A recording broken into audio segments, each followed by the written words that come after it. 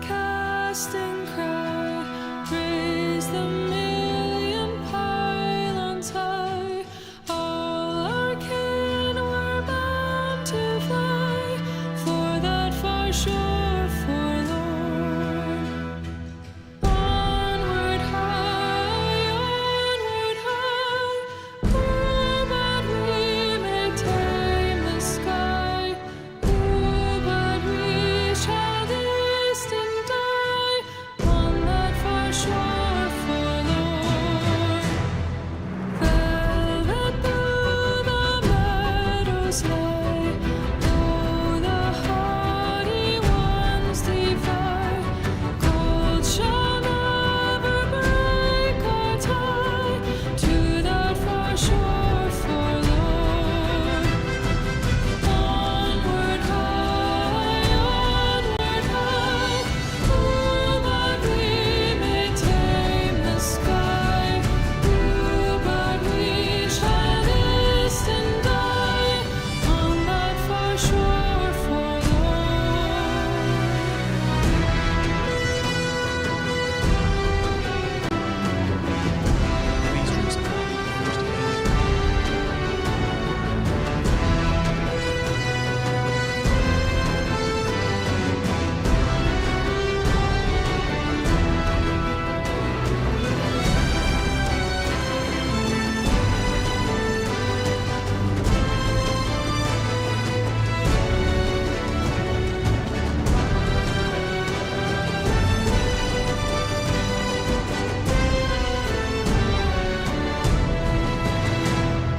Mouth to mouth and eye to eye, sleep where comets whisper by, sleep while constellations sigh of that far shore forlorn.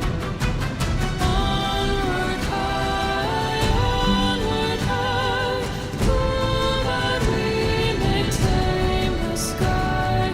Oh, but we shall taste and die on that far shore forlorn. Onward high, oh, but we may tame the sky.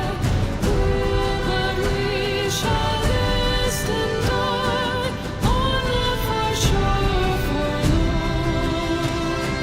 On that far shore forlorn.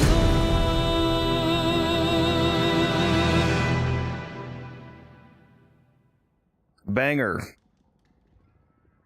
How's it going? What's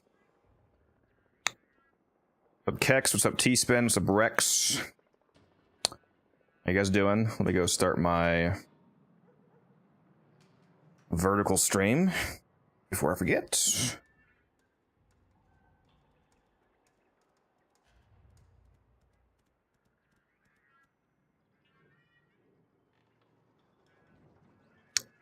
I'll answer your questions in just a moment here.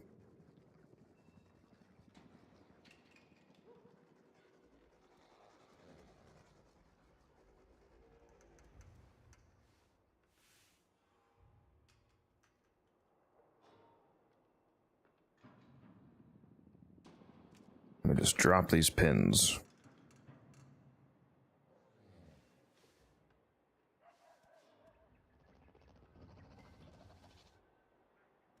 Everything needs to set up an auto pin feature for Twitch and YouTube. Like if you always want to pin the same message on your streams can just automatically start with like a Discord pin, for example. That'd be nice. All right, got a question. Your Zaku build from 11 months ago on YouTube is the same one you've been using for level cap? No. The Zaku that I use, man, you know, I really need to do that fucking video because I did promise somebody I would do it within a month. I think that was like 3 weeks ago now. Now, the Zaku build that I use for Cascade level caps is different. I'll show it to you if you want to see it. It's also a full loadout build as opposed to just the Zaku itself. It involves multiple elements. Weapons, the companion, so on and so on. So the shard is parkour velocity, a casting speed, and then 3 duration shards.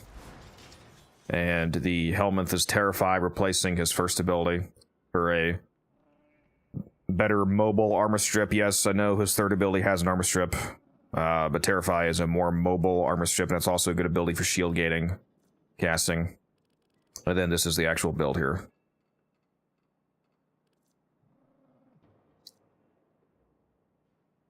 You were just listening to that song? Yeah, that song's a banger. An absolute banger.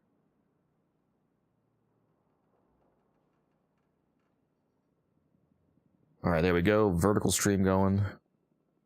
We're cooking. We're cooking.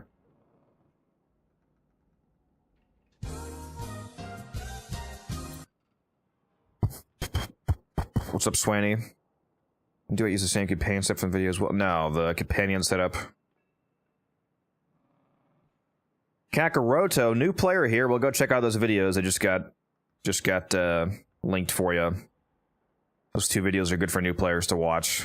It'll definitely help you out. So my primary is the Phantasma using primary auxiliary. I chose the Phantasma because it applies impact very fast, as well as whatever else you slap onto it. So whenever I shoot somebody with the Phantasma, it triggers primary auxiliary, which is 1.2 energy regen per second for 10 seconds, up to 3 stacks. So if you apply 3 impact stacks, which is instantaneously applied basically by the Phantasma, you get 3.6 energy regen a second. So that's just good for energy and enemy priming. The secondary can be kind of whatever you want. If you want to enhance your shield gating further, you can use a secondary that specifically has both of the secondary auger mods. Oh, you're watching ads? Rip. Well. Alright then. I guess you can't hear me.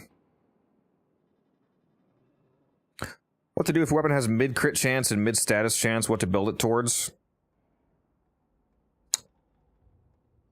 Well, if it's a weapon that's just, like, actually bad, but you still want to use it for some reason, then the typical scenario that you have to go with is forcefully buffing it with Warframes. So, if a weapon has bad crit, for example, but you're like, I sure would like if this could crit.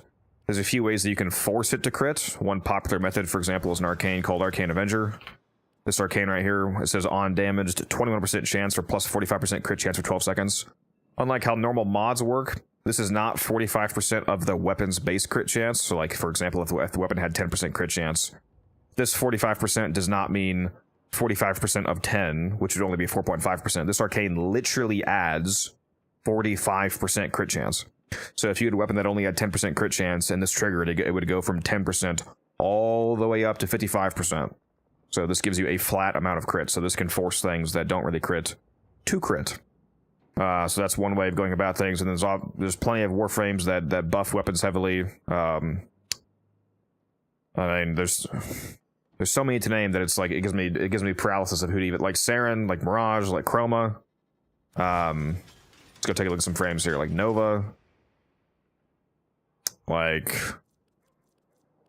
Frost, like Wisp, like Mag, like, I mean, there's so many, like Sight, there's so many Rhino. And then there's frames that you can give buffs to via helmets. So I mean, yeah, there's ways to make weapons work.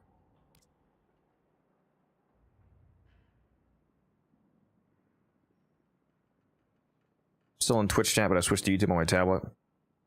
Alright. Anyways, now that the ads are over, let me keep talking about Zaku. Just in case you didn't hear me, TLDR, I'm using the Phantasma because I'm using Primary Auxiliary.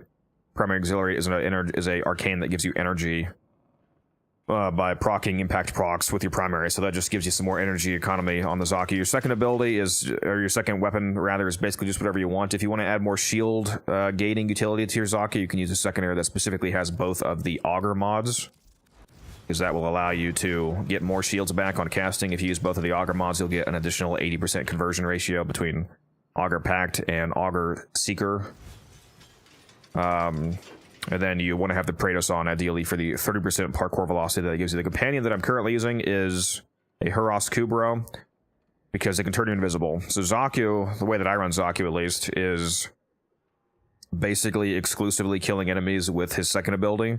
And the invisibility from the Huros Kubro is only broken if you shoot an actual weapon or if you melee. So if you only use abilities, you can stay basically permanently invisible, which is obviously a nice form of invulnerability. And another reason I go with the Huros Kubro instead of the Shade, for example, which can also turn you invisible, is that since the Huros Kubro is a beast companion. You're able to benefit from resourceful retriever still, which gives you a chance to get double pickups. So if you're doing a steel path cascade, for example, you will occasionally pick up double steel essence from the acolytes that will spawn in recurringly, so that's nice. I also have Sith Deconstruct on the companion, so that my companion can cause enemies to drop health orbs. This is nice because I'm using Equilibrium on the build, so health orbs equate to additional energy. And then, you know, most of the other mods are, a lot of them are just what you would expect. Obviously, running Fetch, Animal Instinct, so on and so on.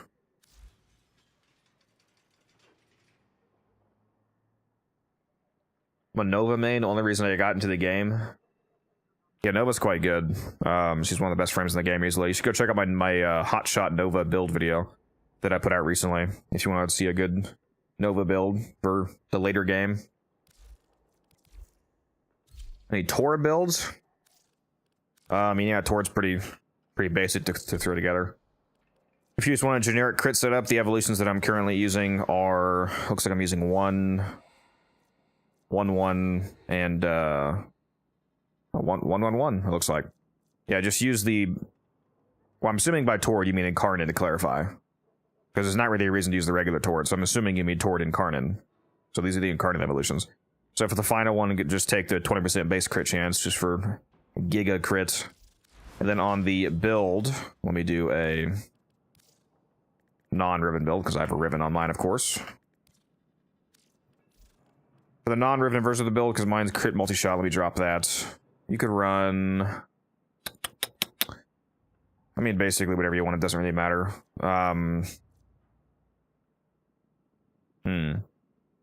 What would I put there?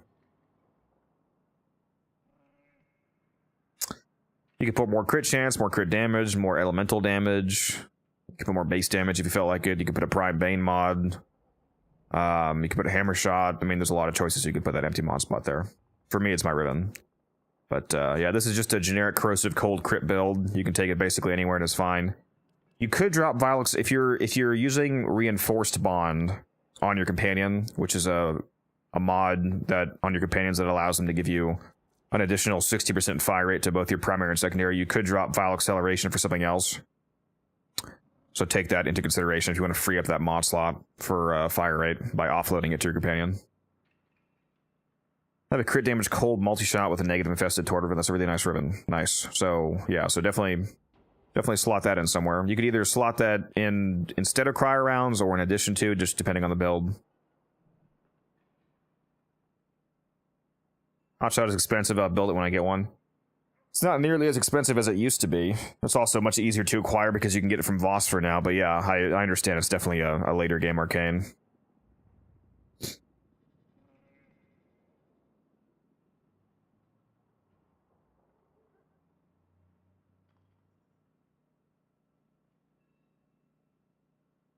What? No, I don't want to buy it.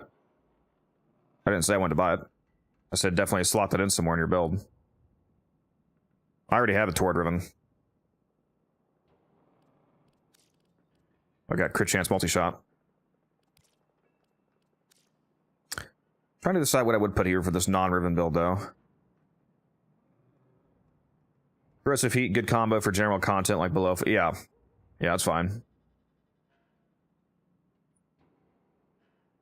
I like Corrosive Cold parts, but like on this build, like on a rifle build, I like Corrosive Cold for a couple reasons over Corrosive Heat. One, there's no prime mod for heat, so Corrosive Cold is more raw damage.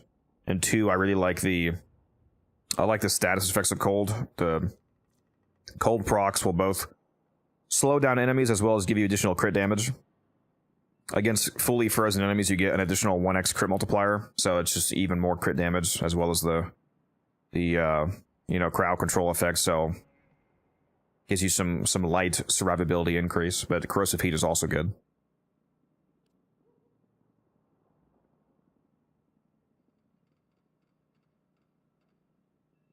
It's a really cool story, David. I don't really give a shit. Anyways. If you're running cold, why not Frostbite? Well, I mean, you would, because then you would have to compensate the base damage. But yeah, Frostbite is also a viable choice. Could do that. You could go Frostbite for the create a multi-shot, and then you would have to put on a base damage mod, so you would just slap on Serration in the empty spot there.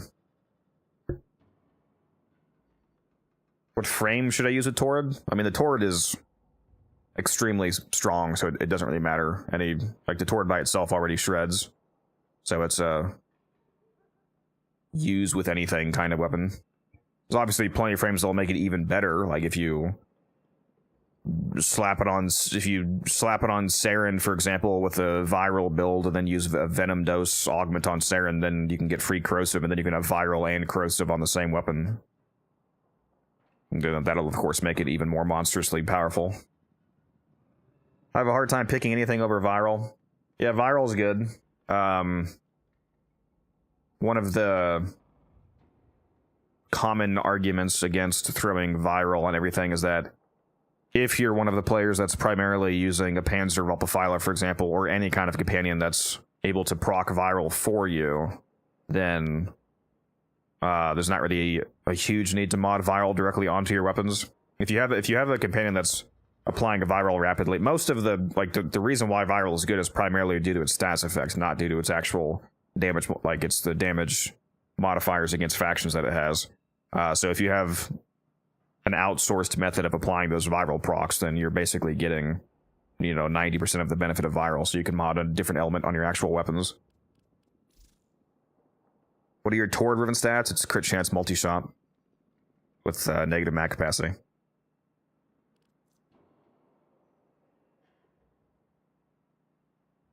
Nourish plus corrosive plus cold, good. If that's a question, yes. I mean, that's good, because that nourish and corrosive means that you're getting both viral and corrosive on the same weapon, which viral and corrosive at the same time is an extremely potent combination, because it means that you're benefiting both from the damage multiplier from viral and the armor strip from corrosive. So any armored enemies essentially get obliterated by that combination.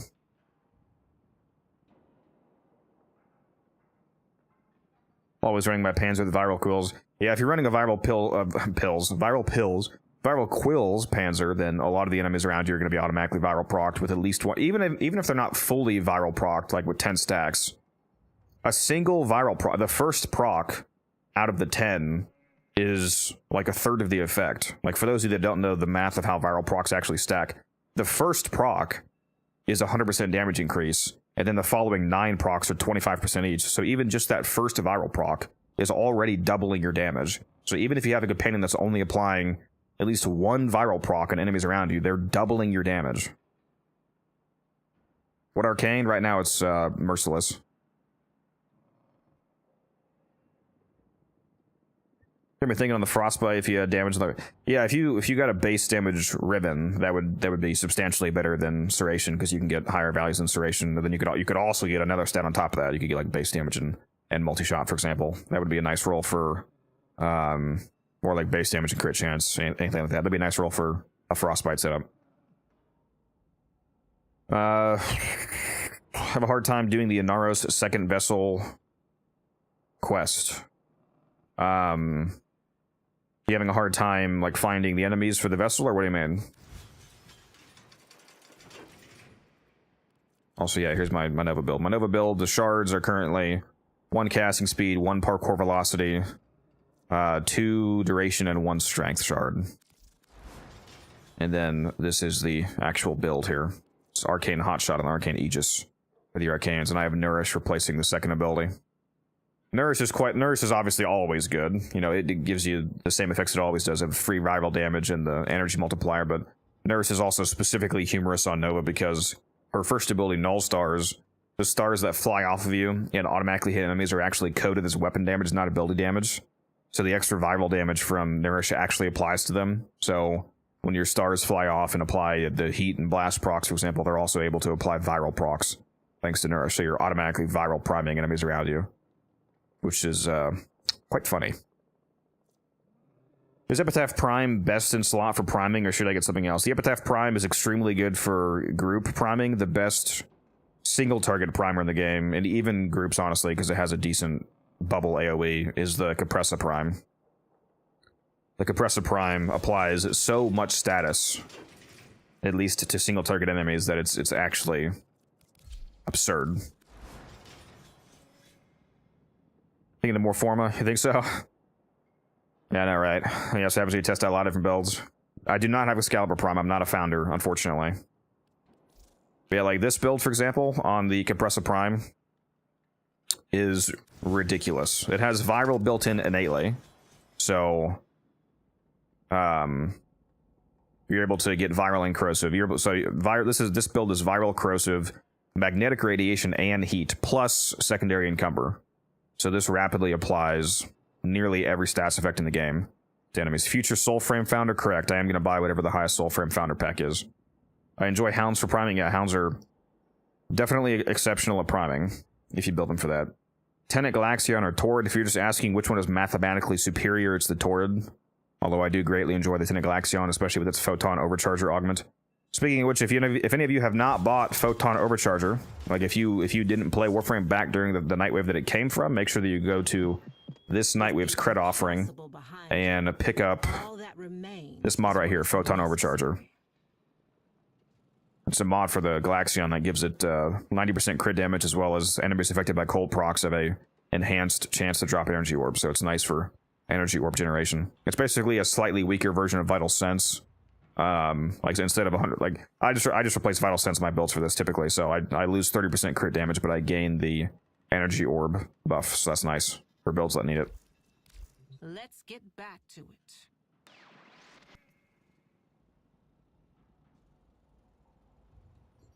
You have a Goss build? I have one cooking the Founder. Yes, I would recommend that you go to my YouTube channel and watch my Wrathful Advanced Goss build. If you just look up Unified Codex Goss, it's the only video on Goss that I have, so you'll find it. The build absolutely shreds. It's a weapons platform Goss build, and it's also fundamentally immortal because there's basically a bug with Arcane Aegis on Goss that you can utilize to be functionally immortal to everything except for magnetic and toxin procs.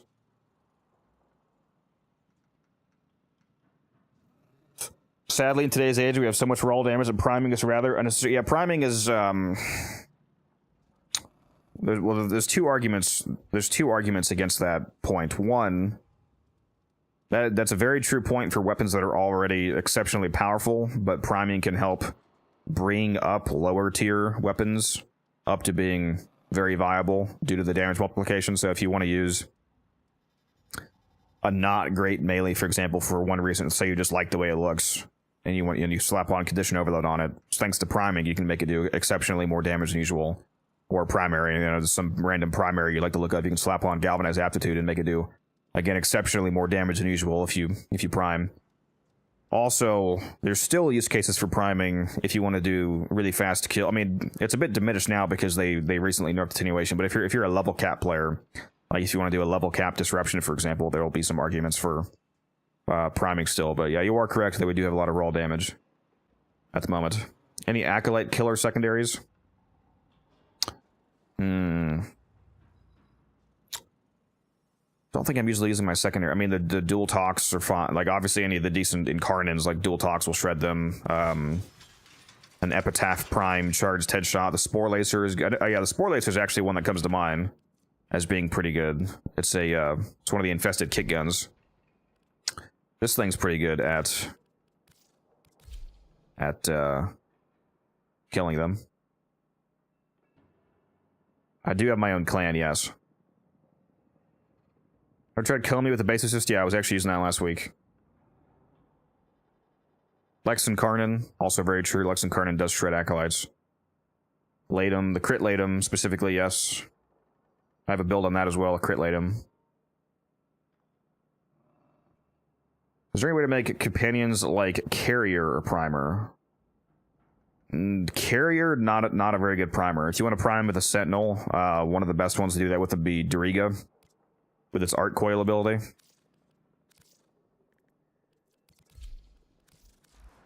This builder right here says Sentinel will zap up to 7 enemies within 10 meters, dealing 100 electric damage with a 10% stats chance.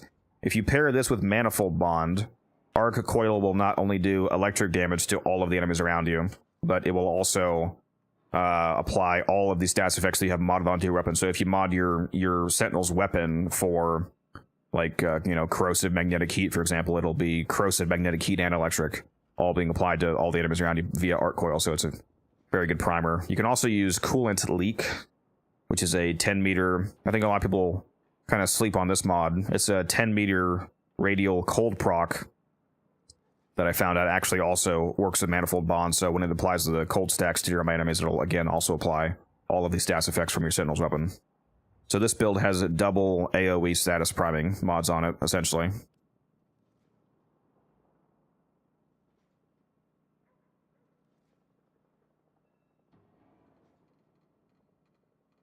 No, my clan is private. I only invite handpicked people.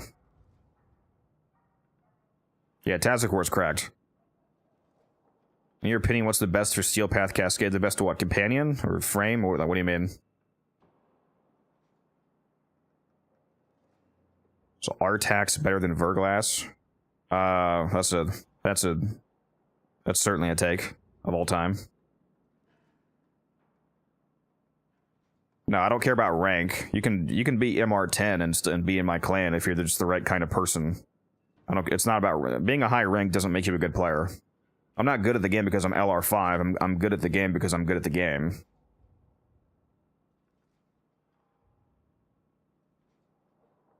A lot of the people that I've invited to my clan are people that are active in the community, for example.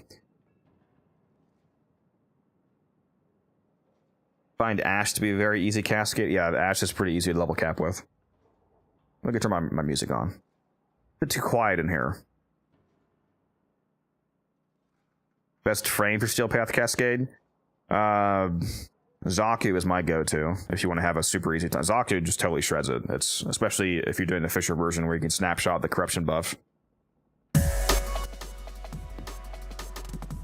But there's plenty of good frames. I've taken multiple to level cap.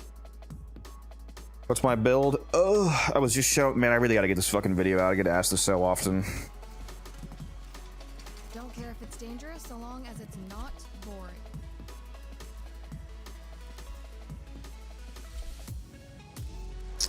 The shards are a parkour velocity, a casting speed, and 3 duration shards. This is the build. I replaced the first ability with Terrify.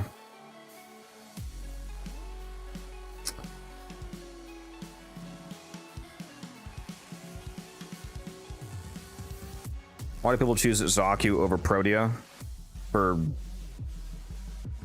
Cascade? Well, they're both amazing frames, but Zaku is like incomparably better than Protea for Cascade.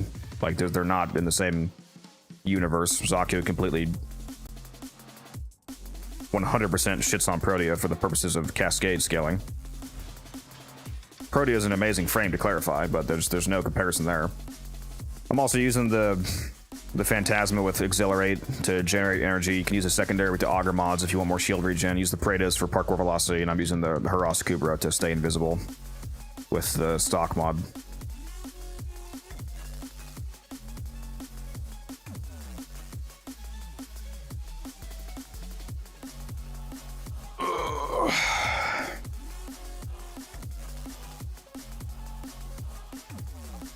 Yeah, that's one of the things I need to get a video out for, to be honest.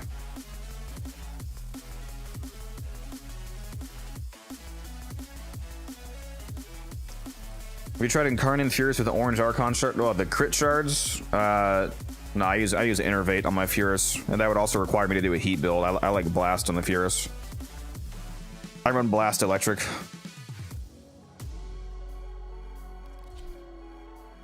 I like the electric in addition to the blast, because one of the first evolutions you can pick here is on hitting enemies affected by electricity status plus 40% multi-shot for 2 seconds, stacks it to 3 times, so 120% multi-shot for free, basically. Technically, you don't have to have electricity on the actual Furious because it says on hitting enemies affected by electricity status, so you could prime them with electric, but you know, it's obviously a simpler process if you just have the weapon self-prime the electric on its own. So I do blast electric with Innervate. And the blast procs also make Innervate scale faster, so very rapid cycling orange crits.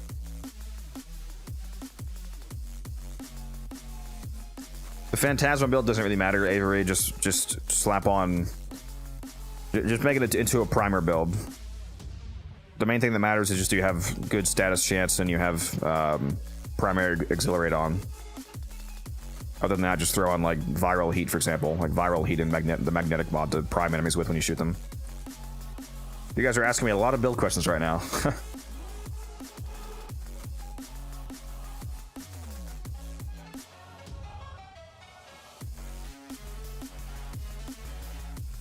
I mean, like maybe for priming T-spin, but if you want to prime, then there's better options like the Tacticore, for example. If you're comparing damage, the Artax is not in the same universe as the Verglass. Right,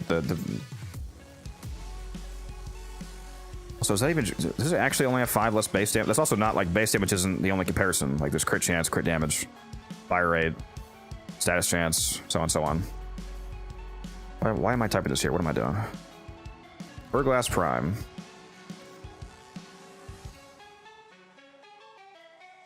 So say I'm pretty sure it's a lot more than a difference of 5 base damage, if I'm not mistaken.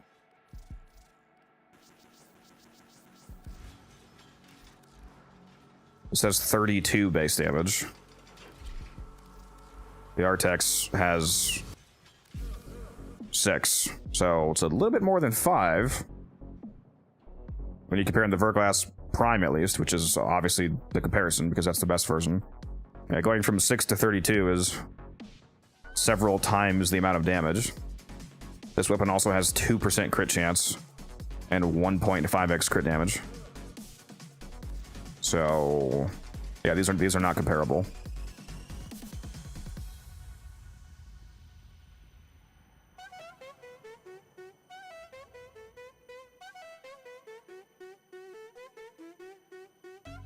You rally with orange shards? True. How do you play Zaku and Cascade? Just stay invis? Yeah, you can stay invisible thanks to the Huros Kubro, and then you just shield gate with Terrify in my case.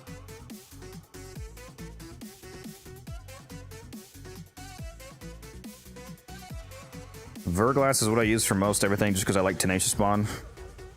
You have a Ribbon then, because you can't trigger Tenacious Spawn in the Verglass with just one crit mod. You need a crit chance Ribbon for that. But it doesn't hit 50% otherwise.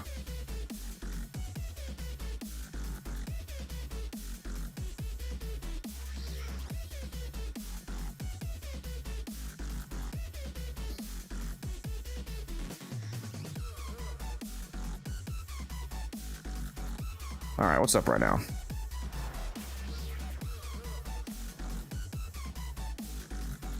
Actually, first, let me go to Bird, because I'm pretty sure I did that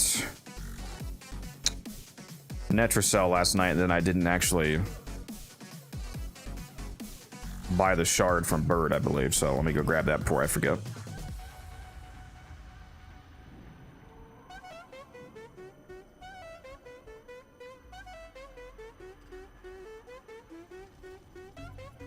Because that would be unfortunate to miss out on.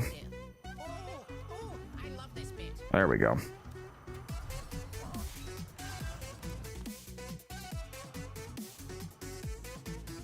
What's up, Weeben?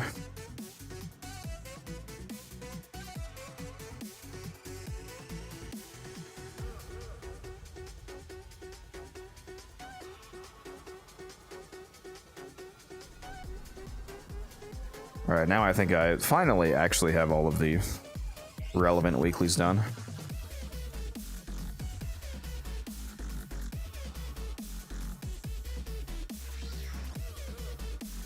I've got a pretty decent loadout right now in Duviri. That's tempting. We get some plumes. Oh, there's an alchemy up. There's an alchemy up. Fuck, I wish Cat was on. Let me text him.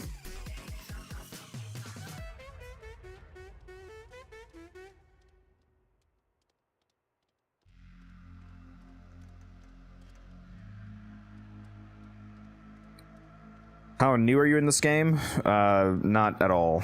I have about 11,000 hours in the game. I've been playing since 2015. Legendary rank 5.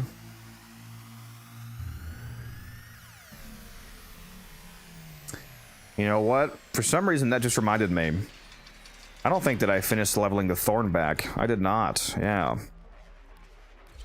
This is the only thing in the game that I don't have mastered right now. If I go look at my profile. Yeah, 792 out of 793. So I have every single thing in the game mastered except for Thornback. Let's go fix that problem.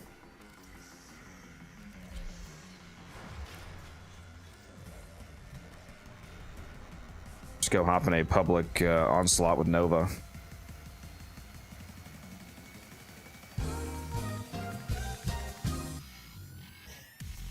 Did a weapons platform Asha to mess with Dread and Karn and Unseen Dread. It's a nice combination. Did they ever fix the Dread augment giving... it was giving crit chance instead of the crit damage that it's supposed to give. What the fuck? Why is the portal here?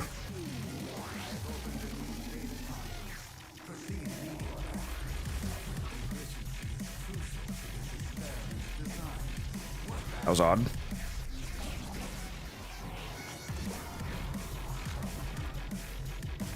Oh, I'm bouncing on it. I'm bouncing on it silly style.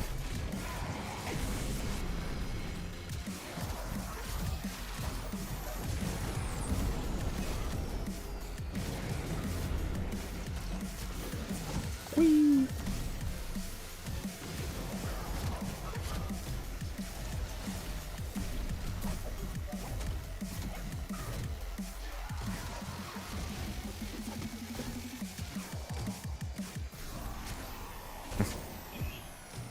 What is your nastiest survival build or favorite? I mean, my gyre is pretty cracked, depending on how you define nasty. You can basically just stand, especially in a Fisher survival when I can snapshot the corruption buff. My gyre is basically fully automated. All I have to do is press 1 occasionally. Other than that, the third and the fourth abilities stay up as long as you keep getting kills, and it just auto AoE electric nukes the entire room. If you do exclamation mark gyre in chat, you can see my gyre build video. And I'll be doing a new one when Gyre Prime comes out. It's going to be basically the same build, though.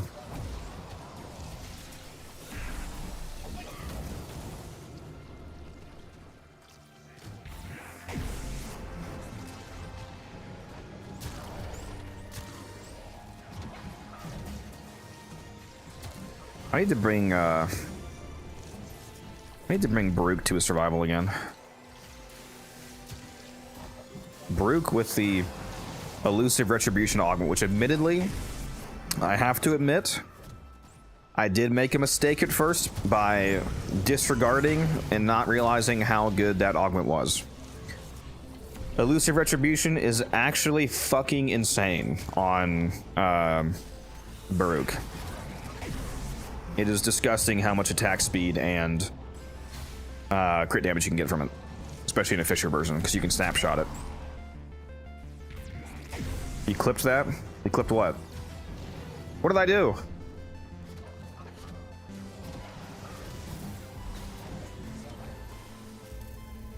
Did I get max rank? I sure did. There we go. Max rank Thornback.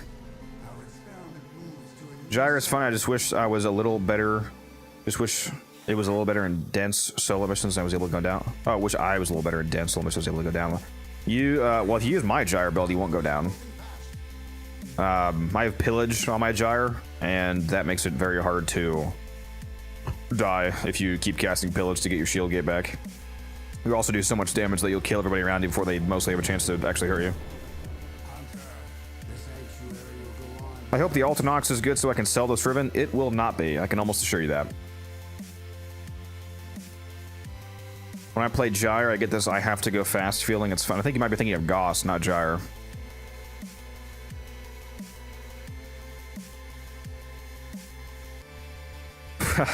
I do remember that, T-Swing. Remember when you brought Baruch to Conjunction and we decided to all bring nuke frames and you couldn't keep up your combo? Yeah. Yeah, that was Baruch definitely shines when you're either playing solo or when other people are playing supporting frames. Like if they're playing, you know, just like a speed nova to rush the enemies to you, but not getting all the kills.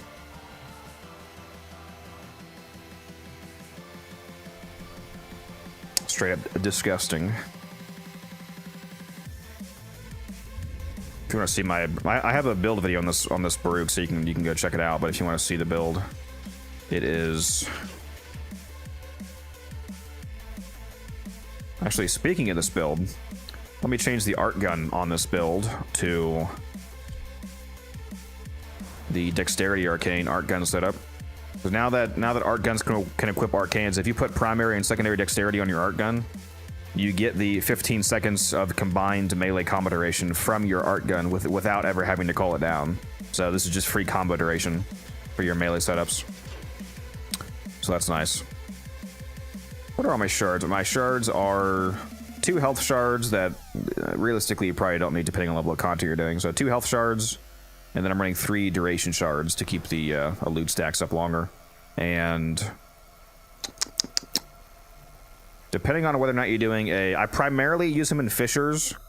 So this is a Warcry Fisher version of the build, for example, where I'm relying on snapshotting. So my strength right now is 254%, which means that with Molt Augmented it goes up to 314%. But then a Fisher Corruption will double that to 628%. And then there's also Matter-Eyed, that's another 40% or 80% of corrupted. And then there's Night Specters, so on and so on. Basically, you could easily get to like 1,000% strength if you add on Matter-Eye and Night Specters and Growing Power, all that stuff. And then you can snapshot a 1,000% strength buff onto both, well, not both, all 3 of Elude, Warcry, and Serene Storm, because all 3 of those, if you're using the Eternal War Augment, all 3 of these are snapshotable abilities.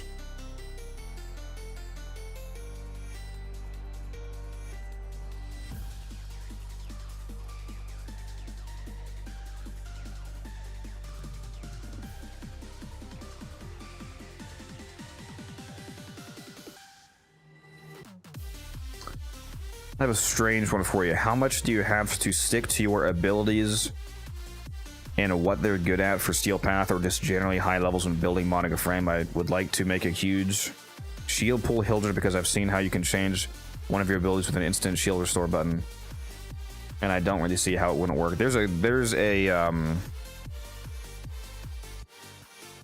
a cooldown on that ability. Plus, if you put that ability on Hildren, that ability would cost shields because Hildren doesn't have energy. She spends shields to cast her abilities. So if you're out of shields and need to get your shields back, you wouldn't be able to use that ability to get your shields back because you wouldn't have any shields to spend to cast the ability.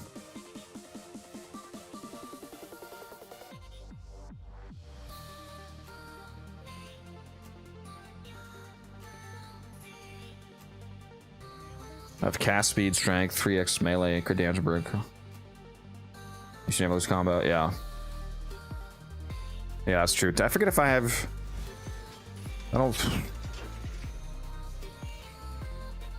Actually, I forgot to change my companion too.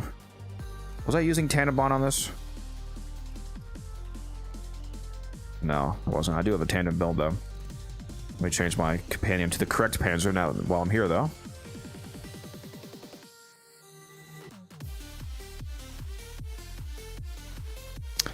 I guess I could do a Baruch specific build.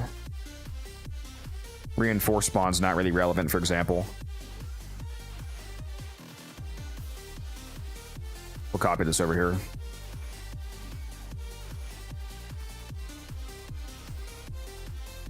Put tandem right there.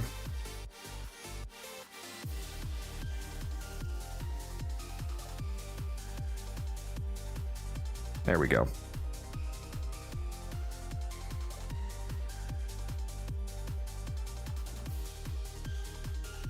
Yeah, I know I could put crit damage on Baruch, but honestly, he doesn't really need. If you're running the augment, you already get so much because the elusive retribution augment gives you a shitload of crit damage. Like if I primarily take this to Fisher builds and I'm literally snapshotting like 1,000% power strength, then each of these stacks is giving me 50% crit damage per stack, up to 6 stacks.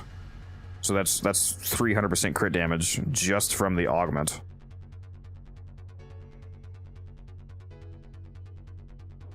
The real way to increase Baruch's KPM is just attack speed, like just being able to get to hitting the next enemy. So he does so much damage that most enemies are just one-tapped.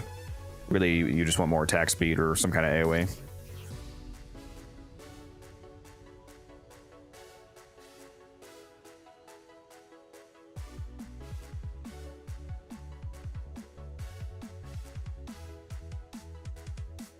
Never enough crit damage. Real. I do have 4 crit shards on my Korra.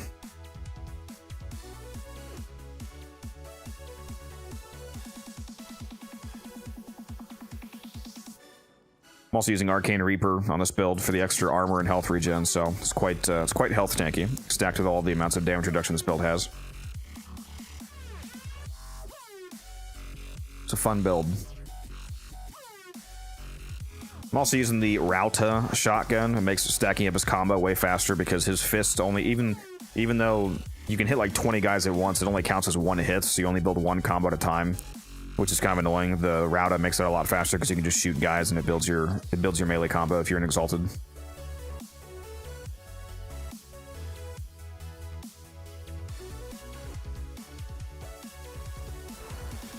Yeah, I do have an influence up on Baruch. The problem with influence on something like Baruch is that a lot of the time you do so much damage that you one-shot enemies, and if you do one-shot them, then influence doesn't actually go off because influence doesn't work on one-shots. So that is a consideration, but there's not really any other. Like at the same time, there's not really any other arcane that would change anything. Like what else do I? Like, if he one-shots anything, what else do I... Like, I guess you could argue for melee fortification. If you felt like you needed more defense, this would give you an absurd amount of armor constantly, so that's a consideration, I suppose. Would Warcry work on Wukong? Or stick with Wrathful Advance? It's a melee, so it would work, yeah.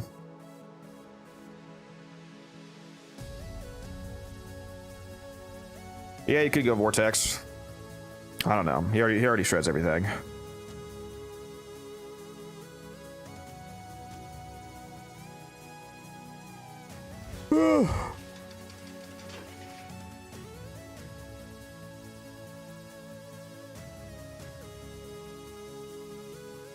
Yeah, influence unfortunately does not work on one shots. It's pretty annoying. I wish that it did. I don't know why it doesn't work, because enemies that you kill in one shot still receive status effects. Like, if you one-hit kill an enemy, you can still see that a proc can apply to them.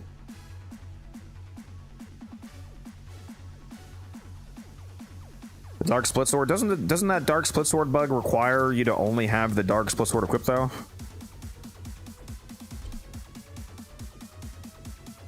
Like, I don't think just equipping the Dark Split Sword forces your Warframe to get corrupted. Doesn't it have to be only the Dark Split Sword equipped and no primary, secondary? Which I don't want to do that, because I like using the Grimoire on Baruch to get the extra 60% strength, and I like the Rauta for the combo stacking.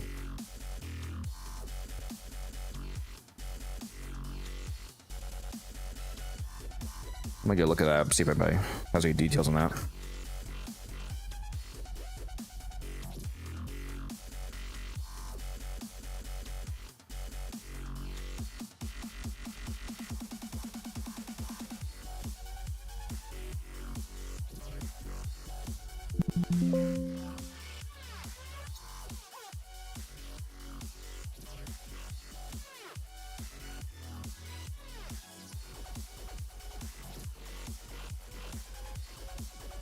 I'm pretty sure it has to be the only thing equipped. Maybe we can go do a few runs and test that.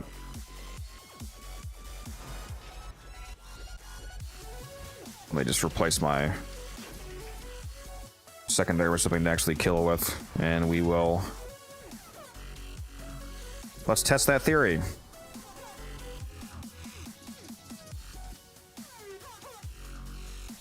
Let's see if we can get corrupted on anything else while we have this equipped.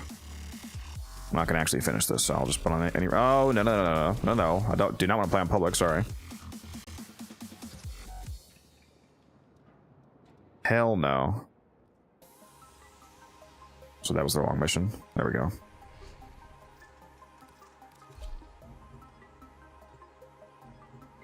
Anaros can level cap. Yeah, I mean, if you want to level cap with a frame like Anaros, I mean, any frame can level cap if you just slap Vazarin on. You can just dash through them every 5 seconds and make them immortal.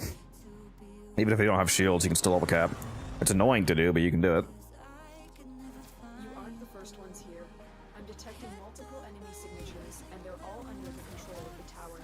Eliminate the threat. I'll have to run this test a few. Even if I do get corrupted on Baruch, that doesn't mean that I could have just happened to get corrupted on Baruch. So I need to run this a few times to actually test it. If it happens like 3 times in a row, then it'll be more believable.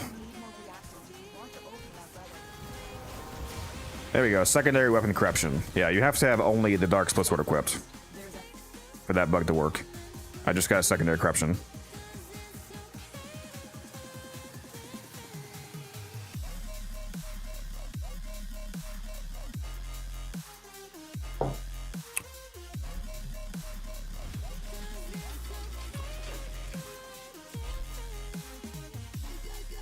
So yeah, what I should actually run is the Praetos for the parkour velocity.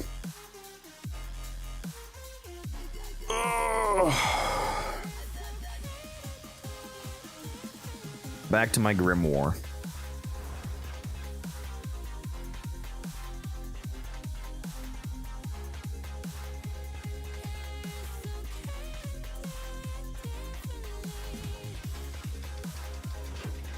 So with the Grimoire, that's 60% strength. Also, I'm not running Matter Eye, so there's no Matter Eye. I'm running Naramon, so... Realistically, I honestly could run Matter Eye because... if I run a Dexterity Rauda, Dexterity Grimoire, and then double Dexterity Art Gun, that's 35 seconds of combo duration. Plus Tandem Bond. Plus I'm meleeing constantly anyway, so... realistically, I likely don't actually need Naramon.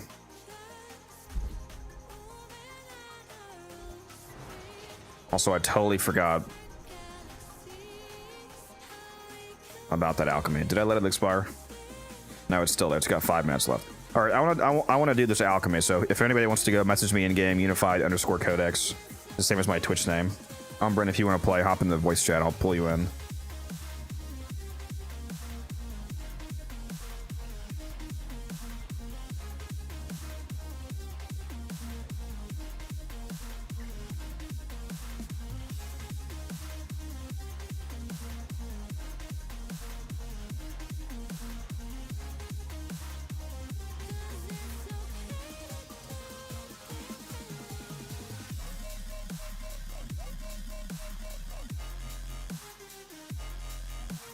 All right, we got one person.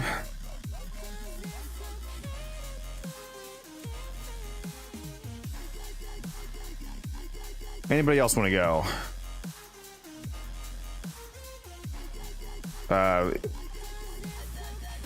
Sure. What's your name, Avery?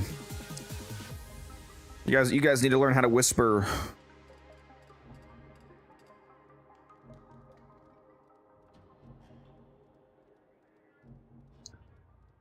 Is that your name? Bound to Nerf? Because that did not work. Bound to Nerf. Are you sure that's your name? Because it's not working.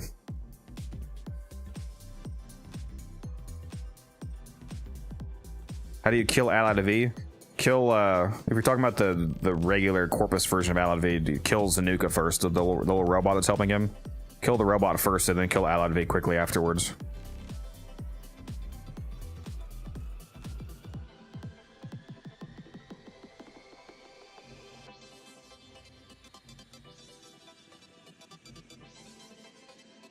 There we go. That one worked.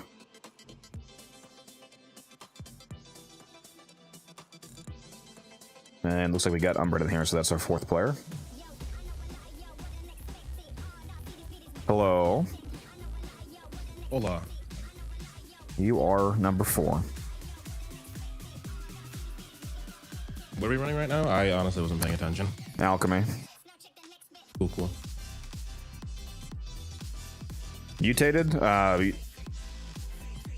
He only takes damage when he takes his collar off, gens, so you have to wait until he tries to like throw his collar at you, and then you can harm him.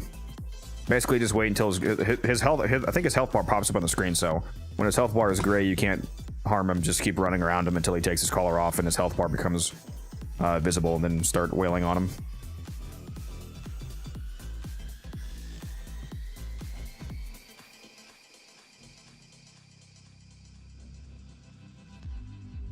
Yeah, I just ain't another right.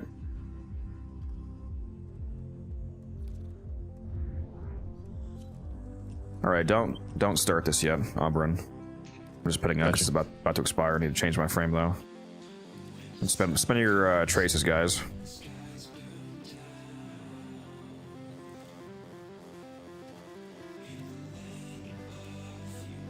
I don't think I have any Gauss system relics left. Oh, out of those. Let's do Acarius Prime Receivers. Please drink some water, you thirsty bitch. It's not water, but I'll drink this.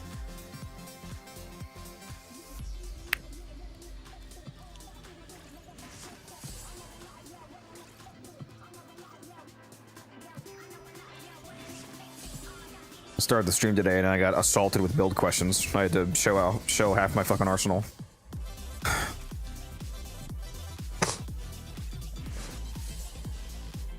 What's my favorite endo farm? The mission we're actually about. I mean, if you're actually asking my favorite and not the best, because the best endo farm is Vod Yanoi on Sedna on Steel Path with a mod booster with a specific team. My favorite endo farm in terms of just like getting endo passively is whenever I'm speedrunning Zeraman Exterminate bounties, for example, to get my Void Plumes, or this mission we're actually about to do Alchemy. For some reason, the enemies here drop a lot of endo, so it's a nice bonus on the side of the main reason we're actually going there, which is cracking relics and getting seal essence and whatnot. All right, who am I bringing? What are you guys playing? Ash, Frost, Volt. Maybe I'll bring my Nova. Speed him up.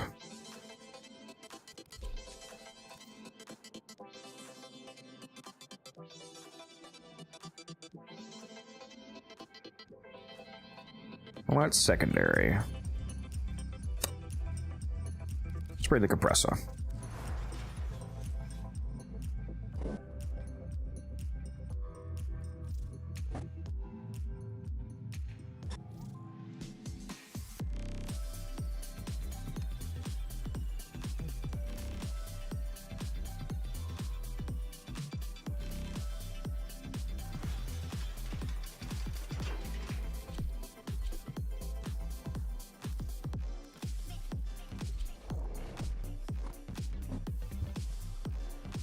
Okay, good thing I was ready, Umbran.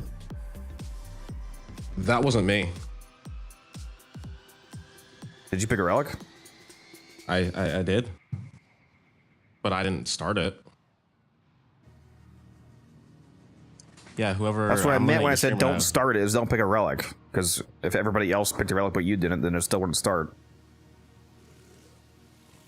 Actually, okay. you can, I barely got ready whoever though, has so. the.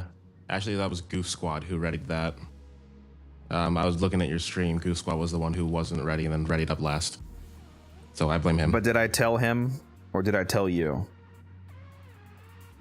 This guy, chat. Also, Big Sedva, thank you for the follow. Just started playing that game. What, this game, Warframe?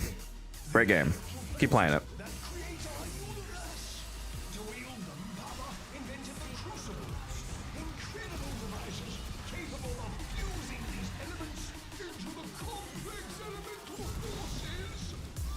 Yeah, I had Terrified replacing his 1, bud. Watch out.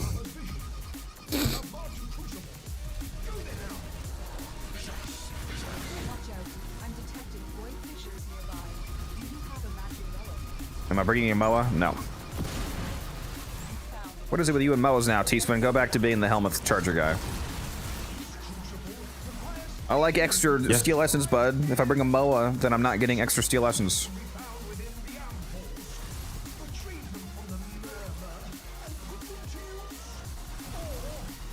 Tell DE to allow non-organic companions, non-beast companions to run their retriever mods, and then I'll use Moas more often.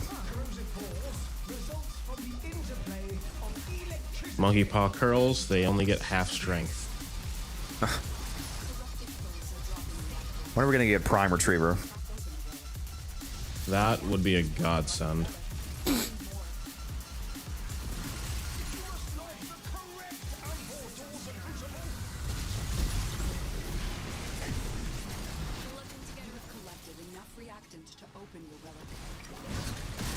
You could make a primed resourceful retriever only go from 18 to 20% and cost 100,000 endo, and I would still buy it and max it out and run it.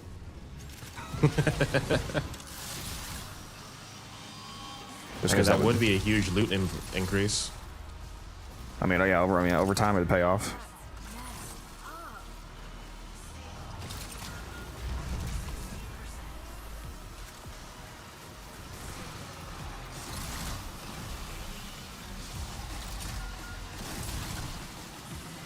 Well, prime mods aren't double strength 87, so it wouldn't be 36%. It would be like 30% for the prime version.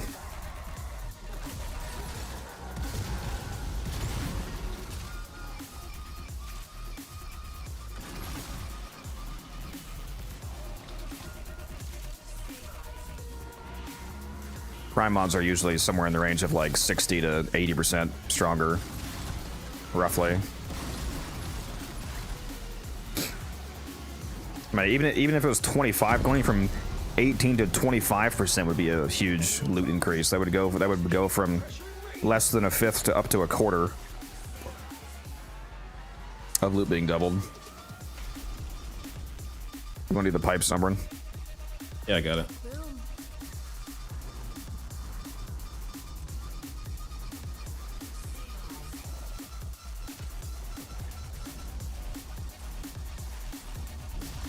They could make it so that spare parts can fill that slot on robotic companions. I mean, they would have to just make it do the same thing though. So I don't know what the point of that would be. Like if you're gonna just make the mod identical, you might as well just let us actually run the literal mod that already exists on both.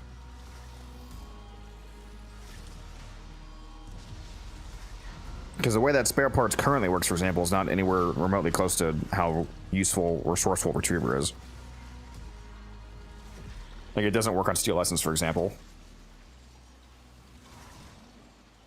Because Retriever gives enemies a chance to drop an extra, like an extra drop from their regular loot table. So it doesn't affect Steel Essence or Kula.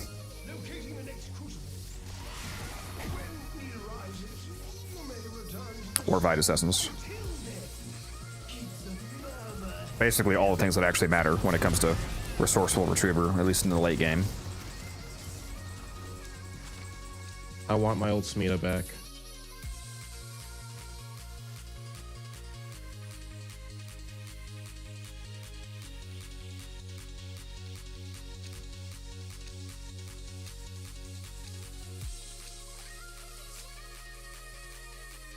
Yeah, the expensive strain mods have been absolutely dumped, Matt, by them dropping in the undermined area.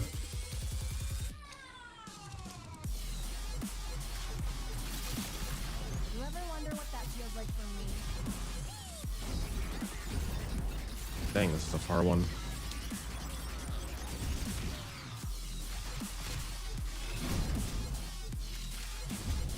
Gotta run a marathon for this shit, bro. Can they please fix all the cascade bugs and instead add a bug to alchemy that makes it stay in the same room? That'd be great. Oh, hey. Mania's here. Breathing on manual. Why did you spawn on me, the slow one, instead of one of the people ahead of me? Also, why am I not hitting you? Are you using Zephyr's ability? You cheater. 8 steel essence. Hell yeah. Unlike conventional science, alchemy produces magnetic energy by blending cold What's up, Brady? electricity. Target down.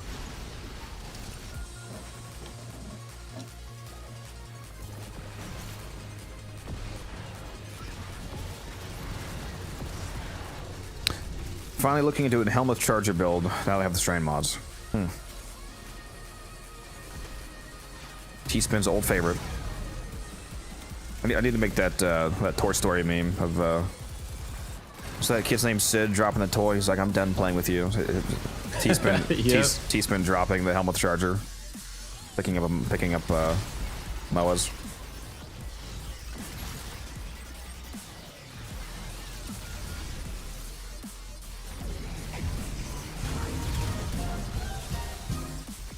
What's up, Crizzy?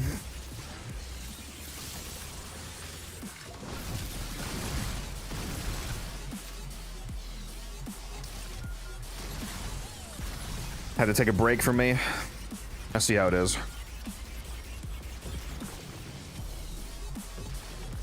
What's up, Dante? How's the frame going? It's going. Just started an alchemy run. It's one of my favorite game modes. I love alchemy. I should make a video titled "Alchemy is one of the best game modes in Warframe" and just see how many hate comments I get.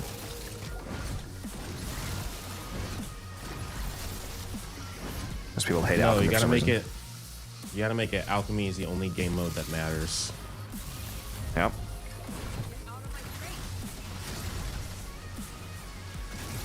Which weapon is that? This is the Coda Base Assist.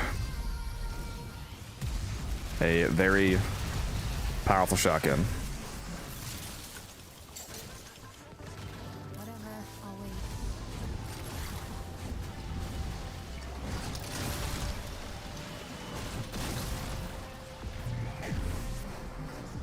Did you catch the whole dev stream, Umbrin? Yeah. I forgot if I asked that last night, but man, the fucking World new premiere. world premiere of the new operator faces look so good, dude. Yeah.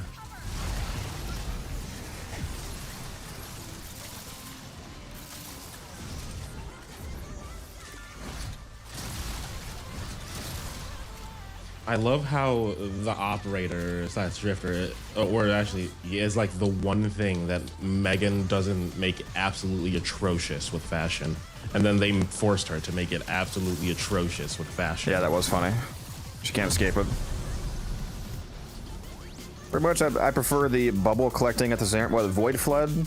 Okay, well, see, that's the opinion that you should be attacked for. No, I'm just kidding. I'm just kidding. I'm just kidding. It's not terrible if you have a titanium there, I suppose. What's your take on the Gyre Prime design? It definitely looks substantially better than the base Gyre, but I don't know that I like it better than the Vortengeist skin, just because the Vortengeist skin looks so good. So we'll see. It does look really good though. I'm sure the Alternox Prime is gonna look cool, but still be one of the most dog shit weapons in the entire game.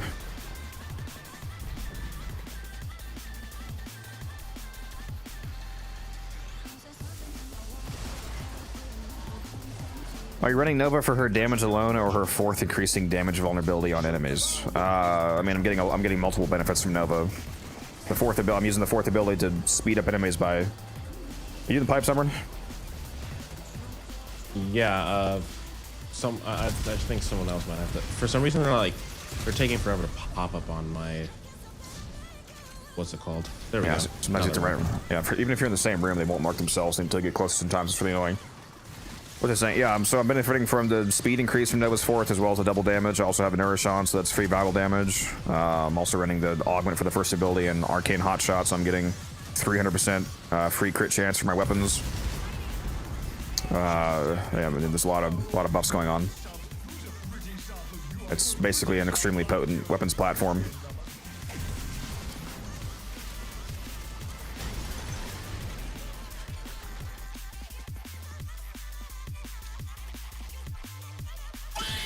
Oof, all silver.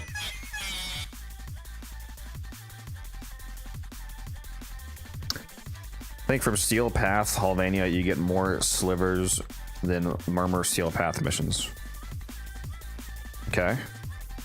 Interesting if true, although I don't really care since I have 45,000 ribbon slivers. And that's not, that's the literal number that I literally have 45,000 ribbon slivers. It's not hyperbole. And you can only spend like 40 a week, so I don't really need any more. Since I have like 35 years of slivers on me in turn ends. I really need to give us another use for them.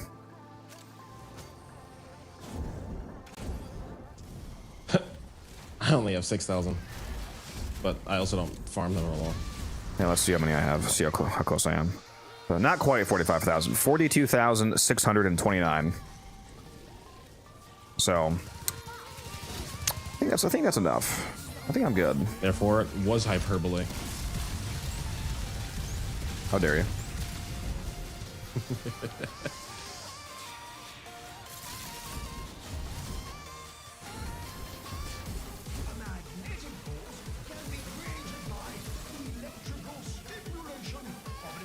How about the Kestrel Prime? Probably also going to be horrendous, unless it has some sort of gimmick.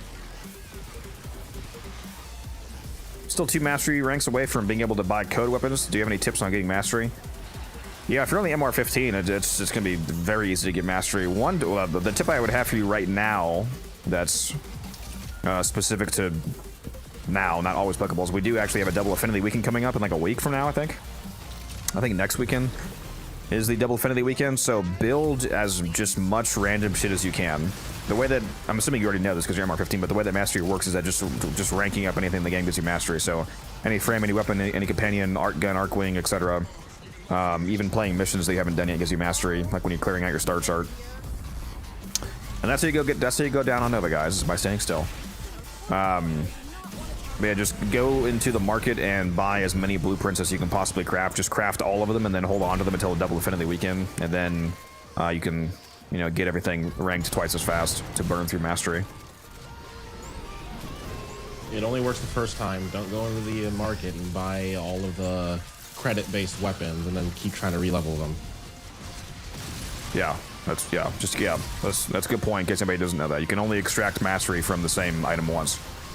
Variants do count as different items though, so if you have both Nova and Nova Prime, for example, they will both give you 6,000 mastery because they are 2 different frames. So if you build the Ceranos, the Rock to Ceranos, the Proboscis Ceranos, and the Ceranos Prime, even though they're all Ceranos variants, they all count as distinct weapons, and they will each give you a distinct 3,000 mastery.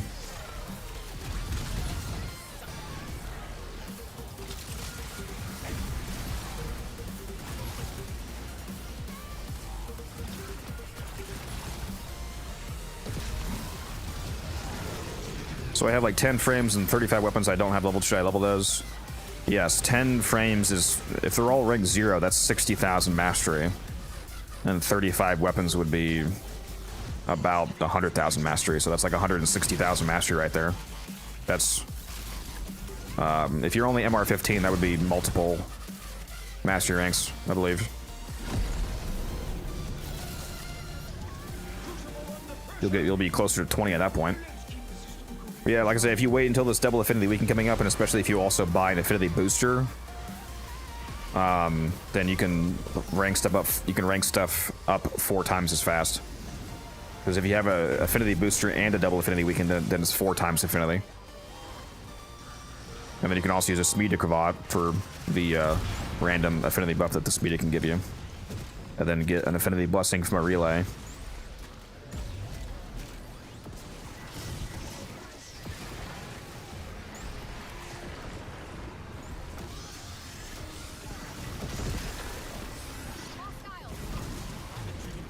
Oh, do your railjack too. I highly recommend doing your railjack intrinsics over the double affinity weekend, because the railjack intrinsics are based on affinity. Every 10,000 affinity that you gain, you get 1 intrinsic. So if you get more affinity, you get more intrinsics. So get yourself an affinity booster during the double affinity weekend and go do a Void Storm survival in railjack and just hang out there for a while, cracking relics. And you'll get very rapid intrinsics, especially, again, if you run the Smeda Cravat campaign. Which one is better, Noko or Araxia? Thinking which one I should farm first. I don't know how to answer that question because I don't know what better means within that context. They're both very good Warframes though. Most people would probably, if they didn't want to put a lot of thought into it, they would probably say Noko is quote unquote better. But again, the question kind of needs to be contextualized to make sense.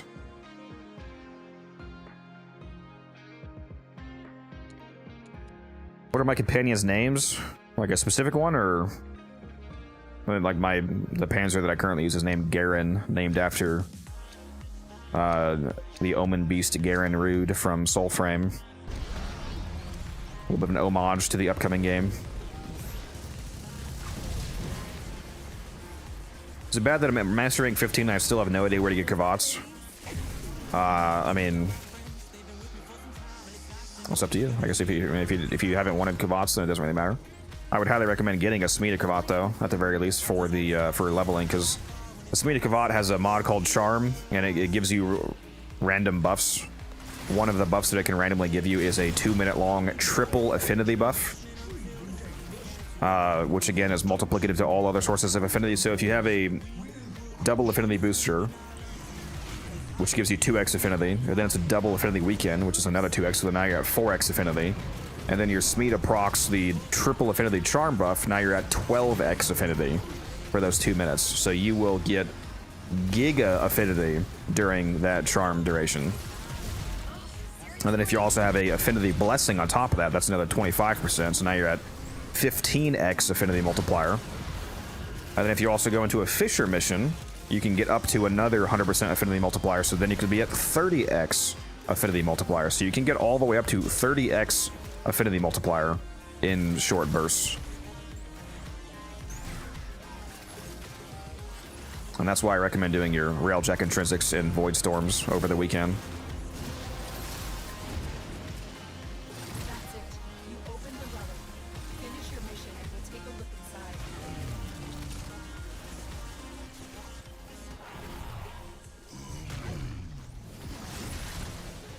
Time to clean house.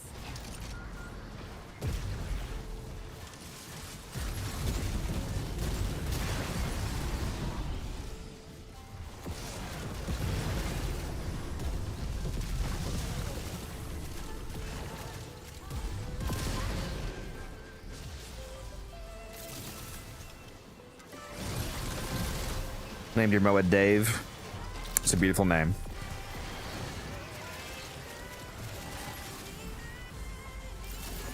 Gotcha.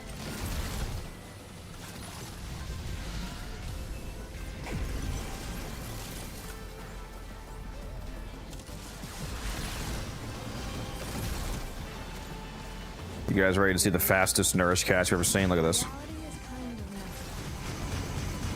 Look at this Umbran.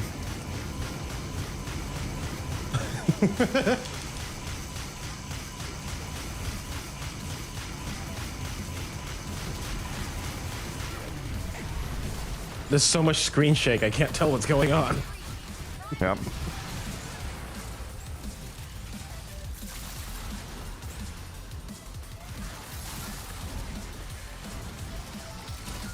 What's your power strength on your Nova, by the way?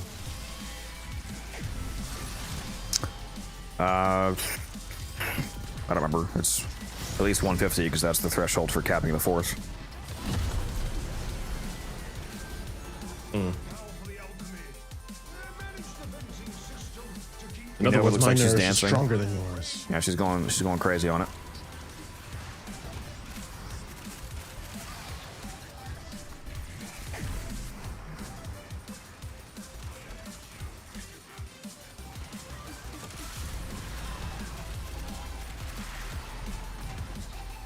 How's your base assist attack speed so high? My fire rate, it's I'm getting 60% additional fire rate from reinforced bond on my companion. So that's helping me out. I also have fire rate on my Riven. Forgot about that. So I think it's like 40, it's like 30 or 40% fire rate from the Riven, and then I have 60% from reinforced bond. So I have about 100% fire rate active right now.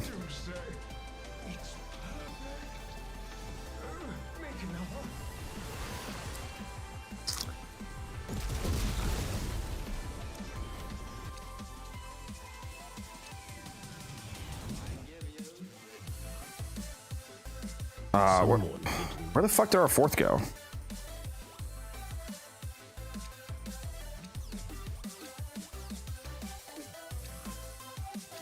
Where?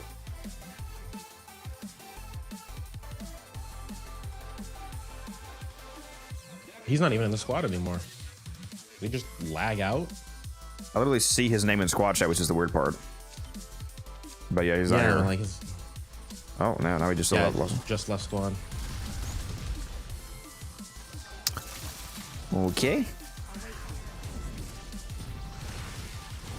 Well, that's not good. Oh, you disconnected? Is it letting you reconnect?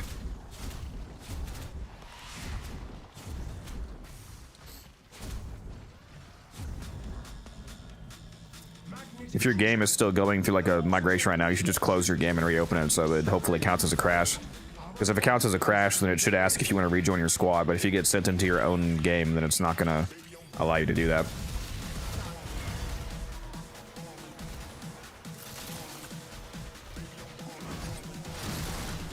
Does he ever smile? Say something smart for the first time in your life, I might. Well, just kidding, maybe. Thoughts on Descendia? I'm very happy with it. It looks very cool. I always like getting a new weekly. Hopefully the rewards are good. The gameplay loop itself looks fun. I like the what's it called? Like the time pressure of the flame wall coming down. So if you don't go fast enough, you're gonna suffer the consequences. I wonder if the flame wall's an insta fail or if it's like a hard debuff. Yeah, that's what I was talking about last night. Because if it instantly fails the mission, then yeah, you need to make sure that it actually doesn't catch up with you. But if it just like damages you, for example, but it doesn't nullify you, then there's a lot of frames that could just shrug off. That like they wouldn't even care about the flame wall hitting you. You could just shrug it off. Like if it's not a nullifying effect as well, then if you're playing as a Revenant, for example, then you're not going to care about the flame wall touching you or anybody sufficiently tanky. If it nullifies you, then like it'll kill most frames. But I'm curious to see how it works.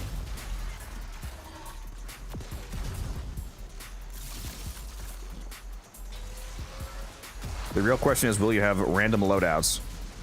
I mean, she didn't have a random loadout in the gameplay today. I feel like they probably would have said that. They did kind of hint at maybe gear being limited, so I don't know about that. But I mean, there wasn't a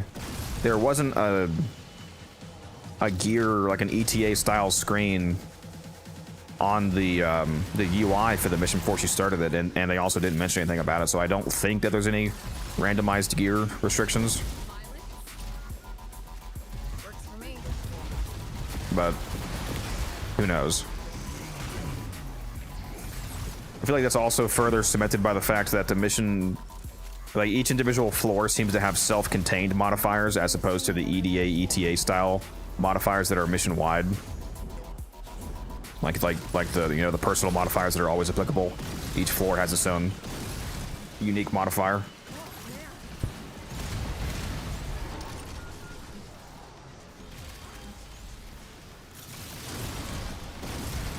Hopefully it's not randomized, because I think most people would probably not like that. I don't really have issues with randomized systems. Like I don't mind ETA, EDA. That's of course largely because I have a more expansive and built-out library of usable items than most players do, so I can make most things work. But I also understand that, I mean, without things being randomized, it is hard to actually make things challenging, because if people are allowed to bring whatever they want, then, somebody could just bring the Revenant and the Torrid and the Dual Talks and the Zorus every week to do it. On your toes. We must keep the pressure in range. Can we kill these guys? Please? You can't use the same week loadout 2 weeks in a row. Oops. Builds another Revenant. Not technically the same. Did they let you back in? That's too bad. Sorry about that.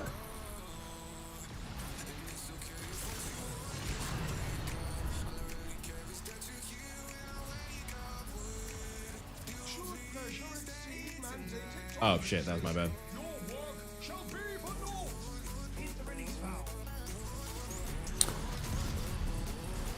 my This bad. guy. Pressure calibration changing. If you're watching me on Twitch, Matt, you should be able to see the build on the. You see the extension thing on your screen that lets you open my builds up for the items I'm currently running. It's a blast crux build. Well, we're about to have a necromech.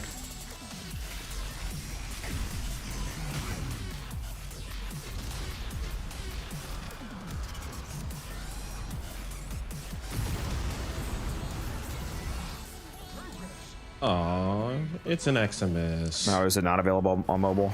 I thought it was. I thought somebody said they could see it on mobile. Oh, it's a crit blast crux build.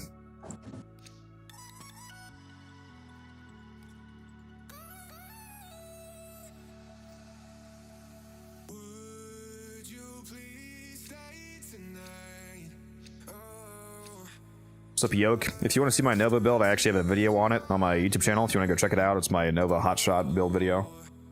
It's one of my recent videos.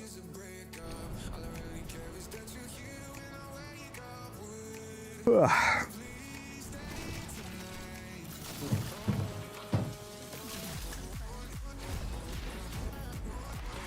Okay, so you actually, it depends. Who's the one that was on mobile?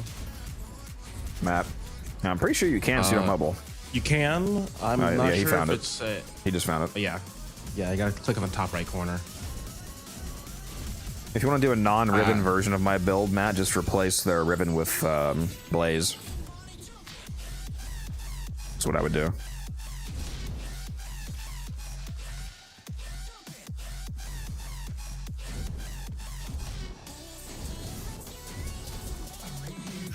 Aw, you think silencing me will help him?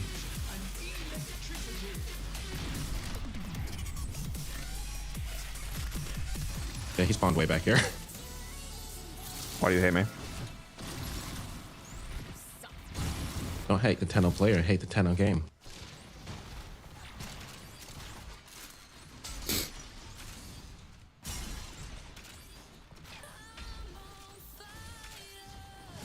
So what am I building in MOA? Well, every time that you mention MOAs, there's a 1 month timer that gets reset. And whenever we finally reach a full month without you breathing the word MOA, that's when I start crafting it. So it's up to you. Honestly, that's generous. So you just reset it again, by the way. 30 days. Cool game. Best game I've ever played. I have 11,000 hours in this game, Jason. If you do !game in the chat, you can get a link to the website if you want to check it out. It's a free-to-play game, so if you do want to try it, it doesn't cost you anything. It's Warframe is the name of the game. Again, !game in the chat will give you the link to the Warframe website.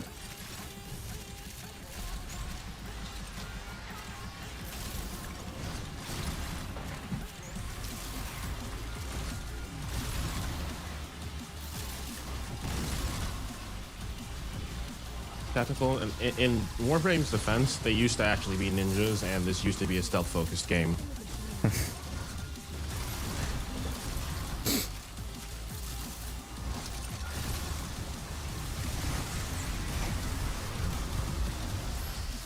I didn't even notice that. Yeah, I'm doing Steel Path Rex. That's pretty much all we do. So Steel Path Alchemy for sure is what we're currently playing.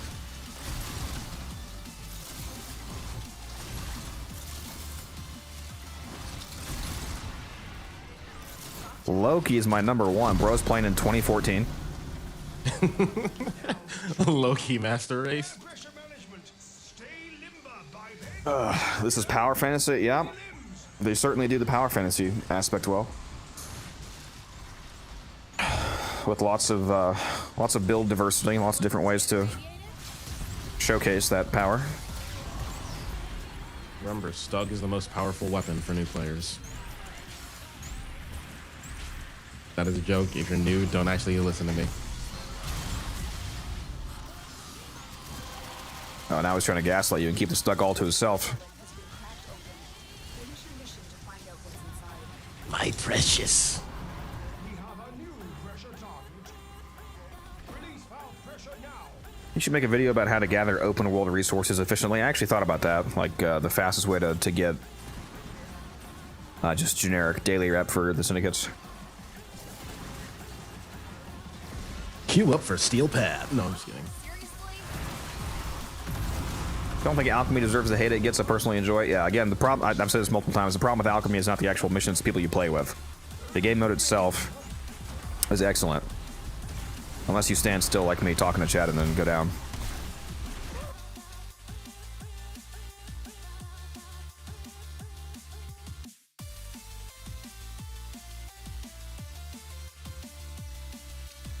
Yeah, most people play alchemy on public, so that's why they hate it. Yeah, alchemy with a coordinated group, especially the Fisher version, because of how much faster it is than like survivals, for example, is fantastic. It's a fun, in my opinion, it's basically just a more engaging survival, which makes it fun. The rewards are good. I mean, if you're doing the Fisher version of it, it's just, you know, generically good rewards of being able to crack open relics, but also the alchemy specific benefits of it drops TennoCreate mods here. It drops the 2 most expensive TennoCreate mods here. You have a chance to get Discipline's Merit, which is the most expensive one. It sells for up to like 80 plat. You can also get Dreamer's Wrath, which sells for like 50-ish, 40, 50-ish plat. And also, for some reason, at least with the mod booster on, the enemies here seem to drop a lot more endo than the average enemy. I don't know why, but I often come out of these long Fisher runs with 10, 20, 30k endo, which is a nice little bonus on the side. So Steel Essence, Prime Parts, Endo, TennoCreate mods that you can sell. The tile set looks amazing. It's one of the most gorgeous tile sets in the game. Lots of benefits, in my opinion.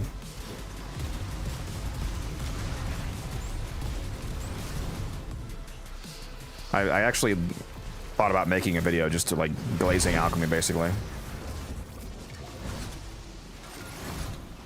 Video just telling people how good alchemy is. Like, hey, you should check this out, maybe.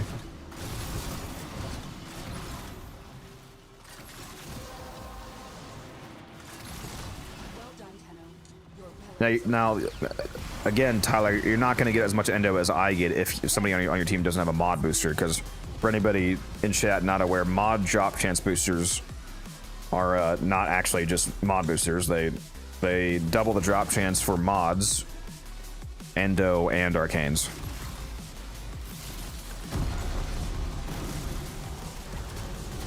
So I'm basically getting twice as much endo by having a mod booster on.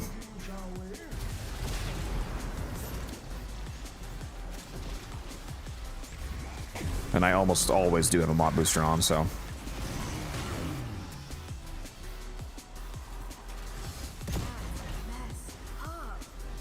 Damn, I'm gonna have to play alchemy more often then. Yeah, make sure it's the Fisher version. Like what I really like is the Fisher version of alchemy, which is another benefit. Alchemy is one of the Omnia Fishers that can pop up, so it allows you to run any. Please drink some water, you thirsty any bitch. of your relics all at once.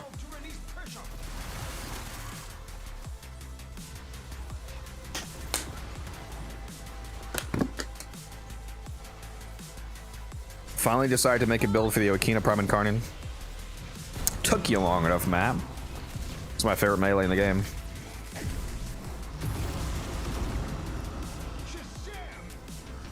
That's all from me. #1 alchemy glazer, true. Shade.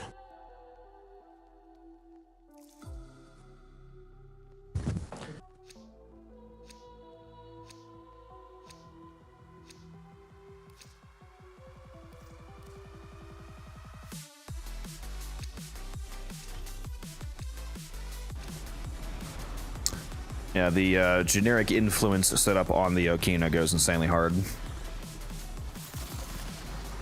science really is the same thing as magic.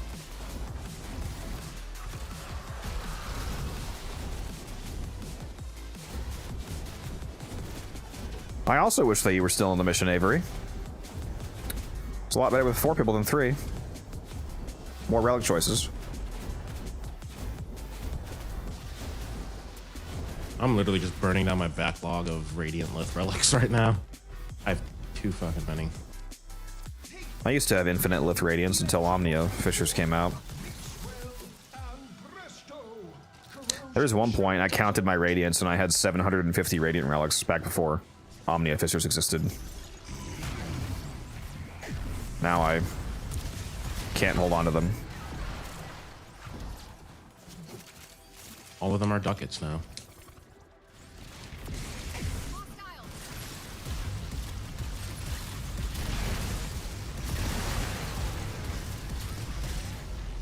God, the base assist is so good. Base assist, more like based assist. I was wondering when you'd make that joke. Which is actually what it's literally what I named mine. If you look at mine, I renamed it. Did you actually? The based assist, yeah.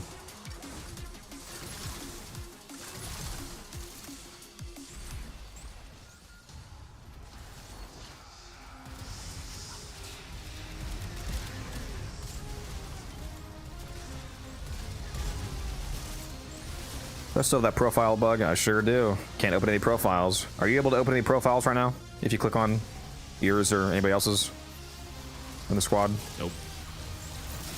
What's up with that? The manual command still works though. I don't think it works on my own though. Profile, unified. Nope. Yeah, you can't do your own, but you can. The manual profile command lets you open other people's.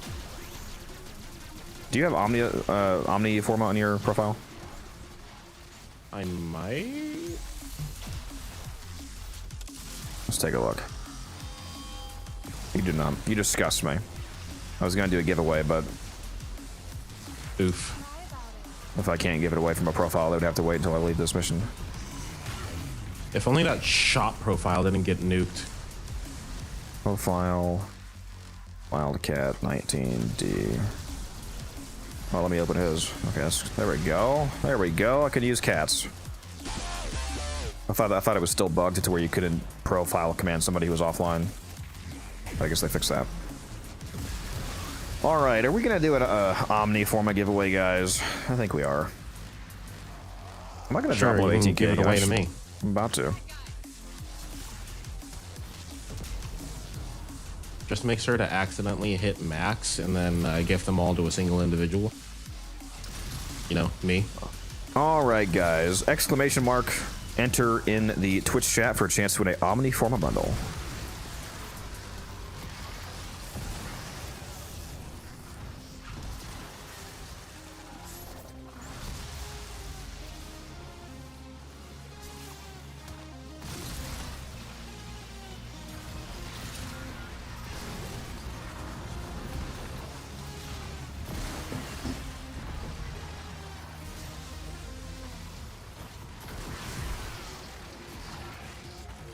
Again, that is exclamation mark enter for a chance to win.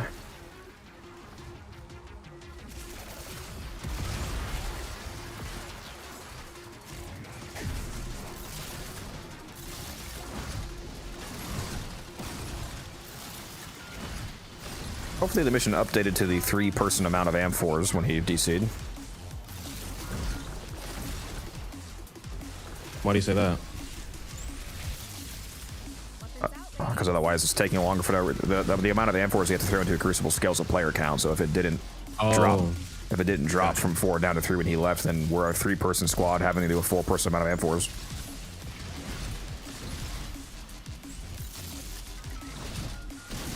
I'm assuming it updates every rotation though, so it should be 3. Relic farm, we sure are. We're doing a alchemy steel path fissure right now. Cracking open some relics, getting some steel essence, getting some prime parts, getting some TennoCreate mods, hopefully, if we get lucky, getting some endo. It's a very nice multi-farm. It's one of my favorite missions. It's probably my second favorite fissure after Void Cascade. Who the shit?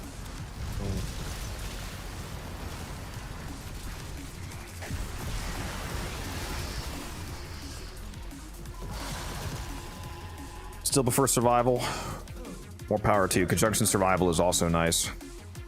I think alchemy. I mean, alchemies are basically just a more engaging version of survival. They're quite similar. And alchemy is definitely more rewarding, like objectively way more rewarding, because you can open relics faster than a survival because it takes less than 5 minutes per rotation, as opposed to survival locks you to 5 minutes. And alchemy also drops a lot of extra stuff on the side, like the TennoCreate mods and lots of endo. We got douchebags.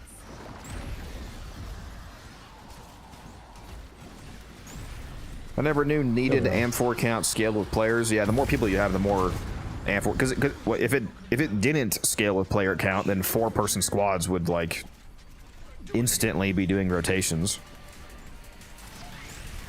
It'd be like 90-second rotations if it didn't scale at all. Not that that'd be a bad thing for us, but I understand why they don't want that. I mean, it would, in a sense that you wouldn't get the required reactant. It's a fair point. Yeah. Suffering from success. Just like Void Cascade.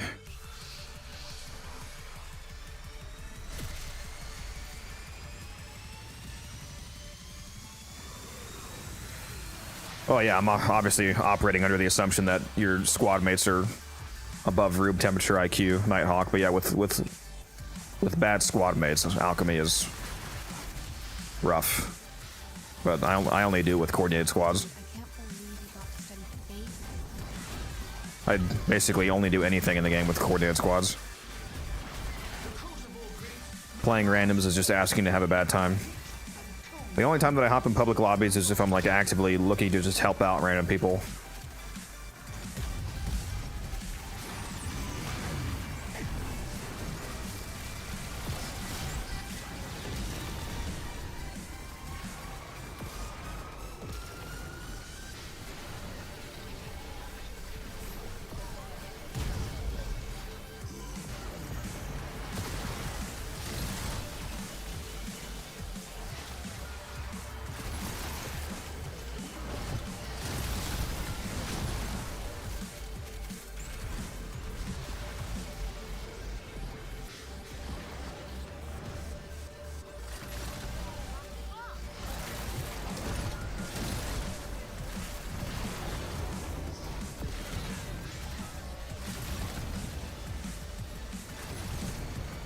That's true.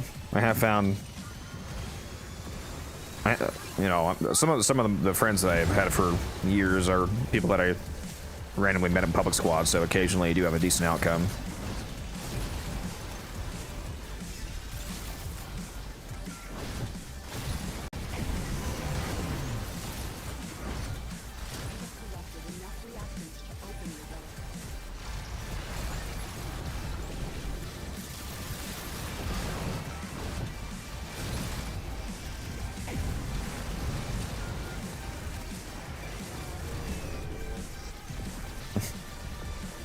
Just trolling people, Nighthawk. Yep. Those were the days.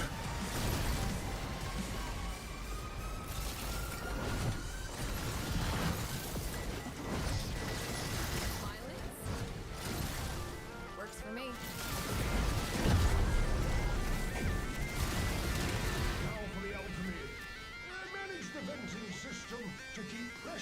All right, let's see who the winner of this Omniforma bundle is. I think I've given it enough time. The winner is, drum roll, Ascendant Trickster. Ascendant Trickster, congratulations. Let me know your in-game name and I'll send that to you.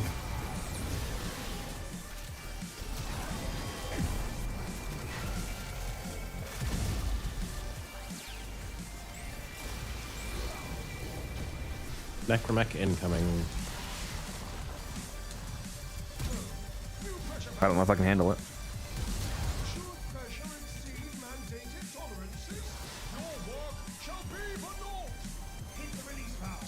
Yeah, so let me know your in-game name, Trickster, so I can send that to you.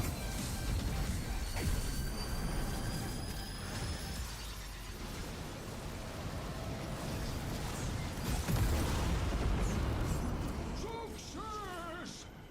A new complex element has been created. The name Trickster gives me flashbacks to playing, what's that game called? Outriders. That game had so much potential and they just Didn't carry through. They should have made that a live service game, honestly. I still haven't completed that game. I got about halfway through, and then the whole bug with them corrupting people's saves happened, and I lost all my progress, and I just kind of lost my motivation to play the game. It's fair. The end game with the squad was quite fun, the build crafting and whatnot, but yeah, really, I had a lot. Pick a relic had a lot of potential. I feel like it definitely should have been a live service game instead of a co-op, just like content and that's it.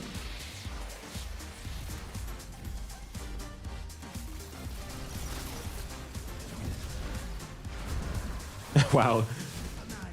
I can't believe you went and rigged the game so that he spawns in making summons.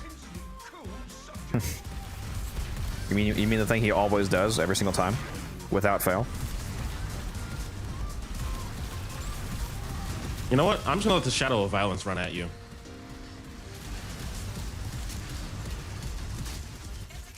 Where the fuck even is he? Somewhere. Motherfuckers just run away. Oh, he's terrorizing Tactical Nerd. Game name is Warframe. If you do !game in the chat, you can get a link to the website for the game. It's a free-to-play looter shooter. Very fun. I have 11,000 hours in the game, so if that tells anything. Aside from the fact that I'm addicted. All right, let's do this giveaway. Profile. Wildcat. Thank you, Wildcat, for being my store. Are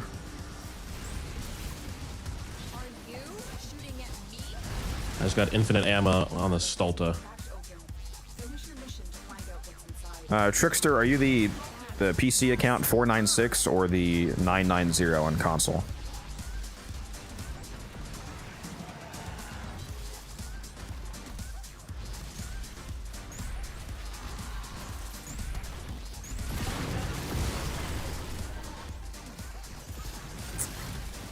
We got a few Outrider players in chat. Yep, it was a good game. You're the console, the 990. Okay, there you go. It is sent. Enjoy.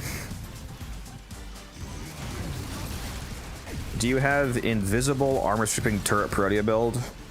What do you mean, like running Huros or something with the armor strip augment? I have not specifically done that. No. I also don't really have a need to stay invisible though, because you can incredibly easily shield gate with her shield grenades. 5-second shield gate. It's disgusting how immortal she is.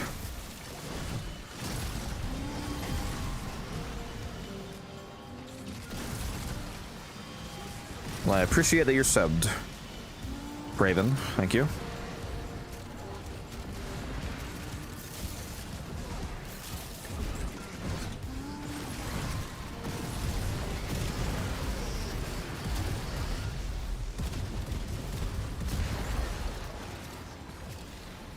What's up, Edward?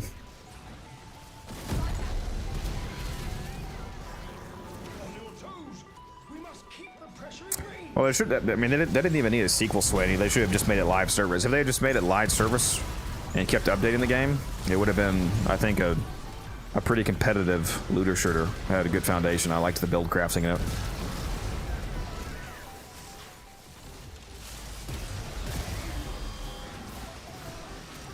I'm all for the good live service games. There's a lot of slop these days in the live service industry, like modern day Destiny 2, for example, and a bunch of just cash grab games. But occasionally you get, you know, some bangers like Path of Exile, like Warframe, obviously. So like clearly it can be done right. Like I'm literally playing one of the best examples of live service done right now.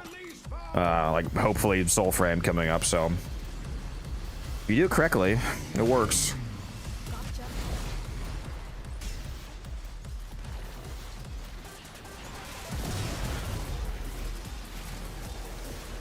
That would probably actually be a game that I would put some time into aside from Warframe.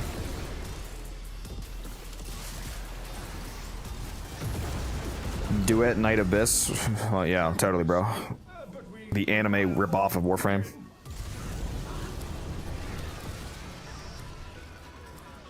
People keep telling me to play that.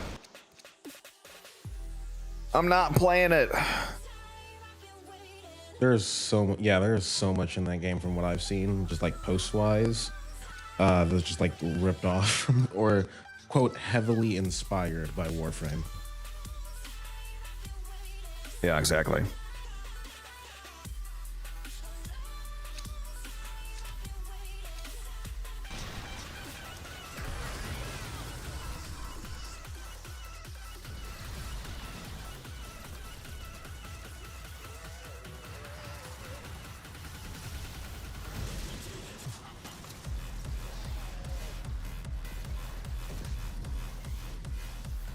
Why is this so quiet?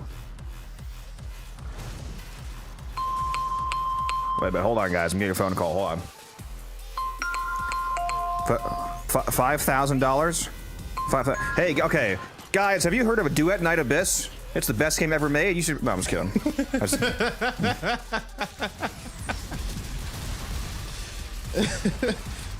You see, it'd be more understandable if you said Raid Shadow Legends. Give me that sponsorship money, baby. Damn it. I'm trying to barely play the game here, Violence. Why are you making me actually engage with my own content? You know how rude that is? He killed me and then I started immediately running away. That's so disrespectful. Just telling me that I'm irrelevant. Obsolete.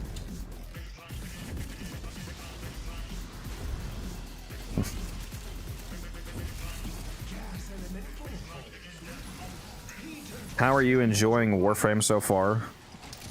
Oh, are you talking to the other guy? I was gonna say, so far. I better be liking it. I'm 11,000 hours in. No, you're talking to the new guy? Yeah.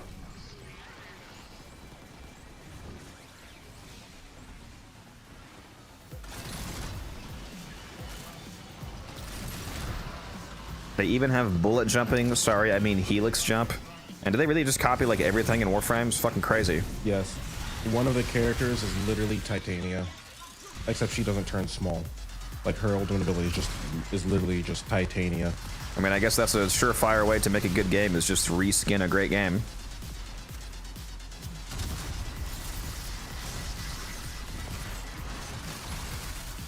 They also have an Excalibur ripoff. It's just all of them are anime girls. I gotta play.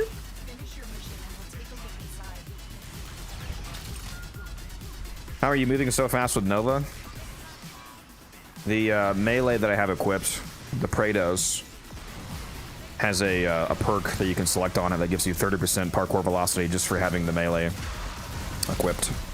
I think I also have a parkour Archon shard equipped, so I have 30% parkour velocity from the Praetos, and then like 20, what is it, 20, like 24%, whatever the shard is. So I have like 50% parkour velocity. Speaking of parkour velocity, guys, I didn't think about this until early this morning, but you know how I was talking about Uriel's first ability. Like, I'm curious how fast it can move. Like, if you can modify it like Cloudwalker and whatnot with movement speed. Since Uriel's first ability is turning your bullet jump into that mist form flying effect, does it scale with parkour velocity, actually? Because it's converting your bullet jump, which is a parkour maneuver. So does that make it still stay coded as a parkour maneuver and therefore will scale with parkour velocity?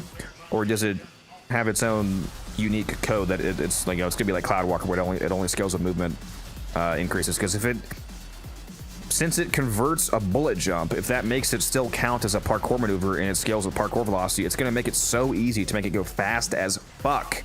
Because that would mean that if you equipped the Praetos and like a couple parkour shards, for example, you'd be swirling around insanely fucking fast.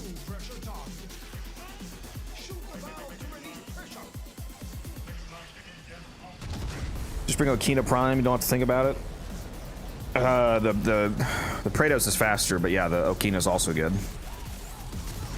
The Praetos is better though, because it's parkour velocity specifically instead of movement speed. The Okina is better for people that aren't parkouring, Like, it's good for Wukong because it affects Cloud Walker speed, since it's global movement multiplier. And Gauss. Yeah, for like his first one. Yeah, like anybody whose movement is not based off of parkour, but rather like flying or some ability movement or whatnot, then movement speed is better. But if you're actually just parkouring around most of the time, then you generally want parkour velocity.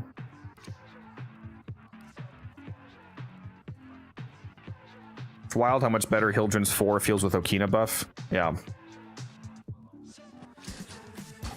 And don't forget about Dispatch Overdrive too.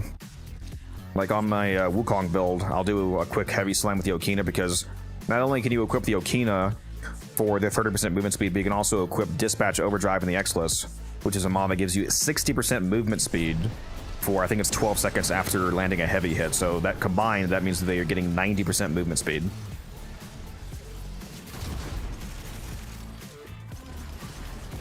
You have no life. Is that for Okina? Or Okina Prime? If you're talking about, well, Dispatch Overdrive is a mod you can put on any melee. If you're talking about the movement speed buff, though, that's from the Incarnate, so it's either Okina.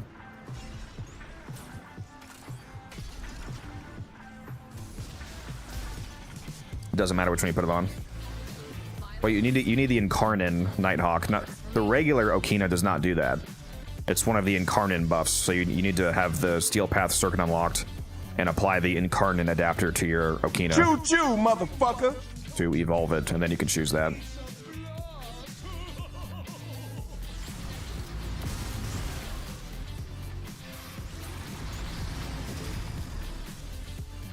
Yeah, it'd be pretty cool, Rod, if it works off of parkour velocity, because like I said, that'll make it super easy to make it fast as shit.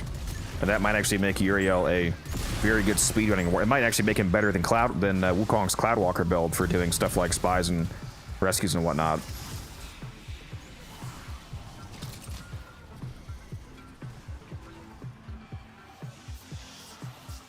How to get that assist gun? The base assist? This gun is called the Coda base assist. It's from Holvania, so you have to do most of the main story quest and get access to the Hex area, and you also have to be Mastery rank 17 to be able to get Coda weapons. Not the weirdest thing. Oh, blast! My favorite element.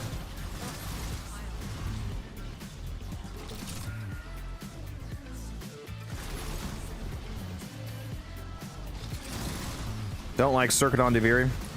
Well, if you're not willing to do the circuit, you can spend platinum and buy it. The currently active rotation is always available from Cavalera for platinum to buy them directly.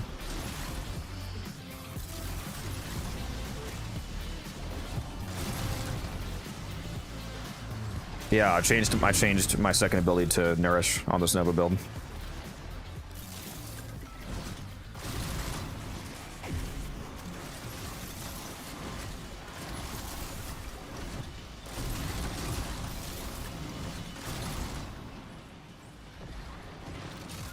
You have a Coda weapons build video.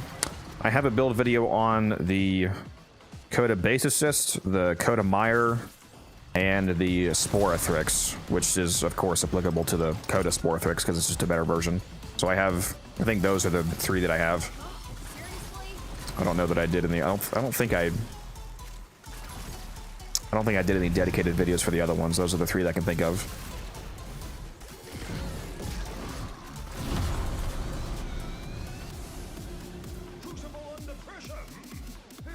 Copied the Mire when things goated. The Mire one I actually made at least one mistake on. I should have used, what's it called, Gleaming Blight instead of Prime Fever Strike. I forgot that the Mire had the Syndicate Augment mod specific to the Mire, so I would recommend actually using that instead of Fever Strike. It is less toxin damage, but it's worth it for the Blight buff that you get, so I would recommend running that.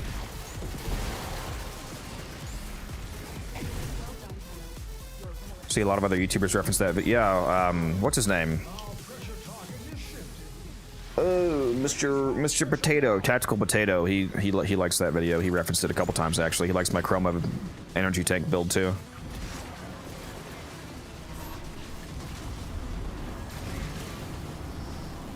Meyer got hit hard by the slam nerf, sadly. I mean, slam damage wasn't changed at all. It was more of a rework, being the somewhat appropriate term. It was only a nerf to like efficient bunny hop slamming. You still have the same damage, and you can still get the same slam radius, or even actually higher, if you just jump high enough. The only thing that I was muted this whole time. it was so peaceful. The only thing that we lost access to was the ability to have full slam radius by barely hopping off the ground. Which was a nerf to normal slams, because now I can't open crates. True. But I didn't know Tactical Potato was referencing your videos. Yeah, he's shouted out my Chroma energy tank video. He said that my Chroma energy tank video brought him back to playing Chroma, which is his favorite Warframe. And he also shouted out my slam build for the Coda Mire, because everybody else was doing, you know, light attack influence setups, but I pointed out the fact that the forced toxin slam on the Mire made it fucking insane for slam builds.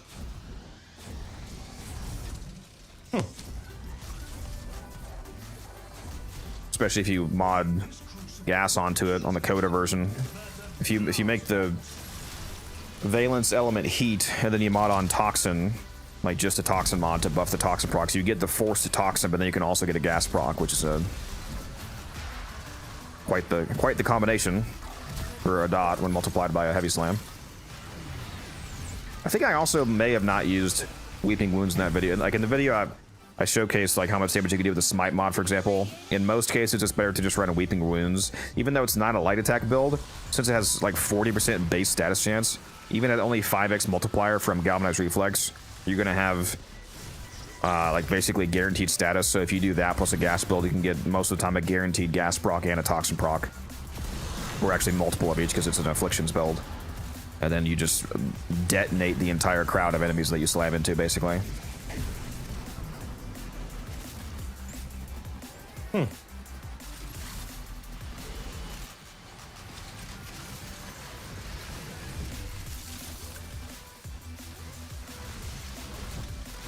Yeah, the thing is nasty. Happens out, ladies. Cry about it.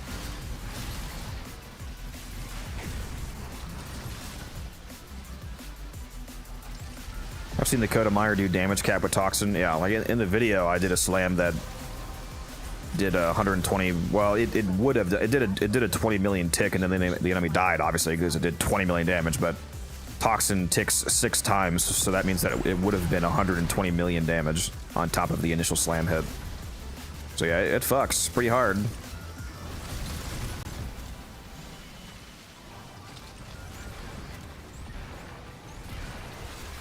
to clean house. Yeah, mag is fun with projectile weapons. The most premier example of that perhaps being the Tenant Archiplasmor. Fantastic weapon on her. And one of the only times that the Plasmor is still actually better than the base, because for the most part the Coda base assist is essentially just a pure upgrade over the Archiplasmor, but on Mang specifically, with the interaction that the Plasmor has of being able to multi-hit inside the mag bubble, it's still her preferred weapon. Is Zaku Prime good? Yeah, Zaku is absolutely incredible. I take him to level cap all the time. Level 10,000 enemies with ease.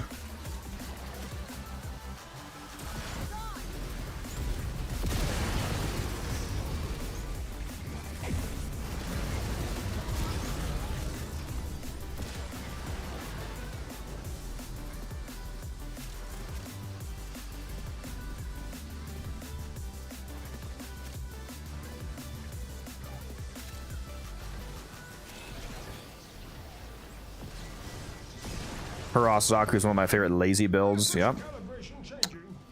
It shreds. This guy's making me do pipes again, huh?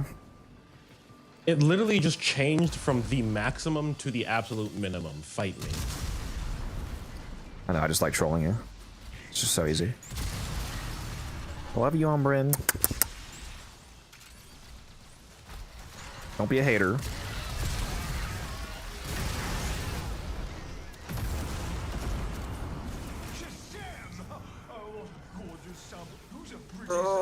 I actually got a correct correction for once in my YouTube comments. By the way, Umbrin, you just reminded me because you're playing as Frost. Somebody actually corrected me with a actually correct correction for one of the only times ever.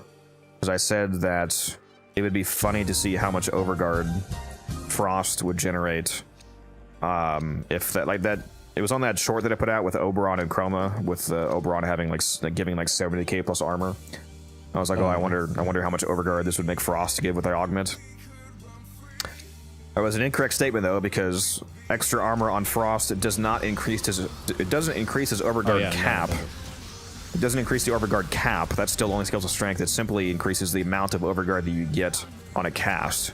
It doesn't actually increase the cap though, so it would make you get dramatically more. Like you would like basically cast your entire cap. Like you would cast your cap in one cast, but it doesn't increase the cap. So that was a good correction.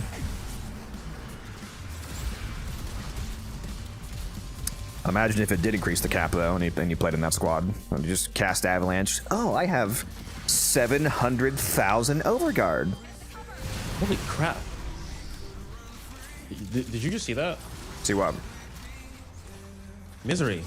He spawned in, and he died, and I don't see any shadows anymore. Yeah, after the shadow. Oh, you were just too slow. You didn't see it. Sorry. I didn't even see him go invulnerable. His health bar stayed yellow the entire time. Never seen a Warframe stream? Well, you have now. Welcome in. Also, what's up, Taylor? Playing an Alchemy without you.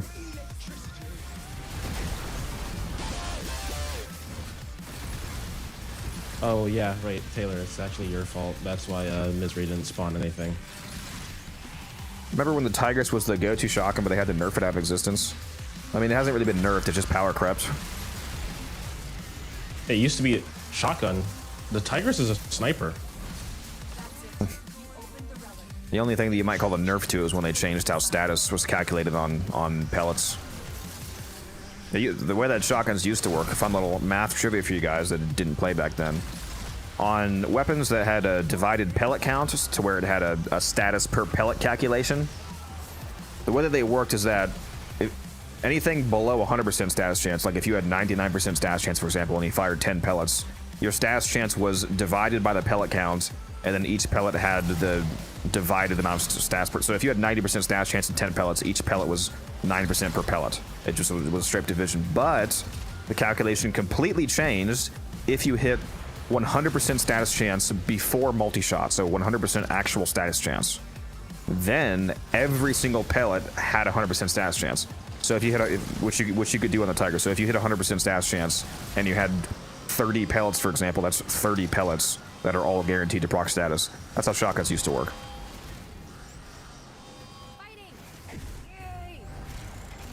It was really fun to hit 100% status chance on the comb back then, because the comb fires like a billion pellets when it's fully ramped up.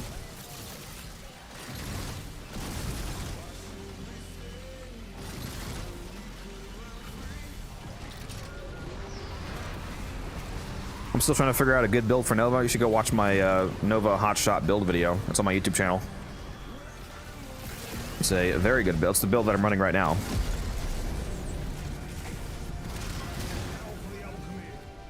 Manage the venting system to keep pressure within the desired range.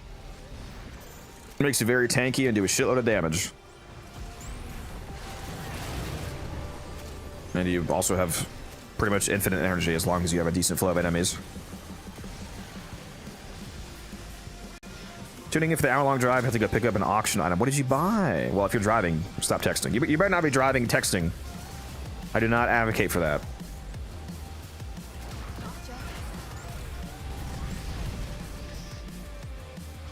Ross is a good defender in teams, carries everybody. Yeah, the overguard's quite nice. That is true. Same thing with Styanax is super underrated. If Muse is in the chat right now, he'll definitely agree with me. He's a Styanax Andy. Styanax has a multiple excellent team buffing synergies. Gives everybody basically infinite energy. Gives them shields on kill. Also has an augment that gives overguard very rapidly.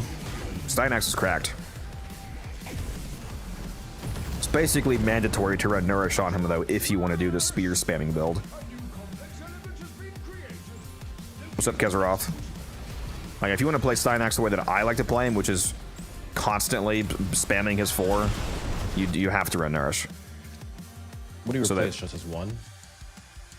Yeah. Yeah, there's not really a reason to have the spear, the 1 spear. Oh, this one I want the Soma Barrel. I don't think I have enough of the rare parts anyway. I don't care. I'm just going for ducats, so.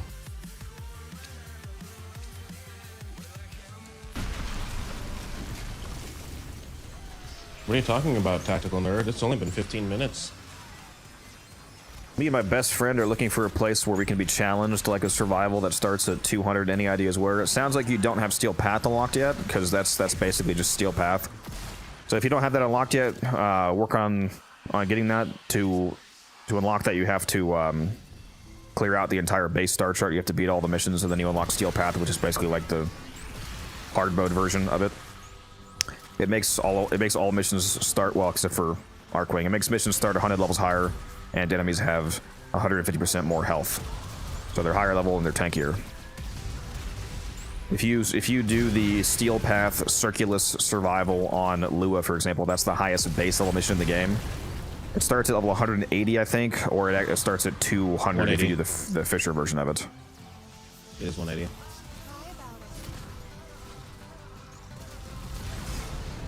So that's where you can get those kind of levels quickly. If you really want rapidly scaling levels to actually challenge yourself, then you should go play Void Cascade, because Void Cascade, you can scale to level, as well as assuming that you run it well. Like if you're good at Cascade and you can run it fast, you can get to level cap, as in level 10,000, in less than 2 hours on Cascade. It takes about 70 minutes in optimized groups to hit level cap.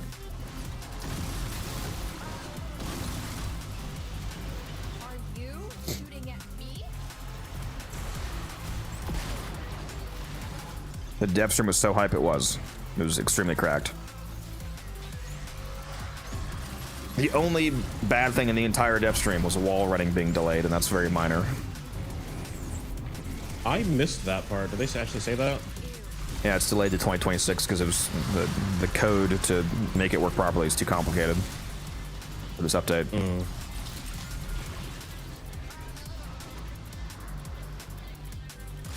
I miss wall running.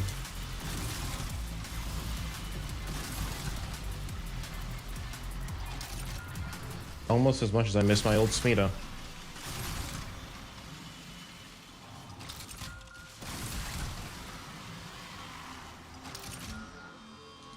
Game name is Warframe. If you do !game in the chat, you can get the, well, I'll just do it for you. There you go. There's the website for the game if you want to check it out. It's a free-to-play looter shooter. It's incredibly fun. I have 11,000 hours in the game, if that tells you anything. Well done, Tenno. Your relic is opened. Working my way towards 20,000. On your toes. We must keep the pressure in range.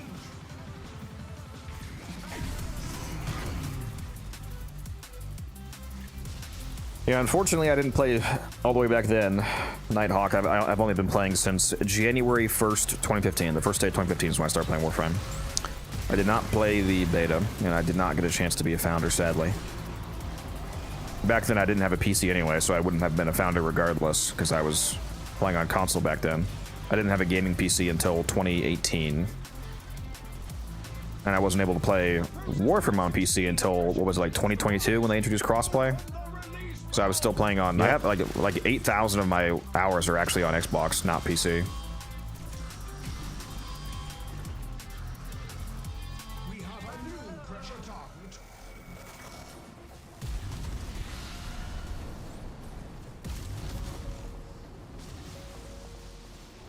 Oh. I was doing your job again. Yeah, that time I actually just forgot. I was trying to build up my arcane. Stynax Prime is coming pretty soon, Crizzy. I think it might actually be the next Prime after Gyre.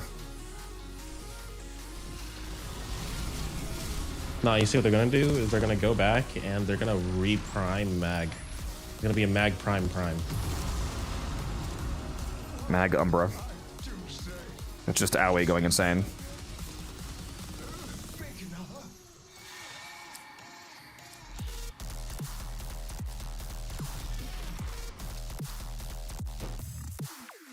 I'd deal with it. Owie is the best proto frame. You will not change my mind. I can fix her.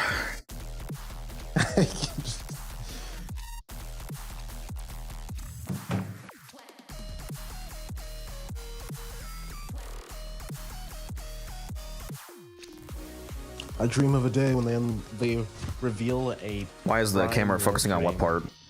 Aziz? Not sure what you mean.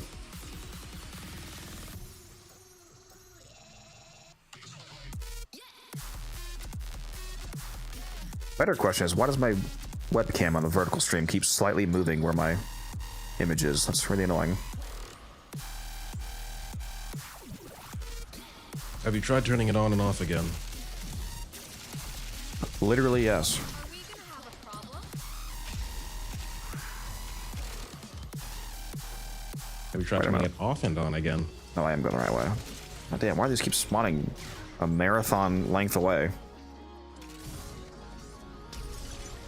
You have no life.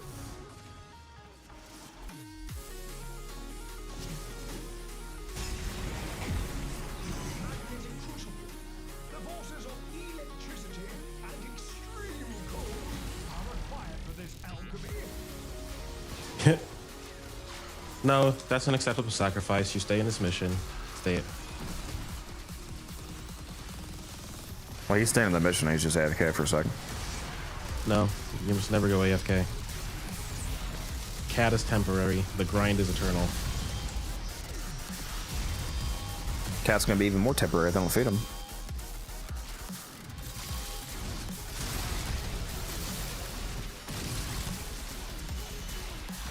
Will these guys? Please? Oops. Give me the primed fell arcs.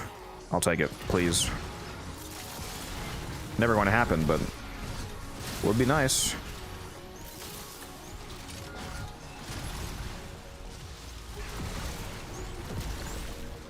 That's what they should have done for Gyre Prime instead of the Alternox Prime that nobody will use, because it's still going to be abysmal dog shit.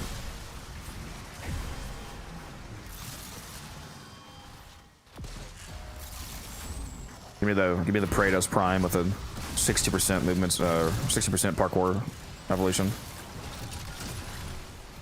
My life is yours, the.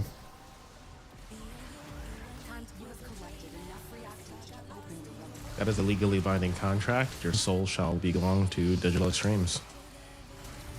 Musa, You're gonna be streaming. The cope is insane. I would love an Amprex Prime. Ooh, scary. Okay, this is trippy. What? I looked. I had stopped moving for a sec, so I was standing right next to the Crucible, and my camera went inside like the sludge. So I was just seeing like the moving textures of like the orange sludge. The sludge in the wall. Why do you have Terrify in your Zaku Cascade build? Because it's a good mobile armor strip, as opposed to how Gaze works, and it's good for shield gating.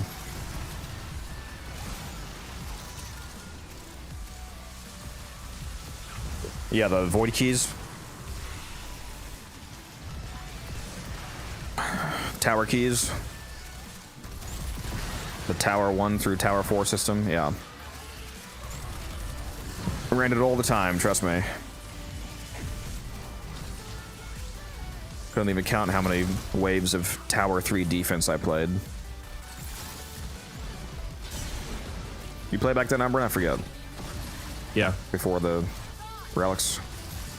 I got carried on so many tower runs by Jim and them. That's actually how I got my first Prime Frame. Ash, back when he was still like the most busted Warframe. I think my first Prime Frame was actually purchased, not farmed. It was I think it was Volt from Volt Access.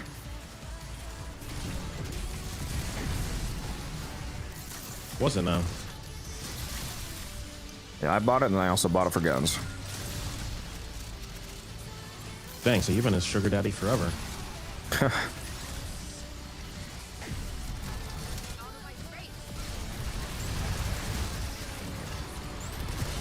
Yeah, back when Ash's Bladestorm was automatic AoE. Mesa Peacemaker 2, automatic AoE. Automatic AoE and invincibility.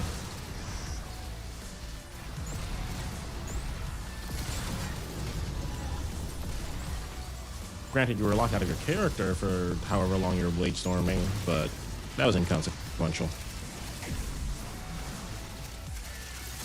Once I found out that the old Bladestorm was affected by attack speed up to, I think it's still basically the same. I think it's affected by attack speed up to 50%. So that's why I bring Valkyrie and keep Warcry on me so I could speed teleport around the defense, killing everybody.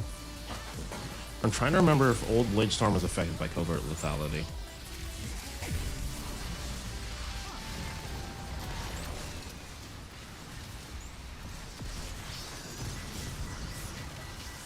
Which covert lethality back then was basically just an insta-kill. Yeah. Our pressure target is shifted. Should pressure exceed mandated tolerances, your work shall be for naught. Hit the release valve. What's up, Araberto? How you doing? We're just reminiscing about the old days. The relic system, let's be real there, guys. We can reminisce all we want, but the relics are way better than the void key system ever was. Blasphemy. Definitely would not want to go back.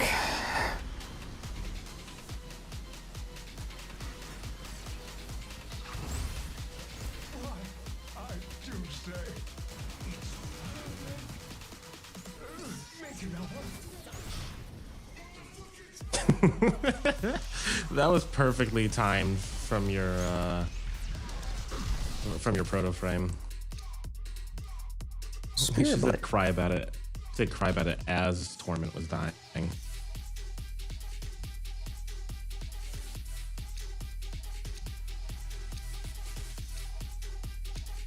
My Nova keeps telling me I have no life.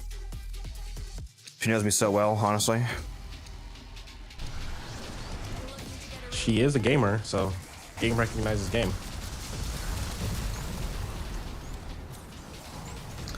If you guys want to get crazy, Endo, when you come to this mission, like I mentioned earlier, on top of somebody having a mod booster, also bring a Necros to get more Endo and mod drops. So keep in mind, extra mods are also extra Endo because you can just dissolve them.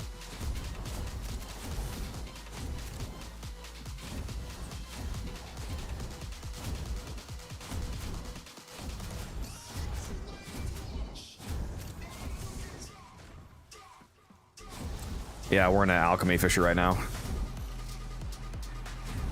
You've only been here for like 20 minutes. 25 at the most. Yeah. A vital elemental force shall surely result.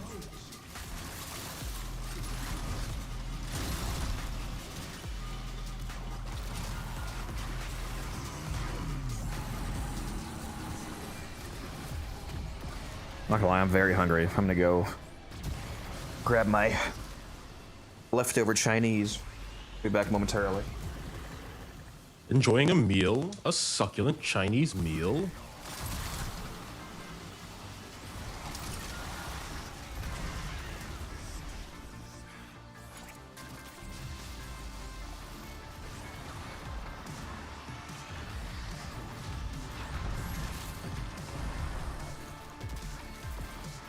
Yeah, tactical, you're gonna have to hold that down yourself. I'm gonna go back and get these things that I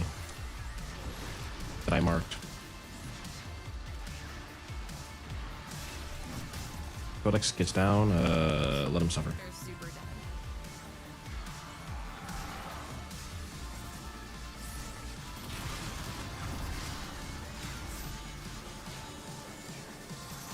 Jesus Christ, these are all the way back here.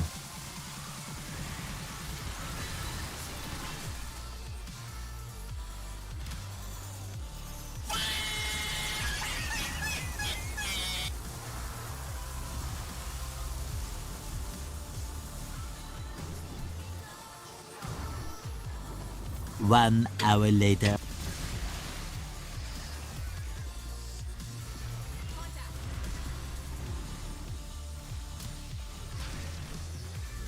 What is love?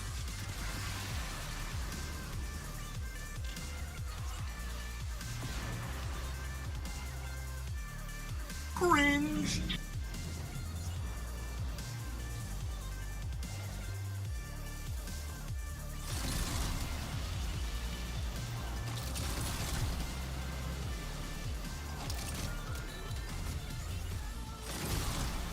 I see people are doing their channel redeems.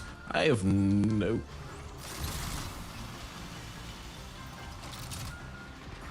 T-Spin, are you on that shit again? Yes, grass exists.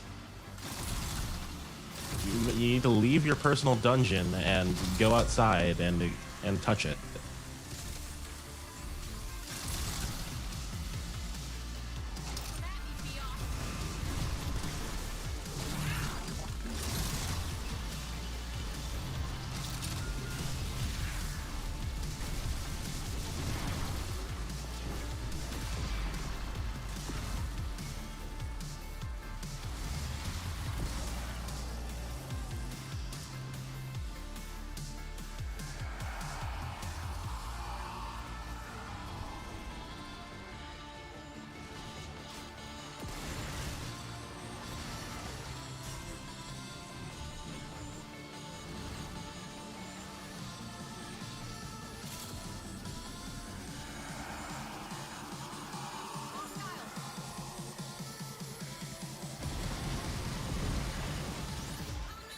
Oh. I need to react and feel like I'm about to miss a rotation here. We're not even at the what's it called stage yet.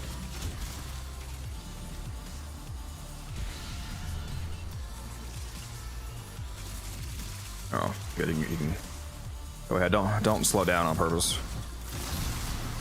It wasn't necessarily slowing down on purpose. It was I used my what's it called and it, my Orcan instincts and it marked it like halfway across the map, so I went to go grab those, and so that left only tactical here to actually do shit.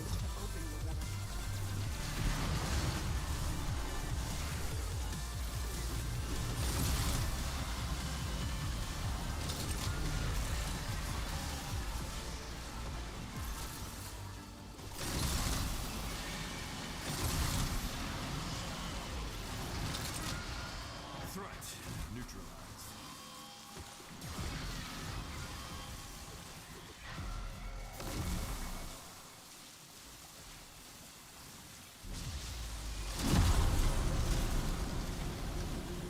Now for the alchemy. Manage the venting system to keep pressure within the desired range.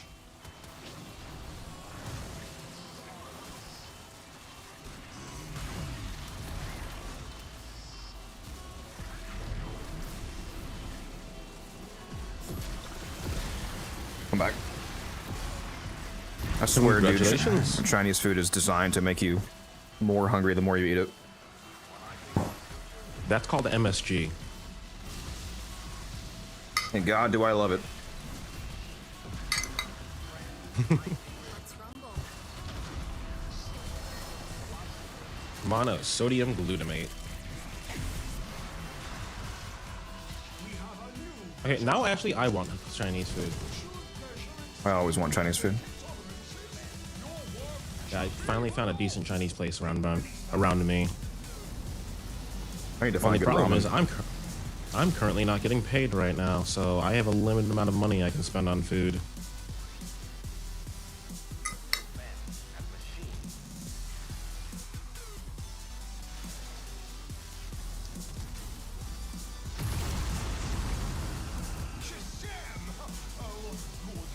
You just gotta start claiming royalties on all the streams of mine that you're in. Yeah, all like $3. Don't be a hater. You're right, you're right. I shouldn't discourage my cash cow like that. I get back in there and stream another 12 hours. Yes, honey.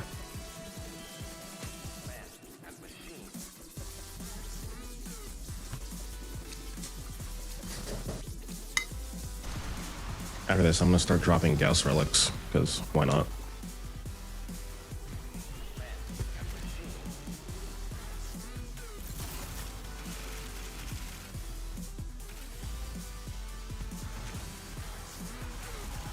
I'm at about 11k endo right now. This crucible creates gas, feed it heat and toxic. What's your favorite Chinese food? It's pretty specific to this one place, but this Chinese place that I go to has this amazing creamy chicken soup. I swear they put crack in it, bro.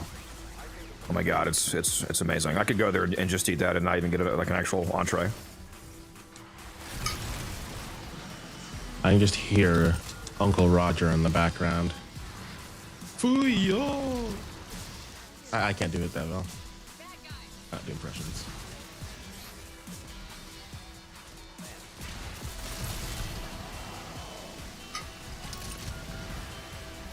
They have this white pepper that they use too.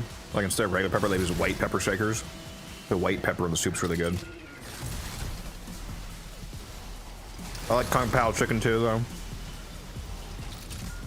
I mean, really, most Chinese food is good. Kung Pao chicken, chicken broccoli, or orange chicken. I really like egg foo young. Egg foo young and fried rice.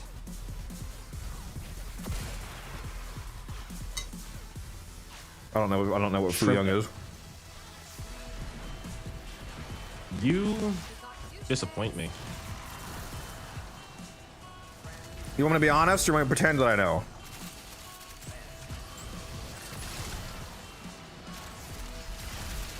At least I don't pretend that I know. I'm not disappointed. I'm disappointed in the fact that you apparently haven't had it before. Well, I may have had it. I just don't know. I just don't know what it is. Well done, Tenno. It's basically just like That's the wrong one. Whoops. like fried egg patties with like vegetables and shit inside of them.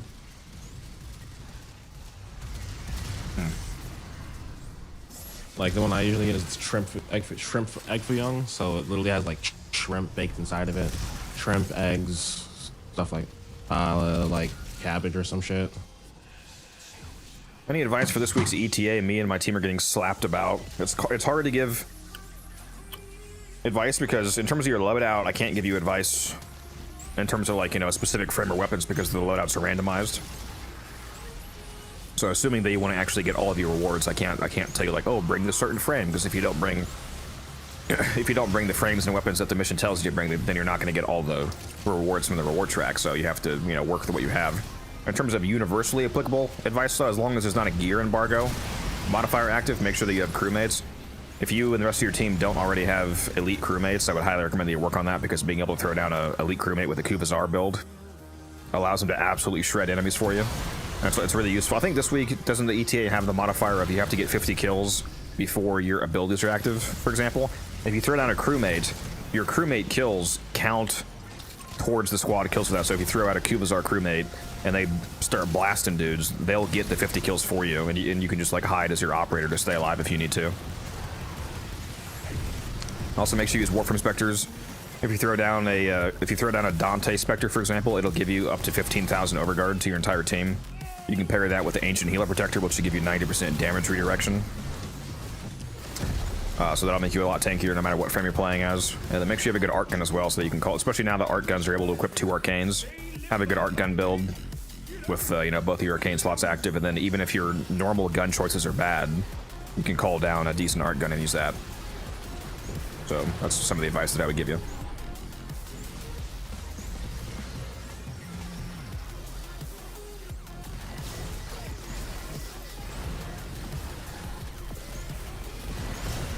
Okay, so I looked it up. I like the actual description. Egg foo young is basically a Chinese American omelet dish. Or it's just I'm trying to eat my like food, damn it. It's a Chinese omelet. Stop killing me. Chinese omelet? Well, I like Chinese food. Chinese I like omelet omelets, so sounds like a banger to me. Yeah, it's really good. It usually comes with like gravy. You'll usually get it with like gravy if you get it like at a Chinese place. And then what I usually do is I'll get it with the gravy on it, and I'll mix it with then I'll like mix it with fried rice, and it's really good.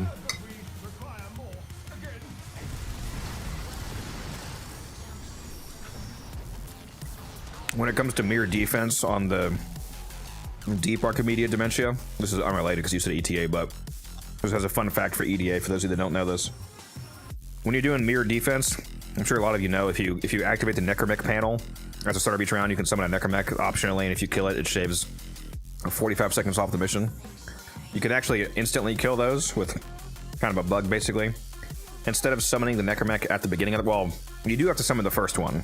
So if you want to shave time off of the first one, you do have to summon that run right away because it's the first round. But on the next 3 rounds, if you wait until the round is over and it spawns the next spot on the other side of the map, if you then spawn in the Necromech on the current room before you move over to the other side, the Necromech will spawn, but then instantly explode because it's like on the wrong side of the map, and it counts as you killing it. So if you kill it before you run to the next room, like if you summon it before you run to the next room, it instantly dies and it shaves off the time. So if you don't have weapons that are good enough to actually kill the Necromech, it doesn't matter because it just dies.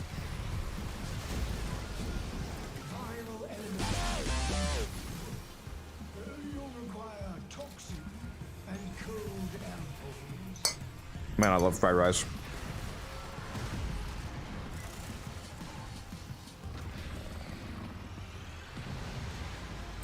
Why does this ephemera have better cloth physics than Volt? Good question.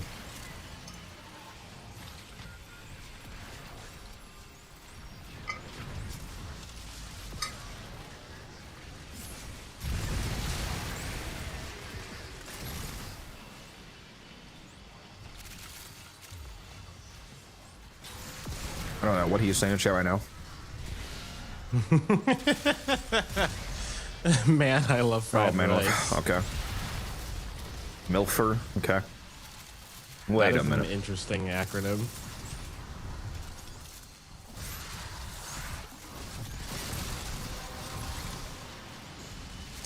The relic has been cracked open. Finish your mission to find out what's inside.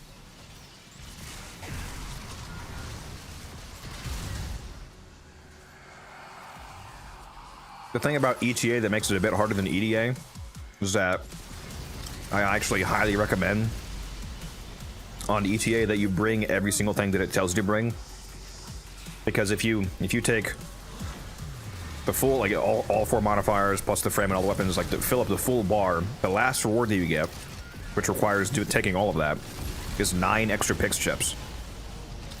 9 extra Pix chips is a lot of fucking Pix chips.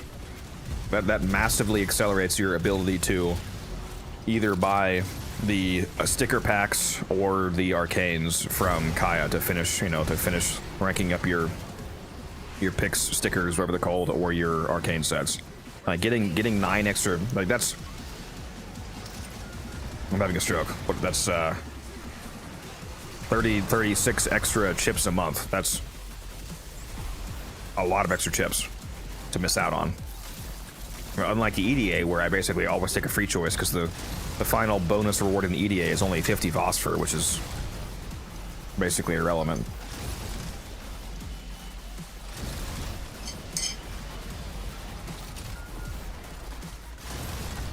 They need to make it like 500 phosphor. Add a 0, then I'll care. I was gonna add, how much phosphor do you get from a single gun arcane? A gun? Or which one? What do you mean? The ones the acolytes drop. My main brain couldn't remember which one. Like 20 or 22, I think. Actually, it might be as low as like 18. It's somewhere between 18 and 22.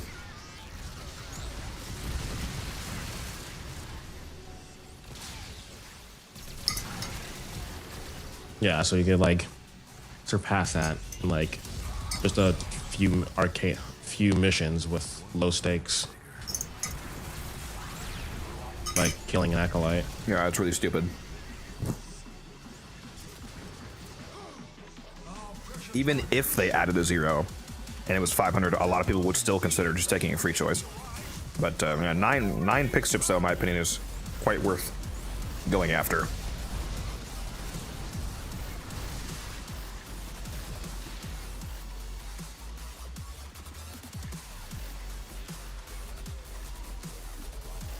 Even if you directly compare like the arcane to arcane value, 50 Vosphor is enough Vosphor for 1/4 of a single arcane pack that could give you 3 like common arcanes potentially, as opposed to 9 Pix chips is almost enough Pix chips to just outright buy 2 legendary arcanes from Kaya. Like what the fuck is the comparison there, bro?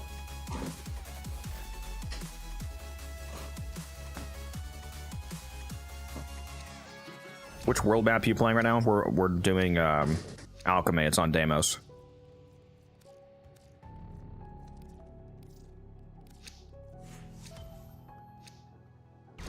Is that bag worth it? What bag? Also your name is Harry Selden. Why does that sound familiar? Harry Selden, the founder of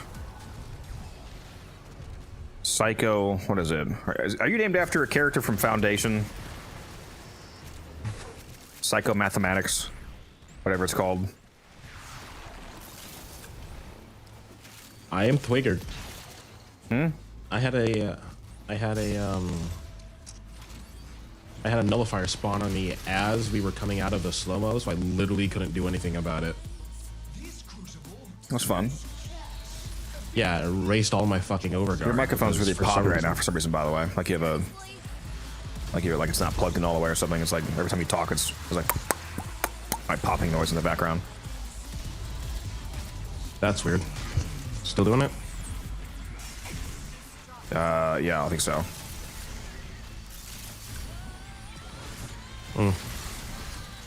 I will have to see if I can get a warranty on this then. Is it wired or wireless?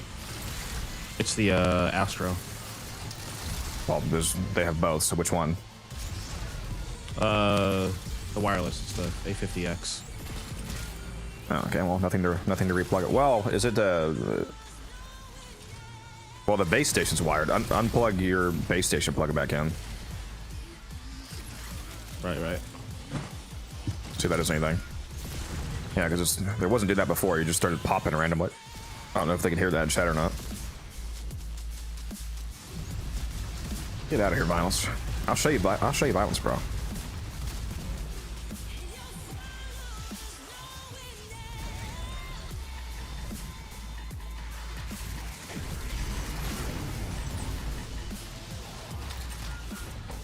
That fix it? Sounds like it, yeah. I don't hear you. Didn't hear any popping just then. Open the relic.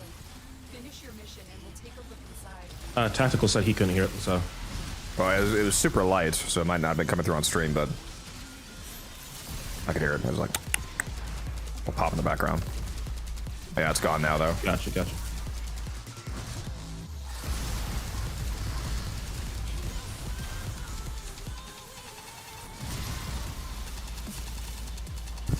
me back in a sec. I'm gonna grab another water. My entire everything is corrupted right now.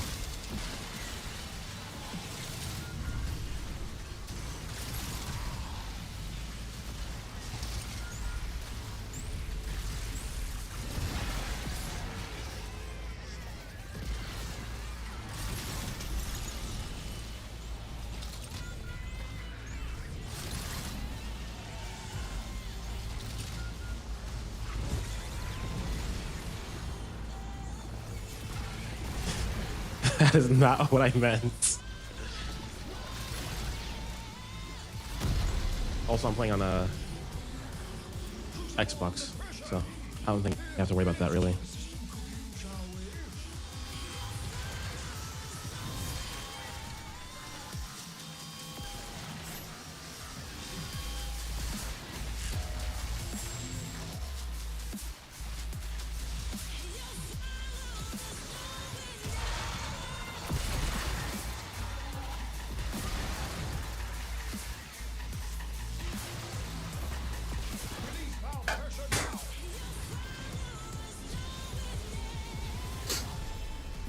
They should add a 5% chance. Like take away 5% chance from everything else in the arsenal, and add a 5% chance when you crack your relic to get corrupted on everything. Omni corruption.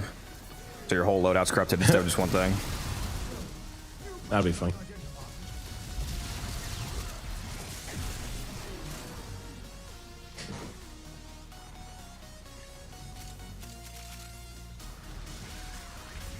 Why are there so many toxin amphors?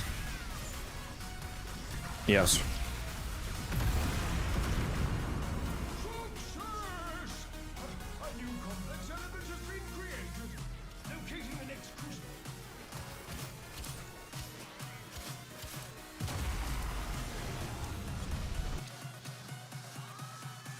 I've fallen. I can't get up. This guy. I was checking my mission rewards and I got jumped by a They jumping me! necromech.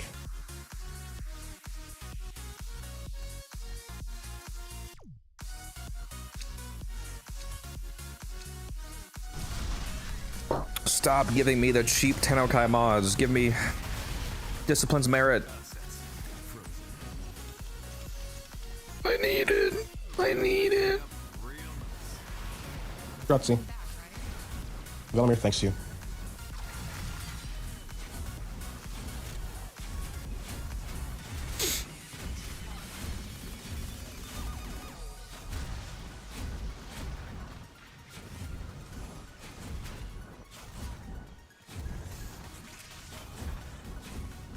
God, I can't fucking wait for all peace update. It looks like they're over delivering like fucking crazy. It looks. Oh, god damn it.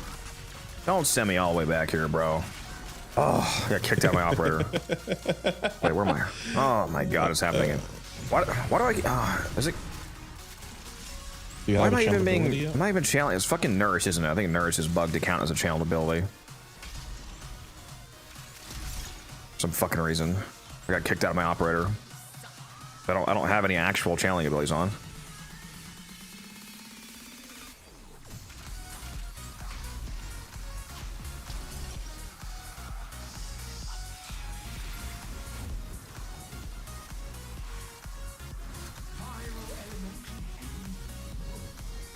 Do the TennoCreate mods sell? The two, well, I mean, they all sell, yes, but the two that sell for a good amount is Discipline's Merit sells for up to 80 plat, and Dreamer's Wrath sells for up to 50. So if you get either of those from this, you make a nice little chunk of change on the side.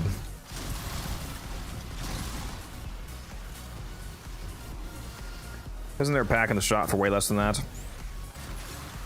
I mean, if you want to like divide out the value of them across all of them and calculate it that way, then yes, the pack is, what is it, like 120 or something like that. You get all of them. A lot of people either just don't know that, or they only specifically want like Disciplines. Like for me, for example, I think Discipline's Merit is the best TennoCreate mod. It's on basically all of my builds. So if you only cared about that one, then buying just that would be cheaper.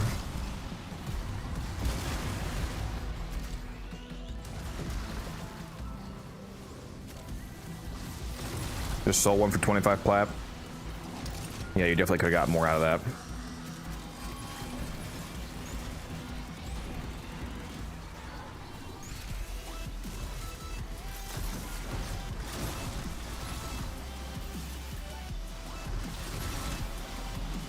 Anyone know if Ash's first ability, Augment as Bug, seems to be inconsistent with armor stripping? Do you have enough strength for it to be a full strip? Because otherwise, it might look inconsistent if you're having to cast multiple times.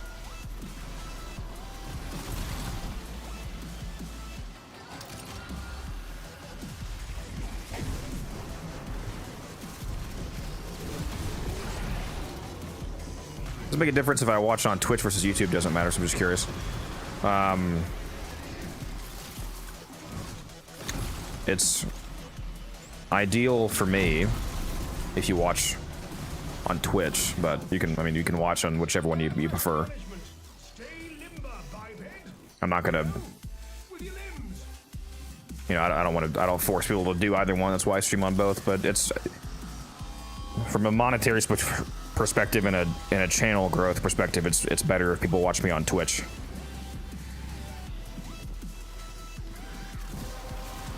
Also, if I ever want to be a Twitch partner, you have to maintain an average of 75 viewers for like a month or something to be able to apply for Twitch partnership, which I'm still pretty far away from those numbers. But if I ever hope to hit that, then that's another reason why it's ideal for people to watch on Twitch, is to raise my average view count.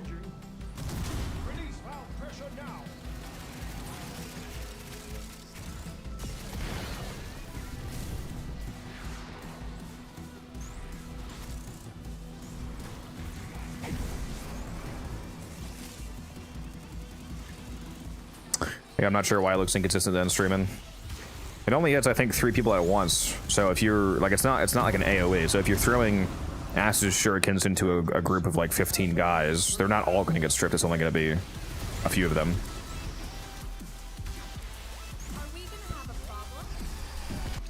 But if you're saying you're throwing it at a guy and it's literally hitting him and not stripping him, then I don't know what that's about. Level 99, thank you for the follow, appreciate that.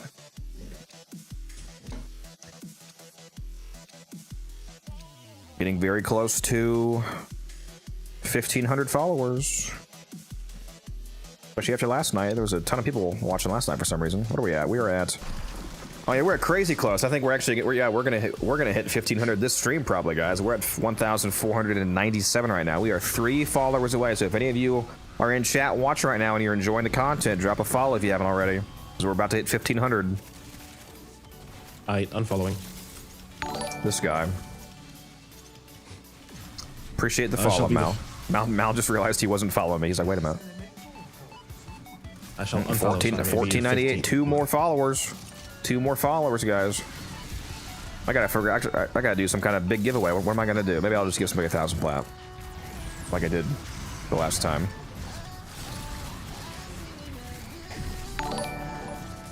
Matt Vandy, thank you for the follow, appreciate that.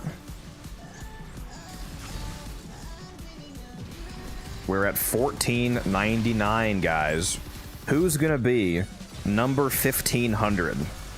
Who wants to be follower 1,500? We're so close. I know there's one person in chat watching right now. Their finger is hovering over the button. They're not following yet. They're sweating. There we go. Flickster52 with the 1,500 follow. Thank you, everybody, for the support. I appreciate that. We are at 1.5k followers now.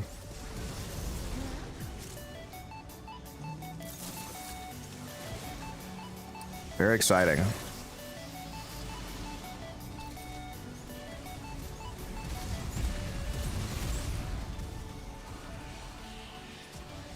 What should I do? What should I give away, Umbran?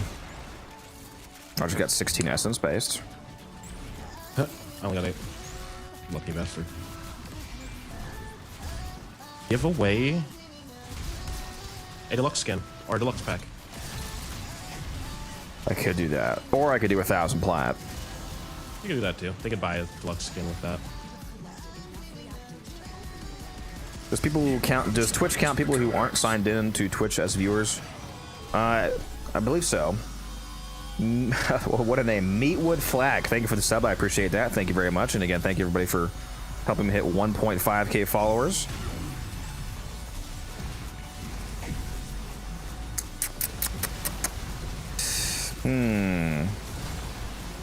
Yeah, maybe. Well, the new Wukong skin pack. Yeah, I could do that. Maybe we save the 1,000 plat for like 5k followers or something like that. I don't know. Or like every 1,000 followers, so 2,000, 3,000, 4,000. Got to give away something though. That's not a bad idea. That Wukong skin pack. It does look really nice. I forget the name though. What's it called? Wukong Quitane. I forget how it was actually pronounced. We were talking about that in chat the other day because it's definitely not Quitane. It's pronounced like not at all how it's spelled. As far as I know.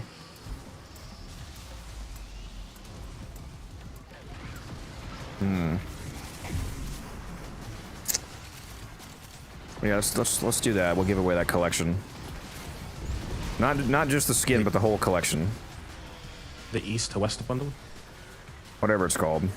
Well, it's called the collection, the Wukong Quitane, or however you pronounce it, collection. Comes with... yeah, the Sun and Moon skin and all that stuff. Oh, wait a minute. Can you not buy this with plat? Is this only the real East money to version? West bundle, I'm assuming, is I'm pretty sure assuming the East to West bundle is the non-plat version. No, East and West is just Wukong and Sun and Moon. Can't you buy this with platinum? Because I bought this. It's not showing me the platinum price though. Am I going crazy? Crazy? Can't you? I was crazy once. Can't you buy this pack with plat, guys? I swear I bought literally this. Well, no, I didn't buy this pack because I don't have these. It says.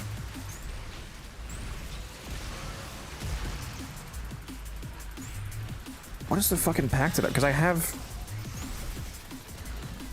the Wukong skin and the Sun and Moon skin. Maybe I just bought this separately out of the pack because I don't think I cared about the other stuff. Maybe that's what it was.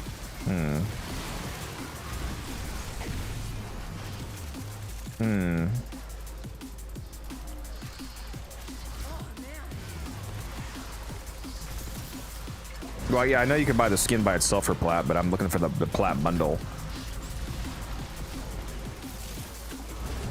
You can buy everything in it for plat.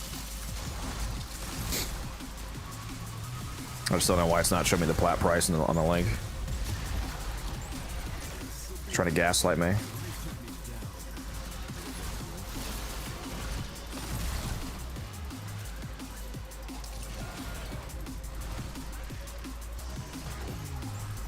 Chitayan?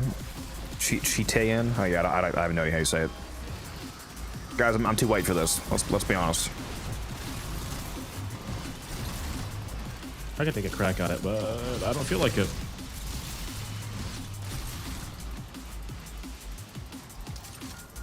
Gotcha.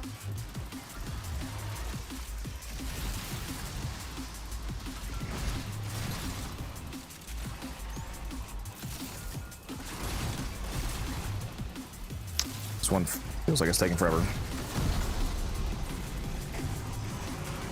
your toes. We must keep the pressure in range.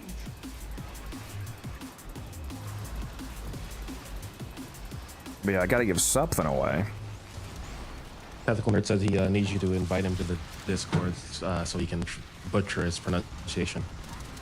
It's fair. Can we kill these guys? It's $2.95 plat for the bundle, just no plat in it. Okay, so it's $2.95. Yeah. Yeah, we can do that. We can do that. We can certainly do that. Process will not succeed if pressure continues to rise. What the hell? Release valve.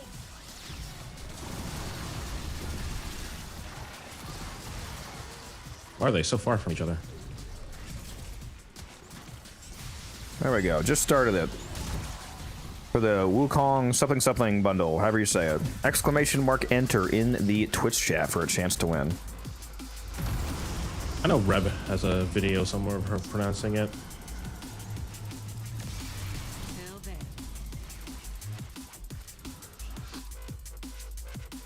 Okay, based. Also, why do I have 16 of these? Holy shit. Drum the barrels.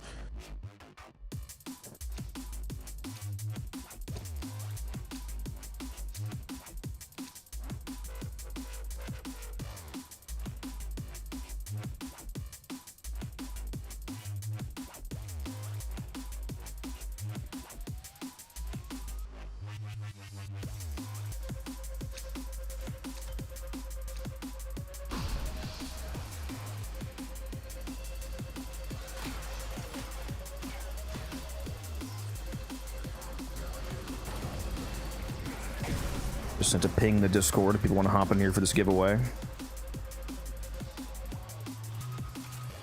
Yeah, if you already have the skin, of course, then ideally don't enter the giveaway. Yep.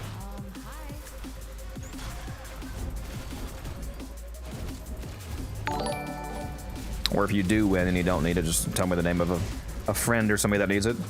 Coco Katori, thank you for the follow. Appreciate that. Cool name, by the way.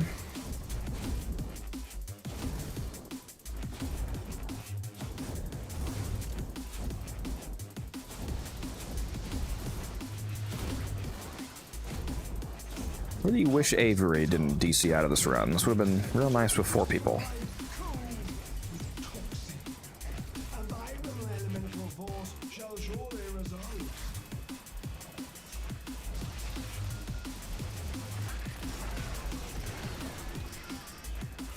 Can I still get the bundle if I have the skin? I mean, if you are you like just wanting the sword skin? Because I could just send that to you separately. If you were to win, as opposed to paying the plat for the skin for no reason, basically. Since you already have it. You would do that too, Musa, wouldn't you? You would. Could I maybe run some It's funny. I was actually I was on. However long ago it was, I was on one of Kai's YouTube streams when he was about to hit 50,000 subs on YouTube, and people kept trolling him. Everybody in the chat was like coordinating and like mass like unsubbing like 100 at a time. So he kept he kept rolling like he'd be like 10 people away from hitting 50k and then roll down like 100, and it just kept cycling back and forth like that. And he was like, Chad, you gotta stop doing this to me. That's hilarious.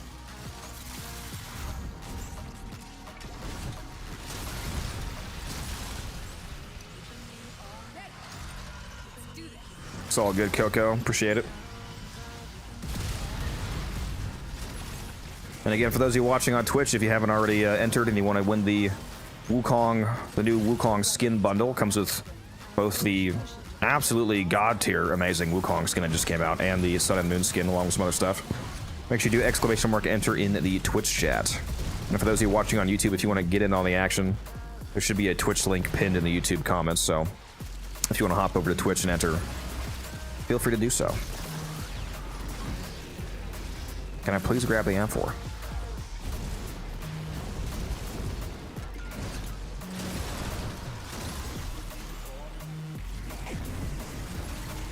You know, you can just hold down the interact button while rolling over them. Yep, I do it all the time. Skip the animation, it's nice. Did it to, I do it to Wildcat all the time to rush ahead of him and grab one, and it pisses him off. What's up, Evo? Time to get to 2K followers, yep. True.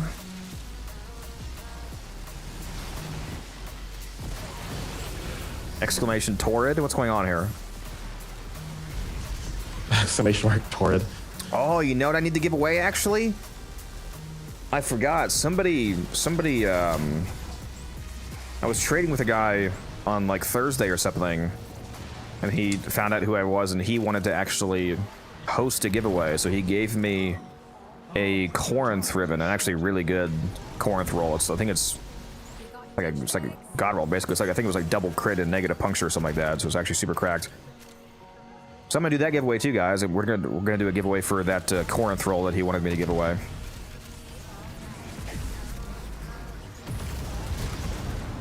Give you guys a bit more time to enter this giveaway for the Wukong skin bundle, though.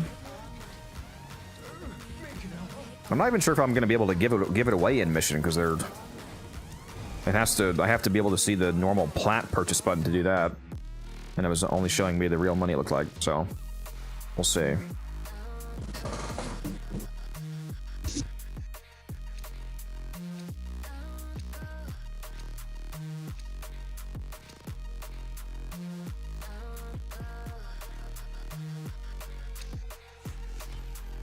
Well, when I leave, I'm gonna go get a sandwich because I haven't eaten it today. I don't think I can remove you, Chrissy, but if you win, I can just re-roll it to somebody else. because if I click pick winner again, then it just re-rolls the table.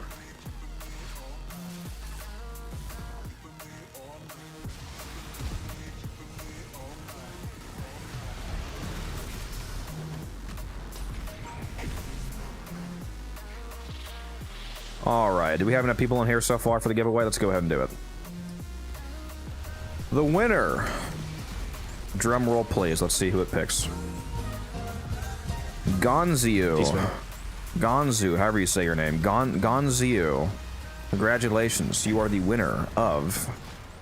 What do you mean rigged? I don't even know who it is, bro. You guys always say it's rigged. I've never heard of these people. But yeah, Mr. Gonziu, if you're still here, let me know what your in-game Warframe name is so I can send you that bundle. The fact that I didn't win means it rigged. That's true, there was an ad that just started doing the giveaway that is funny, actually, so he may not even know that he just won. Rip.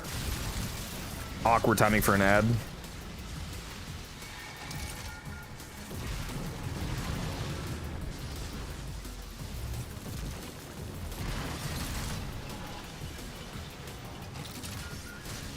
A corrupted Shadow of Violence? That's kind of funny. I don't realize the shadows can be corrupted.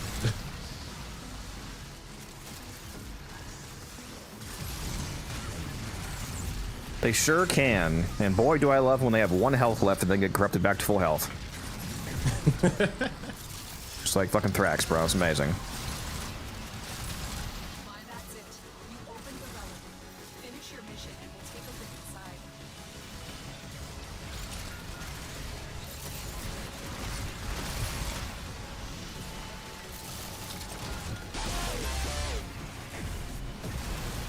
Welcome back from the ads, everybody. That was very awkward timing for a giveaway to end. I think the winner saw... He heard me, though, because he commented. So, yeah, Gonziu is the winner of the Wukong bundle.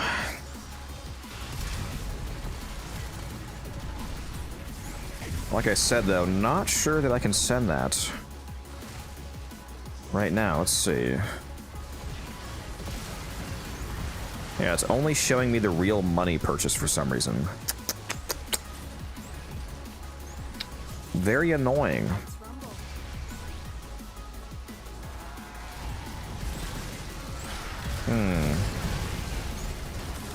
I'm gonna go ahead and mark your in-game name down, Gonziu, then I'll have to send that to you once I'm out of the mission, because it's not letting me do it right now, unfortunately. Anyone do anything fun for Halloween? Wampy PL. I had a goated stream last night for Halloween, does that count? No. Okay. Yeah, I had like 4 people sub last night. And a bunch of follows, and like at one point there was 50 people watching, so that was nice.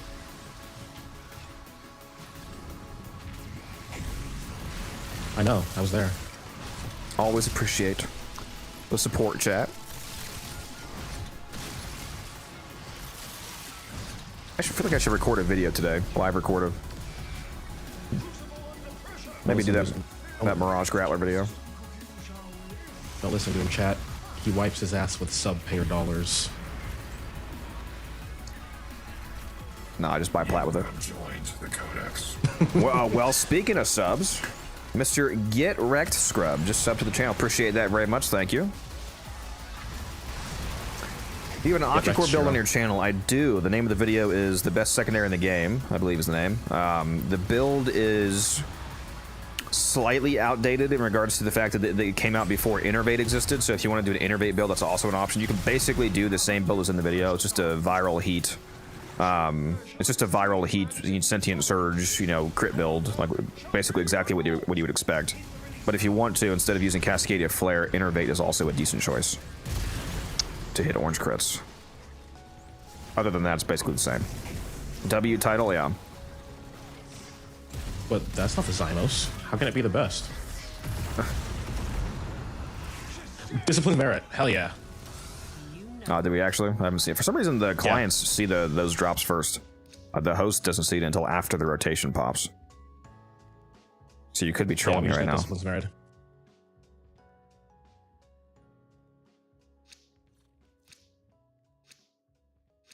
There might be a cascade up there, but if we're gonna do that, I'm gonna do at least one more rotation first because we're on 34 right now. So another rotation is a radiant relic bonus.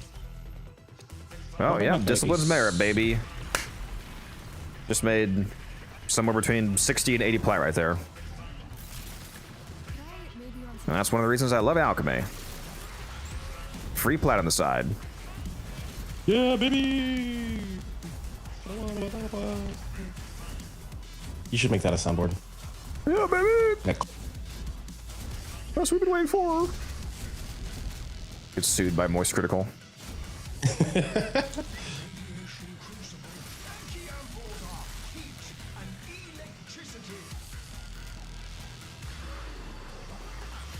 Trying to build Nova. Any advice? I have a Nova build video on my channel. It basically shows you the current build that I'm rocking right now. It's my hot shot build. It does require you having a very expensive arcane hotshot. It's not as expensive as it used to be, but it's still one of the most expensive arcanes in the game. But if you do have access to it, it's quite good.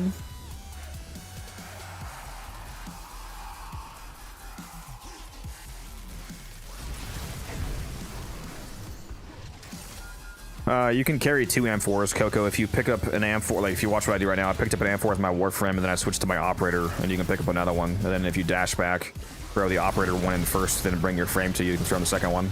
So you can grab 2 that way.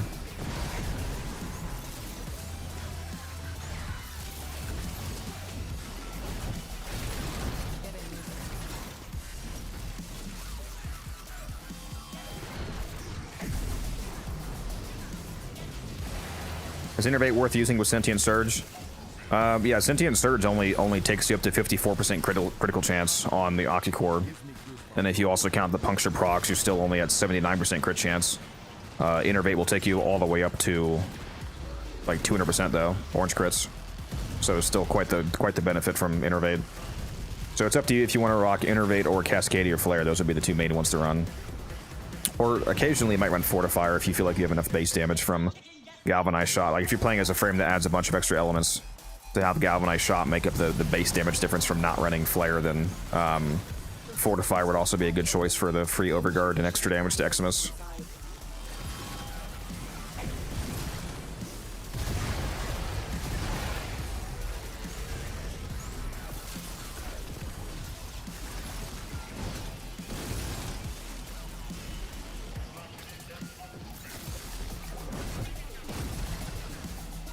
One more. Yoink. What's yours is mine. Have you made a Zephyr build? The only Zephyr build that I have on YouTube is the new player Zephyr build. So no, I haven't made like a normal build video for the later game.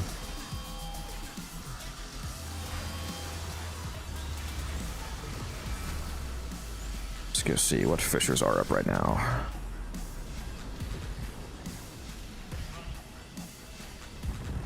No, there's not currently a Cascade up. There might have been. But we've been here for so long that it expired. The best mission currently up is this one. Still. So we're just gonna keep hanging out here for a bit.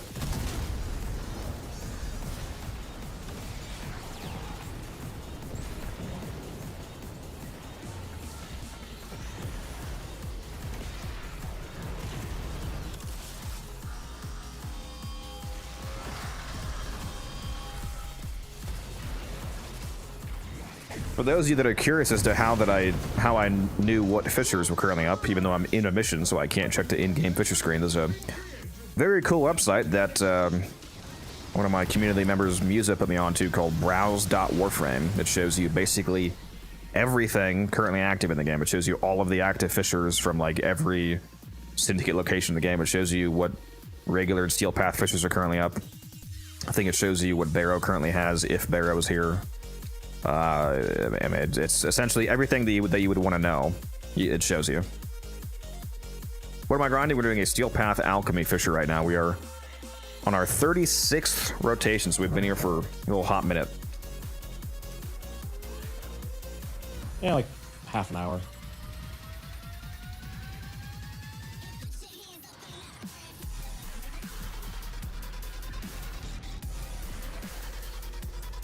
How do you not burn out? That's a question that I feel like I get every stream at this point. I need to add like an exclamation burnout command to answer that. Like have it automatically post when somebody says the word burnout in chat because I get asked it so often. How do I not burn out on Warframe? It's a combination of just the developers of the game and the game itself. They just do a good job making the game very fun. And it also requires a certain kind of person. I feel like most normal people would probably burn out with the amount that I play, but I just really love the game. I just don't get tired of it. I don't recommend that most people attempt to even play the amount of Warframe that I play because you probably will burn out. I, for some reason, just don't really experience that. So like the real answer is like, you know, I usually give in-depth good answers, but the real answer is that I don't know why I don't burn out. I just don't. But I mean, I can guess as to the reasons for it. Like the game is just, it's the perfect game for me. I like the gameplay loop. I like the movement. I like the build diversity. I like the math. I like figuring out how things work. I like the trade economy. I love making plat. I like helping people in the community. I feel like being a content creator. I mean, even before I was a creator for the game, I played Warframe basically daily, all the time. But especially now that I'm a content creator for the game and I have a community, it just gives me more of a reason to keep playing. You know, keep putting out content that you guys enjoy, content that helps you guys live stream and answer your guys' questions, respond to you, chat with you, play with you. There's a lot of reasons to keep playing, for me personally at least. I can't answer for you, like, you know, how to keep you from burning out. Gotta stay unlocking things, which prevents burn. Well, I mean, I already have everything in the game unlocked, so I mean, I can't really do that. But yeah, for a newer player, it's a lot easier to avoid burnout because you have a large amount of things that you haven't even experienced yet. But yeah, for me, you kind of have to find your own ways to keep playing. What game do you reckon you would be playing if not Warframe? Probably an ARPG like Path of Exile 2 or Last Epoch. Although we'll see if Last Epoch goes down the absolute shitter now that Krafton acquired the company. Krafton is the company that destroyed Subnautica 2, basically. If you guys know about that whole debacle. Oh, yeah, I heard about that. And they just acquired Last Epoch for about $100 million. I don't even play Subnautica, and I heard about that. That's...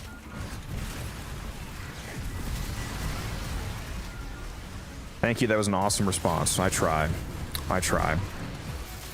Try to actually answer questions when people ask me questions.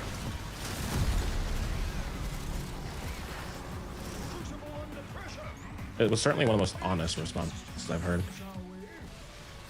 I know a lot of people are annoyed by some of my longer answers to questions, but some questions are just complicated to answer.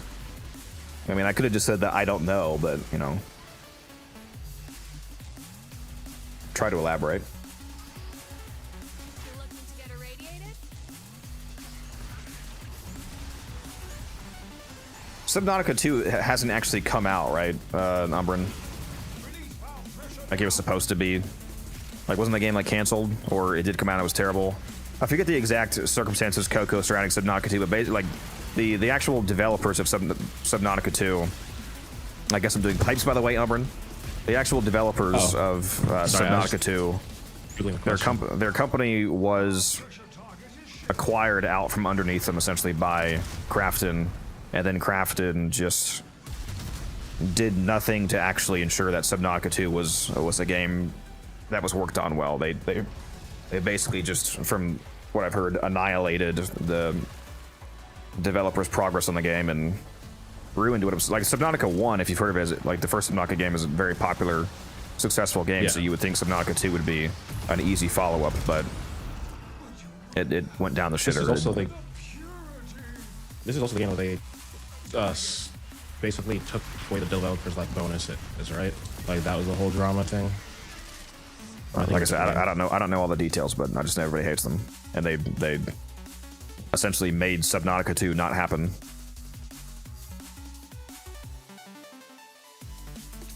Someone said Krafton's like EA. Well, you know, EA just got privately acquired too not too long ago.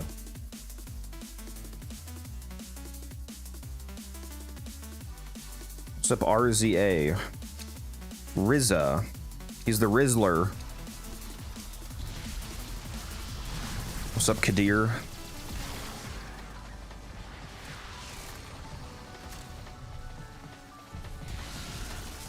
Why is my RG absolute dog shit?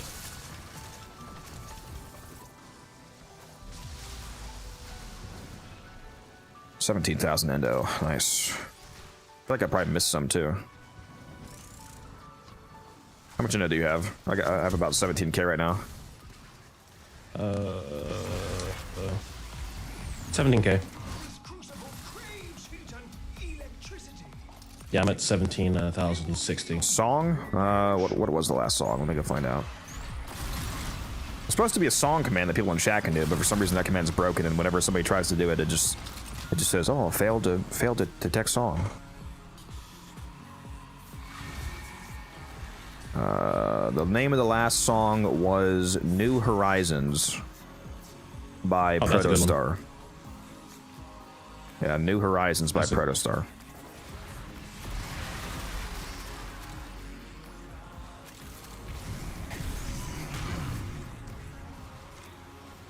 Are you What does able this to button actually do? are you able to actually play, Taylor, or are you just available to send that? Because if you're actually able to play, then I'll leave anyway to pick you up. I just pressed a button and I have no clue what it did. It just made the earth shake. Hello there. What's up, Devontae? Yeah, so you failed to get the current song. I don't know why. I don't know why it just doesn't work.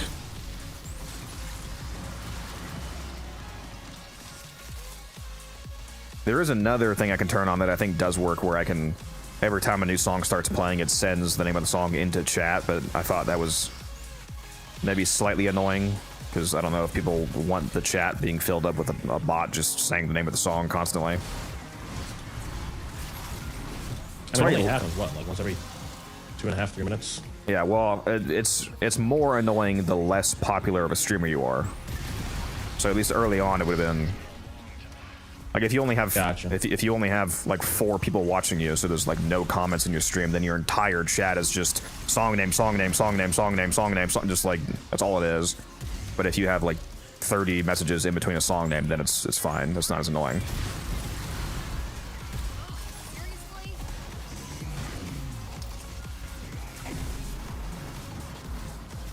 That's all good, Taylor. Yeah, if you can, if you're able to do that pack though, Taylor, that'd be good. Just let me know when you log onto the game, and I'll send you the name of the person.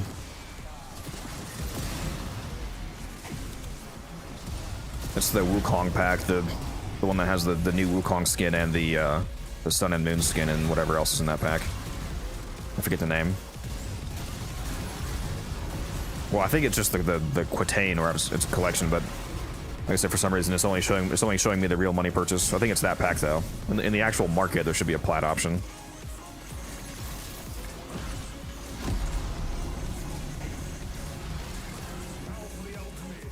What's up, Prime Uncle? The gaming is going. We are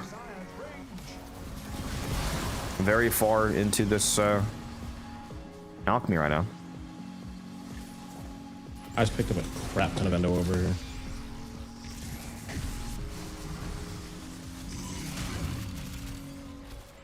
Can never have enough.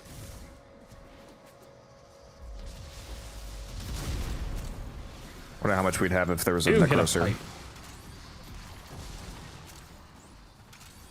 Maybe I did just to If annoy we you. end up leaving, I can swap over to Necros. Pressure calibration changing. The process will not succeed if pressure continues to rise. Open the release valve. I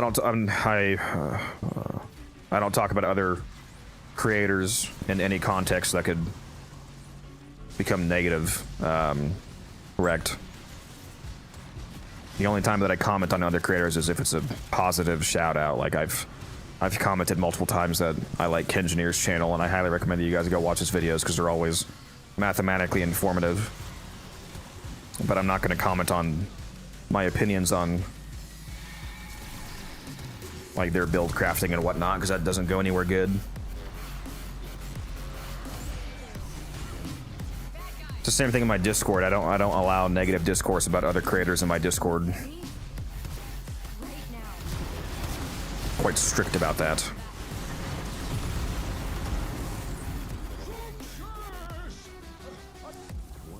Coming up next.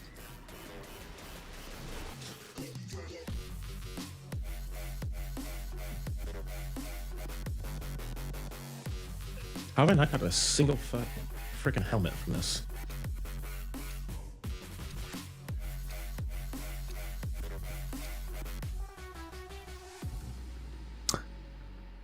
Yeah, sorry. Those are some of the only answers that I won't question, with a long, drawn-out, elaborate answer.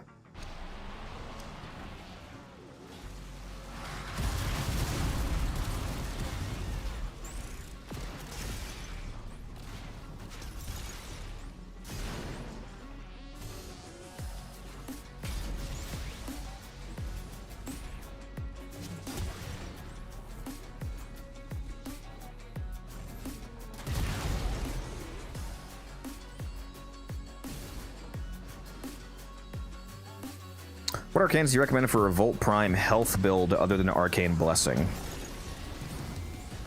Even on a health tanking build, there's nothing wrong with slapping on Arcane Aegis for defense. It's not, it obviously isn't technically health tanking, but whenever Arcane Aegis just happens to trigger, it's giving you effectively 12 seconds of immortality. So regardless of what kind of defensive build you're going for, that's just, you know, strictly a good thing. Especially if you pair that with making it more consistent. I don't even know how it just went down that time, but making it more consistent by running some auger mods or brief rest, but that way whenever you cast an ability you get shields back. Because Arcane Aegis only goes off when you take shield damage. Who was that? Wildcat.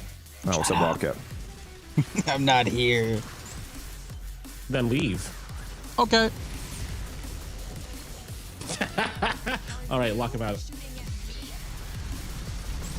What's my secondary? It's the Compressor Prime.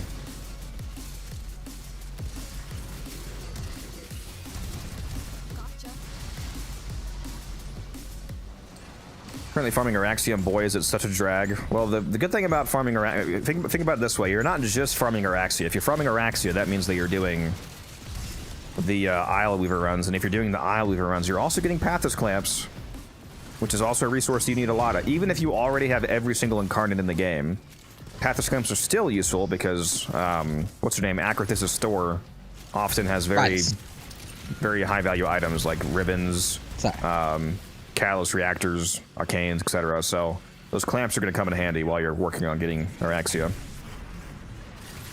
Kind of new to the game. Do you play on controller or mouse and keyboard? Mouse and keyboard is much better if you're if you get good at it. Yeah. Especially for like it's better both for movement, you know, precise parkour movement, and it's definitely better for when you're using precision based weaponry, like if you want to go for headshots and whatnot. Obviously use whatever you're comfortable with, but in terms of the one that's like strictly better, it's mouse and keyboard. Obviously you'll be better with whatever you're better with, but if you're able to use both, mouse and keyboard's gonna come out on top. To be fair, right, when it comes to like hitting precision shots and shit, not an issue, but the movement is like vastly superior on PC and like with MK, not gonna lie. Like, I can hit a headshot no problem, but if you put me on a fucking Titania with the Razor Wing augment, yeah, or Razor Wing Blitz, yeah, I struggle. Yeah. I hit so many door frames and well, part of Titania being harder to control on console also isn't just the controller, it's the fact that you have a way lower frame rate, so you have literally less visual frames to respond to, which the higher the speed you move at this becomes more and more of a problem. It's a lot easier to control a fast moving frame at 150 FPS as opposed to 60. See, it's purely a skill issue for me. I just need to get better. Yeah, better console. Yeah. No, PC, dog. Finally get that PC that you keep saying you're getting. Hey, look, trust me, I'm trying, bro. It ain't cheap living out here, dog. What arcanes used for your operator right now? I'm using Magus Cloud and Magus Melt. The general use arcanes I would recommend that was Magus Lockdown and Magus Melt. I have Magic's Cloud on because of its utility in Void Cascade, specifically. Otherwise, Lockdown is better for general utility. I really gotta stop standing still, dude, and just letting these guys down me while I'm responding to chat. What'd you say, Cap? You like that meme I sent you? Yeah, that was something. Is the one I'm thinking of, Cap? It is, yes, Umbrid, yes it is. Yeah, let's not talk about that. But yeah, that was something. No, I know, I wasn't planning on it. You said that's Umbrid? I don't know Umbrid was based like that. That was crazy. He didn't. Actually, I haven't checked. I can send it to you. I can send it. Yeah, we were on the call. We were talking about it. Describing it to me, like in detail, and I was just like, "What the fuck?" I sent it to Guns though. Guns, yeah. Let me send it to you, Umbrid. You'll love this. What would you use for Cascade? The Operator cans is Cloud and Melt.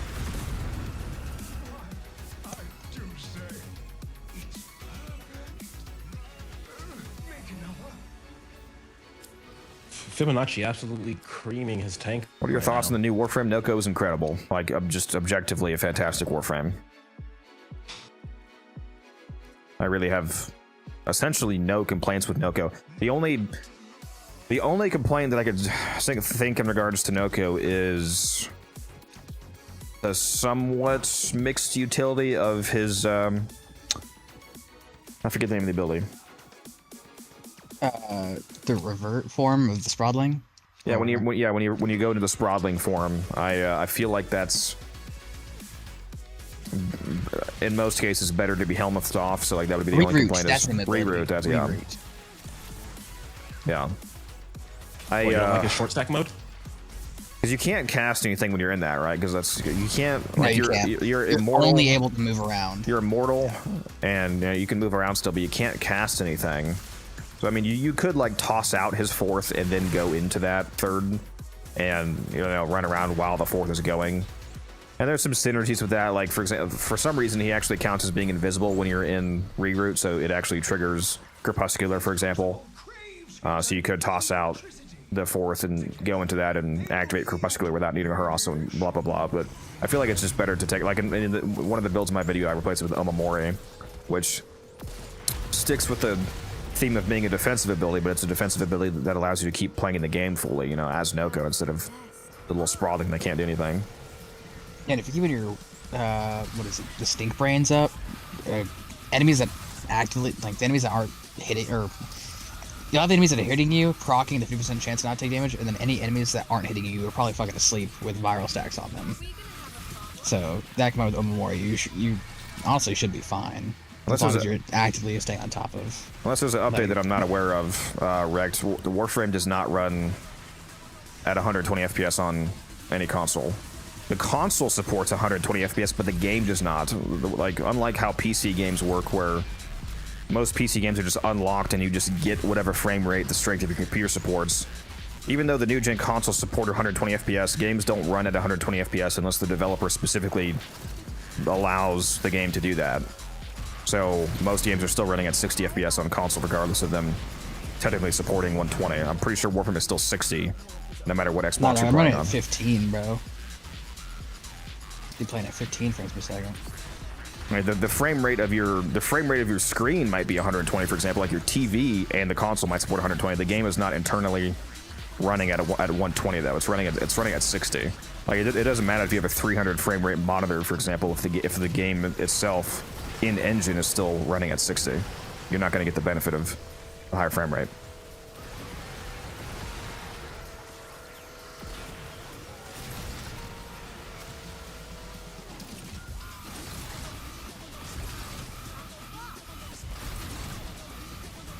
Also, Wampy, if you're still here, my one of my moderators is about to send you that Wukong collection that you won. Sorry for the delay. Dude, say, give me his name and I'll send it to him. Taylor's doing it right now. He hopped on to do that. He's not able to actually play, but he's just hopping on to do that. Gotcha.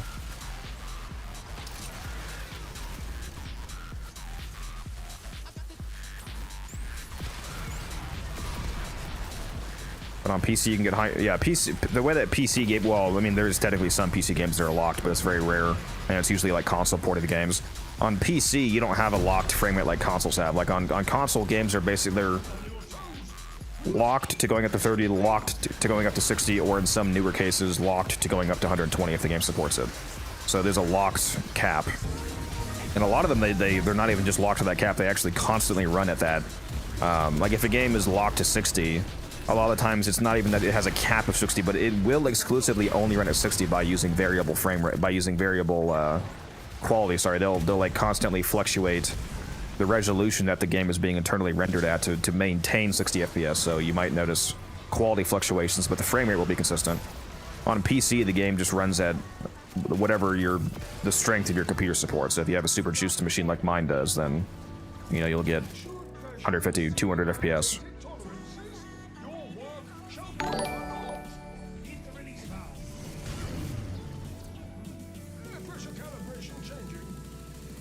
was gonna ask, where can a person get Ireli relics? Multiple missions across the game. There's dozens of, well, more than dozens. There's tons of missions that drop relics. The best relic farms are typically, there's a couple capture missions in the Void that are good, and then a lot of the best relic farms are going to be disruption missions. Like for example, the Apollo Lua disruption is the best Axie relic farm in the game. You can easily get like 15-ish Axie relics an hour, depending on your speed. Oh yeah, someone redeemed a Catalyst giveaway. Sorry about that. I forgot to do that. Thank you for the oh, I also forgot to remove the last winner thing off the screen. Again? God, bro. Yeah, I'm so bad at this, dude. It's not commercial anyway. Get too invested in these responses. My bad. To be fair, I would prefer you to be invested into like answering questions than you know. I keep telling people in chat, you guys just need to yell at me more often. If I forget to do something, just spam me. A lot of people don't care if they see that up there. They actually prefer you talking to them and answering the question. You know, just spam me in the chat until I. Well, if somebody redeems a giveaway, I should do a giveaway. You purchased it. No. Don't worry. I'm sure they'll remind you if it gets to be too long a duration. But, you know, they'll know you. All right, new giveaway going. Exclamation mark enter in the Twitch chat for a chance to win either a Catalyst or a Reactor, whichever one you prefer.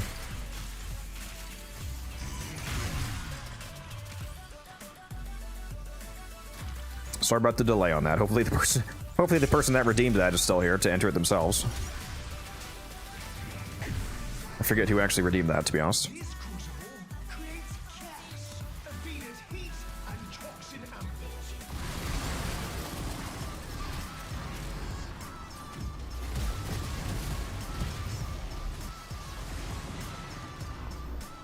Oops, that's the wrong button. I hope that there's a dude in chat yesterday. It was something like. I'm playing as Nova, by the way, Ryan. I think it was Erdness.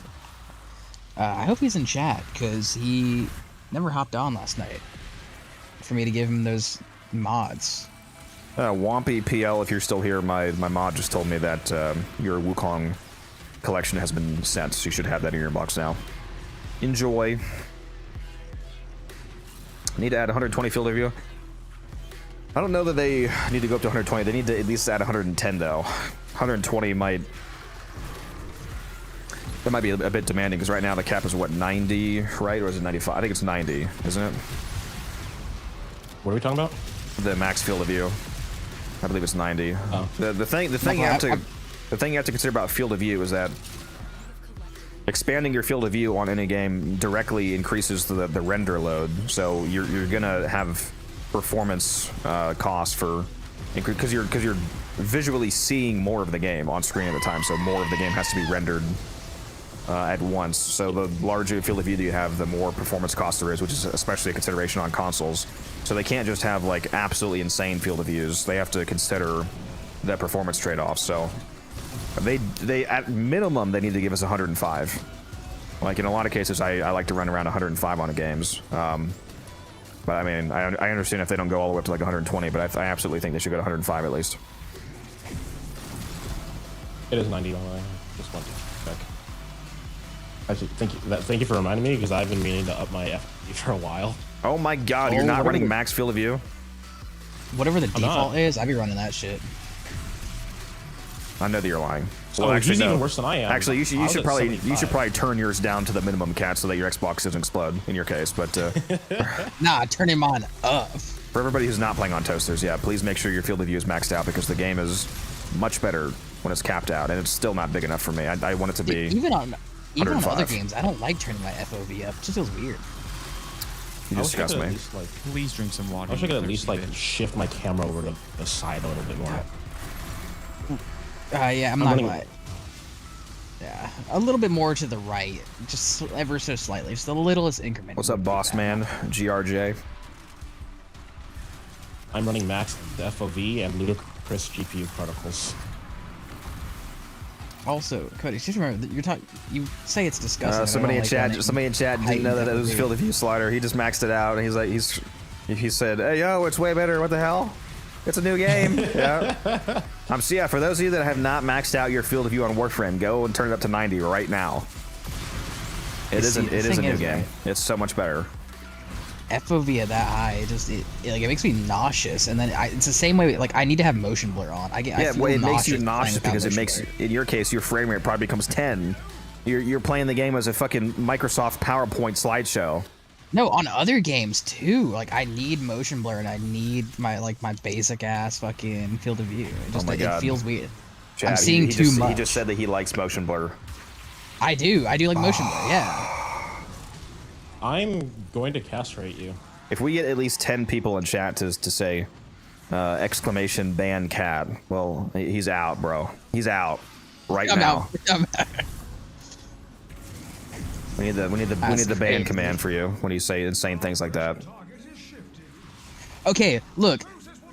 I stand on my statement. Oh my god, Umbrin, you're so bad at piping, bro. I will pipe your mother. Hello there. Hey, watch your mouth. I stand by my statement that motion blur is, if you're good with motion blur, you're better than the average player. Sorry. We're getting a lot of banned cats right now. We're getting a lot of banned cats right now, bro. I think it's over for you. I think it's over for you for real. Fine. Well, shit. My bad. I can recognize a threat even when everything's blurry. I'm just a superior gamer. Get better. Apparently, Matt agrees with you. He just said that he hates it. He's going back to normal field of view. See, some of you just have the inferior opinion, you know. That's all I'm saying. I hate the console recoil bug. It's not a bug. Well, it's not a bug. It's just the system is shit, and they're not giving the fix until old piece on consoles, unfortunately. Yeah, good news. We're getting an update that when old piece drops that'll allow us to change that. So just hold out. I'm with you there. I'm also on console. I'm with you. Just hold out, man. I prefer recoil. Trickster said, thank you. I don't know. I'm assuming he also just turned up his field of view. How many people in chat just turned up your field of view and you didn't know that was an option until I just said? How many of your lives did I just change? Someone chat typed ban codex. I actually just got burnt out. Got to take one of those infamous Warframe breaks. Well, come back for Old Peace in December. We'll see you then, bud. Hopefully you come back for that. Yeah, we'd love to see you for Old Peace. Would love to see some people. Now, let's see how many banned cats we got. Honestly, you should have just made it a poll to see how. Cat just brain can't process the data from a full field activity. Hey, man, look. Having a heightened FOV is like doable, right? But the issue is just how wide it is for my eyes. I feel like I've got to go fucking cross-eyed to see everything. And then not only that, paired with motion blur, of course. I do. I'm blind. Yeah, I wear glasses. I'm blind. Oh, so you had a skill issue from birth. So why do you think I like motion blur? It's basically like, for a good portion of my years, I didn't have glasses, even though I may have needed them. So I got used to like a really fucked up depth perception. That's why I like motion blur. It feels natural to me. The winner, by the way, of the Catalyst/Reactor is Mr. Leo Solence, or however you say your name. Fuck you, Empty Soul. It is not a skill issue. Me being blind is not a skill issue. You were born with a skill issue. Leo, let me know what your in-game name is and which one you want between a reactor and callus, and we'll get that sent to you. I think it is a skill issue. Yeah, unfortunately for you, the only fix is pay to win. Get some LASIK. Get some, yeah, so you're true. LASIK's actually not too expensive these days. When it first came out, it was like you're paying fucking 20 grand per eye, and now it's fairly affordable, for what it does. You see, Crizzy, all of my weapons are so like modded out for just pure destructibility that I can't afford to recoil on. But I also like annihilate everything, so I don't really have to worry about recoil if everything dies in one hit. Your GRJ, Bad Codex, appreciate it. Not my boy T-Spin, Bad Cat, what the fuck, dog? That was inevitable. Warframe supports higher frame rates on PS5 Pro since the underline update. God damn. Okay, Umbran's to be expected. I can't even be mad at that one. I figured you were probably one of the first ones. If I can say that. Yeah, you were. You were one of the first people. Again, Leo, make sure I get your name. I haven't seen your response yet. Leo Solence, if that's how you say your name. If you are still here, let me know which one you want and what your in-game name is. Otherwise, I'll have to re-roll it if you're not here anymore.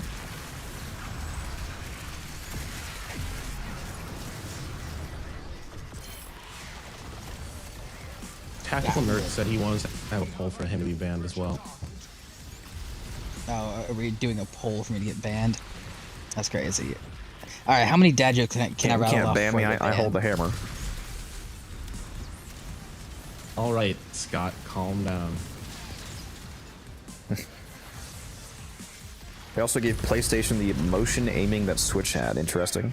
Yeah, I'm gonna have to redo the giveaway because it appears that Leo is unfortunately perhaps not here anymore. So the new winner is Avery. You know, it's funny, Avery. You're the now it really looks rigged. He just said redo giveaway and then he won. That's crazy. Well, Avery, you're the winner. Look at that. Damn. Why did your stream just pause on the fucking commercial? Goddamn. So it's reminding me of you're the Brud Dude 2, right? Isn't that your in-game name?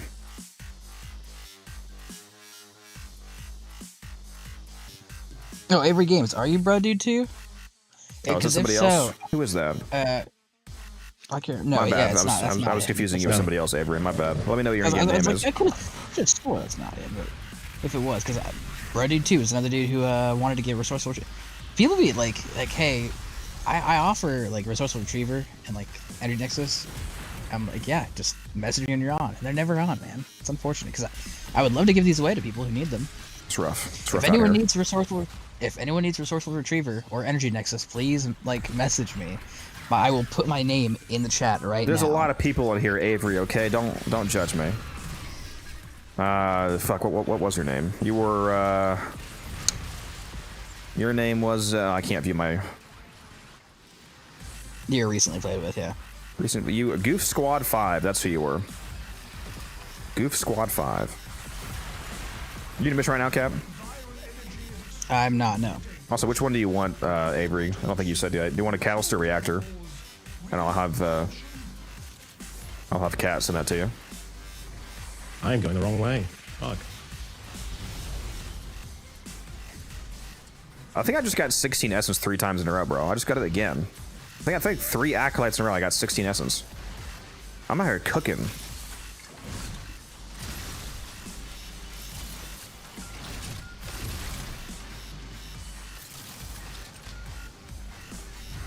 Somebody in chat just said, "I need resourceful retriever bad, please." There's your next target, Cap. All right, yeah. Look, I'm putting my name in the chat now. Message me. You'll have it in like 5 minutes. However long it takes me to load into the dojo. Cat plays on Xbox, Okay, not PlayStation. T-Spin. Motion aim. What is motion aiming? I don't even know what the fuck that. I don't even know what that is. You can do minor aiming corrections by literally moving control. I would hate that. PlayStation has PlayStation controller. The PS5 controller has motion controls. Yeah, it sounds awful to be honest. Yeah, that sounds horrible. I don't know why mixing motion controls with stick controls just sounds like a surefire way to throw your shooting off. So you have double input. It's actually not too. It's not too bad in other games. I haven't tried the Warframe yet. Like I play like Horizon Zero Dawn or Horizon Forbidden West. I play both those games. It's actually a pretty good bonus for those games because it's like if you need to make like a tiny correction in aiming, but you don't want to hit the stick. It's not a thing, T-Spin. He plays on Xbox One. He's playing on. He's playing on a old ass Xbox. Also, fucking what was I about to say? Shit. Yeah, no, I crab claw. I don't need aim assistance. All right, I'm good. I'm chilling. I can move, shoot, aim all in the same motion, no issue. Aiming issues? Just get an Octi-Core reel. You're so real for that. What am I saying? I honestly forgot. My attention span died, so. Crab claw gold supremacy, potato. Reactor, okay. How does this console even? Oh, Matt, if only you knew. You what's a reactor cat? His name is Goof Squad 5. Goof Squad 5. All right. Goof Squad 5. I think two accounts popped up. It's the console one. Console one? Okay. Oh, he said send it to Bound to Nerf. Why do you have two accounts, Avery? Can't you? Honestly, sending it to a friend. Yeah. Can't you just? No, sorry. I think earlier he said he had two accounts. Why don't you just merge your accounts, Avery? I will take a gold potato. Okay, so reactor it is. Hold on. Now he's saying wait. I also know he's.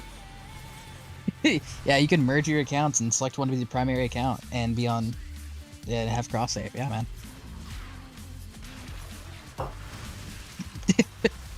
If the accounts are old enough, you can actually fully merge them and it'll completely combine the inventories.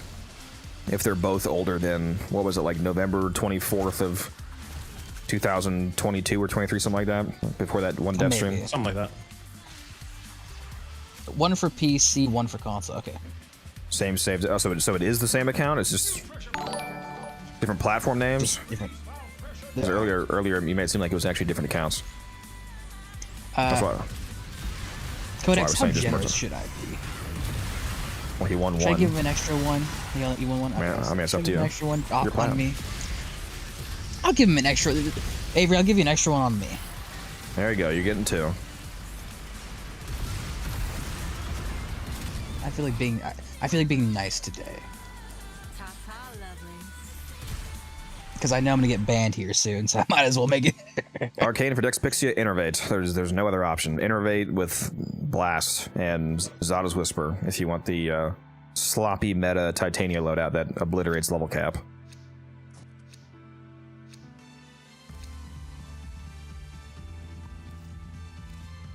Wait, you can merge the inventories? I don't know that you can merge the inventories now with newer accounts at least.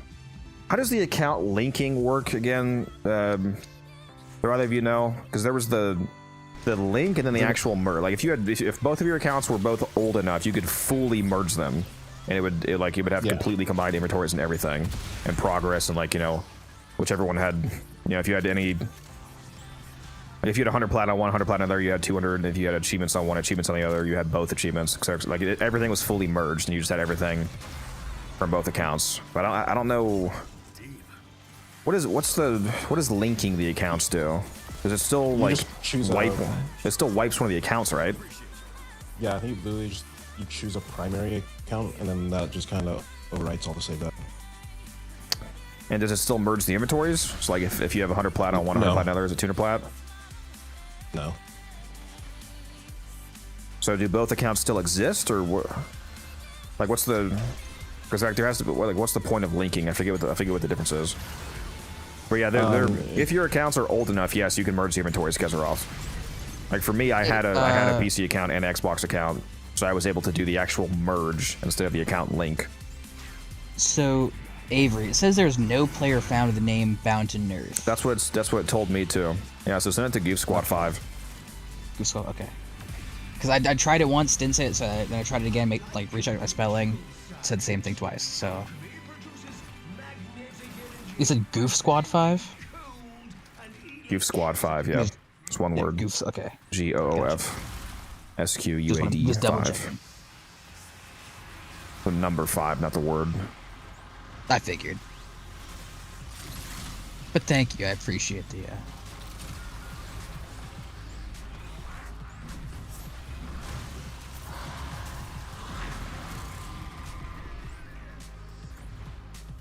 Oh, okay. If I type in Goof Squad 5, it allows me to it says linked account bound to nerf. Okay. Also, bound to nerf, it's 2 instead of TO. I feel I should do. Okay, so sending it to bound to nerf then. Yeah. All right, it was sent to bound to nerf. Oh yeah, he just says 2. Okay.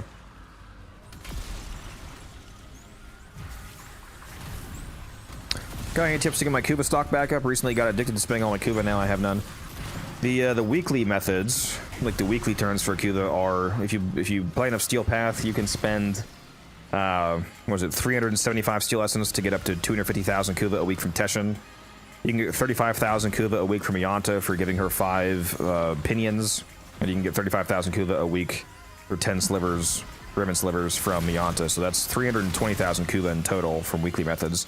And then if you want a continuous Kuba farm, the best one is doing super meta arbitration runs with like the real sweaty specific.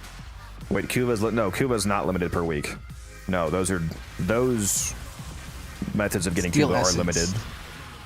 But you can also just farm Kuba from either actual Kuba missions, like you can do Kuba Siphons, Kuba Floods, Kuba Survival, or you can do the best Kuba farm is the meta arbitration runs. If you have the proper team to where you can farm hundreds of Vitus Essence per hour, you can get up to like 200,000 Kuba per hour in certain arbitration, defense, and interception missions. It requires a very specific team, though, with very specific gear, and my voice just went crazy there. Very specific gear and very high skill. Like, it's one of the hardest gear and skill checks in the game. If you mess anything up, you will instantly fail the mission if it's a defense, for example, because on arbitration defenses, if the target dies, you instantly fail the mission. They have no down state. If they go down, you fail, and you lose all of the dropped Vitus Essence. But if you do it correctly, you can get 2, 3, 4, 500 Vitus Essence per hour. It's a very sweaty farm, though, and you cannot do it solo. Get Rex Scrub. I see your message. I got you. Take your time, man. No rush. I'll be here for a long time. So, you are A-okay. And, Avery, you are all good. Look, trust me. It's like I've done the same thing with my account. If you want something less sweaty for Kuba, do a Kuba Survival Fisher and stay there for a while. Oh yeah, just turn in the canisters into the life support. Yeah, that's nice. Crack some relics while you're at it too, if you get it as a fisher. It's pretty hot. Go on Warframe. Go on the Warframe.market website, Tello, and you can buy anything that you need. What'd you say, Umbrin? I was gonna say, if you get Kuba Survival as a fisher, the only relics you're gonna be popping are Kuba relics. Yeah, but I mean that's excellent. What? Isn't that like excellent weapon adapters and shit too? But yeah, by popping those relics, you get the Fisher resource buff, which affects the Kuba. After you crack 18 of them, Also, you'll have the 100% resource buff, so you get twice as much Kuba. Plus, who doesn't love Vohm, Ool? Oh, you don't get Ool from it, but Zada, you know? You get Ool from killing the liches and sisters if you get lucky, but still. I don't know very many people with more than like 15 Kuba relics at any given time. Well, they're actually, if you target farm them, they're actually quite rapid to acquire, because if you do the siphons and floods, they're a 50% drop chance from siphons and 100% guaranteed from floods. So if you do those consistently, you'll rack up a pretty rapid amount of them. I happen to have quite a bit, or had. I don't know. I've also popped. Yeah, Avery, we'll see. Everybody's going down. What's going on here? Let's check. Let me check my overguard keeps breaking. I've got 36. I've got 36 Rec 2s, 33 Rec 4s, 28 Rec 3s, 25 Rec 1s, 5 Radiant Rec 3s, and 5 Radiant Rec 4s. Oh, Technical Nerd just went AFK. I got the goods.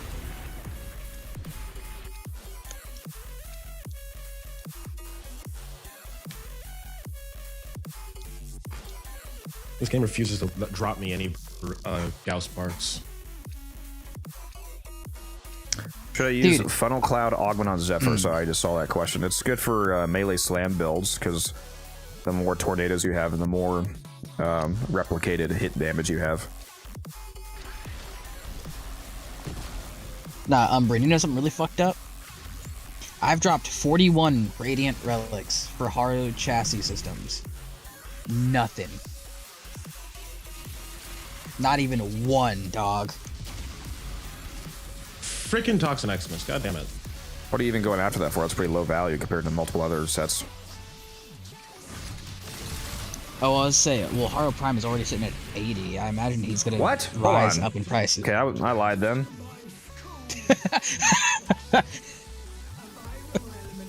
Hero's 80 And plat then right wh- now? Are you shitting me? He You're was lying. yesterday when I checked the market. Yeah, no, you check the market right now. He was yesterday when I checked. He was 80 plat. You're lying to me. And then when his skin drops, I imagine he's also gonna rise in popularity, and people are trying to buy him up. So That's true. That's a good point. Is Warframe market down right now? What's going on here? It's not loading for I'm me. refreshing my Walking bug, shit. so- I've got 2. Who messaged me while I was off? Anybody in chat able to access their Warframe market right now? It's not loading for me. I finally got banned for making too much plat. Message me. Here I can check. Yeah, I'll check. I'm checking market right now.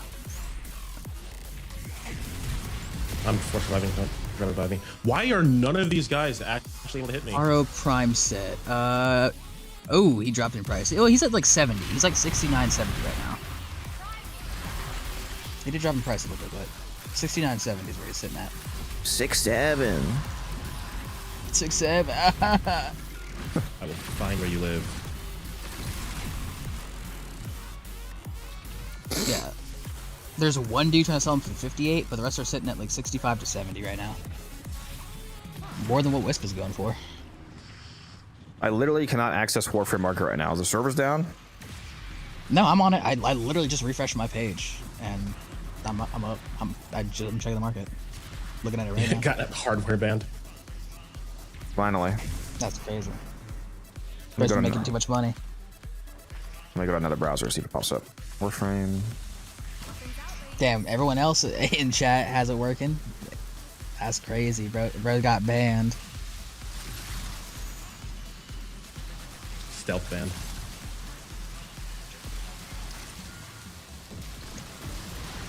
Is nobody else having issues with market? I literally cannot access the market at all right now. That's Let me check. it's totally down for me.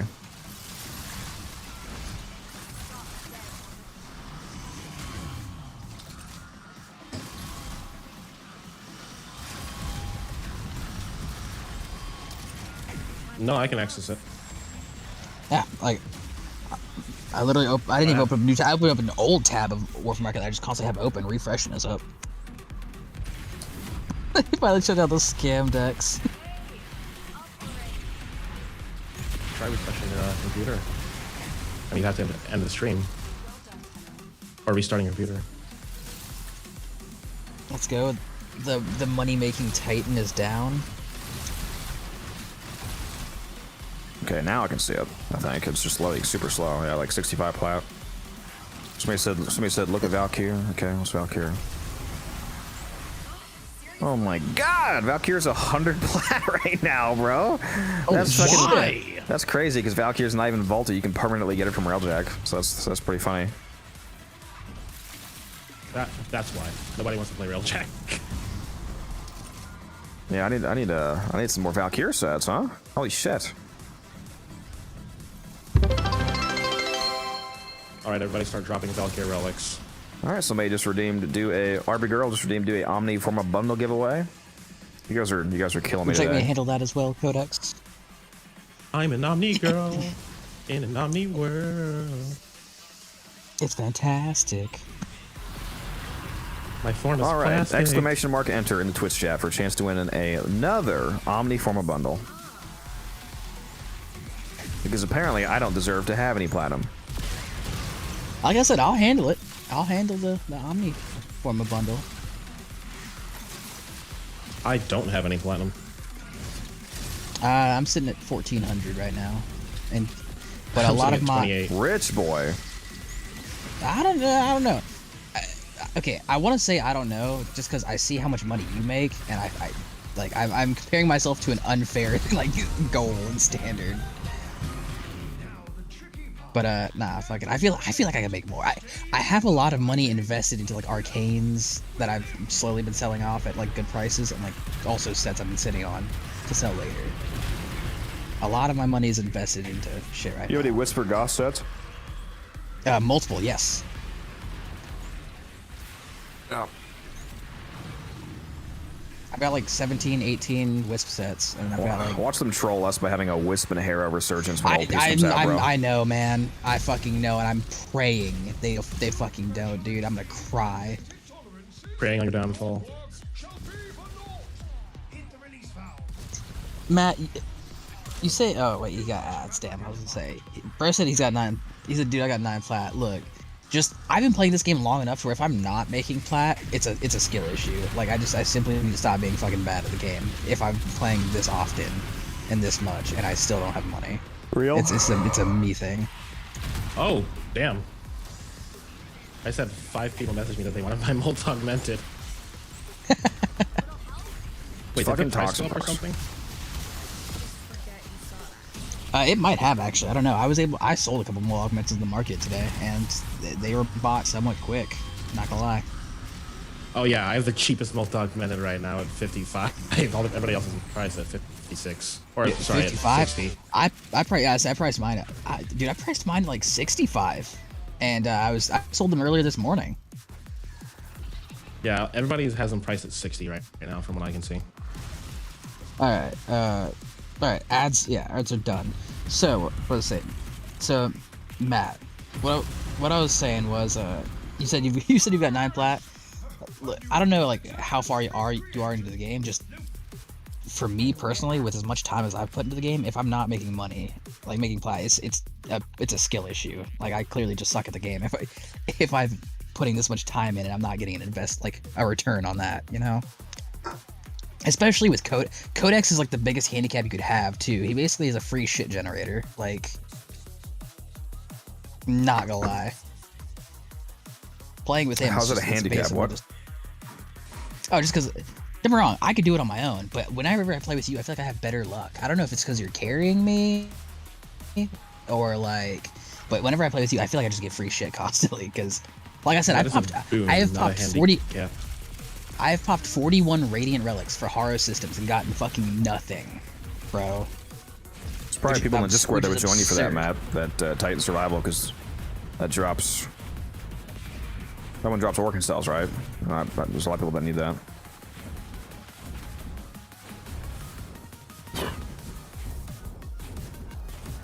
If anyone needs Orc Cells, I'll join as Necros to help out. I got no issue with that.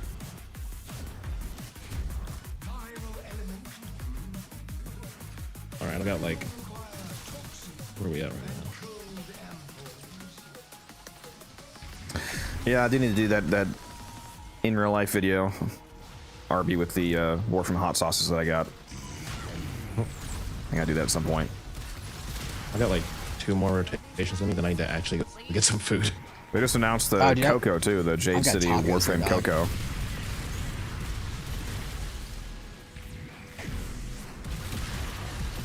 Yeah, I legitimately haven't eaten at all today, so I need to go get some food after this. I felt that, man. You can leave at 35 if you want, which is, yeah, this one, because it says, yeah, we're on 35 right now, so if you want to leave after this rotation, we can. Got it. If you're starving. I am. It's only been 3 hours, but, you know, I guess we can go.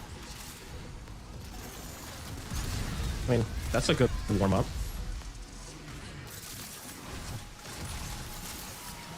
Then I'll get some food, and then I'll come back.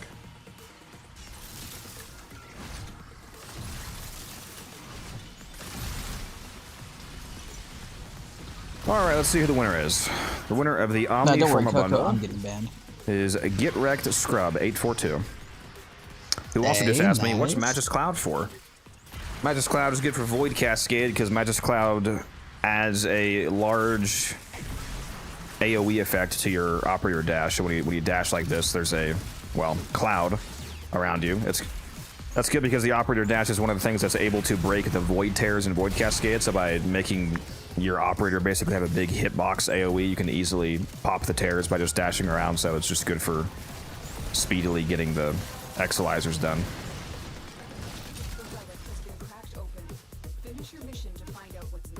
Also, let me know what your in-game name is, Wrecked, and we'll get that Omni bundle to you. My overguard is getting shredded at this point.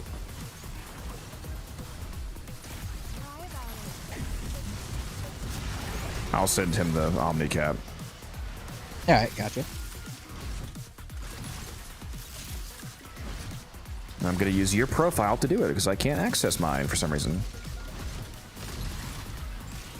Yippee, let's go. I added the Omni Forma bundle to my wish list the moment we got out of that game because it was disappointing that I didn't have it on there.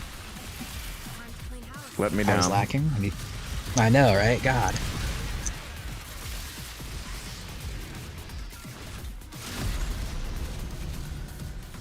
You say you cook too much with the Kome build? Manage the venting system to keep pressure within the desired range.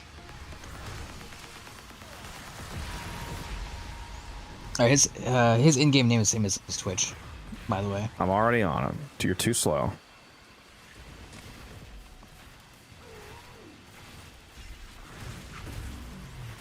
There you go, Wrecked. Enjoy. Meanwhile, I'm back into poverty status. You guys maybe dip below 18k yet again. It's my eternal curse. I keep ping-ponging back and forth between above and below 18k plat. I'm never gonna get to 20k. That's all chat's fault. Okay. I saw it in clan chat, but I love it. Also, the like cotton candy pink and blue Vobin fashion, I fuck with it. I like it. I like it. It hurts my eyes, but in a good way. Blasphemy.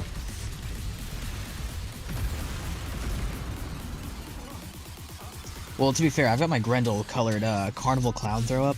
It's just a myriad of colors that shouldn't exist.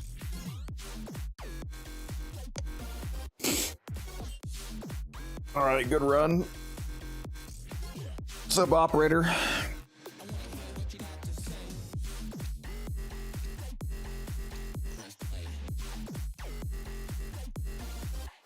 Dude, what is that Nezza look, bro? Why are people just sending you? No, T-Spin is in the clan. It's in clan chat. Oh, it's all T-Spin looks. Yeah. There's just this thing now where people send me shit to like view, like, oh yeah, take a look at this fashion for it. Nah, fuck it.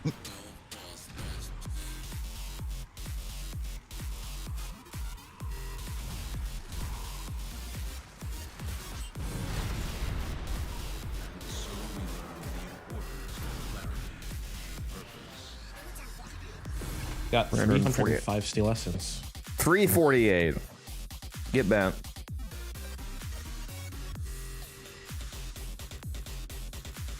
Smooth operator. I'm gonna make this What? trade real quick and go get food. I'm not using Corvex. I'm not using Corvex operator. What do you mean? 22,000 endo. Very nice. Yo, dress. What is it? Is that Dresstoff? Hey man, look, he's already done that with 10k. Corvex is Codex's secret guilty pleasure. You know what, Kezaroth? Yeah, go ahead, send me your build. Sure, I'll take a peek at it. I can't guarantee it'll be Codex quality judging, but you know, you're more than welcome to send me your build for me to look at it. 183 ribbon slivers. One mission, and we got months of ribbon sliver turn in. Wait, did you send me a friend request to get wrecked, Scrub? I didn't even see that shit. My bad. Oh yeah, there you are.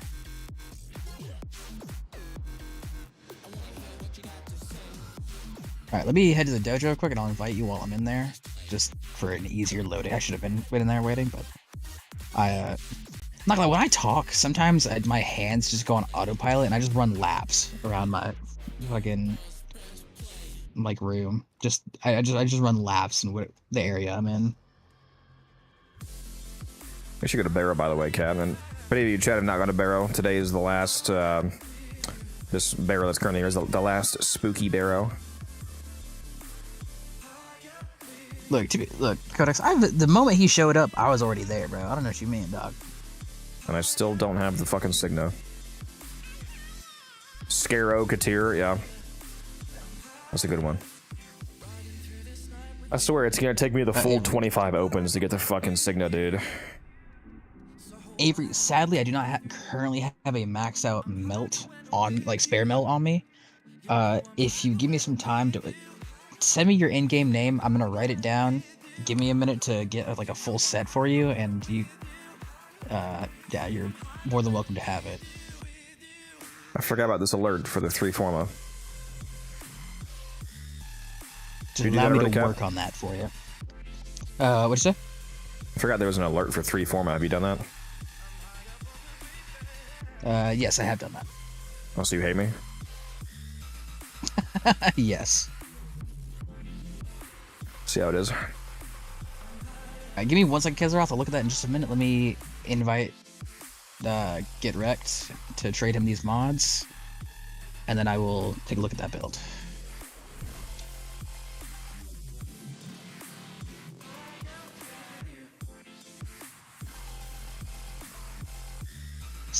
Do I have an extra saber? There are some mods that I forget whether I have extras of, because I don't do I don't do a lot of nightmare. I do need to do specific nightmare missions to get extra like mods or specific mods as for extras, because that is nightmare missions do house a lot of mods that new players are also like would be useful to them. So it would not be a bad idea. Umber, what are you doing here? What I want. God damn it, of course you're here. Can we get this guy out, bro? It's my dojo too. Doesn't mean I like it. Also, you're supposed to be banned right now. Why are you talking? yeah. What happened to that, Codex? What happened to me getting banned, huh? Oh, they actually haven't heard you this entire time. I muted you 40 minutes ago on stream. That would be hilarious. Yes. To be fair, Schizo Codex is nothing new, bro. You'll be in his headset in his house. Yeah. His insistence that misery is guaranteed summons. Well, yeah, he's not guaranteed. There have been instances where misery has not summoned before. He just dies instantly. Shut up, cat. You want to lose your weekly mod pay? I get paid? I thought I pay you to be your mod. That's crazy. You know what? I've got a counter offer to that. Here, actually, wait 1 second. I've got a counter offer. That's a fair argument, Pat Geary. About the proto skins.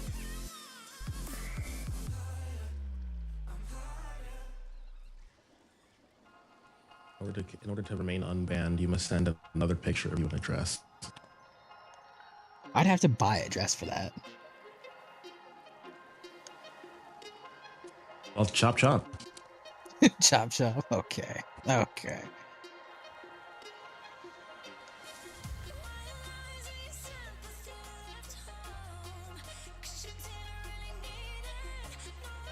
No, keep your lungfish and trowlocks. Take my norgs. Fans over here in the fish market, in the fish black market. I was filling empty slots with norgs, and he came back and offered more fish. I was like, God damn it. If I exclude Resourceful Retriever and Energy Nexus, we basically just did a fish trade. Just straight up. Just... Alright, you know what? That works. That was A-okay. Hey, no problem, Direct. I got you, man. Alright, now let's check out this Akicore build. Get wrecked, Shiro. I mean, one thing that would definitely increase your damage would be maxing out that galvanized shot for sure. That's a pretty good one. Radius extension is nice. Pistol pestilence, ice storm. Okay, so heat mag, radiation. Okay. Okay, so I saw the first vomit and I was like, that's not terrible. But I saw the second one and I'm like, What's your? I was like, What? I just got the fucking Tonkat blueprint immediately. Okay, I forgot that drops here. What, somebody in chat who doesn't have the Tonkat yet is so mad that I just fucking instantly dropped that. So what mission are you running? The disruption gift to the Lotus that gives the 3 forma right now. Got 12 days. Here, let me. Oh shit! I actually have to do that later. Because Ross. So I'm gonna send you the build I run. It's a pretty basic build. I don't struggle too heavily with it. Cascadia Flare is a great one. It's no arguing with Cascadia Flare. I run Enervate, and I also run because I saw you're not running a on what weapon? Crit damage mod. Akicore. Not running a crit damage mod. Oh, what? Yeah. Send this build to me immediately. Or I didn't see one. What are we doing? I saw Magnetic Might, which is crit damage, right? But that's the only one I saw. Yeah, not running. I only saw PTC is insane. Because also my companion has what mod is it that increases crit damage on companions? I'm running that as well, which is giving innate crit damage to my weapon. The primed target cracker, which is pretty big because I'm also running Enervate, so I'm getting my crit chance super high and I'm hitting orange. Yeah, you got to run pretty PTC on it. consistently. Yeah, primed target cracker is a massive DPS increase. Like, other than that, your build is fine. Like, your build is great. It's just PTC is a pretty big one. Because I run a pretty basic viral heat build with secondary Enervate, and yeah, I have no real issues getting kills with that.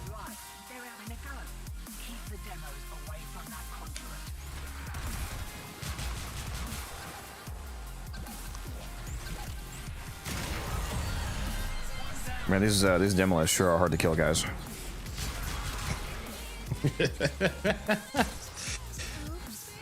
Yeah, if I'm gonna be honest with you, I would drop Magnetic Might for PCC. The extra damage to shields and overguard is cool and all, but with if the build you're using, you can already, keep Magnetic Might if you can hitting. You can replace overguard Lethal Torrent for it potentially. I mean, you could do that. Especially if you're running Reinforced Bomb.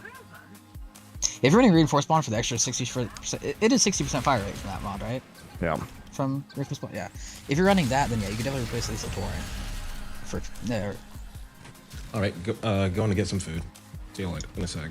All right. So here, I'll send you the build I run. Now you do not have to copy this at all. This is not just something for you to look at, because you're running almost the identical build to me. It's just. Nuclear Fruits, Fruits, thank you for the follow. Funny name, by the way. I like it. I mean, other than that, you did great building it. It's just that the crit damage does matter. I'm assuming he has Sentient Surge on. He does, yes.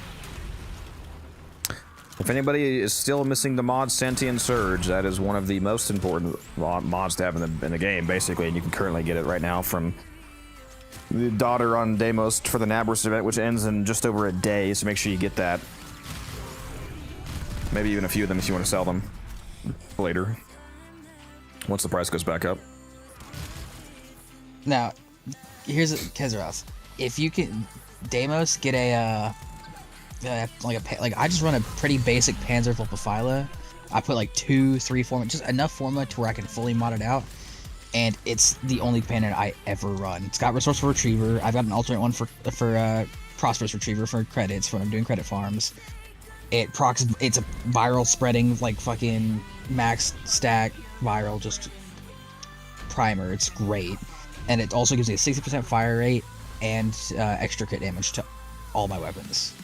I would heavily recommend working on a companion, for sure. Yeah, at the very least get a Panzer, and just, if you don't want to have a bunch of different fully modded out for companions for different circumstances, at least finish a Panzer build. Yeah. They are incredibly useful. They can trigger reinforce spawn, Tracer spawn, viral procs. They never go down with the devolution.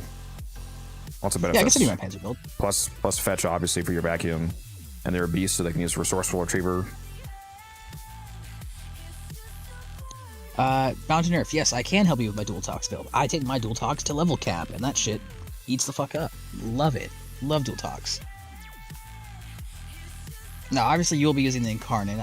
Though I'm pretty sure that's obvious, but just always gotta reiterate Incarnate, you know. But yeah, let me send Kezar off my Panzer build real quick, and then I will help you out. Bound, I got you. Oh my god, there's another alchemy up. Also, T-Spin, your Oberon look, mwah, beautiful. Where do I get the Octi-Core itself? It's I think it's just off the market. No, it's not. No, it's out of the Dojo. Lab. It's the Energy Lab. Yeah, I think it's the Energy Lab. It's either the Energy or is it Energy or TennoCreate? It's Energy. Yeah, the Energy Lab in your dojo. Wrecked. Yeah. And then Sentient Surgery, right now you can get it from Daughter. You only have about a day left, though, so go grab that. Alright. Yeah, I got you, Kezar. Alright, so Bound. So Dual Tox. This mod right here Actually, is what I you think need. I have that equipped right now. No, I've got my, I have my Occucore equipped because I was looking at that build.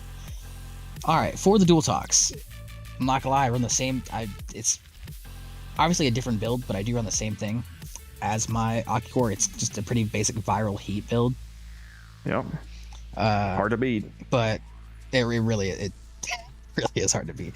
The difference is I don't run Innervate on Dual Tox. I run Secondary Deadhead because when I'm usually doing level cap Void Cascade with it, I'm aiming for Thrax foreheads to eat them, just eat them up and get that damage multiplier.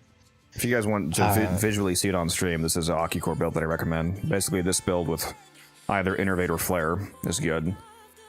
One consideration you can make is, like I said, especially if you're running Reinforced Spawn on your companion to compensate for the fire rate, you can replace Lethal Torrent with Magnetic Might to add the extra magnetic damage, and crit damage is nice. Yeah. So this build... Yeah, the extra mag damage, specifically for Overguard and shields, is pretty nice as well. I'm not gonna lie. Yeah. And also gives you another Element status stack for galvanized shots. It's also basically adding another 120% base damage. Are you counting the electricity too from when you crack a shield and it procs that electric as well? Oh yeah, in that case it's 240. Steve, what would you do without me? You wouldn't have remembered that. I literally was about to say it before we started talking, but yeah.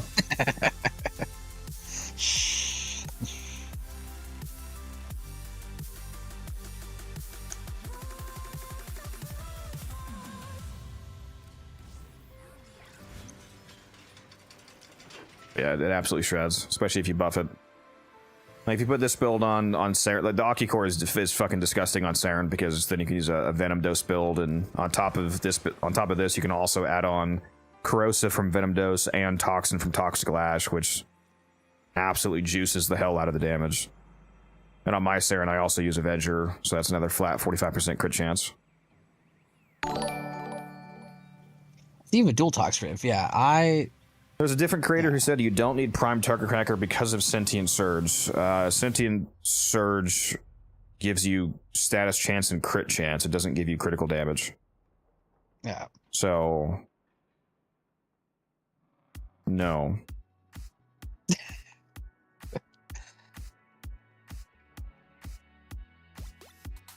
You definitely still want Prime Target Cracker. And Tenacious Bond, ideally. If you're running both Tenacious Spawn and Prime Target Cracker, then you'll have a crit multiplier of 5x. If you're just running PTC, then you'll have 3.8x. The reason mine says 5 is because of this mod on my companion. I did not mean to take that off. What did I just take off? I just right-clicked the mod on accident. What was that, Animal Instinct? There we go. Whoops. This one right here gives a flat 1.2x multiplier, so if you're not running this, then it'll be 3.8x. If you do run the magnetic might version of the mod. That adds a little bit more crit damage, so then you can get up to 5.7x with Tenacious. Which is especially good if you're running the Innervate version of the build, because then you'll be orange critting. Sarah needs so much investment to become good. Not really. You can do a lot of investment to make her extremely good, but she is very rapidly, basically, instantly good. Even with literally 0 Forma. I would highly recommend that you invest Forma, though.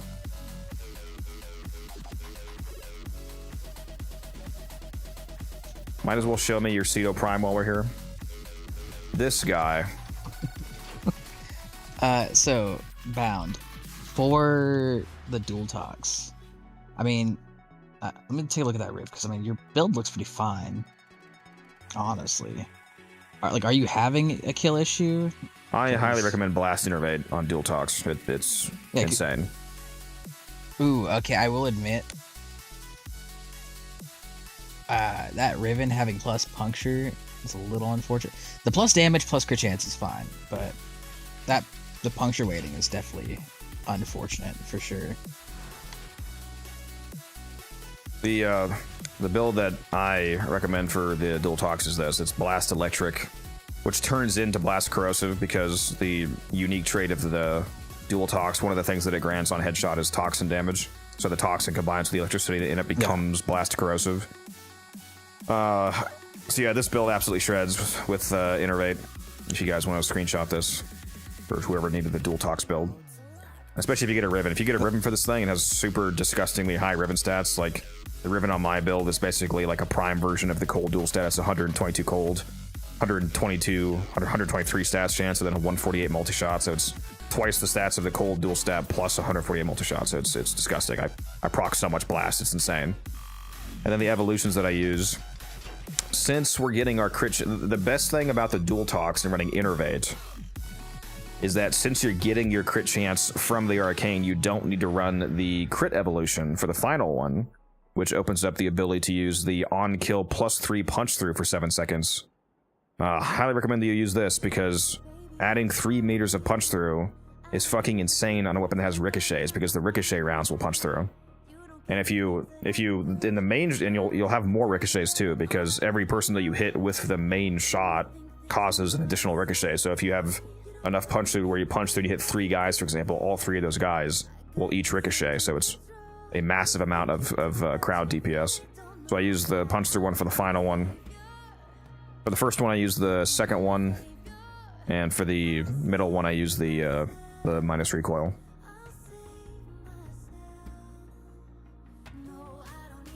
Love this game, but I can't do a lot of damage. Well, I have some videos that might help you out if you want to check out these 2 videos. One of them is literally titled "How to Deal Enough Damage." So if you feel like you need help modding, I would give that a watch. I have a damaged multi-shot ribbon for dual talks. Yep, that'll make it do some good damage. Oh yeah. So for your Volt, I'll be back in a sec, Avery, guys. I'm not gonna lie. Arcane Adventure, Redirection, Arcane Velocity. Alright, so they're not bad, but like for the specific like builds I use, especially on frames where I'm shield gating, I throw on Rolling Guard just because it's that extra level of security. Not gonna lie, especially if you hit by a toxin proc, you're able to roll and just cleanse yourself. It's nice. That'll definitely help you out. And I see you're built especially for your 4th, which you've subsumed over with Nourish, because you have Precision Intensify on. Unless you're having energy problems that badly, or you're doing it for the bonus viral damage, I would probably take that off and you can replace it with something else. Arcane wise, I'm assuming you're running Brief Respite, so you could honestly throw on Aegis, help with shield gating, because Arcane Aegis is pretty good. Not even pretty, it's absolutely fucking good. And it'll definitely help you out. If you can afford to throw on Fast Deflection, it'll take that even further. And then shield-wise, Brief Respite, Arcane Aegis, and Rolling Guard, you'll have no defense issues. if that's a concern of yours. And you should, as long as like you have 100% strength, yeah, it's, I mean, not including your precision intensify for your 4th. Yeah, I mean, I would definitely see if you could replace that with another strength mod, just to get, because I see you running Shock Trooper as well. You get that Shock Trooper bonus up a little bit, and then because Nourish doesn't need to be stupid high. It's just enough to give you an extra like energy bonus.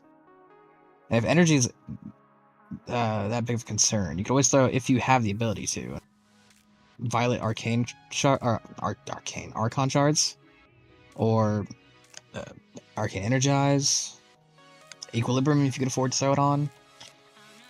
There's a couple of things you could do for that.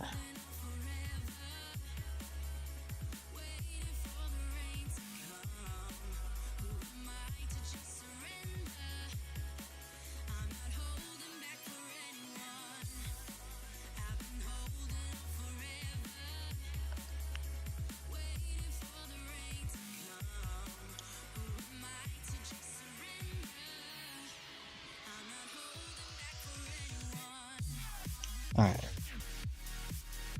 I don't know how many of y'all are a sub and have ad-free viewing, so I'm gonna wait a minute. Wait till these ads are over. And then I'll continue talking about this.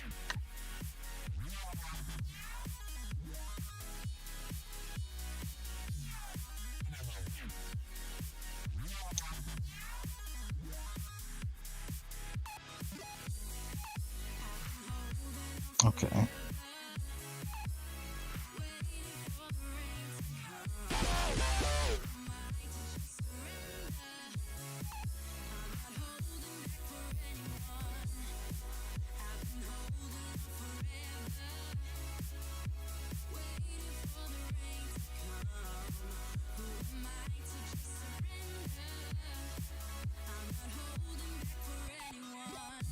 I'm back. Gotta get some Welcome Apple back. Jacks.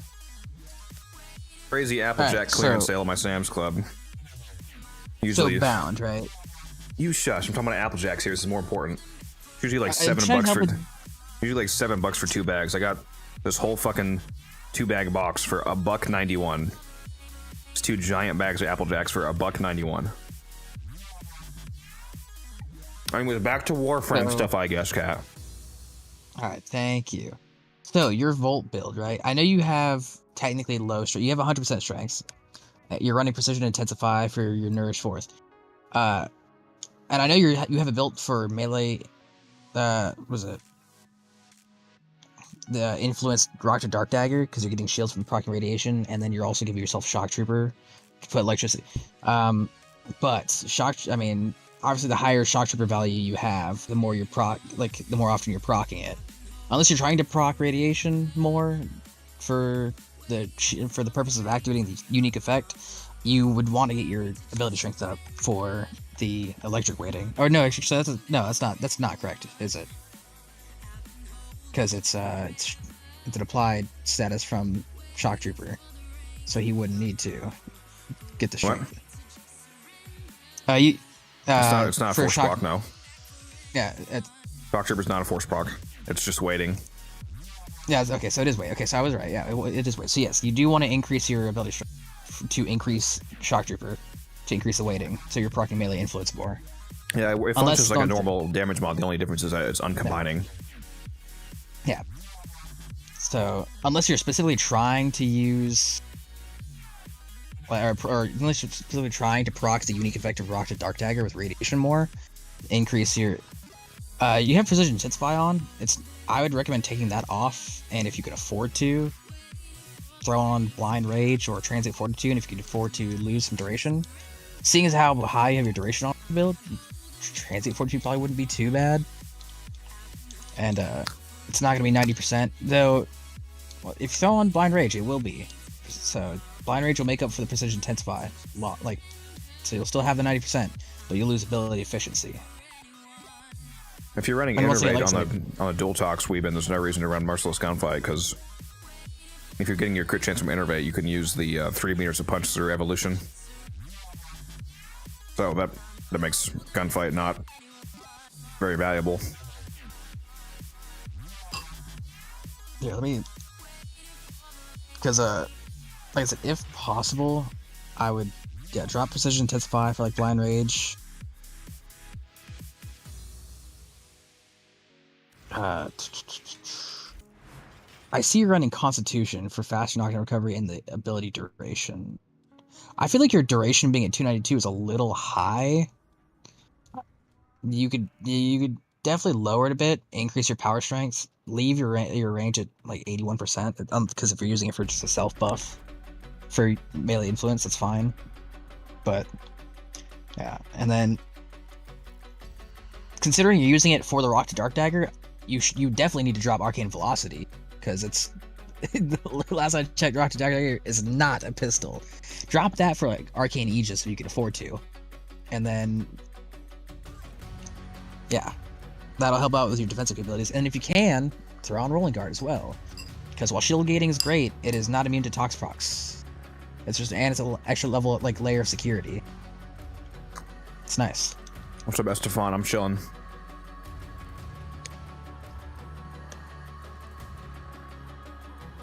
No, when you already have 3 meters of punch through, you start to have some diminishing returns on more of it streaming. If you had an extra mod slot, I think you would get a lot more value out of Magnetic Might for the addition of magnetic damage, and that mod also gives crit damage. Oh, that's for Dual Talks? I thought you were talking about the Rock to Dark yeah, you said your strength is low for the Rock to Dark Dagger. Your Rock to Dark Dagger, the weighting of how often you're proccing melee influence is affected by the ability strength. What was that? So as for Dual Talks, was there something? Wait. Yeah, because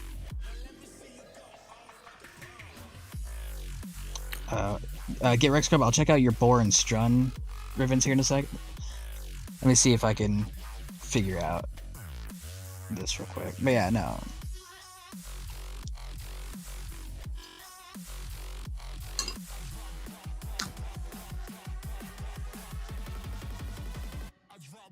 I mean, with Dual Talks though, if you have Arcane Velocity for Dual Talks is not bad at all. It would probably be more beneficial to you to run something else and then run. God, I don't remember the name of. I suck the names. Let me go to my Panzer. Where is it? Yeah, Reinforce Spawn, just for the extra fire rate. So you're still getting plus fire rate, and then it's also more beneficial to your overall loadout by running something else instead of Arcane Velocity on your Volt. Or at least I think so. It's not like a guaranteed fact. Like, it's not simply what's better. Just I feel it'd be more beneficial to you to replace Arcane Velocity, because increase your ability strength to proc melee influence more on your Rock to Dark Dagger, and then you'd also still be getting a fire rate buff. Alright, I will check that out in just a minute. Pound, let me get Rex has been waiting a minute. Let me go check out his revs. Oh, he went offline. Son of a bitch. If you're still in chat, I can still talk to you about it. But multi-shot fire rate plus slash on the boar, that's not too bad. Okay. Now when it comes to the boar and like revs like that, Codex would probably know more. I don't ever use the boar, sadly. It is a good gun, for sure, but Codex would definitely know more on like boar ribbons than I would. Now for the Strun. Crit damage plus damage, multi-shot, negative slash. I mean, yeah. I mean, you can't argue with crit damage, base damage, multi-shot, honestly. You absolutely fucking can't. It's a pretty good riff. Yeah, that's pretty annoying, Matt. Sorry to hear that.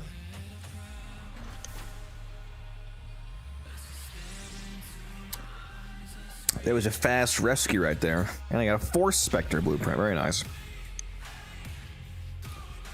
Would You're all status good, chance, crit damage, crit Glad you're chance, minus good. puncture be a good room for the dual talks? Yeah, that's pretty good. I mean, the crit chances, if you're running an innervate build like mine, the crit chance is not super useful, but I mean, status chance, crit damage. Especially depending on how much crit damage it is. Like, if it's enough crit damage to, like, even if it's not in addition to, if it can act as a replacement to Prime Target Cracker, then it's basically just, you know, PTC plus status chance, so that's a buff. Or you could run it in addition to it. Also, the negative punch or puncture actually is, as long as it's not stupid high, it's actually is puncture's high stat. As long as you're still able to proc it. That's more than Prime Target Cracker. Prime Target Cracker is 110%. So I mean, yeah, the Ribbon's objectively good because you could replace Prime Target Cracker and you have slightly more crit plus all the extra stats chance. So yeah, it's a clear upgrade to the build. Yeah, get wrecked. If you're doing viral heat anyway, and that's all you're aiming for, then yeah, minus slash doesn't matter as much. And then the multi-shot base damage, crit damage is just absolutely fucking amazing. Yeah, when it comes to ribbons, the best way to think about ribbons is that as long as the ribbon is a viable replacement and upgrade to an existing mod, then the ribbon is objectively good. Like, it doesn't have to be a god roll to be usable. If you're using, if it suits the purpose of what you needed. Yeah, it's like if you're using, you know, lethal torrent, for example, and you roll a ribbon that has fire rate, multi-shot, and also crit damage, then that's just like a lethal torrent prime basically. So you know, it's a clear replacement upgrade. All right, found. Let's look at what you has the CC to replace both the CC and the CD mod. Yeah, see, for me, I wouldn't have a CC mod on a crit chance mod on the dual talks anyway, because again, I highly recommend running Innervate on the dual talks. But yeah, if you are running a crit chance mod, then yeah, that's up to you. For some reason, it says I don't own Rolling Guard. Interesting, even though I have it on. Whatever you say, game. Yeah, replace Velocity for Aegis. AEGIS. Arcane Aegis, if you have that.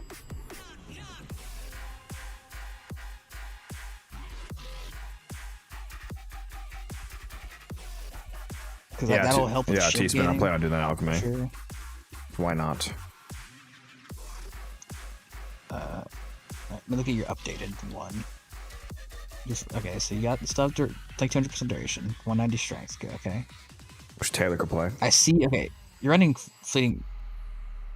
Okay, so I see you combated the efficiency of, or negative efficiency of line range with fleeting expertise, and you still have two.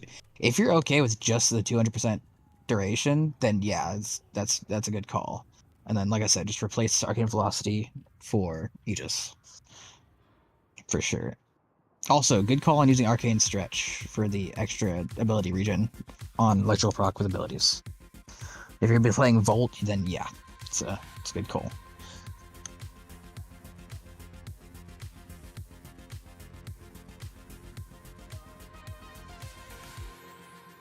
Yeah, I prefer that you did not bring Super Gloom T-Spin to this. Turns out I actually like having enemies to kill.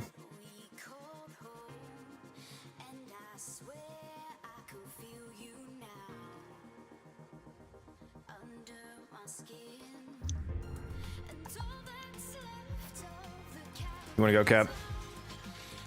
Yeah, sure. Give me one moment. Let me leave the dojo. Let's make things explode. Yeah, what's up, Ted? Welcome back. It's been a minute. Yeah, what's up, Ted?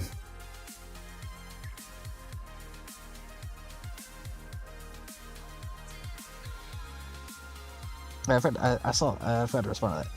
Just asked about a Sobek build for my Zephyr, and everyone called me trash, and off. Most of them were look, if you're not playing Revenant with a Torrid, Akicore, or Dual Tox with Azorius, you're not playing the game right. Clearly, come on, man. You should know this. Isn't that right, Codex? Absolutely. See, completely nah. Nah, but Sobek Zephyr seems like fun. Sobek with acid shells is just it's such a good, makes it such a good weapon. And then Zephyr is such a, I feel like Zephyr is an underrated frame. I appreciate your respect for Zephyr because I love Zephyr. I don't use her as much as I should, but I do love Zephyr.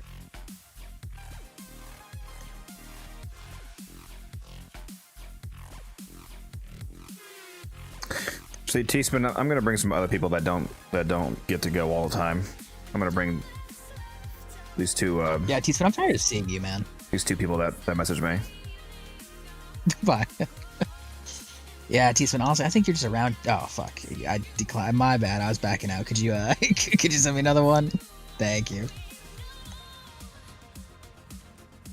It makes me feel better, T-Spin. I love you though, buddy. All right, I love you. I play with you guys all the time, Muso. I'll be that way. I gotta play with other people every once in a while.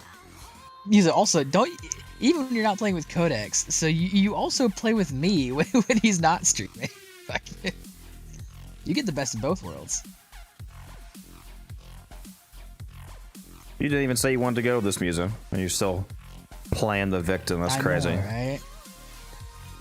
Rolling guard, who am I playing this time? And you still have 11 capacity, so you could throw on, if you wanted a little bit more range, so you can apply. Actually, no, I guess staying at 81% range isn't bad, because like I said, if you're using it for a self buff, and applying shock trooper to the rest of the team doesn't really matter as much. Nor does applying it to, like, applying nourish the team. What would I fill that final slot with? Because a maxed out prime, because you have, okay, so you have prime to there, fucking. I feel like it's something obvious that should be placed in the last slot. Oh, fast deflection. You're running Aegis. No, Muso's in the Twitch chat. Yeah, run fast deflection. For sure. That is shield regenerate and the minus shield regen delay, which will help out quite a bit. I mean, Equilibrium is also good if you feel like you have energy concerns, but with Nourish, you really shouldn't be all too much. So, fast deflection. Am I gonna bring my auto nuke gyre? My AFK frame? Now, I should state, while there's no guarantee you'll like this build better than your the build you just had, but like it'll definitely make you a little bit more defensively tanky with the shield gating.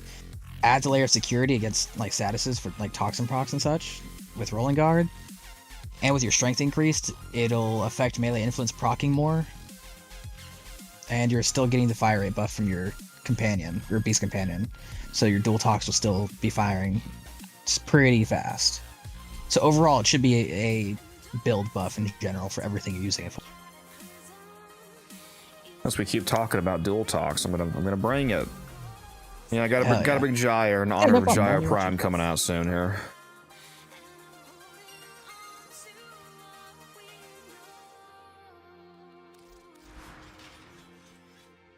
Completed my second ever ETA yesterday. Rolled pubs, took 3 tries. Any tips to help with the Vamp Rock modifier? Which one is that? Is that the one where he drains your energy or nullifies you when you're near him? Or which one is that? What does that do again?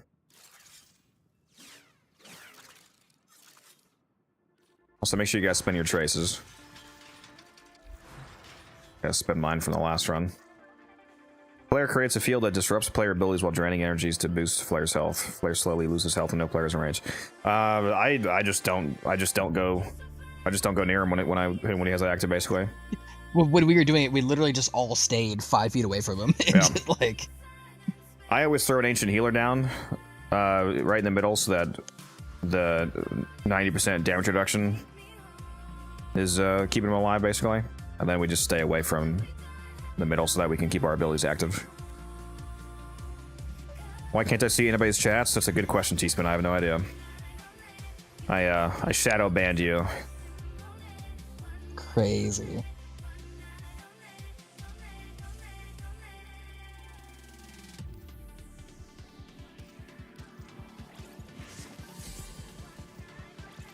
All right, let me make 19 radiance real quick here. I think I spent all my void traces already. Yeah, I did. Yeah, apparently you guys are all using stealth tech in chat, and Teasman's not able to see you.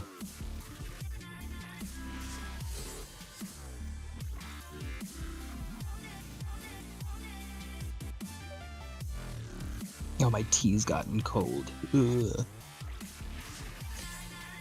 Still tastes good though.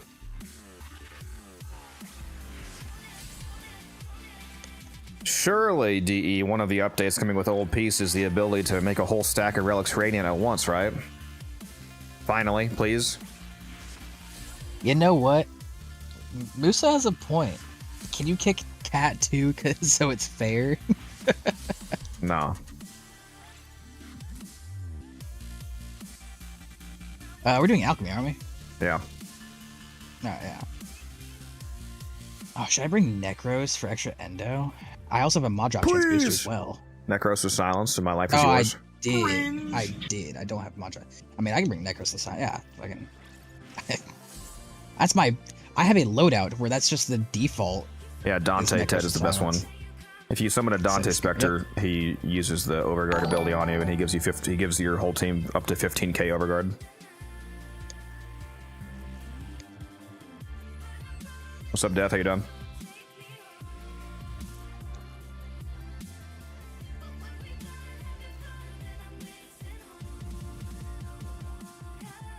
Oh, we're gonna have another Necros in here too. So double Desecrate. Okay, let's go, big.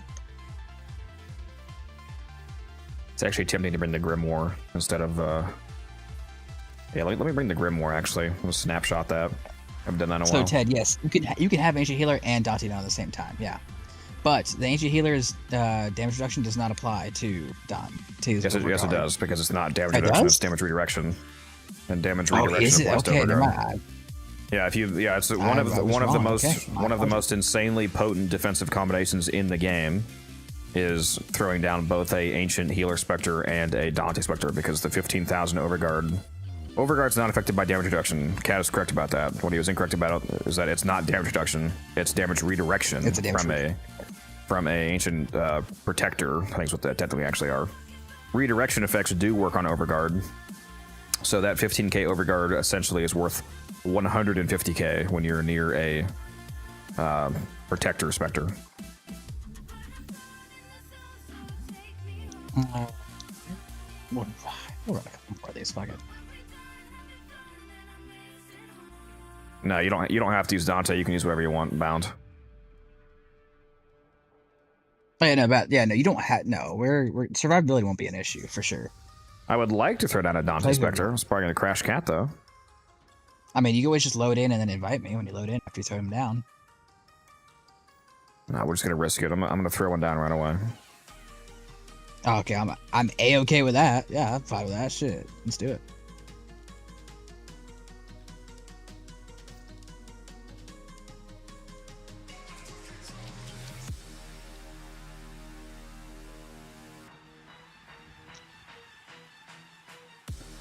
What's up, Mia? Yeah, we're chilling, Death. We're just about to start another alchemy. We just got out of a 3-hour alchemy a little bit ago. About to hop into another one. Apparently, I really like alchemy, it turns out.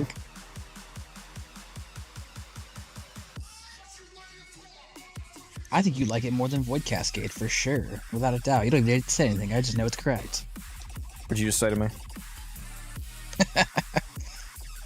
You heard me. I didn't stutter. Slanderous.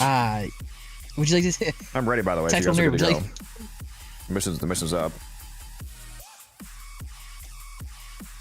Let me send you my fashion frame there. Buckaroo. Yeah, let's get this started if you guys are ready.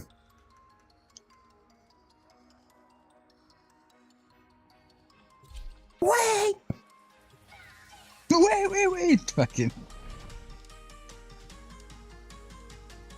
Can I override my Spectre loadout? It's default Excalibur, I think. Couldn't figure out how to change it. Yeah, if you just go craft to do Spectre, it asks if you want to preserve your current Spectre loadout or apply your current loadout. So just go and craft it again and apply your current loadout. So equip whatever frame and weapons you want, and then go override it in your foundry.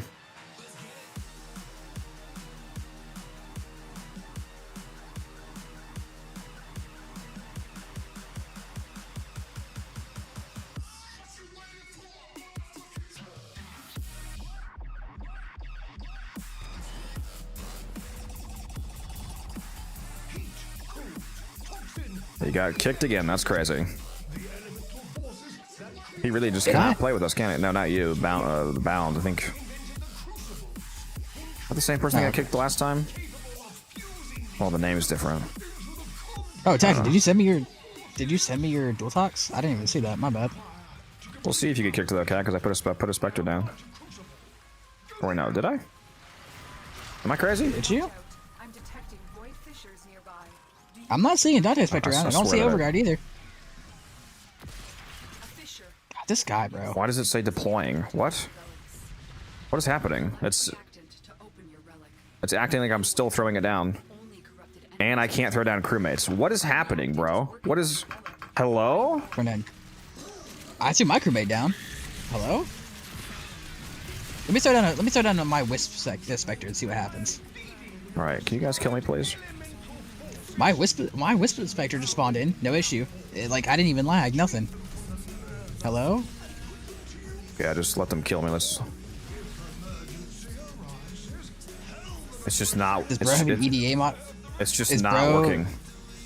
Does bro have a gear embargo on?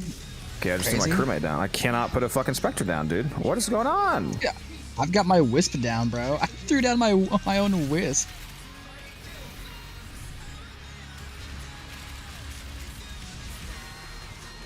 Okay, well, if you're just gonna keep DCing, then I can't. I need to invite somebody else, Avery, because clearly your connection is not stable. So I'm just gonna invite T-Spin into this. T-Spin, if you're still available, we're in the mission. I just shot you an invite, so if you want to join, you need to join quickly. Surprised you didn't want to reset that, since you can't throw down Dante Spectre. Is Sevagoth normal a good frame for somebody around 20 hours in?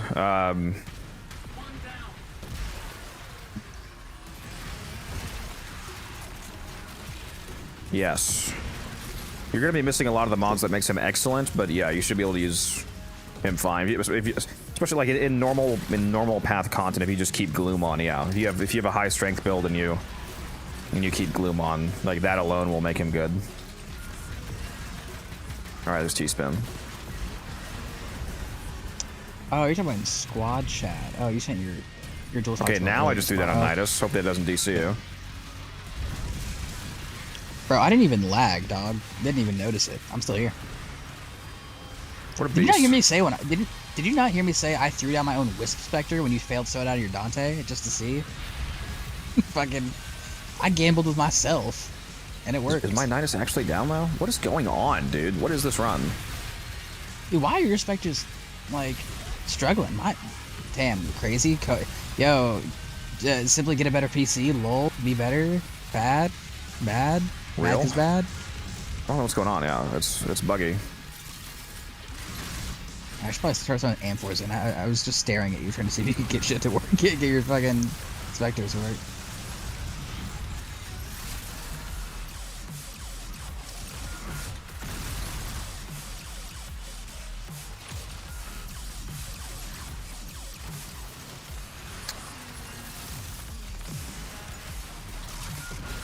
Yeah, Gara is quite good.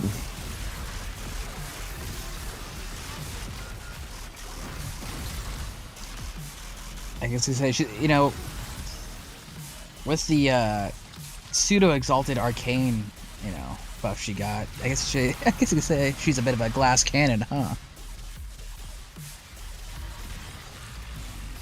Okay, now it still says deploying. What is this? I've never seen this bug before, dude. You guys see this? It just says deploying, as if I'm constantly trying to throw out a Spectre. Well, let me go ahead and take this opportunity to build up dual talks. Oh, well, he's dead. Build up my dual talks, though. That's all that matters.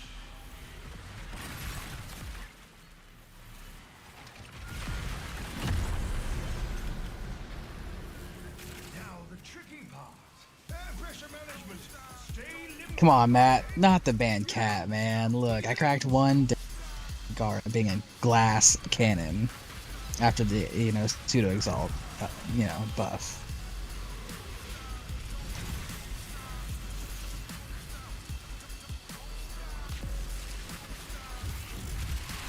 It's not my fault. It's pretty transparent how good it was for her. I guess you could say I'm just a pain in your ass.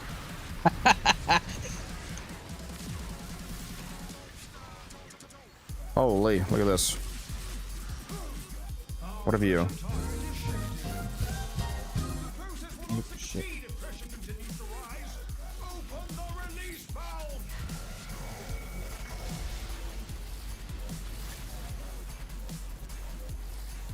You know what, Musa? Mwah. There's your little kiss.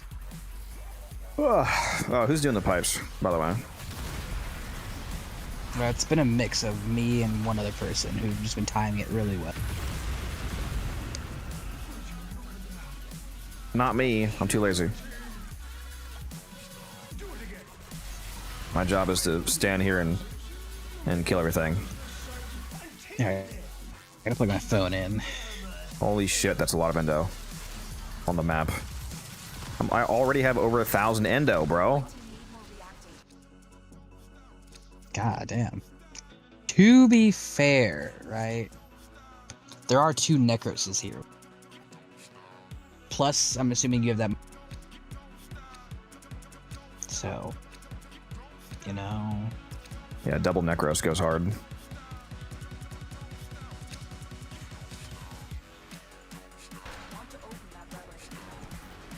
Okay, you know what? That's fine, Teasman. I will handle pipes. I'm a-okay with that. As long as Codex Teasman has me- doesn't abuse us with Gloom. I don't know why he keeps bringing fucking Gloom to kill-based missions.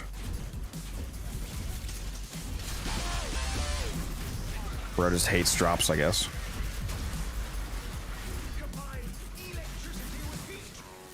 Bro feels awfully melancholy, so you know. He's bringing it to the mission. Can't drag you into the voice chat, Teasman, if you're not in one of the voice chats. Oh, look, he said no gloom this time. See, you're good. You're fine.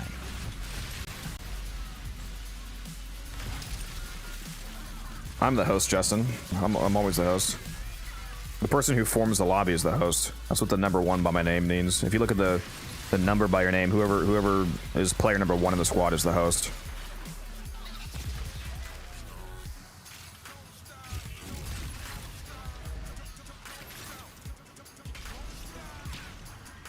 Damn, I'm 3rd? That's great. This guy. Give me 1 second. It's the Moa man.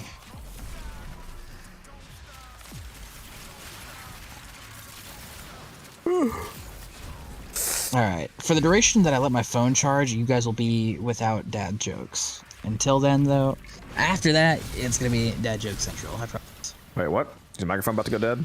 I got violence spawning, by the way. No, I was letting my silences activated. Where is he at? Okay, he's over here for some reason.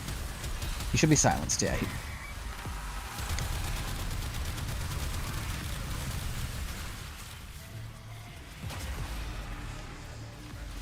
But no, my phone's not gonna die. I can't read Twitch chat, so I can't read their objections. Whenever they protest to ban me, they dislike a dad joke. That's my whole. It fuels me with such pleasure to see how much they. So there's no point in cracking. I should add a redeem that just bans you from the channel for an hour so you can't see chat. Just so I can't enjoy it. Yeah, that's fucked up, man. It's fucked up.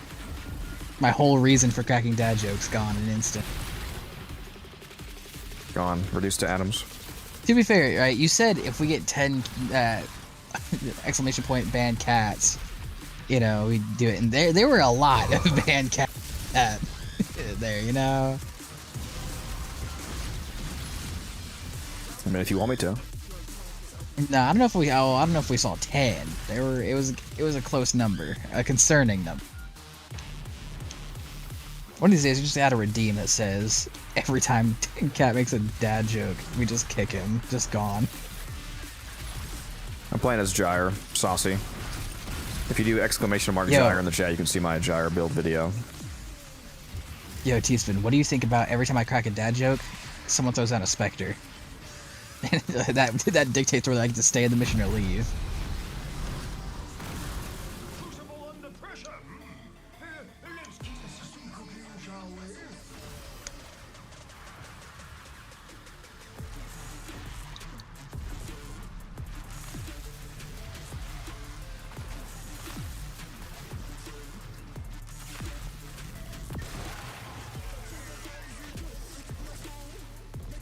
Shit.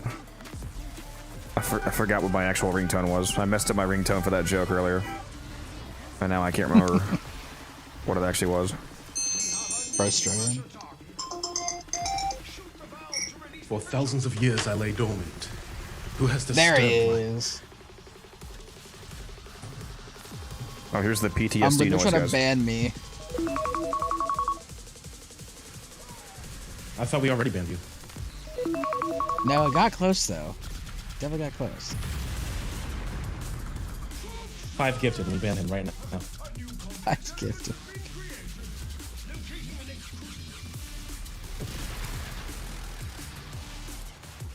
We're gonna start doing redeems where, like, the higher the redeem, the worse the punishment. Oh my god! Thank God.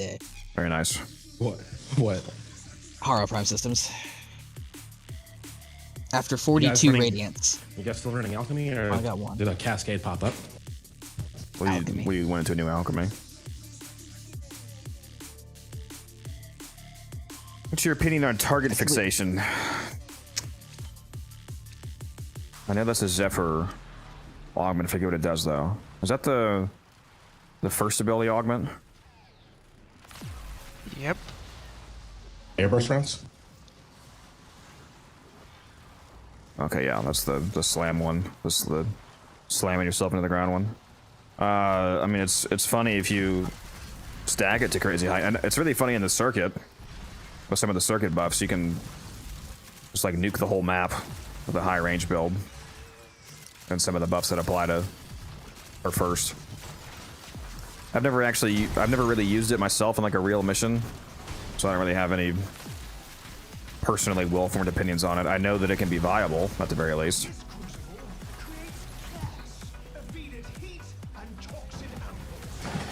I forgot she had her one for a second. I was thinking airburst. That was her first ability, or airburst. Oh, what, the dash ability technically? Yeah. I'm not a Warframe partner, unfortunately, Deadpool. Not yet, at least. So I don't have a glyph in game.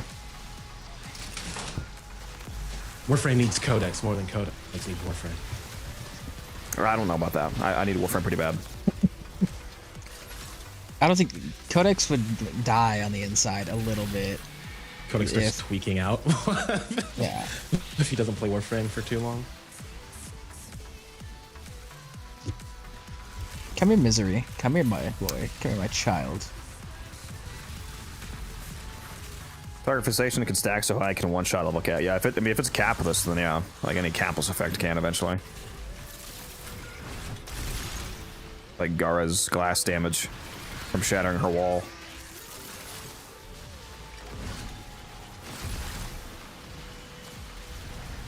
I don't think I've ever talked to this guy before. We'll grab him in the voice chat here, the guy we're playing with. There he is. Oh, Quack. Actually, I might have talked to you before. That Quack sounds familiar. Have you been in voice chat before? No, that's just the Dan thingy.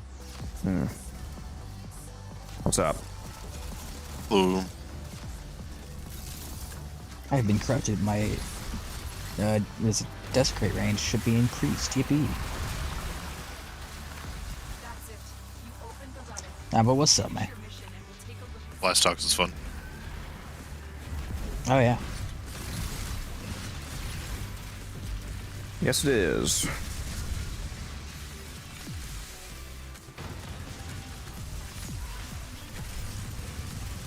Oh, come here. Neck, come here.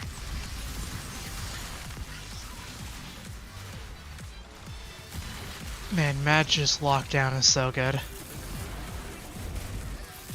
Ain't it just wonderful? It is a classic banger.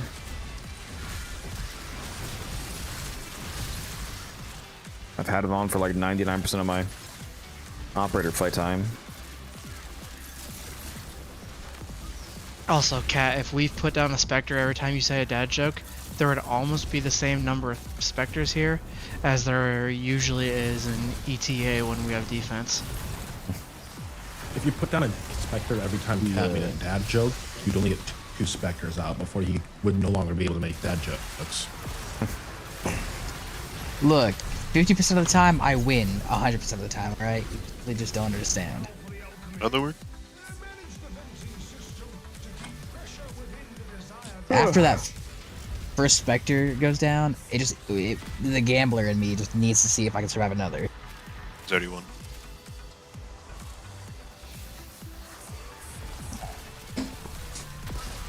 Come on, pipes.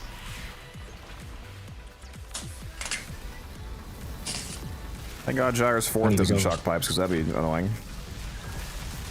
That would be really, really unfortunate. I'd pretty much have to ask you to leave. Just leave. Yeah, we'll have the cat take care of the pipes, by the way. Yeah, Pretty sure my Falcor popped it a few times. Ah, it's fine. No, it's not your bad. I didn't bring the Falcor this time. It was that last time we were doing. I'm gonna have to ban you for one that one, or bud. two is okay, you know. You gotta, you're banned. That's it. You're done. Cat, I need you to get off the desk. Thank you. My bad. Oh, it's on me. My bad. My Is bad. your Ben?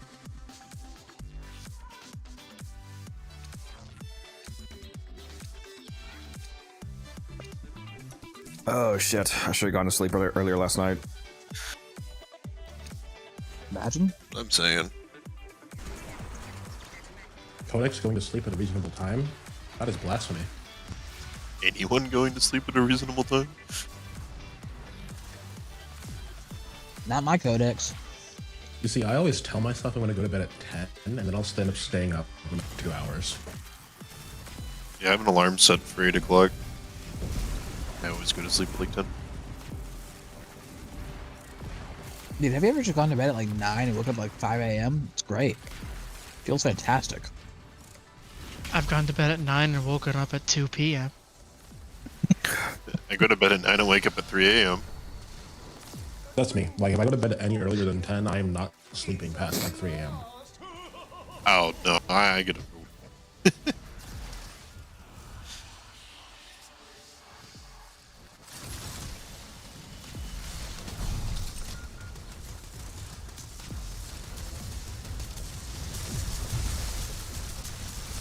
Who is just shoving the white ball of light at him? Just like, who is beaming him up? That may or may not be me. Haha, you lost. What is it, Rotoswell? Yeah. Haha. Hey, Cap. You're poor. Hit him with the core prime emote. Yeah, the fucking $60 emote, bro. Gross. Profit. Profit. Fucking. Look, man. If I ever go down and he hits me with that emote, I'm hitting quit games so fast. Immediately hitting you with the Minerva Gemini emote, sorry. Yeah, you guys on stream want to see what a $60 emote looks like? Hold on, let me pull it out here. Where is it? I got it here somewhere. There we go. Yeah, the Interalpha Prime Narta. There it is. $60 right there, baby. That was part of Cora Prime accessories. And you can only get it through that. There's no other means. They put a freaking emote in Prime accessories. She didn't even have any armor, right? Like, it was just the emote in her alt helm? I don't remember. Yeah, it was legitimately just the emote in her alt helm. Yeah, it was not a great one.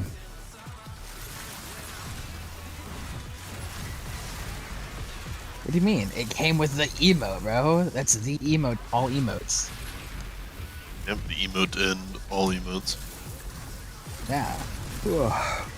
There is no better emote. The emote to tell someone that they're poor.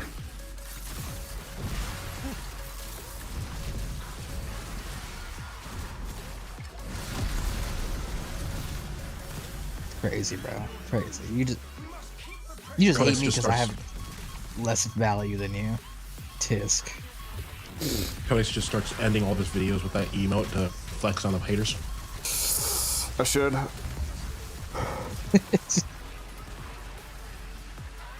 Oh my god, I'm tired. Shit, I might need to get an energy drink.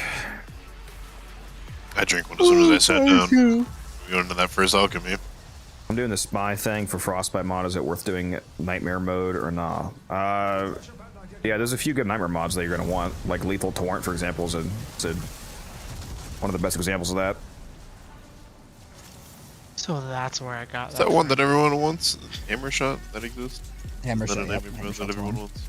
Yeah, Hammer Shot, like 1% drop chance. Sells for 100 plat if you get it.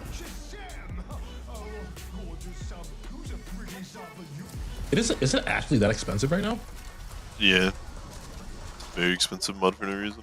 In my opinion, Yeah, at it's least. real expensive. Well, I mean, the reason's pretty clear. It's a good mod and it's rare. That's a combination for costs right there.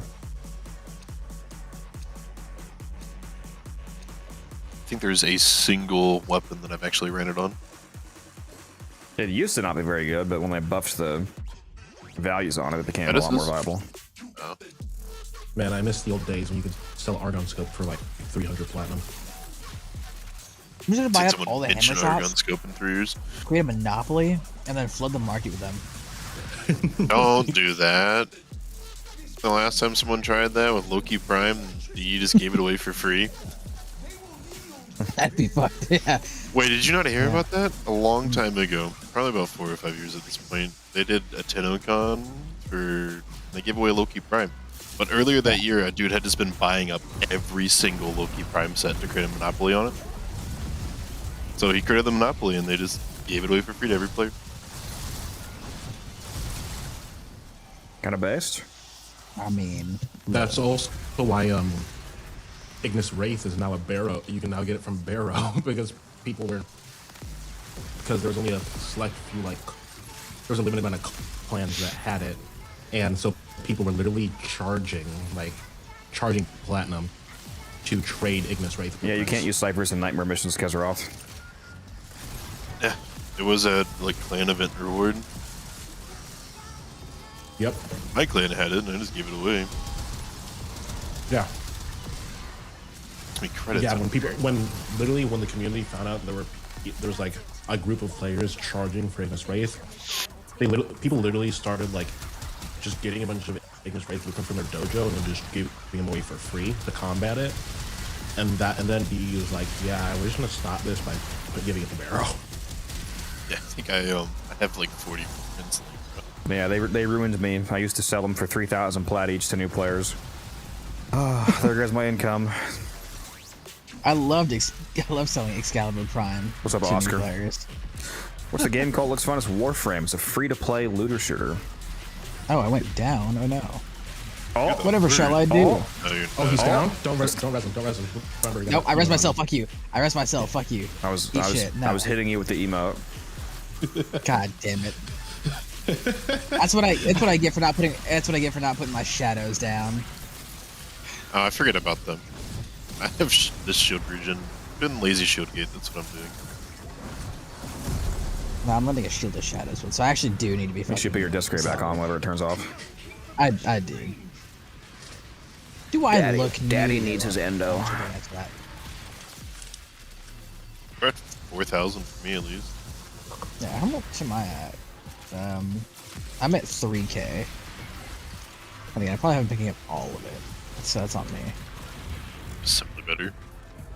I know, right? Fuck. I'm playing as Gyre. This skill issue. Skill issue? I'm skissuing. If you guys want to steal this Gyre build and be able to AoE electric nuke everything around you, I have a build video for this on YouTube. Whoever accidentally popped a pipe, just know you did it at the perfect time. So That was me. I was just holding down the shoot button and moving back and forth. you managed to do it at a good time. So you saved me some work. I appreciate it. Perspicacity is a Helmuth ability, Kezeroth. It makes you the next hack that you do automatic. So even on missions where you can't use ciphers, if you have the Perspicacity ability, you can just cast that, and then your next hack is ciphered basically by the ability. You can also gamble with the Bears on mod. Go hack or whatever it's called. I think it's Auto breach.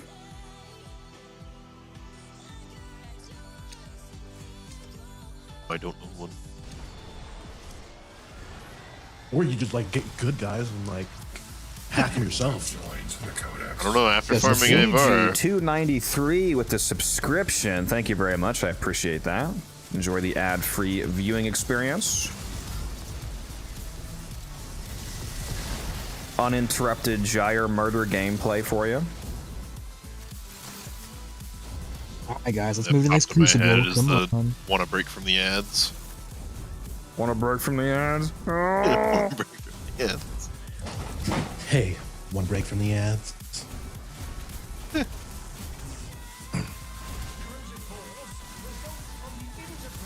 For anybody that's not subbed, it's just that you guys seen the video where the guy puts the cheese grater over his microphone and then like scrapes a chain against it and it's ungodly loud. Oh God. No, I have not. Like ear-destroyingly loud. Just have that play for anybody who's not subbed. Be like, you don't want to hear this? Open your wallet up. Just actual torture. I have not seen that. I don't think I want to. Yeah, it's so I don't know what he did to his microphone to like remove the limiters, but holy shit, dude, it's so fucking loud. It's like the screams of the damned. I can't imagine it sounded all too great. Yeah. That ability isn't a subsumed from a frame, Keseroth. That's a Helmuth specific ability. There's no frame that has that innately. There's a few abilities that come from Helmuth directly. Well, they got me. That's what I get for being lazy. Well, teabag him, teabag him, teabag him. Your YouTube guides have helped so much. I much prefer the builds you suggest over other YouTubers. Well, I'm glad you like them. Now, this is no, like... Now, there are other YouTubers I love, but Codex is my favorite, man. He says with me behind him. Yeah, You're pointing a gun at him. Yeah. You're pointing a gyre at him. I am blinking twice for help. It's just... Yeah, no, look, genuinely, no hate to any other like content creator. Just Codex is simply my favorite. He is the best in my opinion. Yeah, keep glazing. Keep glazing. I'm eating a taco, man.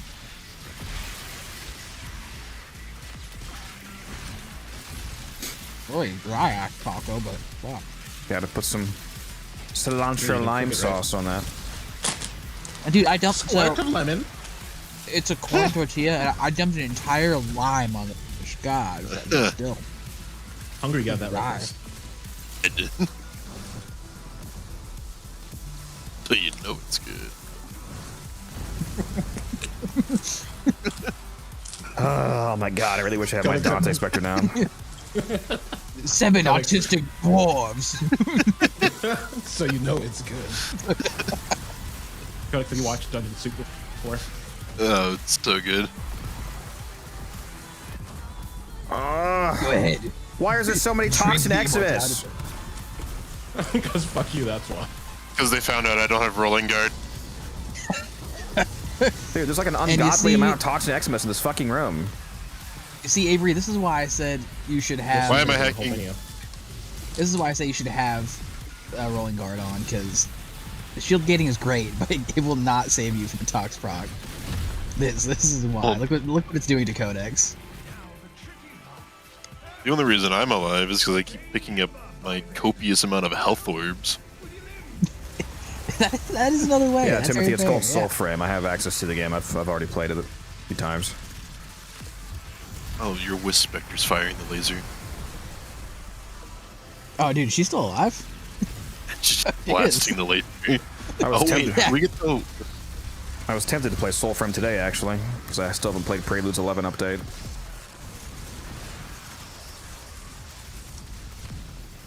But the Warframe, I had thrown her down at the always very calls to me. beginning of the mission, thinking I might DC, and nah, I'm chilling. I was just hanging out. In fact, I could use her health regen to survive toxin procs. Hey, if you can find a health mode she's thrown down, I don't think... I don't even remember it's what somewhere the ping around button here. is. They're in the other room. There you go. There's a ping on a health mode. Dude, I'm not. I completely forgot she was here. Like, she's mine. I threw her down. I forgot you. I forgot she was here till I saw the laser fly by my face.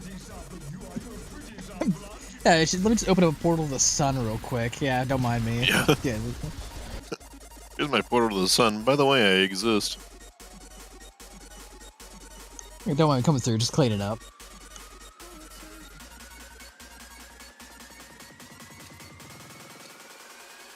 Yeah, that one works as well when you can't use ciphers because they're off. But auto breach or the helmet? He said he literally just got auto breach to drop from something.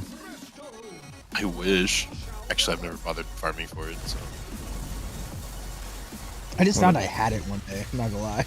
I just bought the pack when they came out. But you can buy a pack that has all the Horizon mods. I also bought the pack. Yeah. Give me the endo, please. Dude, we're getting so much fucking endo from there being 2 Necroses here. In that 3-hour run, we left with like 17k. We've only been here for half an hour, and I already have over 5k. Yeah, that's it. Crewmate's going down. Man, we all should have brought Necros. Necros. You guys seen the Smite Necros build? No. So people use it in Cascade because you can double smite and soul punch the Thrax to insta kill it, force it to not go into ghost mode. It will turn it into a shadow for you as well. Well, how do you make it not go into ghost mode? What? Huh? You soul punch it, and Necros' soul punch will just execute it and immediately make it a shadow.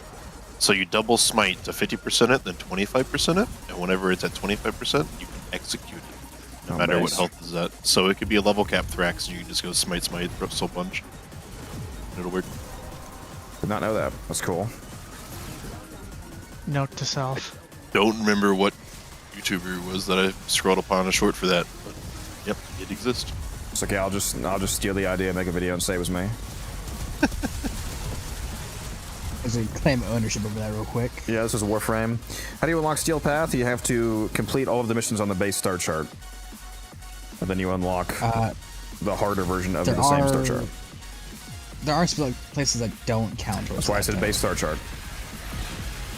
That means yes. Do know you will unlock arbitrations at the same time you unlock Steel Path, and you can farm up. Not true. Mods like you actually unlock arbitrations as a junction reward now, not from the same requirement. Oh, it's a junction reward now. Yeah. Okay, so you get it earlier. You can get the galvanized mods before you go into Steel Path, which will really help you get into Steel Path. Yeah, galvanized mods are so big, bro. I love those. Dude, when they dropped galvanized elementalist, oh, bro. Oh, I misunderstood what you were asking, Slap. This is Gyre. And we got Gyre Prime coming out soon, next month, baby. My favorite Warframe. I don't know, I think Gyre Prime and just, do a different Prime. I think I'm gonna cut you. Like real deep. What if we got Gyre Umbra, What, no, I'm just saying. Still probably the better Gyre Prime. Yeah, Gyre slaps. Slap. I didn't even mean to make that pun. This guy's name is Slap. It's funny. And there he goes. Yeah. It's Alt F4. Did you say you Alt F4? Yeah, everyone was running in place, so I Alt F4. I wasn't able to pick up anything. It was like a solid minute. Oh, I was gonna say if it was just a few seconds, you should have done that. But yeah, it was a solid minute. Hopefully, it lets you rejoin. Since you no, it didn't. Hey, that's unfortunate. What is up with fucking me not being able to have a full alchemy squad today? Like, damn, bro. I mean, I was already there for 3 hours. Oh, searching for previous. Would you like to reconnect? Yeah, I said full squad. You were in around with 3 people, not 4. Yeah, I know. Oh no, he's here. He's back. Look at him. There he is. Liar. Yeah. It did well, I ran straight to my arsenal and I was just hanging out, looking at my kit. It's just like, hey, you want to join back? Sure. Professor, thank you for the follow. Appreciate that. Thank you. I'm glad you're back because that means I can continue eating my tops. Yeah. I have food in the microwave.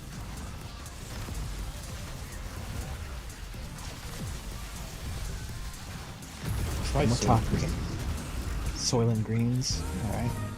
You know what? Sure. Oh, anything from this? What a shame. I'll stick with a Nell, I suppose. I have the least Nell pieces. How you doing, Professor? Set is worth more overall. That is true. Definitely more than the Brat, and Zaku is cheap as like dirt right now. The Zaku set's 28, the Nell's 32. Yeah. I have a Leica Yeah, frame. I'm not even like that.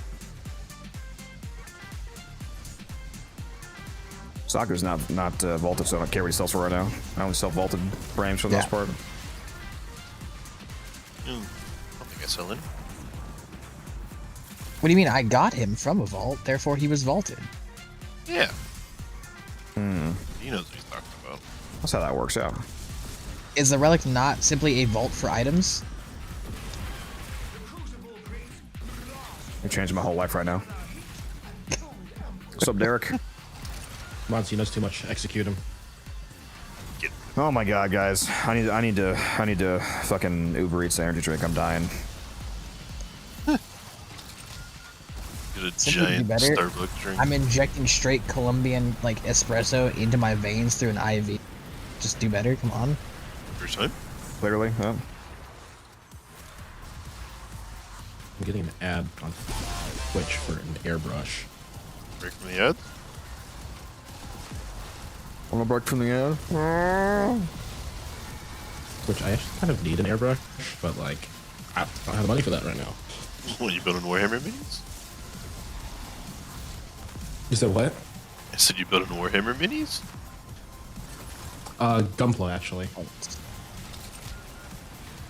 So Gundam figures. Little Gundam. My brother-in-law builds. I build Warhammer minis. Yeah, that's also that Gunpla and Warhammer fall under the category of plastic crack. Like that is legitimately what like people who are into them. I can obviously, or I can say I have like $2,000 of unbuilt ones sitting right next to me right now. Sorry, guys. Give me a sec. All right. A base assist or no? I'm using the Miter and Karnan right now. How's the grind today? Pretty good. We did a 3-hour alchemy earlier today. Now we're in another one. This is my second alchemy of the day.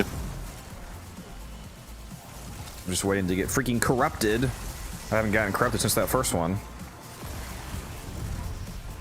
What You can have the cracked out gyre. Yeah, I'm trying to snapshot Should've the brought crushing the bow. split sword. That's not how that works. Hello, Dave. I think we already go over this T-spin. No.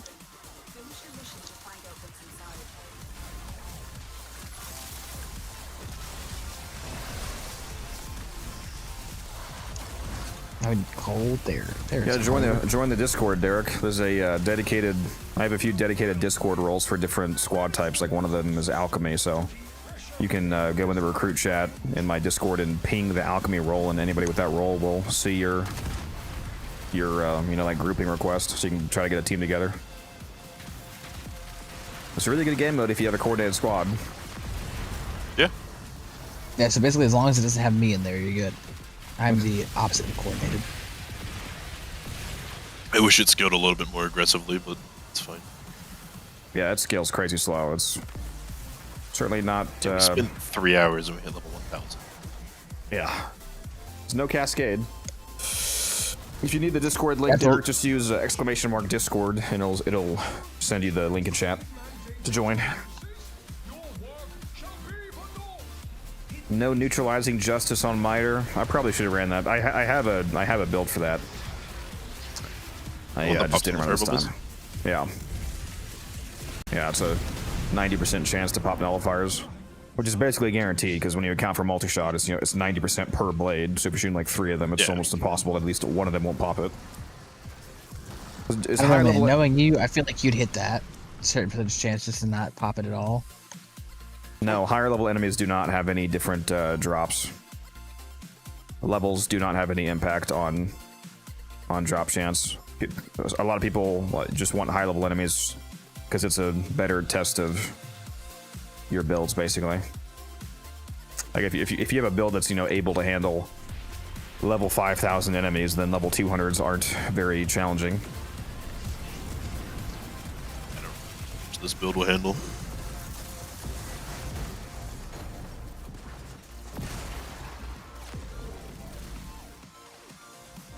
Yeah, they're worth more affinity, but yeah, no, the resources are the same.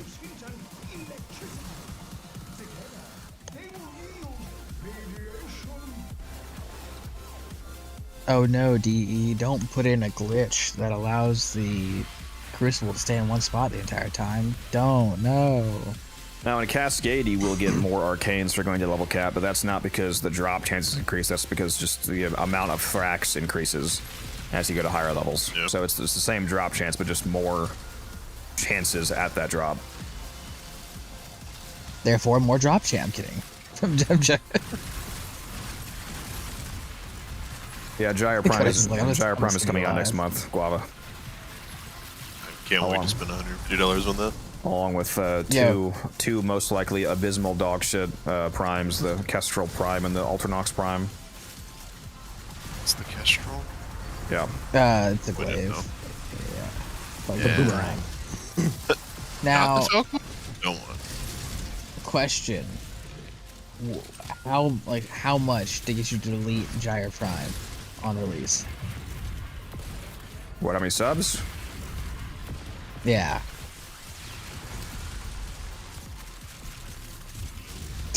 What, after I put 10 Omniforms in it, you mean? Yes, exactly. Specifically only after you put... Not like when she's level 0. Pain. Pain. 500 plat with Omniform Luro. Because I am going to do that. I'm going to Omniform all 10 Mothsloths on her. Fair enough. Damn, you must really like her. Oh my. Oh, what a surprise. Just a little bit, yeah. Oh my. I honestly need to do that with Oberon. There's no reason to, but, right? It'd be fun. I mean, you haven't already? Shame on you. I know, right? True Oberon player? We're grinding, Nero. We're getting Dude, love me some Oberon. Quite a bit of Relics crack today. What's your thoughts on Uriel? Umbran likes... We haven't seen the full frame yet. His first ability is sick, though. I love the flying effect of his first ability, and hopefully it scales with parkour velocity so you can make him an absolute speedrunner. I would play Gyre if she wasn't so squishy. If you put Pillage on Gyre, it makes her pretty tanky. What's the difference between all of the formas? Regular forma is only able to apply normal polarities, so it's everything except for umbral polarities, basically. And the polarity apply is the only polarity that gets the price cut in half. So a regular forma, you can apply a Vazarin polarity, for example, which is the one that looks like a V or a Y, and then any Vazarin, or not Vazarin, Matter-Eye is one that looks like a V or a Y. If you apply a Matter-Eye polarity, for example, then any Matter-Eye mod will have its price cut in half. Umbra Forma does the same thing, but specifically for the Umbral polarity, and Umbral Forma are the only Forma that can apply the Umbral polarity. So if you want to cut the price of, like Umbral Vitality, Umbral Intensify, Umbral Fiber in half, then you need Umbra Forma, which are quite rare. You can mostly only get them from Teshin. It's the only reliable way of continuously getting them, once every 2 months. And then Omni Forma, the most useful type of Forma in the game. Instead of being like regular Forma where you apply one specific symbol, it instead applies a Omni polarity, which makes it match any polarity except for Umbral. For Umbral is distinct in the fact that it always needs Umbral Forma to be cut in half, but an Omni Forma, if you put an Omni polarity on a frame, for example, then any mod that you throw in that slot that's not an Umbral will have its price cut in half. It'll act as if it's the matching polarity. So they're very useful for build diversity. Forgot the most useful Forma of all time. Stance Forma. There is also Stance Forma, that's true. We just pretend that doesn't exist. Stance Forma is basically Omni Forma, but specifically for the stance slot on melees, which is effectively completely fucking useless. You mean the best Forma ever? For real. Absolutely, the best. How rare are Omni Forma? They're not really so much rare as expensive, because you can, for one, you can, unlike Upper Forma, you can just buy them for plat off the market. It's 150 plat to buy 3 of them, or 80 to buy 1 if you're stupid. Don't do that. Don't buy one at a time. Yeah, never buy one at a time, because it just makes them cost more per each. Even the regular format. You can also get the blueprints for them from arbitration, and the blueprint are one-time use though, but you can get them fairly fast if you do a lot of arbitration.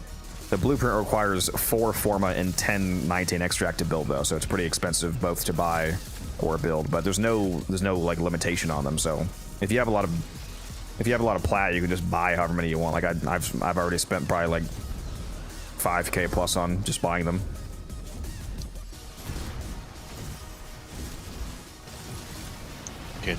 Most of my plat goes to Forma.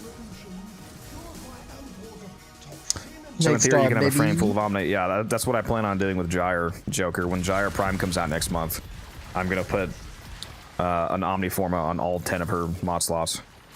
So I'm putting 500 plat worth of Omni Forma on Gyre Prime. She's my favorite Warframe.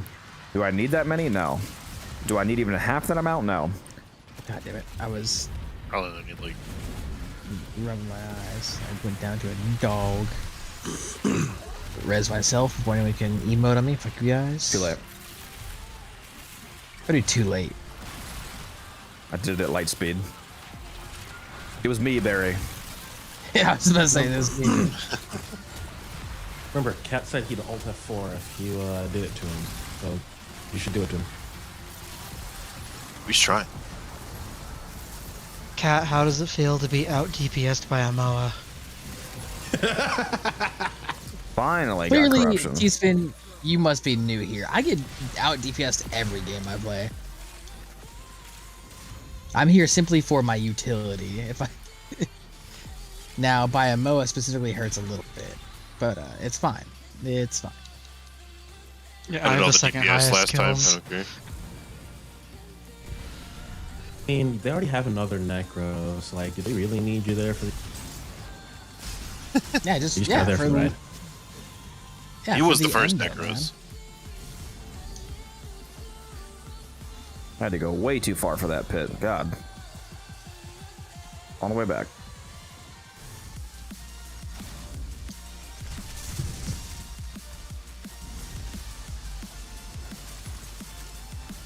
If I wanted damage, I would have brought something good out of Necros. So you would have brought a MOA? Would have brought a Caliban. Something.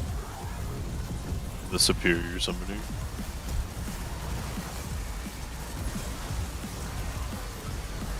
Alright, we're back to being corrupted.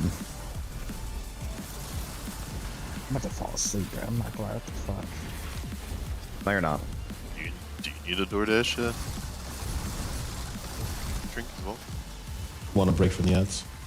Nah, I ended up napping yesterday. I woke up at 11 p.m. I've just been up since then. Someone like Citrine. There's so many people that think Gyre is just a bad Warframe. Like, I was watching another. I'm not gonna say. I was watching another. Like, well, I mean, sure, if you just don't solve that problem. Like I said, I put Pillage on mine, and she's basically fine. Yeah, I don't have any problems with mine. You can also throw down a Dante Spectre on top of that, and then it's very hard to die when you're just nuking everything around you on top of that. Yep. Gyre bad? Yeah. Right, there's people that say that she doesn't do enough damage. I mean, clearly you haven't taken her to a Fisher at the very least.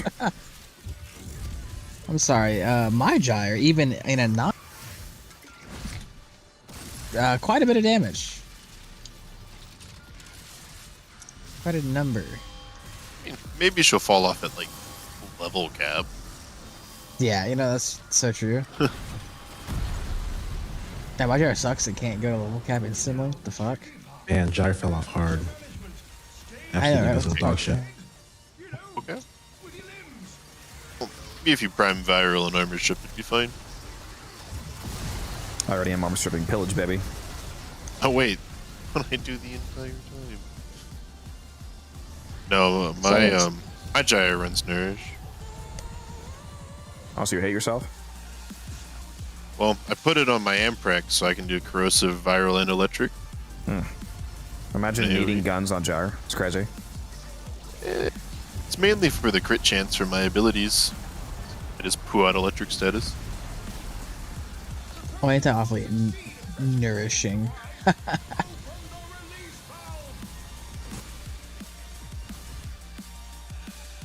Did y'all hear something? Don't think they did. Yeah, it's really nice because they're off the free hacks.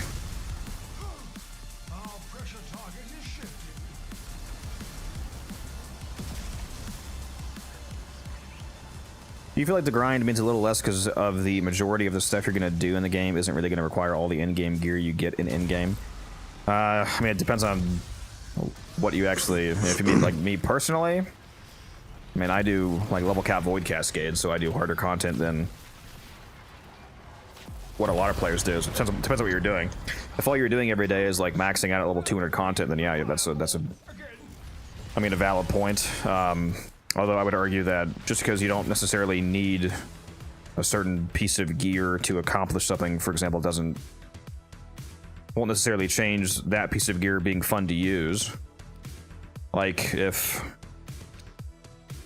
you were to argue that for Cyto 9, for example, like, oh, you don't need it, like you don't need the Cyto 9 Sobek electric build to blow up guys through walls because like I could use other frame X and still be able to kill guys. It doesn't change the fact that just playing as a frame with built-in fucking wall hacks is simply a fun concept. Not gonna lie, I'm super tired. I'm like, this might be my last rotation before I call it. Where do you get Gyre from the Zerman? We're only fucking 10 in and you're about to dip out on me, Cap?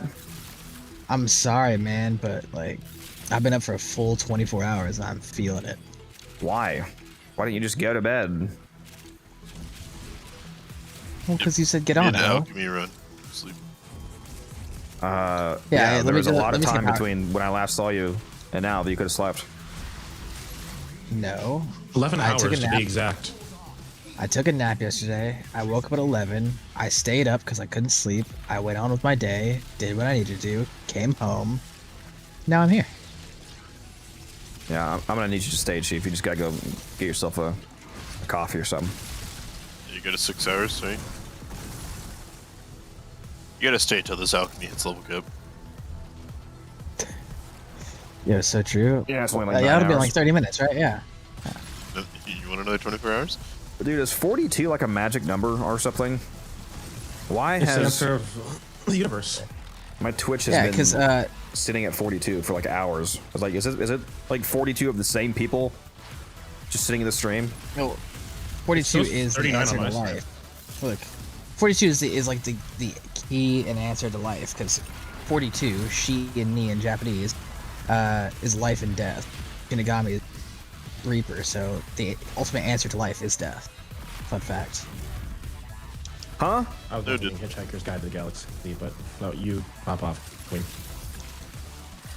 I think you learned it from Death Note. God, shut up! You're both exposing me. Stop it. It's spoiling all my fun.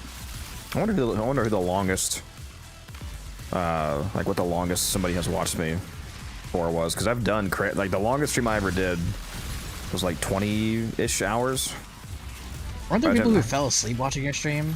Or I did have one guy say, I had one guy say that he fell asleep while my stream was open, and then he had like a full night's rest, and then woke up into my stream still running. He was like, "Bro, you gotta quit, bro." Yeah.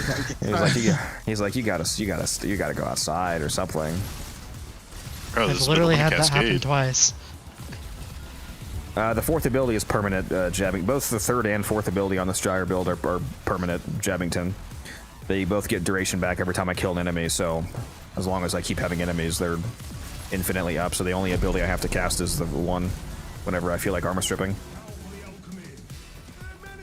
So That's that why comes from the augment for the 3. What do you say? And now just letting them know that it comes from the augment for the 3. Yeah, Refresh the duration. you need the cathode current augment to make the fourth a snapshot. That's why I say Gyre is the best lazy AoE nuke, because I could literally walk away from my keyboard right now for like 2 minutes, and as long as I don't go down, these abilities would just keep killing everything around me. The more I think about it, Gyre's kind of like the anti-Zaku. Zaku's ability to just kill stuff with its little turret is kind of weak at the level, whereas Gyre just slaps. At low levels, you said? He scales, yeah, because it doesn't scale as well, like in the early. Yeah, he goes fucking insane mode on level cap though. But when you go to level cap, he's insane, but Gyre's not, which doesn't scale. Yeah. What game? Warframe. You can check out the links that just got posted there if you want to go to the website for the game. Free to play looter shooter. Costs you $0, 0 cents if you want to try it out. The best free game I've played. Best game I've played. I think you mean Destiny? Bro just said Destiny's free, that's crazy. That is free to log crazy. in, and That's then it costs definitely you free. oh. That's definitely a free-to-play game, guys. It only costs $270, dollars if you want to actually unlock 90% of the game. But the beginning is free. Each year. Gotta love it. Fresh off work and I see Codex. Instant click. He's talking about my OnlyFans stream, by the way. Not Warframe. Yeah, actually, it's the Feet Finder. Alright, boys. I'm calling it. Oh, you hate us? The Viewfinder. I'm sorry. I'll make it up to you, I promise.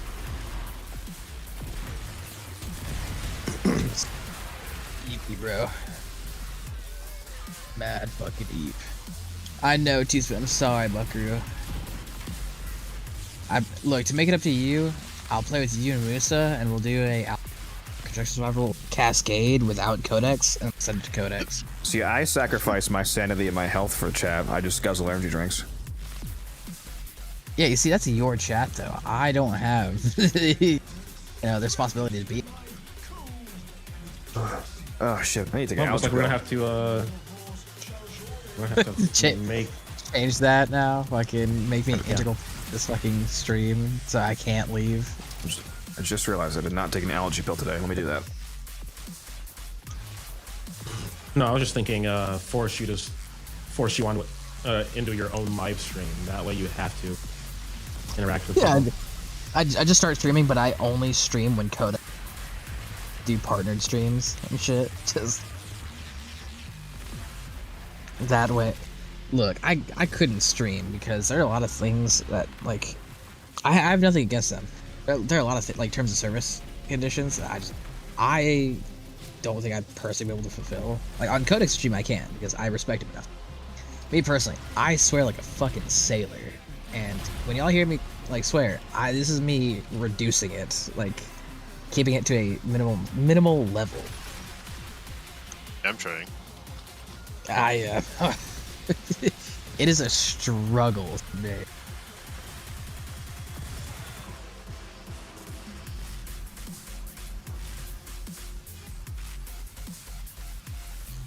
There's also a lot of things I think are funny that like to tell some people they may be funny, but to some they may not. And so to keep things as clean as possible, I don't make the jokes. But yeah. Tis unfortunate.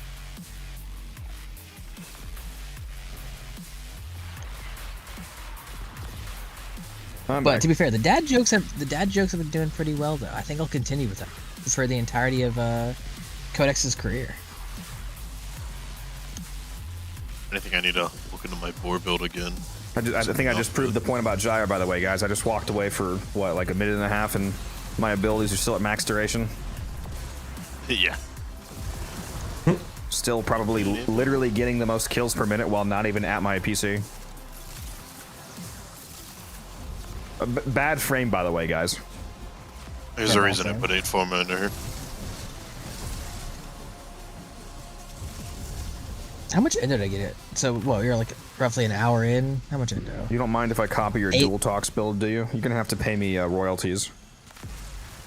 Yeah, for every enemy you kill, you owe him a like certain percentage of Credits. your rewards. Yeah, credits. Yeah.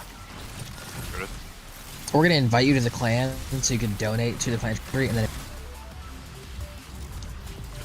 we kill you, you owe me 2 plastids. Why is Musa so nice to you? He's a rat bastard to me. He's always giving you That's kisses 'cause I goodnight don't- and shit. oh, is Musa, a, mwah. cat wannabe. That's all. He's a cat glazer for real. I mean, look, man, I actually do missions with him, unlike a certain someone in here. You never know who you are.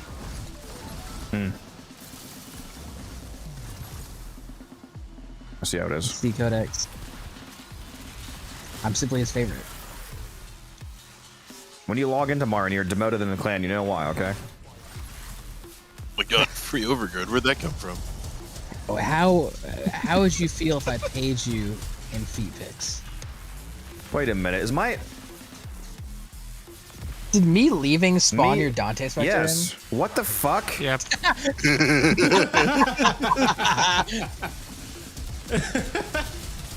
You leaving What? also made all the enemies pause for a couple seconds. Yeah, It yeah, did. my game like froze. I was scared for a second there. Yeah, my Dante Spectre was summoned from you leave. What the fuck is going on? I've never seen this bug before. It was like It's 'cause it was once like again, queued up it's- for a fucking hour, then you leave. It's like, okay, now I can come out. Yeah, like I said, because it's counted as a separate player instance. It was counting us as a full squad, and so it was Spectre, which is counted as a player. And then when I left, it filled the 4th player slot for some fucking reason. Tink. Man, you gotta get a PC. No, that's not how it's supposed to work, by the way. No, but the reason why I say it counts as a separate player instance because that's how it loads into the. It's counted as instantaneous player instance load in. Do you want to do the pipes now, Because T-Spin? also because your specters are also counted towards Sure. your use. Like, if you're using a Dante Spectre, that Dante usage on that Spectre is counted towards of that frame. Because, by the way, Codex it, like uses gyres, Saren, and like a bunch of other frames, way more than it uses. Yeah, and like, Dante they was pale. apparently my #1 frame last year, according to the stats, and which made me Still immediately hilarious. realize that Spectres count as like Spectres Please drink count some towards water, your you thirsty bitch. supposed usage rate. Because it said that I use Dante more than Saren, for example, which if you watch me, you know is actually fucking clinically insane thing to say. Yeah, no, fucking. His Dante usage pales in comparison to Saren, Gyre, Zaku, fucking like Titania. Like, compare him to any of those frames, and it's just not even a competition. And yet, Dante was his #1 most used frame of the entire year because of his Spectre. It's the reason why Spectres crash me. And it's also the reason why regular summons, so like the fucking The Ancient Curious Protector is about to get vaulted if you guys want to take that on-call barrel. crewmate. Gotcha. Yeah, the Ancient Protector Eximus, the on-call crewmate, and any other non-Warframe summonables, even called, those don't crash me because they're NPCs that you summon in. Warframe Spectres count as an instantaneous player load. Wait, so the game is Bro, my Xbox is having still a shit yapping. fit. Could have been in this round this whole time. I know.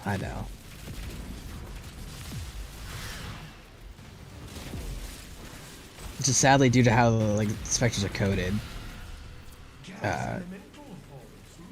And so it's not on DE. Xbox handle an instantaneous like fucking player load without having a fit of like where the fuck that player Well, I comes get this from. PC that you've been saying you're gonna get for like 2 years. I know, man. It hasn't been 2. It's only been. Now it's gonna be 3 now. I'm gonna wait 3 years. We both know that you're never getting Gonna a make it PC. 7 for you. Don't worry, I'm just saving up to get a better PC than you trust. You are one of the several reasons that I wish they would stop supporting Warframe on last-gen consoles. That makes me happy to hear. It makes me so happy. If they Look at a could, they PC. wouldn't Just get a have Steam Deck. Do it. You won't. Like, I'm gonna get the Switch 2, which is nothing but it's just a Switch 1 with a 2 on it, and then I'm gonna play Warframe on that. Like, I don't want people being kicked out of the game, but they really do need to at some point stop supporting. Like, and give advance like 6 month advance warning. You know, like give people time, but that's time, bro. We need to stop holding the game's development back with extremely weak hardware. Yeah, to be fair, like I'm on Xbox and I agree with you. Just because I was playing with a dude who was on an original Xbox. Like, I'm on the Xbox One X. I was playing with a dude who's on the original Xbox, and his shit was struggling.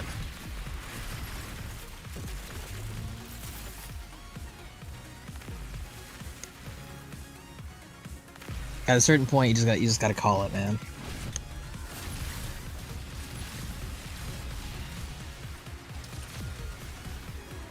I'm on PS5 Pro. Yeah, I guarantee that's a much better experience than Cat's old ass held together with duct tape Xbox One. Dude, this is the reason they took away the Guardian. Last gen consoles where we don't have wall running. Look, I've repaired my headset twice. I have a controller named Frankenstein because it's been fixed 9 times with like multiple different controller bits over the years that I've collected from other controllers, just broken down.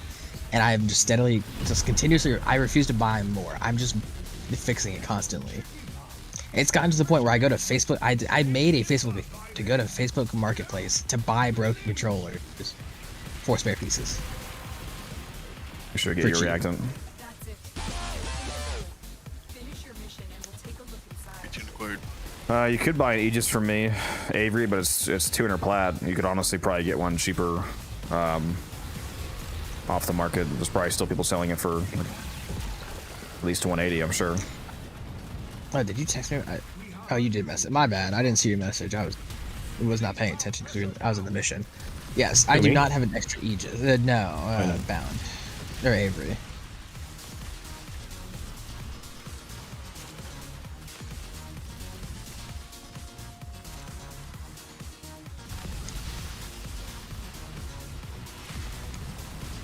I think Necro should get an augment like Revenant has, where you get power based off of how many throws you have.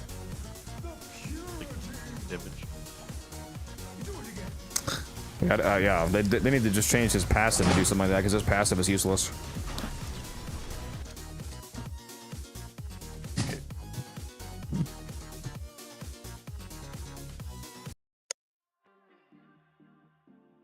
Necro's rework win? My drinks are here. Does he even need one? Oh. Alright. Best thing about him is his 3. I guess his 2's okay. Ladies, gentlemen. My interaction has made me happy. Gals and ghouls. It's been a pleasure. I hope y'all have a wonderful night. Codex, I hope you get nothing but bronze pieces. Okay. Okay. Bryn, I hope Okay, so we can ban him now, right? Yeah, hate speech, you can ban me. I'm kidding, I love you. I hope you get nothing but gold pieces. Unless you need a bronze piece. Log off. Bronze piece, but... Okay. Codex just server mutes him. These pieces. The only thing we're getting is the 2x form of silvers.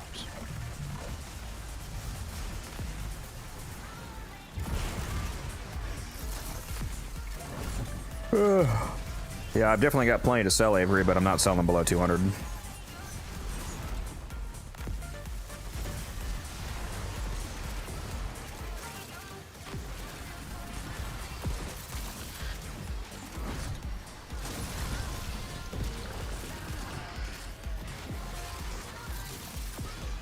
It's impossible for us to do an alchemy with a full squad for the whole time. It's crazy. Yep. It's okay. I've got a Hellfire missile on the way to Cat's house. I'm dropping all my Voca on, or sorry, Phosphor. The Holvania Arcane collection because I need a hot shot. Get it.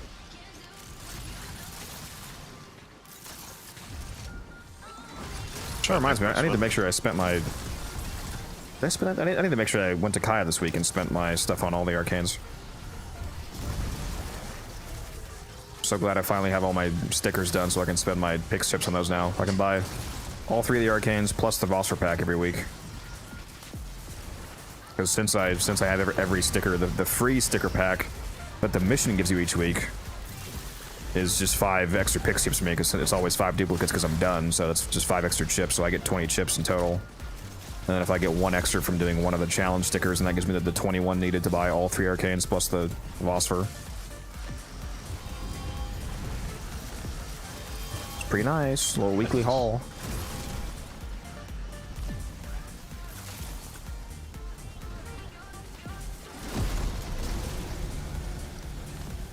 Crucible under pressure.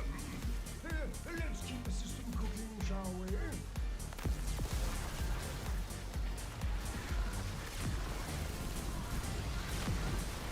Jesus Christ, He's these stubborn. odds are awful. Oh yeah, I mean, Cat's good at the game. His hardware is just shit. I just got 64 packs, and out of them, only 2 hot shots. That's 2 hot shots. Yeah, out of 21. 21.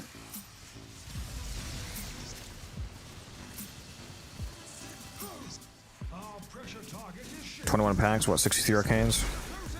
2 out of 63? No, 64 packs. Oh, 64 packs? It's 64 packs. Okay. That's a bit So more. 64 huh? times 3. Well, you don't like that, like, 0.47 drop chance? The hell is up with your gyre? What do you mean? I think it's because you're corrupted. The little ball that's going to your Catholic race. It should be your Catholic race. Yeah, like, You know, the those squares little floating around balls me? that over you? Yeah, they're not just squares.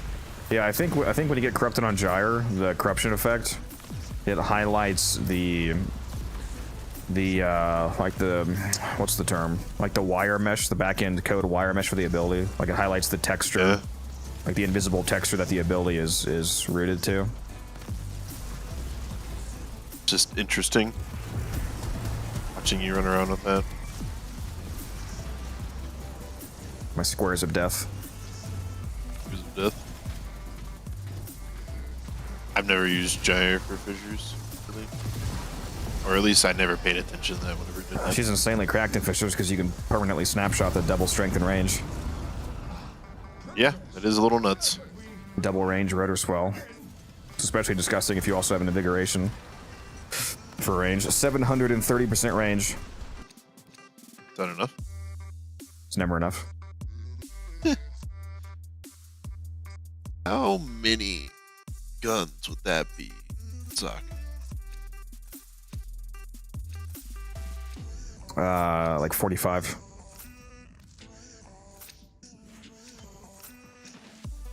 What your screen would look like? Just 45 guns floating around you? I've done it on stream. There's a lot of guns. I've had people hop in, they're like, how the fuck do you have that many guns, bro? Wizardry, don't worry about it. Like, oh, I'm just a hacker. A secret Tavforge fit chart use range. You know, another fun thing about Gyre here. You know what Murmur are weak to? Electric.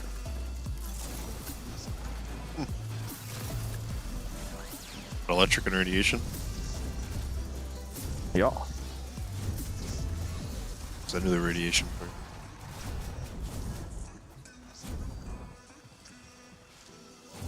I think Angels of Zaramon's probably my favorite update. At least with the frames and stuff that came from it. It was a banger update. File set's cool. It was quite the experience actually going to the Zeraman. Lore-wise.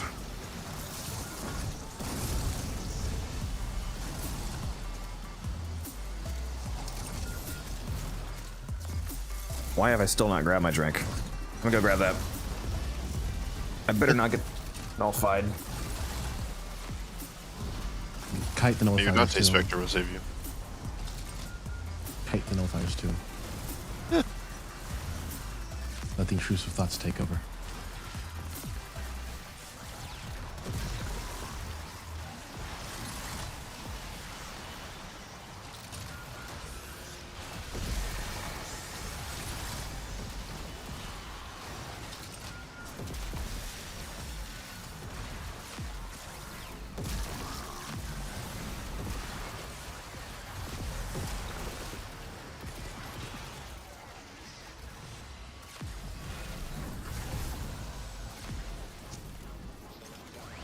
I've returned.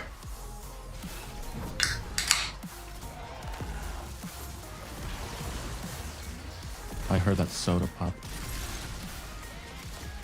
Crisp. Pop.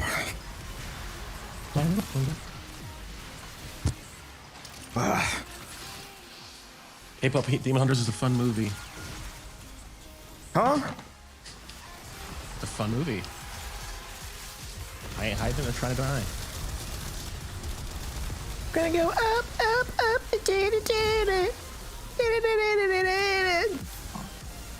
Your favorite song? No. You're lying. Oh, my favorite is probably your idol. One of the two options. I do like Free is actually the Free is my favorite.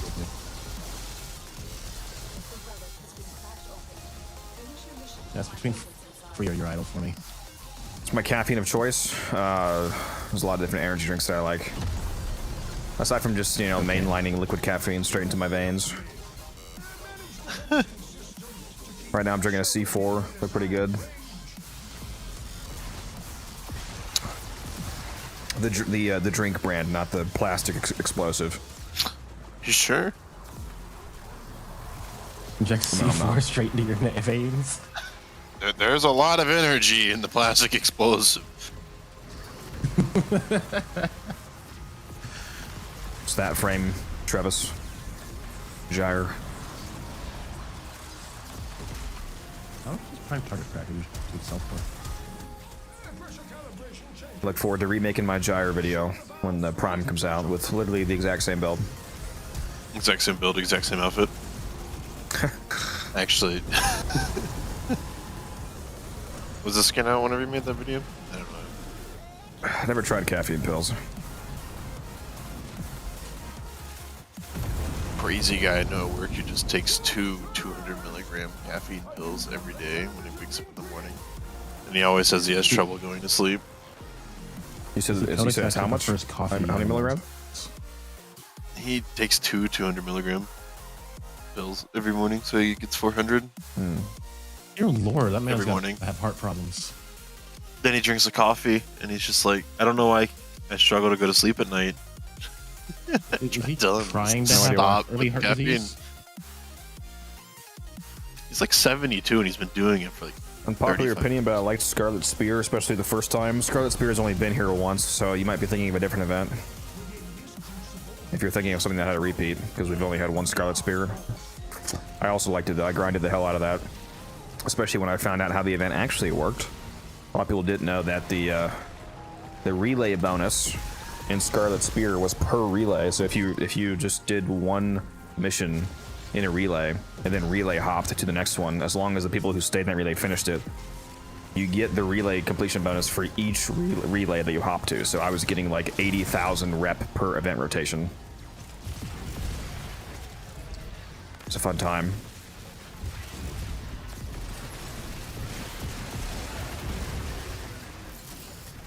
I wish I had farmed a bunch of Forma like Stone.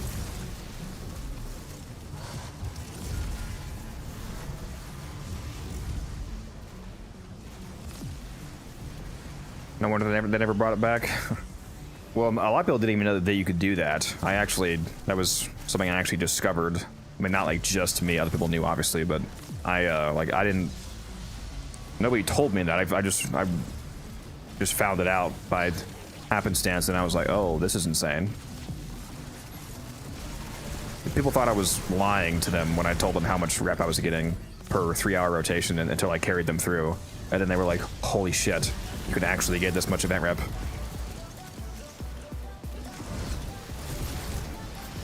Scarlet Spear, I think, is how I finished most of my Eidolon Arcanes.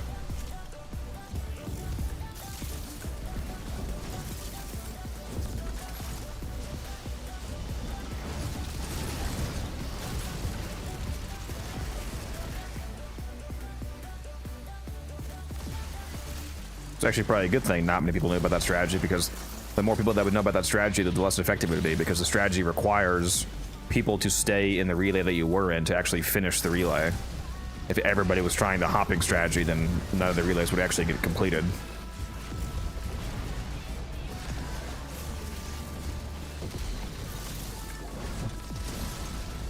It's too bad I wasn't a content creator back then. That would have been a video to make. Although everybody would probably hate me for making it. No. Yeah, it'd probably get patched out if you didn't make a video on that.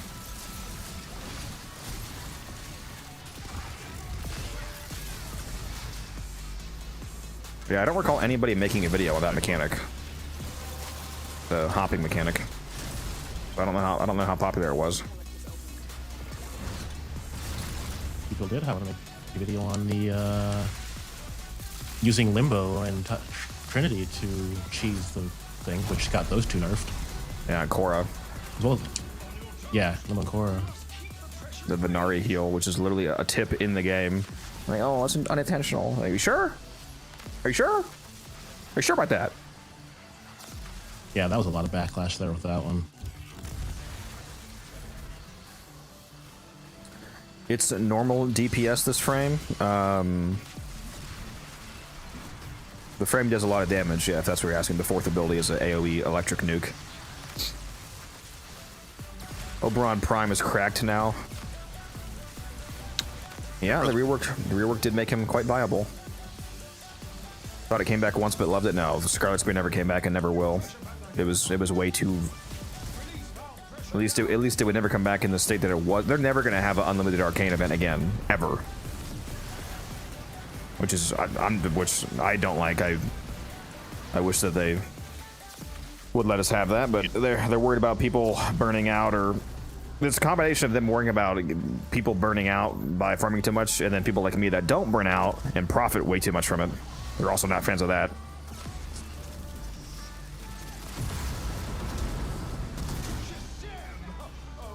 They're not huge. I don't think they're huge fans of people doing the same event 10 hours a day for 30 days.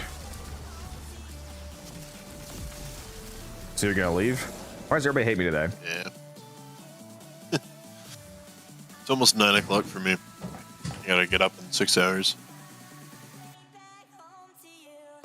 All right, well I guess we'll get out of here then, because I don't really feel like doing this with just 2 people.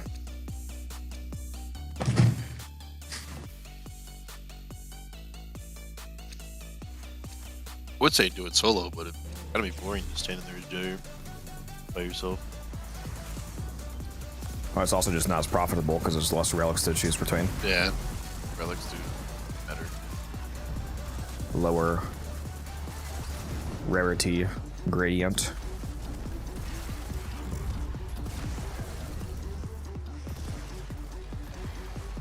The only time I ever do solo relics is whenever the place I'm going to just so happens to be a fissure. As you conquer the foe, so you conquer yourself. I got 111 steel essence. Make a wish. What's up, Lucent? 75.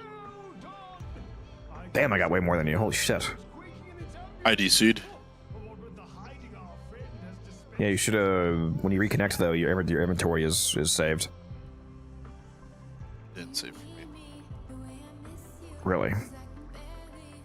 Didn't get the. Are you sure? Like all that Indo had. I also could just have more than you because my resourceful retriever went off more often than yours. Possibly. Which Indo did you get? It should have saved your inventory. 14.4k. It's like 5k more than me, so I don't think it did save. Well, that's rough. Oh well, could be worse. Well, check if you have a inbox message and get back to your orbiter. Bugs out, gives him 600k in though. Yeah, you're 600k in. Yeah. Okay, cool. What is the 4 called in the 547 amp? Is the pod scaffold.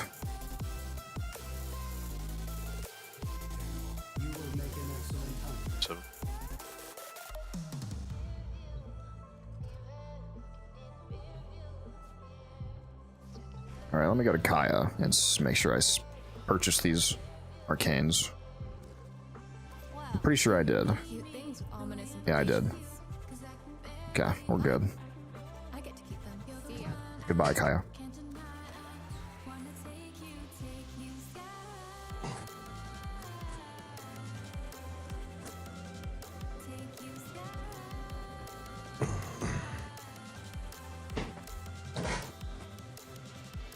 7 is the Certus brace.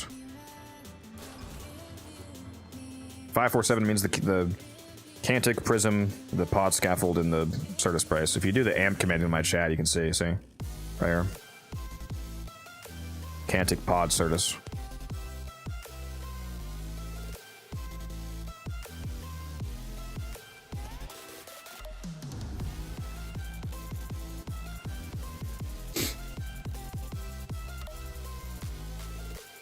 God, my eyes are like burning. Much Warframe? What'd you say? What'd you say to me? Too much Warframe? What? That's not a thing. Not enough sleep. Not enough sleep. Can you show a build? Yeah, although I also have a video for this gyre build if you want to go watch this.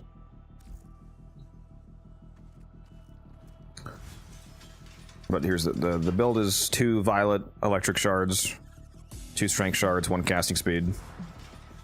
Replace the first ability with pillage. Well, first or second ability with pillage, doesn't really matter which one. And then here's the build.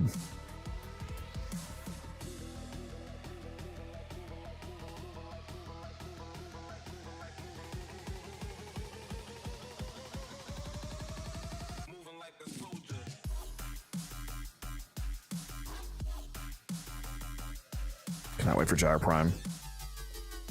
I thought for sure Gyre Prime was going to come out before the old piece, though. It's interesting that it's part of the old piece update itself. I thought she might come out this month and then old piece in December. That's what I was hoping for.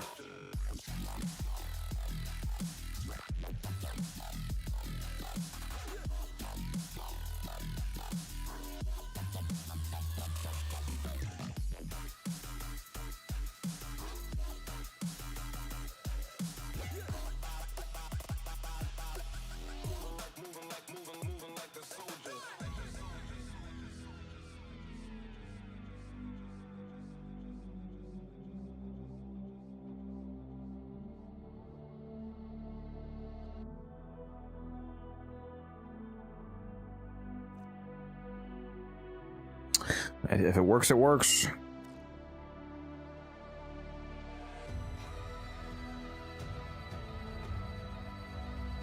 The name of the frame is Uriel Ward, if you're not aware. They showed his first ability on the dev stream yesterday, and it looked pretty sick. We haven't seen the other 3 abilities, though.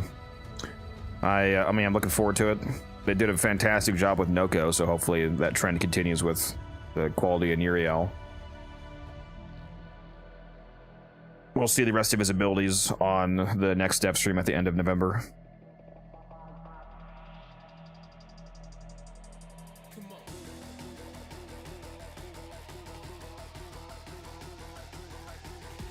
There's nothing planned for November, is there? Just gotta wait till next month. Yeah, there's nothing that we know of yet, at least for November. If they do have anything planned, it's gonna be short notice because there's nothing announced so far. Unity, thank you for the follow. We feel we're gonna have massive content in December. Yeah, I just thought for sure that Gyre was gonna be a separate, just hotfix basically, like just Gyre access, and then, you know, I thought, especially because the content from old piece is so massive, I thought that they would want to split off Gyre from that, but I guess not. Where's your mum? Thank you for the follow, appreciate that.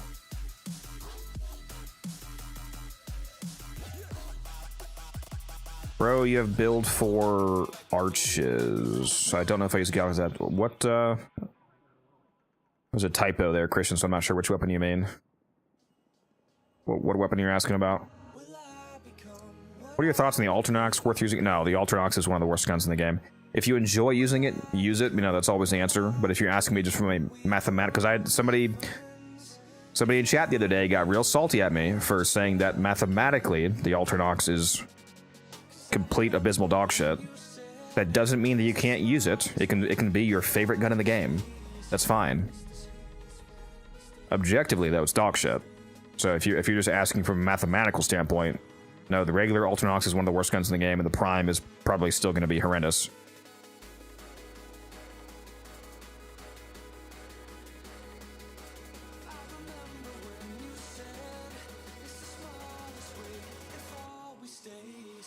Why? What? You're not, Dreth. Nobody said you are. What do you mean? But again, if you like the weapon, the fact that it's bad compared to other weapons shouldn't stop you from using it.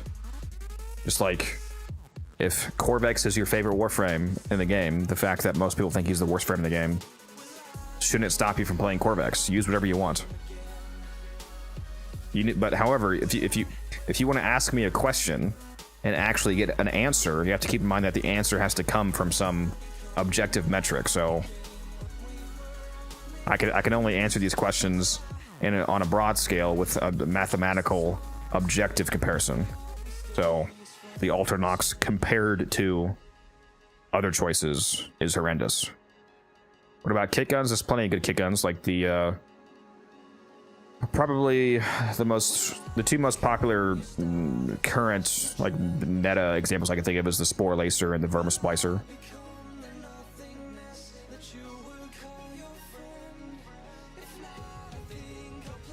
I hope we get some new weapons. Some water, you thirsty bitch. With the old piece, I'm sure we are.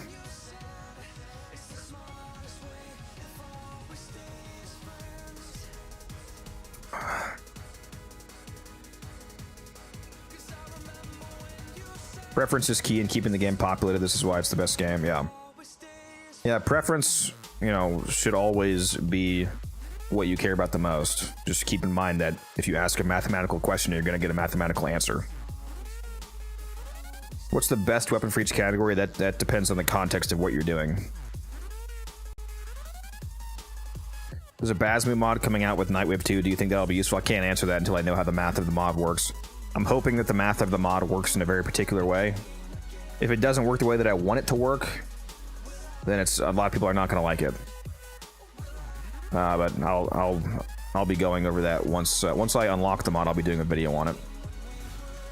I'll be doing a video on both of them like I always do. Game mod is the one that interests me the most.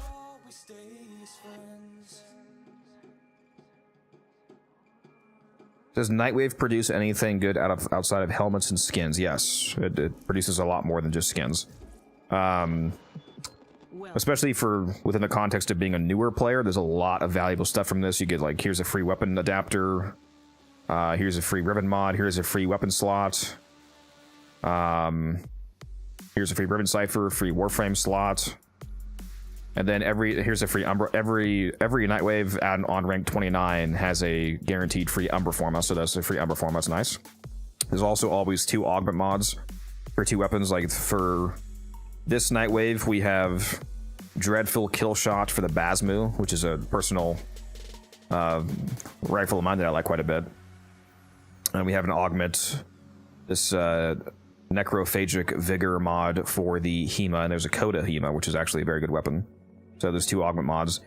There's also the credit offering store, allows you to get some things that are always in here, like you can get catalysts and reactors, although I don't actually recommend buying those. I would recommend like buying corrosive projection instead and selling those for platinum and then buying those with platinum because it's a better conversion ratio.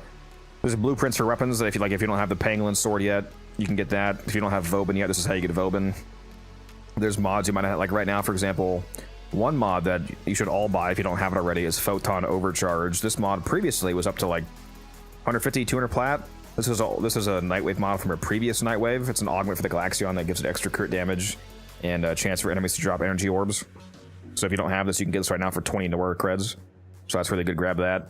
And another thing that everybody needs, especially new players, is Nitane. This is the only way to get Nitane at a reasonable pace. Basically, you should pretend that Nightwave is the only Nitane farm in the game because the other farm is terrible. I'm not even going to talk about it because it's so bad. So you can get Nitane 5 at a time here for 15 creds. That's a really good deal. It's super fast to get. You need those to build a lot of different things, including Omniforma, if you want to build those. So yeah, there's a lot more than just skins you can get.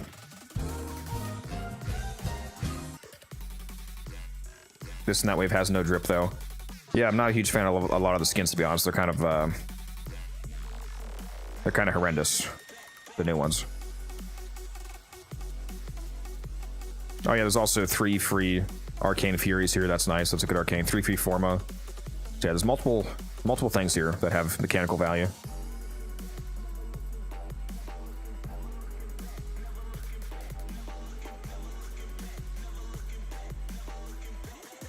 Tenora? Haven, I think you're smoking crack, bro. The Tenora Prime absolutely shits on the Thornback. I don't know what you're smoking over there, bro. Why are melee weapons so much stronger than any guns? Well, there's a lot of exceptional guns that, as a newer player, you probably don't have yet. But so that's not it's not as accurate of a statement as you think that it is. But yes, melees are quite good. One of the reasons why melees are so good is just because melee influence exists, which turns all of your melees into a 20-meter AoE essentially. So that's pretty hard to beat. To just give you a simple answer. What's your top weapons that you want to get in a Karnan? In terms of like weapons that actually could realistically, because you know I could be stupid and be like, oh, I want the Ocucore to get in a Karnan. That's obviously never going to happen because it's already like one of the best secondaries in the game. In terms of weapons that would actually fit the theme of like being appropriate to get in a Karnan, I think the Tigris and the Opticore would be two. The Opticore, not the Ocucore, the rifle, the Spartan laser gun. The Opticore and the Tigris would be two that would be interesting to get in Karnans. Like the incarnate form of the Tigris could convert it into like shooting micro missiles, for example. Bring back the Tigris into the meta, an old classic weapon, revitalize it.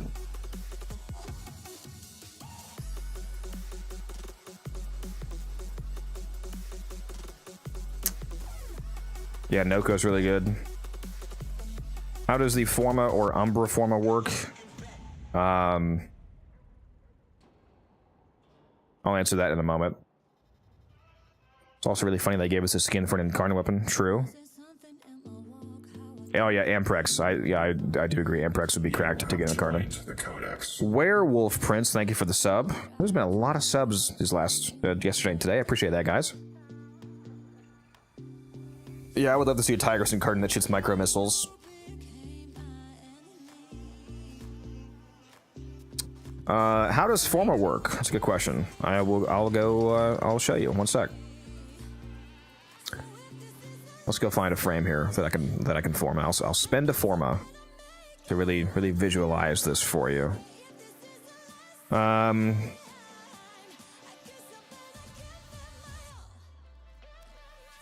Fuck it, I'll throw one on Revenant. No, he's not max rank, so I can't do that. My bad. Shit. Here we go. I'll throw one on my regular Excalibur because I don't actually use him. Alright, so I want to fit Blind Rage on this build. Let's pretend that I can't fit it because it costs 16. Let's pretend I only have, 14 capacity left, so I can't fit this 16 capacity mod. Like, oh no, it won't go on. You can use Forma to do what's called polarizing the mod slot. I can spend a Forma. You can apply. If you look at Blind Rage here, you can see the type of polarity it has is what's called a Matter-Eye polarity. The name of the symbol. I'll do that giveaway in just a sec here, Sweaty. Blind Rage is a Matter-Eye polarity mod. It's what a lot of people call a V or a Y. The actual name is Matter-Eye, though.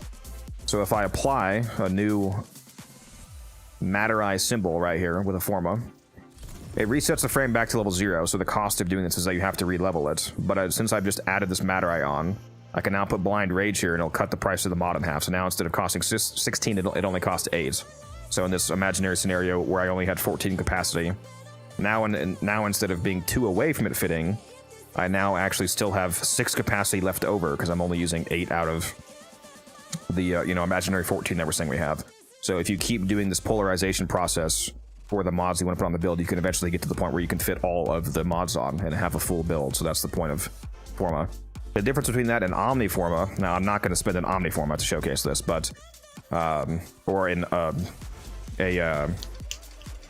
would spend an Umbraforma, I mean. An Umbraforma does the same thing, except it exclusively applies the Umbral polarity. So if I were to go over to this build here and go to Umbraforma, you can see this applies the Umbral polarity. So this would do the exact same thing, except it exclusively only applies the Umbral polarity, which would cut the price of the Umbral mods in half. So all of these mods are here: Umbral Fiber, Umbral Intensify, Umbral Vitality, which at max strength they all cost 16. So by applying their polarity, you can make these only cost 8 instead of 16, which again just allows you to fit a whole build more easily. So that's what those are for. And then Omniforma, which if you want, I'll go ahead and throw one of those on. Omniforma acts as a wild card polarity for anything except for Umbral polarities. So while regular Forma, you have to pick which polarity symbol you want to put on, Omniforma instead acts as if you're putting all of them on. So any mod, except for Umbral mods, act as if they are having their price cut in half. It acts as if it's the matching symbol. So if I slap this on, I'll put this in the slot here, for example, because why not? Now you can see I can put any polarity. So Adaptation, for example, is a Vazrin polarity mod. If I put it there, it cuts it in half to 6. If I instead do Blind Rage, which is a Matter Eye polarity mod, it also cuts this in half, down to 8. If I go to a Naramon mod, like Flow, this costs 16, also cuts that in half to 8. So any polarity will be cut in half by an Omniforma, aside from a Umbral. Now you can still put an Umbral. You can put an Umbral mod in this mod slot. It just won't do anything. It just costs its normal price. You can still put it there though if you want. And yes, I do have over 150 Forma and 20 Umbral Forma. I'm out here Forma maxing.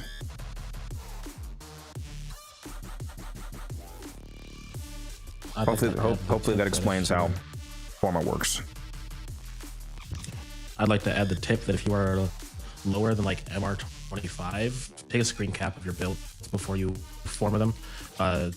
When you form a weapon or frame, your capacity will, unless you're MR30 or above, your capacity will drop, which means sometimes you may lose a mod off the build because it no longer has the capacity to hold it. So if you're like me and have a short-term memory, you may forget which mod that was. So for me, before I hit MR30, I would like take a quick screen cap or picture of the build. That way, like when one of the mods got removed, I knew which mod it was. You could also just link your own build in a permanent chat, like your clan chat, for example. If you're about to go level the frame immediately again, after it's back to max level, you can auto-apply your own link back on. But then you don't even have to manually apply the mods.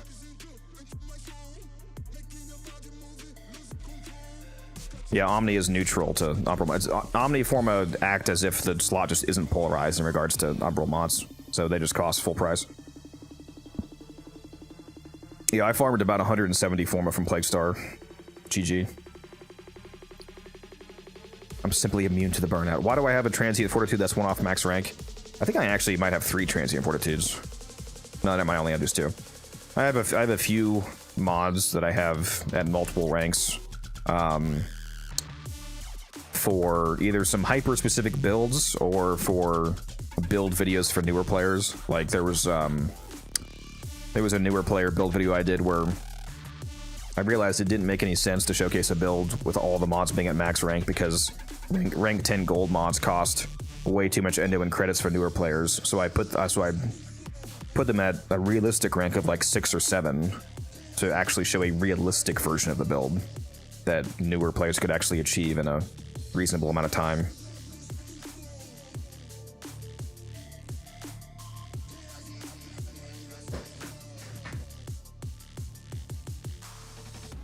How is ribbon disposition decided in the game, and can it go up?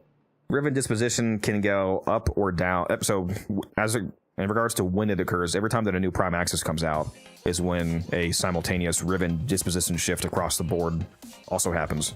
So any up or downs that we get, the next one's going to happen when Gyre Prime comes out, for example. She's going to drop with a ribbon disposition shift. When they do that, the ribbon disposition can go up or down by a maximum magnitude of 0. Was it 0.2 or 0.02, Umbran? Sorry, what are we talking about? I think it's 0.2.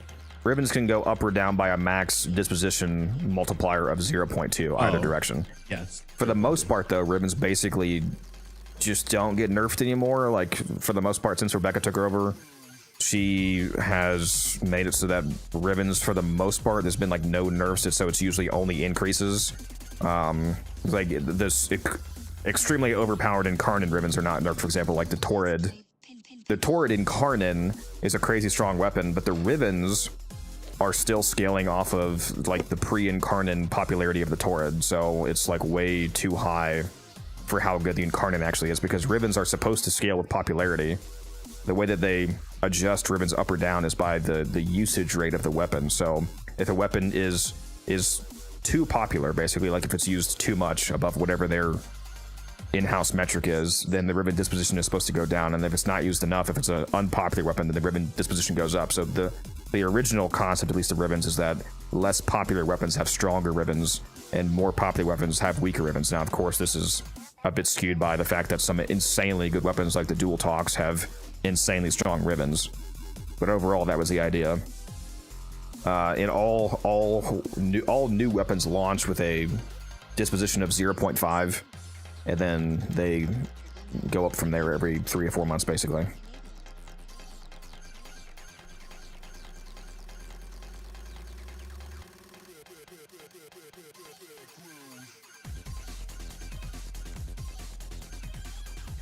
If you go on my YouTube channel, Timothy, you can watch my Noko build video. I have 2 different builds in that video, if you want a full breakdown. Let's play pinball.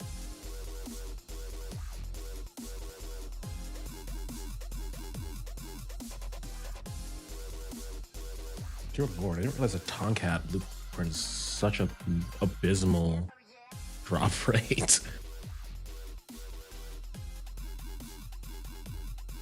Can you recommend a good Gravimag art gun for AoE? The new art gun that we got, the Arbicep, is quite fun and effective.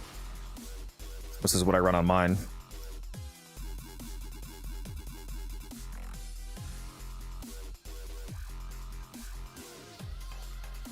Why was the Coda weapon so low at first when you start them high?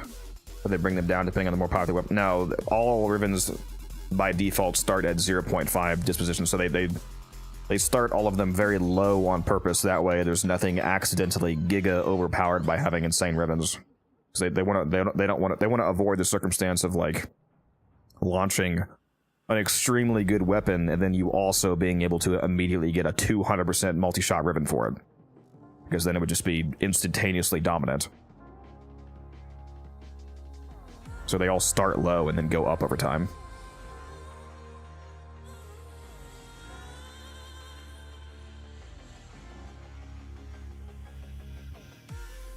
Yeah, the Arbicep is super cracked.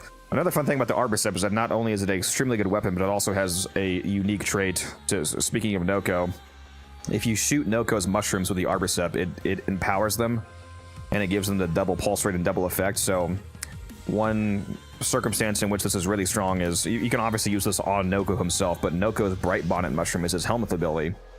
The Bright Bonnet Mushroom, the Helmuth version of it, caps at 100% power strength instead of 150%. And obviously, since it's a Helmuth version, that means you're not actually playing as Noko, so you don't have Noko's fourth ability to hit it with and empower it. But if you have the Arbicep art gun, you can shoot the Helmuth version of Bright Bonnet, and that will still empower it. So even though it caps at 100% strength, you can actually get it up to 200% by doubling it by shooting it with Arbicep. So up to 200% free strength on any frame that you Helmuth Bright Bonnet onto, as long as you have this equipped. It's pretty cracked. Hilarious on Nidus.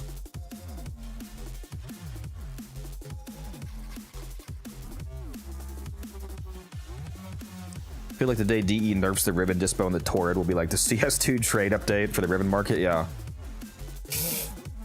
I've heard about that. Didn't the overall like skin market in CS:GO go from? Somebody said it went from like, it got chunked by like 75. It was like $8 billion down to $2 billion or something like that. Like they just completely murdered the market. That's from what I heard.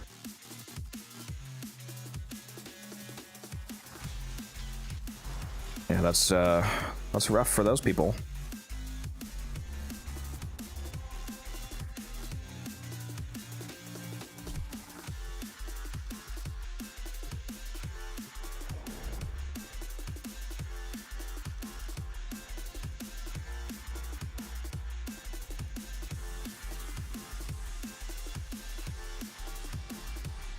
Any tips when to buy mods, etc. on the market?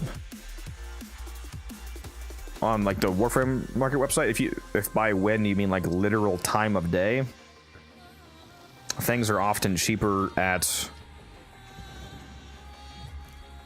Eastern Standard Time. I was going to say at nighttime, but obviously nighttime is relative to where you live.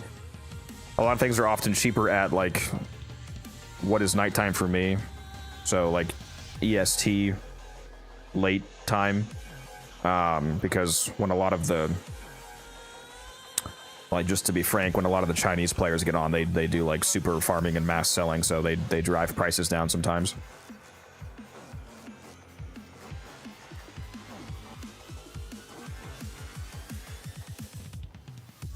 Oh yeah, somebody did redeem a giveaway. What was that giveaway again? I forget what you redeemed. Forma bundle. Okay.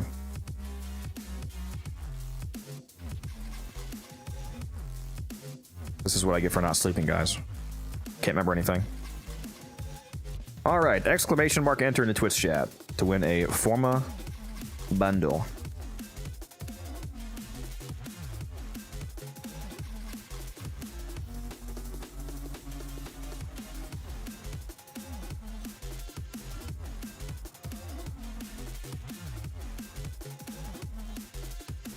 Lurkers arise, yeah. They're just here to profit off of me.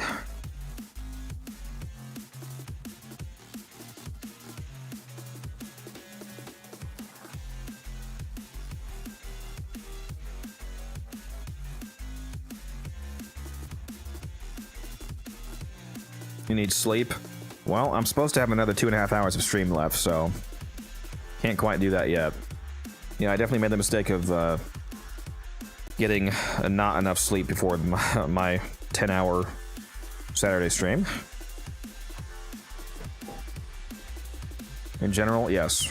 I probably should sleep more in general. Do you have Coda base assist? Yeah, I have every adversary weapon in the game. You watch your mouth, Mal. I love the Coda base assist.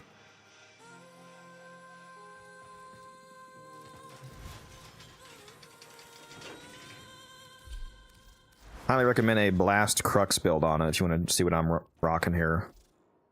Here's the non-Riven version of it. I have so many weapons with a config named No Riven because people, you know, constantly ask me for builds, and obviously I want to give them a build that they can actually use, so I have to make a separate config to show them. Because most of the guns that I use have a Riven on.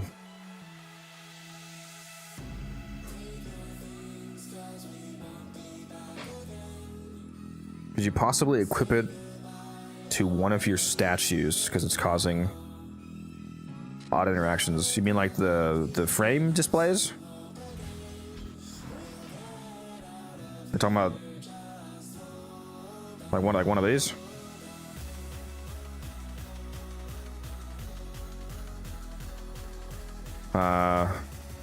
Sure. By the way, you still have your giveaway on screen. Well, yeah, because it's not over yet. Why did that not? Why did that not change it?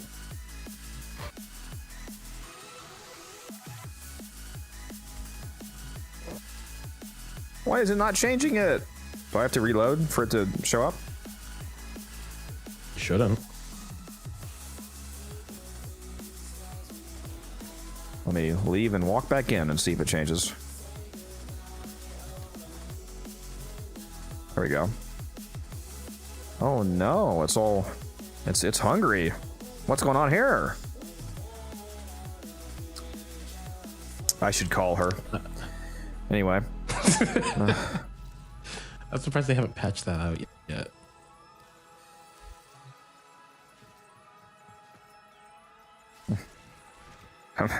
I'm gonna switch back to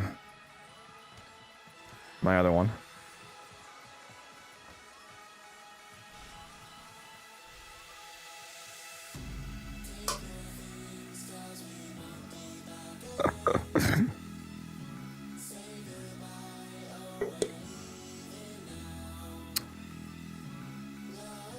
Yeah, that was quite the bug. Yeah, I like having my my default Excalibur displayed here. Excalibur with the Bratton Skana and the Kunai, the OG. Remember your roots, Tenno.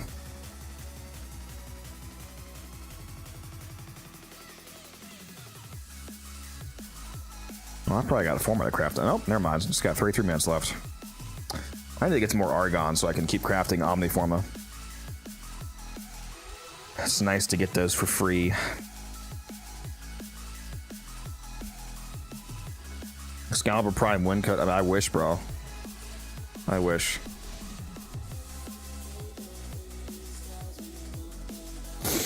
Alright, what do I feel like doing?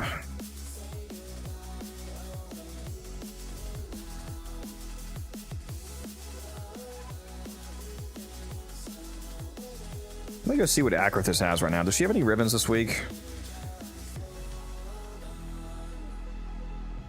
Well, good ribbons. If it's like Kit Gun, I don't want it.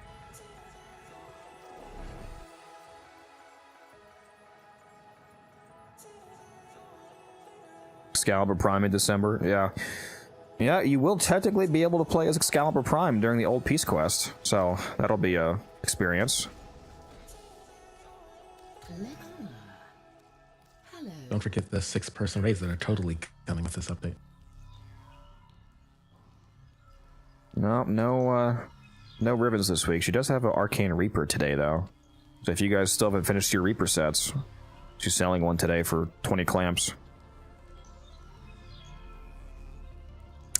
I might go do a Duviri run just to buy that, to be honest. Reaper sets are good plat. Whenever I happen to get one.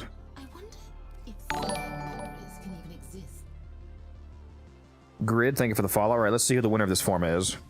It's been long enough. Winner is... Once it loads properly. There we go. Unity Bravo. Unity Bravo, you are the winner of the Forma Bundle. Let me know your in-game name and I'll send that to you.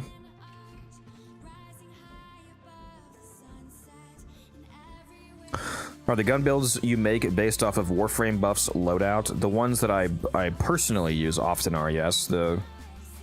In my videos, if I'm doing a video that's centered around a weapon, I usually try to get a build that's self-contained and like works on any frame, but I will occasionally also mention frame synergies.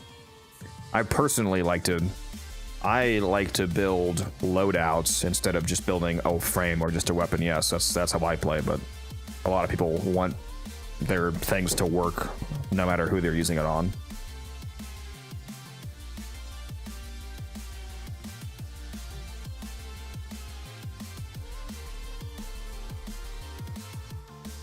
Like if a weapon, if you usually have a weapon modded for corrosive, for example, but you're going to play it with Saren with a venom dose, then it makes sense to you know, not use corrosive because you're going to get corrosive for free anyway from venom dose, so you can instead have another additional element.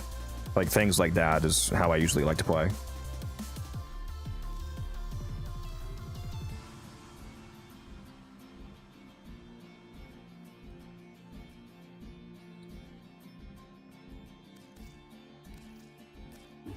There you go. Enjoy the Forma. Classic Codex gameplay, the market window. Hey. Don't make me stop doing giveaways.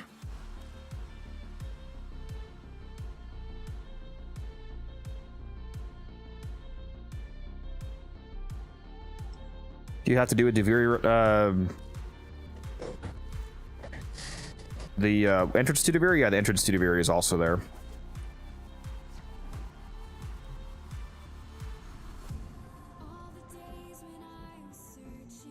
So salty, Mr. Mag Heirloom. Yeah, it's a fantastic skin, to be honest. Oh no, I only have 2 hours left on this like 20% coupon they gave me. Don't care. It's 75% or bust. Mag Heirloom is the best heirloom skin. You cannot change my mind.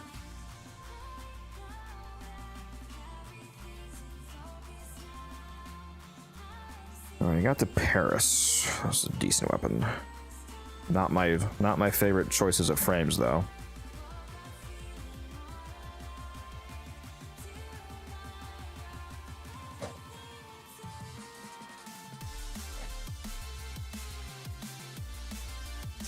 Yeah, the Vauban heirloom looks pretty cool.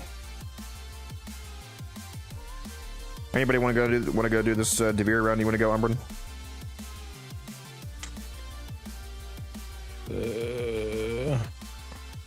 How long are we going for?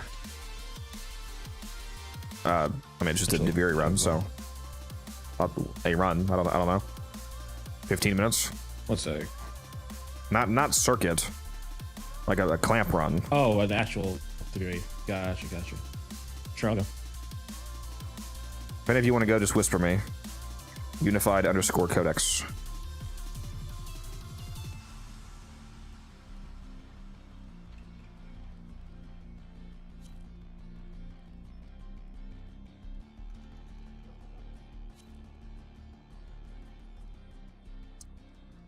So do you guys think the other game mode they showed in the dev stream is also going to be a weekly? Because there's two game modes. There's the Descendia, and then there's also the Parita Rebellion. How crazy would it be if they introduce 2 new weeklies in one update? So do we think that the Parita Rebellion is also going to be a weekly, or do we think it's going to be some normal, just new game mode?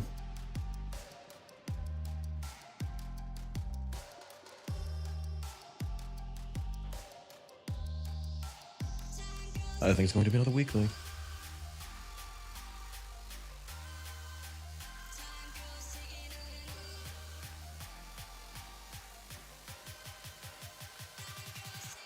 I don't know. That if or it's going to be another Devere.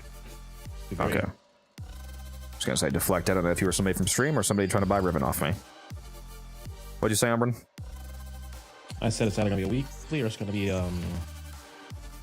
another Devere, and then you're just going to use it to farm whatever resource or whatever you need for the ultimate abilities for the focus school. Yeah. Yeah, I do wonder what we're getting for focus aside from just the ultimates. I also wonder if all of the ultimates are just going to be attacks. Because so far, the 2 that we've seen are just 2 attacks. I mean, they seem to do additional things, because apparently the Unairu one also makes enemies pop out universal orbs, which I didn't actually catch during the stream, but... I don't think the Unairu one actually even was an attack. I think the hammer was just there for flair. Because there weren't any enemies on screen when they used it, but a bunch of like universal orbs and ammo were was it just like a dispensary, basically? She did it. I must have... Basically, yeah. Misread that then, alright. Well, well, that's good. Yeah, because I didn't really want them all to just be attacks. I was hoping that... Like the Matter Eye, it would make sense that the Matter Eye was just like some sort of nuke attack, because, you know, it's Matter Eye, but I didn't want them all to be that. I'd rather they have some sort of interesting new mechanical utility. Yeah, if the Unairu one is just like a super dispenser of every kind of orb, that'd be cool. Did it pop like just like everything? Like it was universal orbs and ammo? Yeah, universal orbs and ammo. And maybe shields too, who knows? The ammo seemed a little bit more sparse, but it was definitely popping up universals. I'm happy that my goat Naramon got a giant sword. Yeah. Make the sword ignore attenuation, sliced right through attenuation. Oh, so you can just use it to nuke bosses? Parita Rebellion's just a crossfire exterminate with a new name. That would be funny.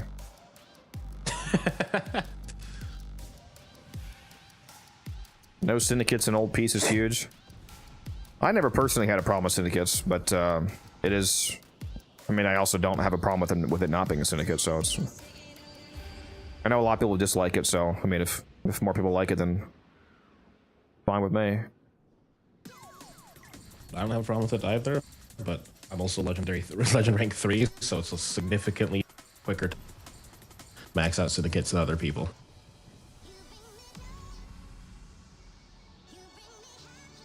Why is this loading taking so long? I blame Taylor.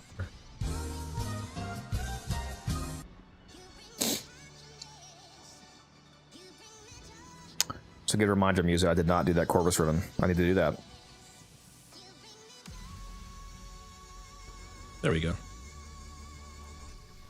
Yeah, somebody remind me to give away that Corvus ribbon after this video. Let me set myself a 20-minute timer on my stream deck. There we go. Hopefully that reminds me.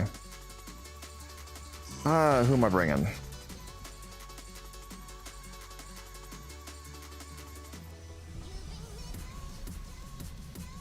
What's my Grendel build? I don't even remember, to be honest. Apparently I'm missing an arcane. It was bright energized that I sold. Yep, whatever. This looks fine.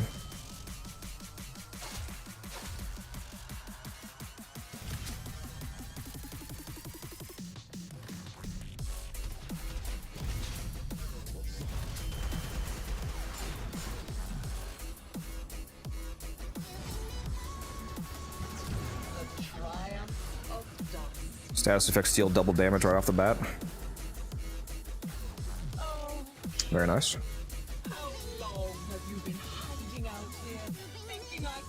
I had dispenser on this line. What the hell? Why do I have dispensary on?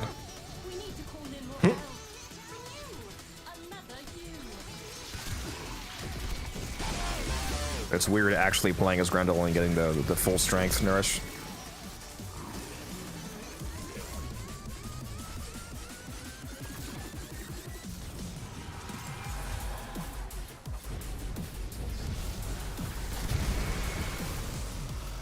Fast as fuck, boy.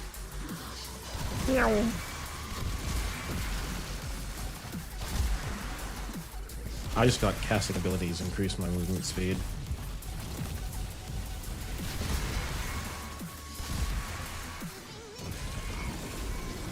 I like how direct you are. Well, I'm glad you like that. Because a lot of people don't like that.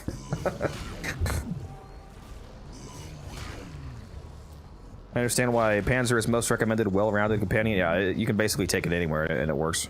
Somebody have the light on them? Who's guiding it? Because it's not on me. Not me either. Whoever has the clone, make sure you're guiding into the light.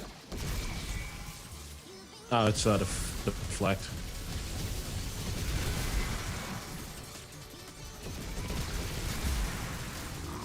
Oh my god, why is my fire rate so low, bro? No, I think it's because I'm used to having reinforced bond on. I was relying on that. Rip.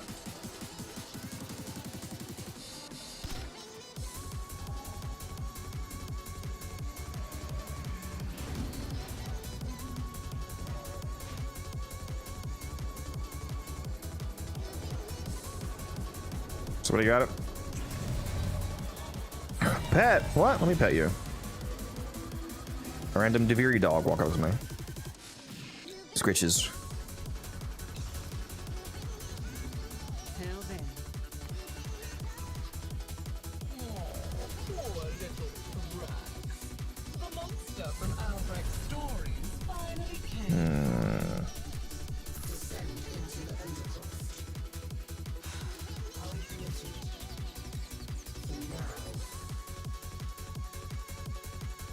Do you guys have good weapons? Oh, somebody's got the fucking Tord. Holy. And the new core. And the Aki core. Oh my god. Okay. Oh yeah, I have the Aki core. Well, I could nerf myself and give you guys the extra crit damage. You don't need to. It's fine. I'm gonna do it. There you go. I just gave you guys the 3x crit multi buff.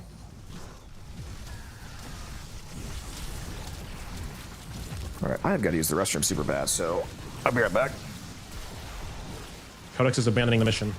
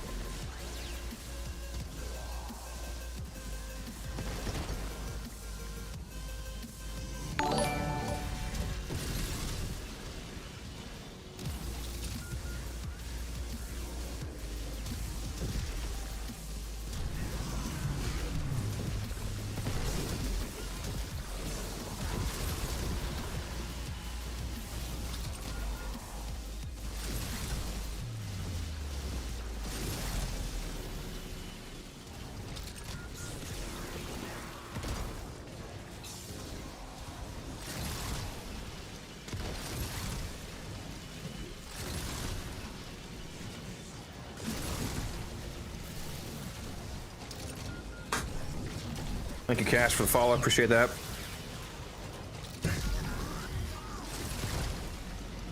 Where can I see your Oberon design? If you're looking for my Oberon builds, I have a video on YouTube you can go watch.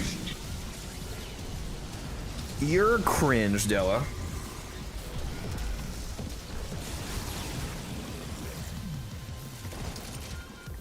How did I not just grab that, bro? Give it to me.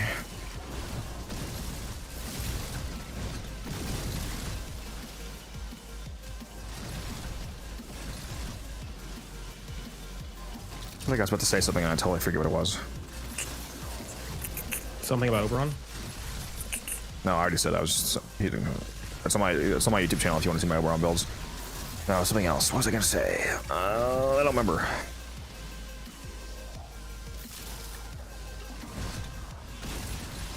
Rip.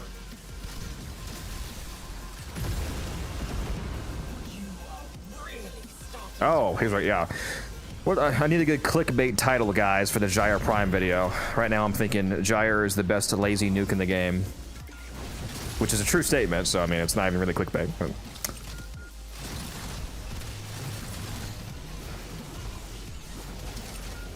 It's pretty hard to beat the laziness of your third and fourth ability being automated as long as you keep getting kills.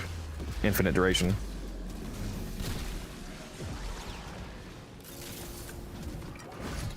You're nuking wrong. Here's how you do it right. Yeah? You're playing Gyre wrong? You're also a true statement, because most people are. If they think she's bad, at least. Boom. Headshot. I just started Warframe and I got like 3 hours in the game. Is the game really worth it? Some people might tell you that I'm a bit of a biased responder to that question, but I do have about 11,000 hours in the game, Jay, so in my opinion, clearly yes.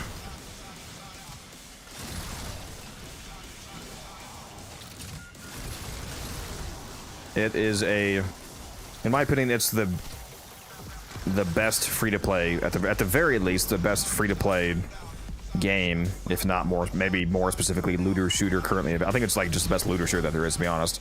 Especially just within the realm of free-to-play games, it's by far the most well-run free-to-play game that we currently have access to in the market. Has an extremely fair economy. The grind is, if you want to remain a purely free-to-play player, there's no pay to win in the game. The premium currency, platinum, is tradable, so even if you are a free-to-play player, you can still access platinum by just playing the game, grinding out stuff that people want, and then selling it to other players for platinum. So you can not spend a dime and still be able to buy things like skins and boosters and whatnot. The gameplay experience itself is extremely fun. The movement is incredible. It's like crack, jumping around in Warframe. You know, the speed that you can go and the maneuverability and whatnot.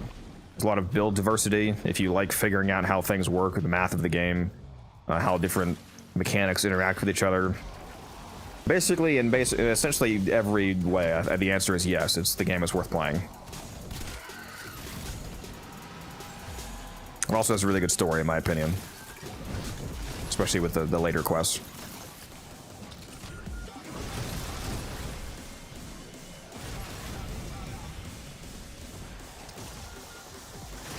I think this is the best time to start the game too. Yeah, they've made the new player experience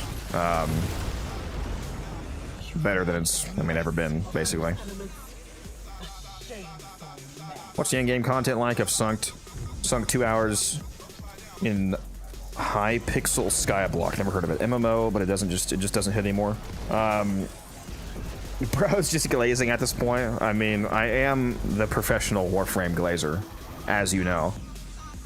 I mean, I try to give you objective points though. Like everything I just said is you know, based off of objective reality. Like I mean, tell me I'm wrong. Tell me a free-to-play game that does the free-to-play economy better than Warframe in terms of fairness to the player base. There isn't one.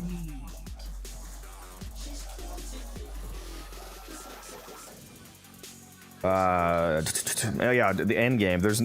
So the end game is admittedly one of the potential issues with Warframe, in the sense that unlike a true MMO like World of Warcraft, for example, there's not a clearly defined end game. Like in World of Warcraft, you get to the end game and you're like, okay, I do raids or I do mythic raids. This is the defined end game. Warframe doesn't have a defined end game, but there is things that are harder to do that give you better rewards that you can do as an end game player. But it's kind of up to you, like what kind of your end game will be more determined by your own choices and what kind of gameplay loop you prefer, as opposed to the game telling you what the end game is, like you might be used to. Can I hit anybody, please? Holy. They keep teleporting around.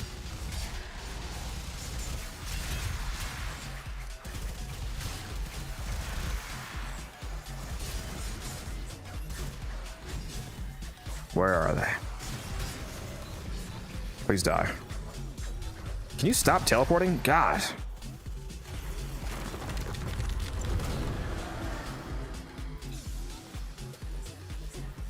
I'm looking for a super speed dagger build. Is there something like that? There is daggers in the build, and there is several ways to make your melee have absolutely fucking insane attack speed. So yes, you can do that if you want to. I found this is an absolute win. I sacrifice 50% of my weapon damage for 600% power ability strength, and I have war on right now.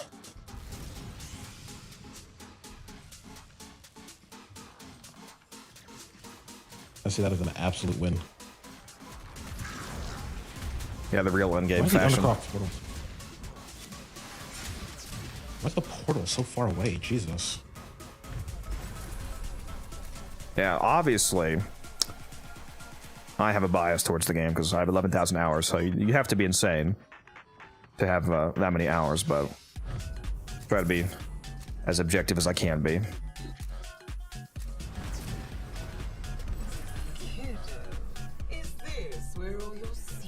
Look at that tasty roar.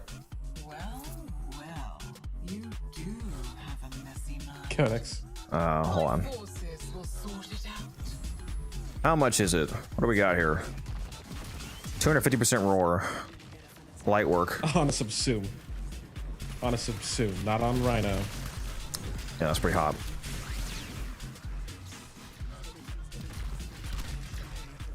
Sacrifice half my weapon damage. Well, if he wants if if he wants a giga speed mal, he would probably, instead of playing Calervo, probably put Calervo's Wrathful Advance on Volt. Do the Wrathful Advance Shock Trooper setup if he wants a crazy speed, high damage build. Yeah, Volt and Nami solo. Yeah, not quite a dagger, but yeah, like Rock to Dark Dagger Volt if you want to also be immortal.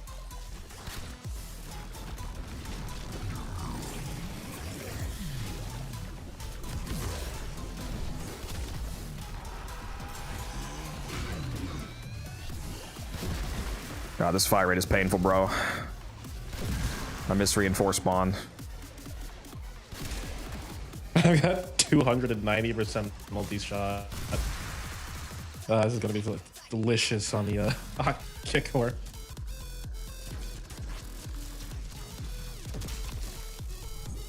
I got so many people messaging me for stuff, dude.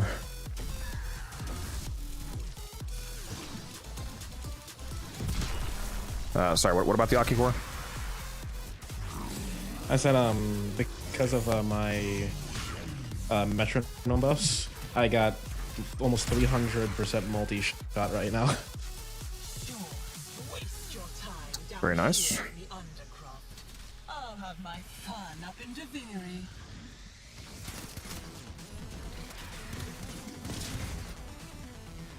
Man, these weapon choices I got are not it.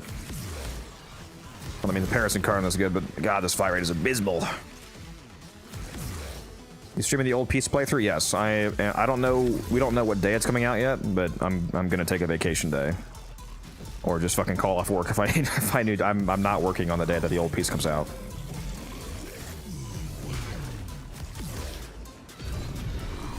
I am gonna be playing it all day. Now, be warned, Twitch. I'm not a fan of insane noises going off during story moments, so Twitch redeems are going to be disabled during the quest playthrough. So I don't want to be sitting there in the middle of the, holding dying Lotus or whatever, and then the screaming cat redeem goes off.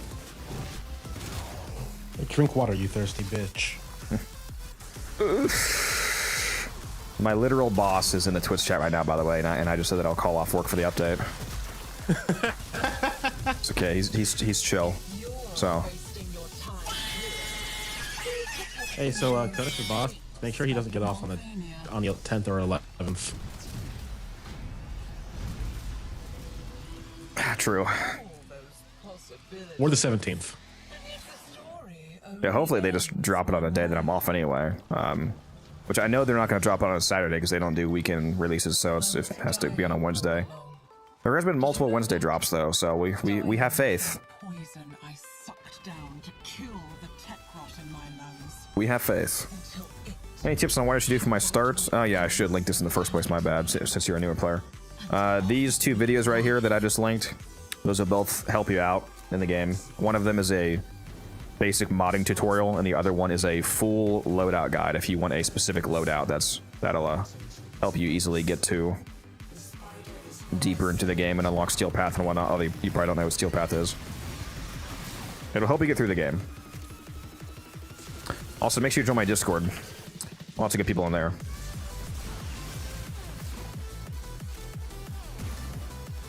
If only I could aim, bro. Imagine.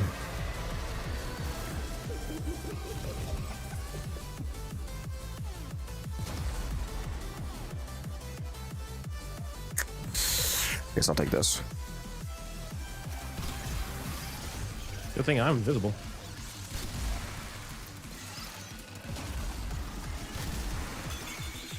I wonder if I can eat the Death Scullers as Grendel.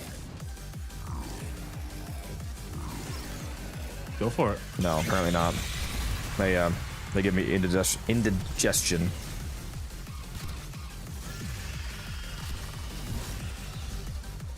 She's so much weaker now with the nerfed attenuation. Yep. All it did was torment you, just as he tormented me. I've got to remember to turn back on my in-game music. No, I had Araxia the week she came out, Eric. I'm just getting clamps right now. This run's taking hella way too long, though, I can tell you that. I didn't exactly get the best loadout.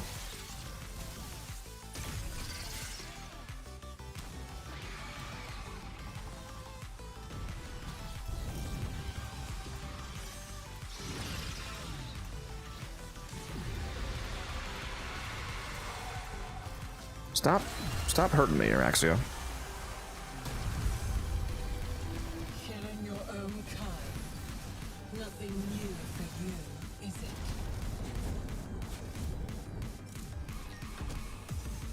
And we're out.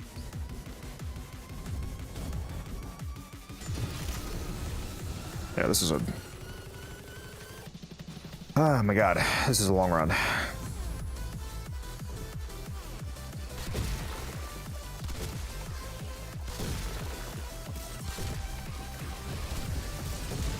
You know how fast you can farm clamps right now with the nerf attenuation if you did the Titania abort method? I should just do that.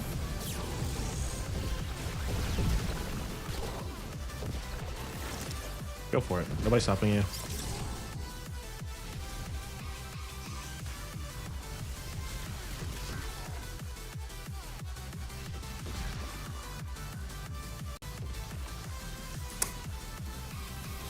Okay, Mal. Alright.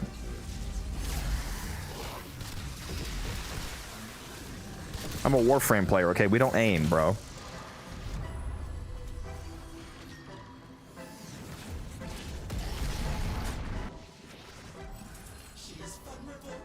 There we go, that's a good one.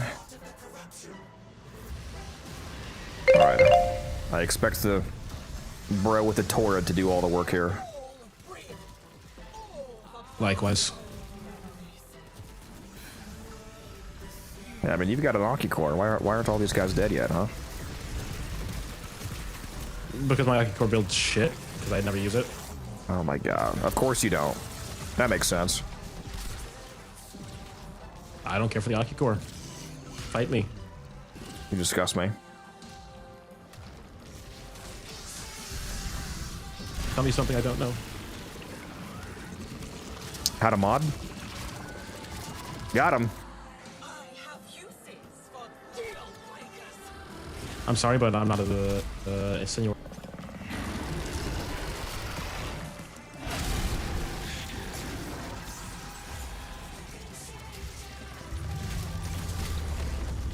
Oh, there goes half the health bar.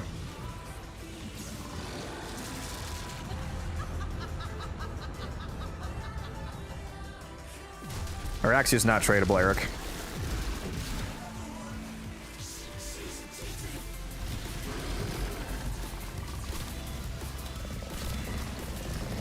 I love how Dominus is complaining about Wally cheating, like he doesn't summon a dragon every single time we slightly get ahead of him.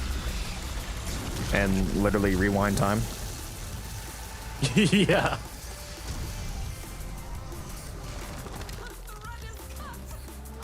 God, that was an embarrassingly long run. Let me out of here.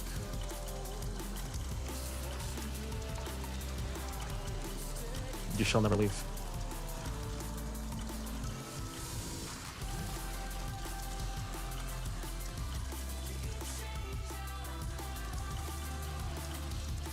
Oh wow, that is a hell of a delay on stream. It's still it's still on the boss fight. Hmm. What are you watching on YouTube or At least Twitch? on Twitch. Hmm. Shouldn't be that delayed. Might be my computer then. Maybe refresh the page. Because I've had people, because some people are responding to me pretty fast.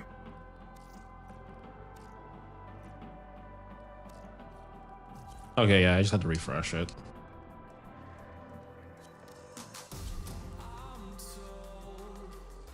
You really Akicore so much fun. Yeah, her passive would add what, 32% crit chance?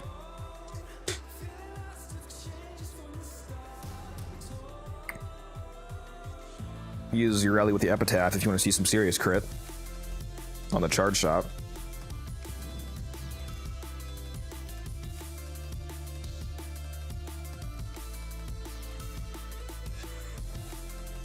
All right, see you, deflect.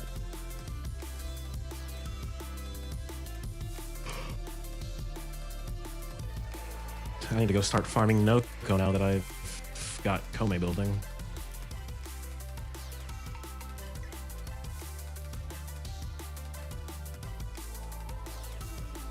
Bro's taking his sweet time.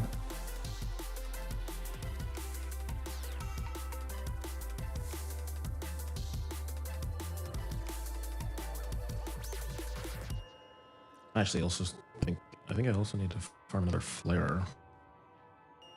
I'll be honest, when I play Ureli, I use the augment that allows me to not have to ride Marilena. I like it a lot better not being stuck on that.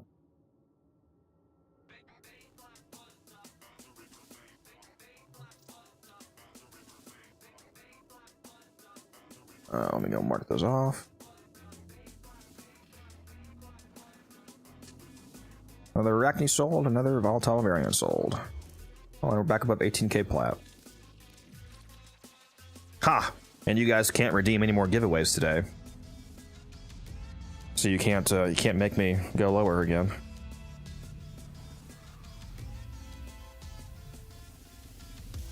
Rizless Ureli. That's fair. You got a Nidus Bright Bonnet build you're working on? Yeah, I plan on releasing. I already have the build done. I just need to do the video for it.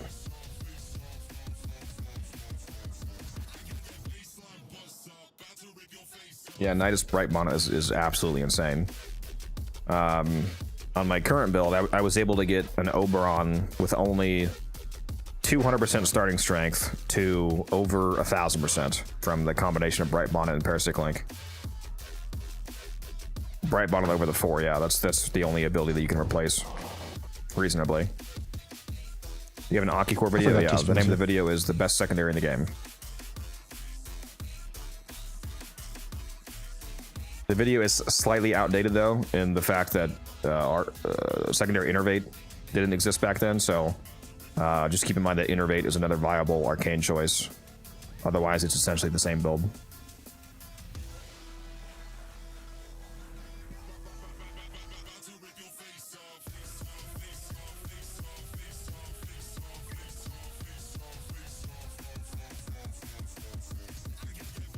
I need to go look at the price of my Arachnes, because they...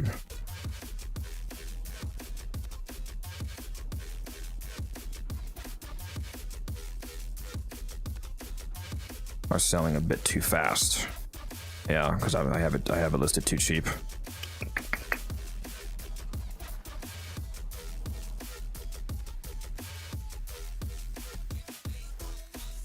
I'll sell this person one at 65, and then that'll be the last one. I'm going to increase the price on the rest of them.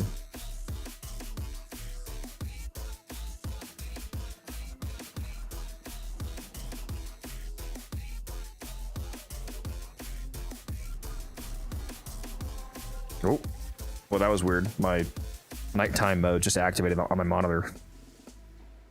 You know, I probably should have activated that sooner, actually. It would help my eyes. The blue light filter mode. I have it set up to start at 10 p.m. from 10 p.m. to 10 a.m.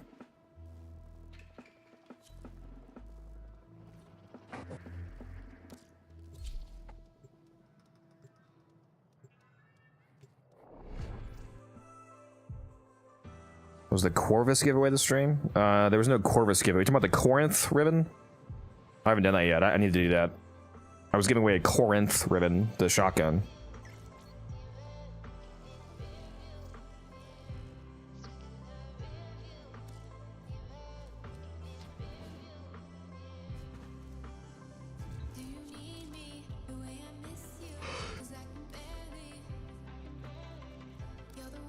Oh, that was equipped. Whoops.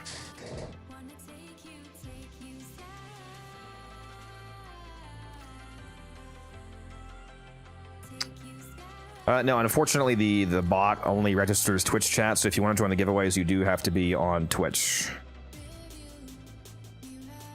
So for those of you watching on YouTube, if you want to join in on that, which the giveaway is not started yet, but when I do the giveaways, it's only Twitch chat.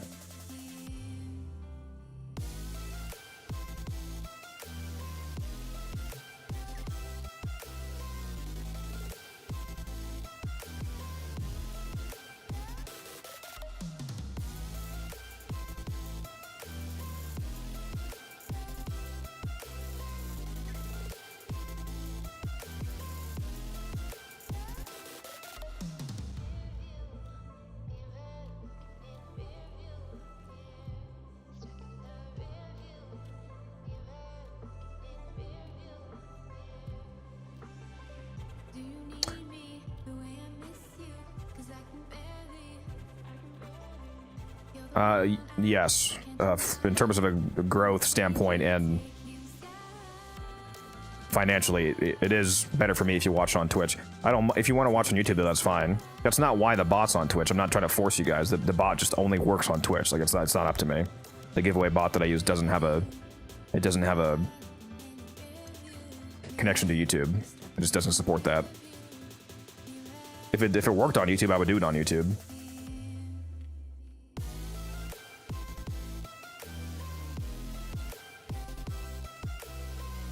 Oops, what am I doing?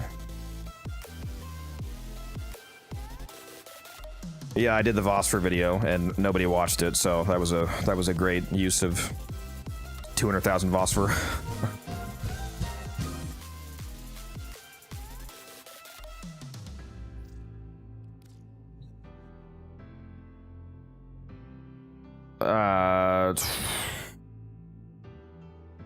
I didn't see your comment. Do I need to mod Civigoth Claws if I replace his 4? No, not really. You're not going to get a whole lot of use out of them. And, let's... watch the attitude. I'm sorry I missed your comment. It happens sometimes.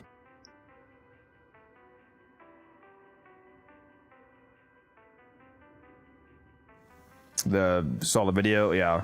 I thought for sure I was gonna get... I mean, I probably just dropped it at the wrong time because there was a lot of other drama in Warframe going on at the time. So I probably should have waited until like a more dead time to drop a random, you know, Vosper gambling video.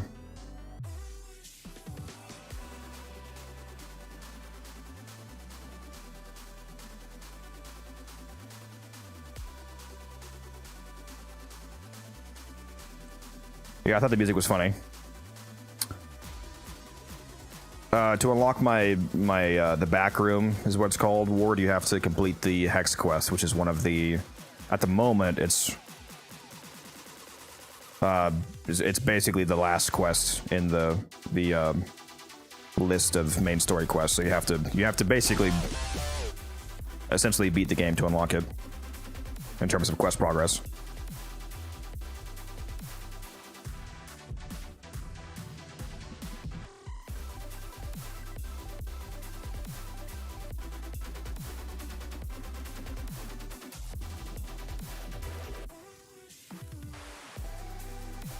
How did you turn the back room into your shit? Like, how did I make it where I load? It's once you complete. I'll just show you. I'll go back to my orbiter. One sec.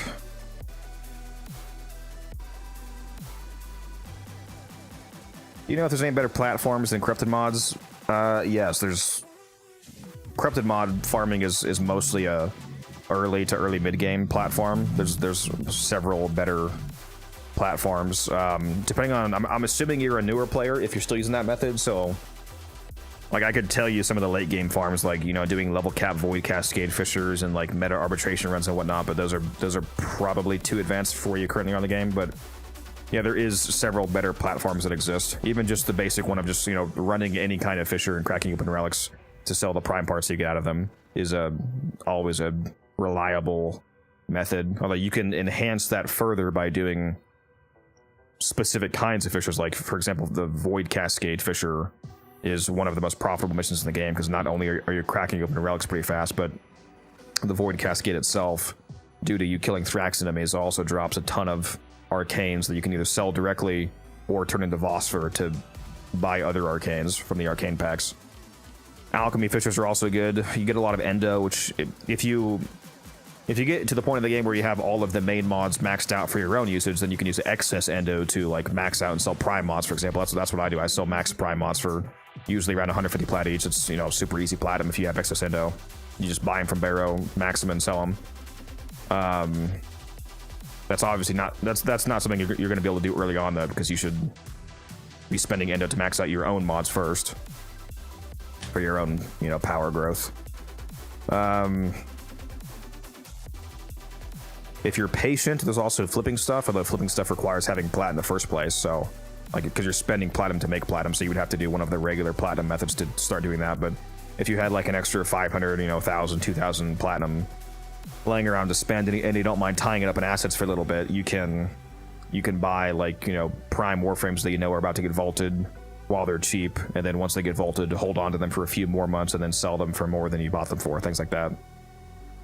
Oh, anyway, sorry. The way that you get the backroom as your I'm in the orbiter right now. You go to this computer and you just click on backroom here, and it says switch operations to backroom. You just do that, and then your backroom becomes your load area. Do you think Relics or Cascade is a better platform? Well, you don't have to pick. You can do both, because there's an Omnia Fissure for Cascade. You can do a Relic Cascade mission, so you can do them both at the same time. Whenever that's up, obviously.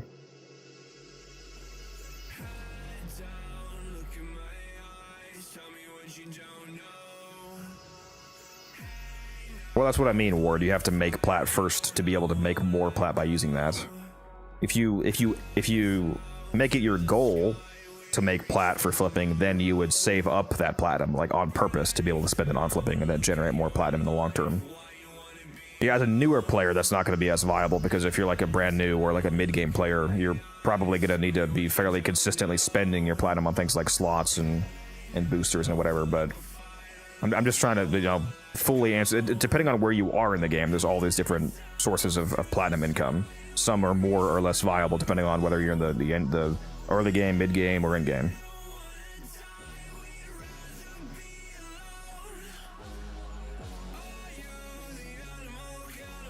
Wait, how did you change your orbiter? I missed it. You go to the infested computer. If you're on your orbiter, go to the infested computer. Like, go to this computer but on your orbiter, and then on the bottom right, it's gonna say it says backroom right here. You click on this, and then it sets the backroom to your permanent destination. And then if you want to go back to your orbiter, you go to your navigation, and you go to Earth here, and it says the orbiter on the top left of Earth to switch back to orbiter. Yeah, this is Mag Heirloom that you can no longer get this skin, unfortunately. It was a one-time offering.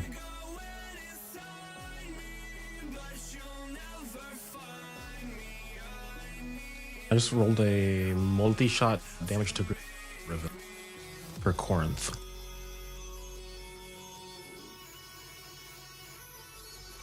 Yeah, like for me, Ward, for example, for where I am in the game, as like in terms of game progress, like an ultra veteran, and I have everything done. I already have all the mods maxed out. I have all the frames, all the weapons. I basically have all the slots that I need.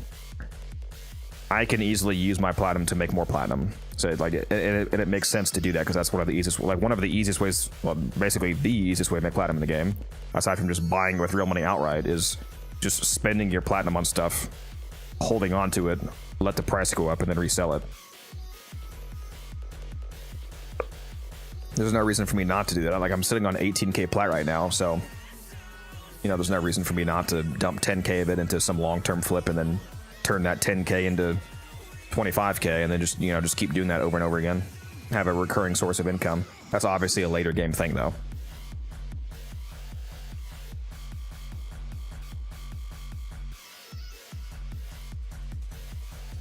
All right, oh, I got Titania. All right, guys, we're doing Isle Weaver again.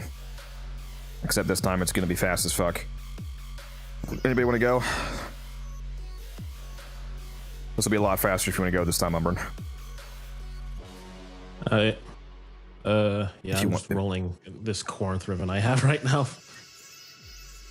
I realized I had one sitting in my inventory for probably like at least a year.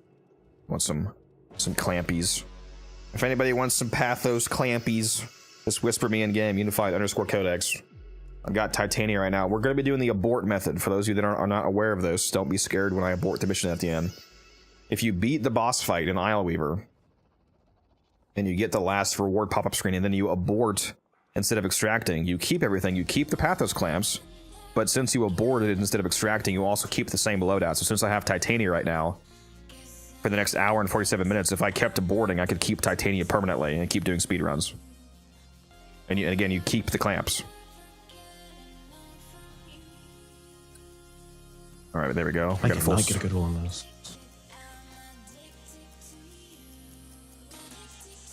Actually, either you can go Umbrun, or I have a full squad here if you don't want to go. I have a fourth guy who will go if you don't want to.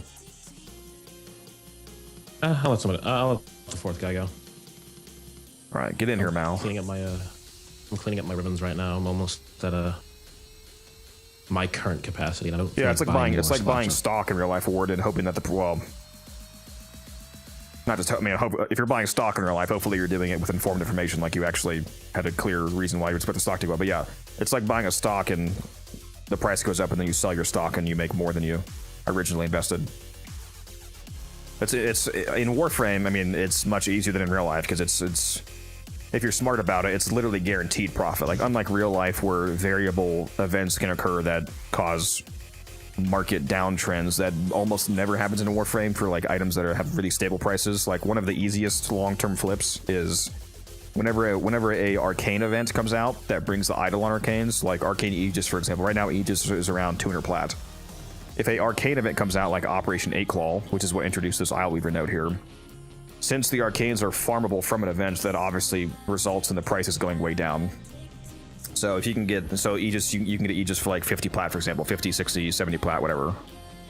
So you dump a ton of plat into buying those while they're cheap, hold on to them for 6 months, let the event go away, wait another 4 months, 6 months, whatever, the price goes back up to, 150, 200, and then you sell, and you make a 3x, 4x, 5x return.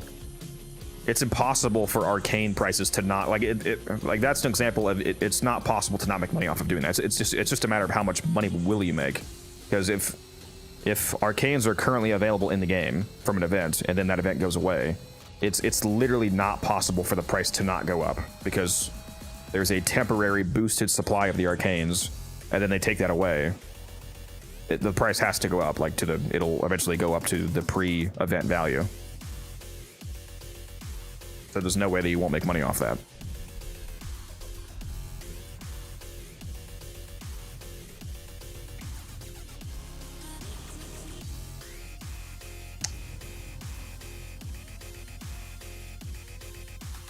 Yeah, we're just gonna pretend we didn't see that, Della. Anyways, all right.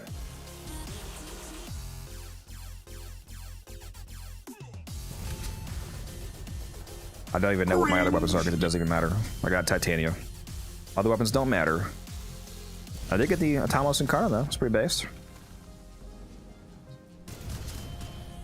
Make sure you guys get your plants from the back left if you haven't already. Let me in here.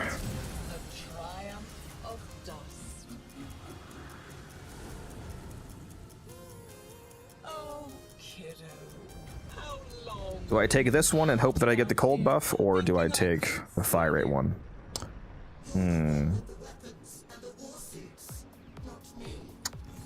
I'll take this and hopefully they somehow get cold status on them for the boss fight. Maybe somebody here has a cold weapon.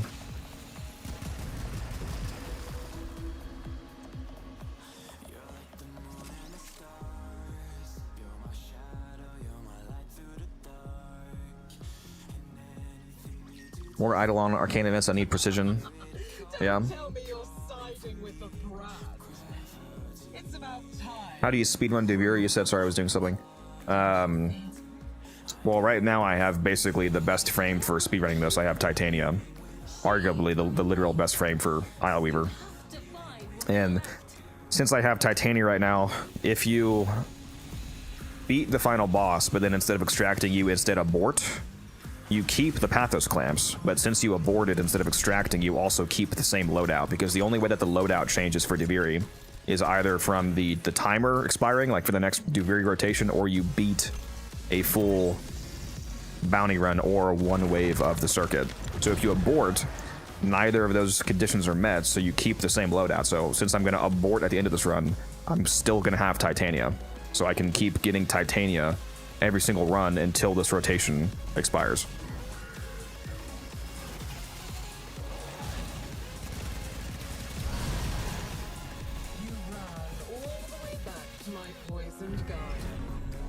You'll see what I mean about Titania being cracked when we get to the boss fight. Both the Araxia and the fragmented boss fight. I'm going to instantly kill both of them.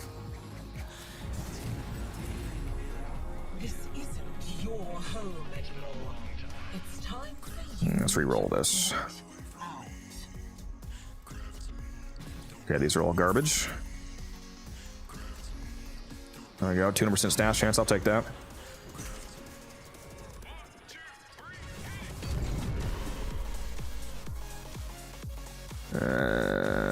I guess I'll take this, whatever. Even though it doesn't help Titania. Oh, survival? Okay, we're chilling. It's chat time.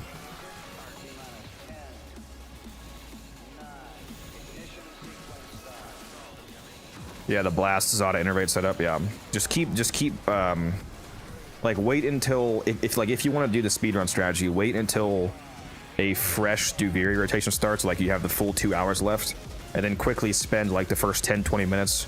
Just keep doing just one round of the circuit quickly over and over again until it finally rotates into you having Titania.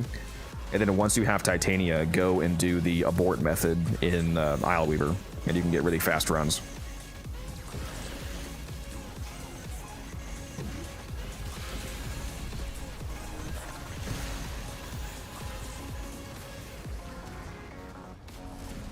And then you can spend the next, like hour and a half or however long it takes you.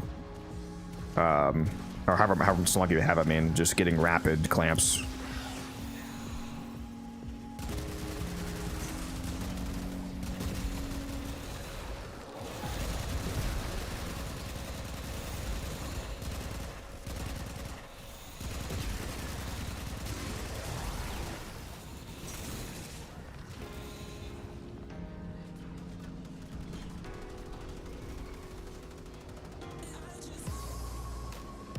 At the moment, we have a full squad wrecked, so I don't have any openings available.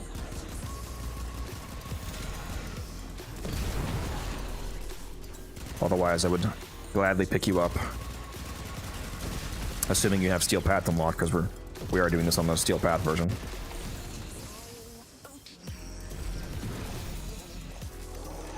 I'm gonna leave after this run. My ping issues are too big. Do you live super far away from the United States or something? That might be the problem. Because my connection is pretty good. Most people have very good connections when I'm hosting.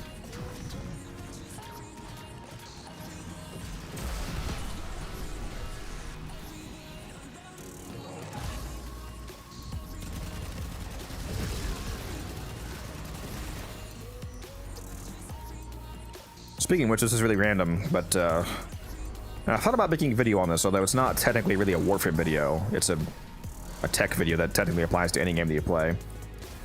For those of you that know what port forwarding, well, if for those of you that know what port forwarding is, you've probably already done this because you know that you should do this. But for those of you that know what port forwarding is, make sure that you open the ports for Warframe on your router.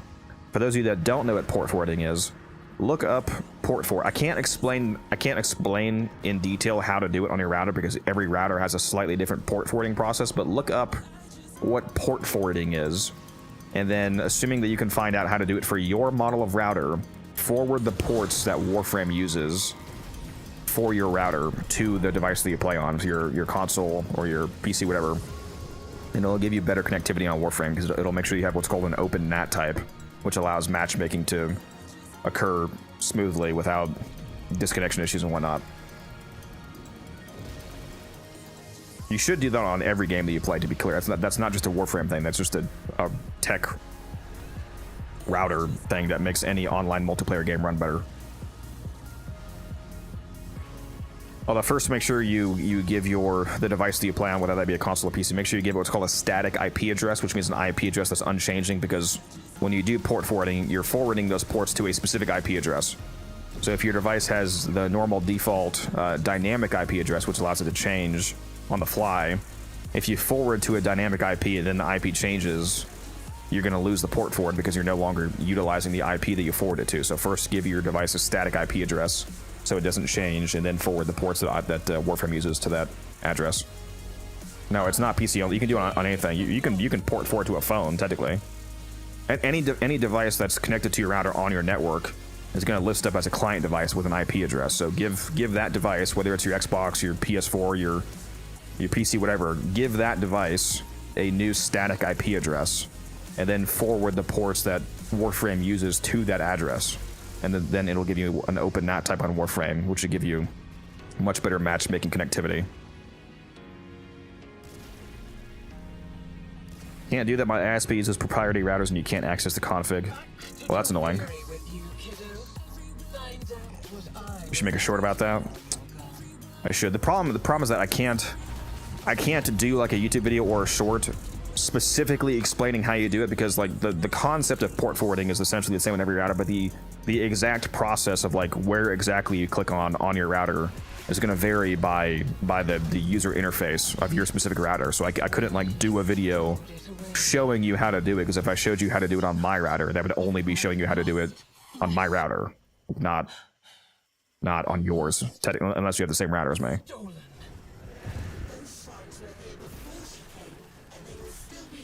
The process is roughly the same on every router, though. Some are easier than others. Some routers you even have what's called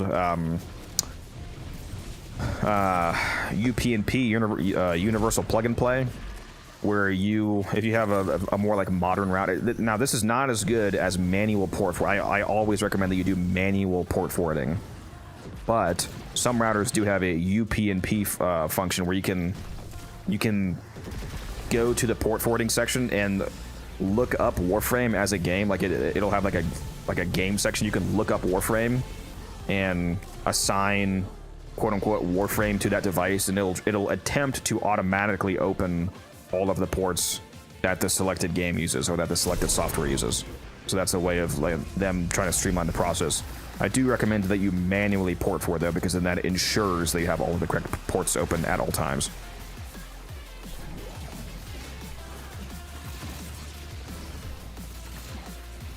Yeah, just dox myself by showing all of my router details.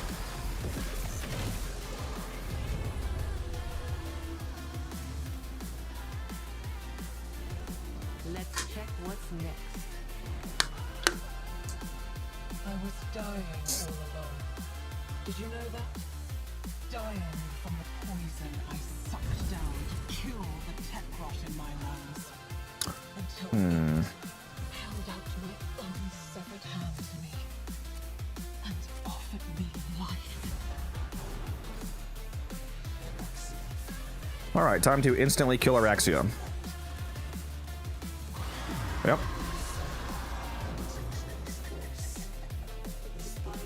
How do you make a static IP address? Again, I can't tell you exactly what to click on because every router UI is different, but the concept is you go to wherever the IP settings are in your router, and you should be able to go to a client list and select the device as a client. So if you're playing on Xbox, for example, you would figure out what it might not say Xbox, so you might need to go on your Xbox first, for example, and go to the network settings on Xbox and figure out which IP is your Xbox. Go to that IP address on the client list, select it, and then there should be an option to assign it a static permanent IP address instead of a dynamic IP address. And then once it has a static IP, that means that it's a permanent IP address. Then once you have that permanent IP address, go to the port forwarding section of your router, again, wherever that is, and assign all of the ports that Warframe uses to that IP address. And then they'll give you open NAT type for Warframe at least.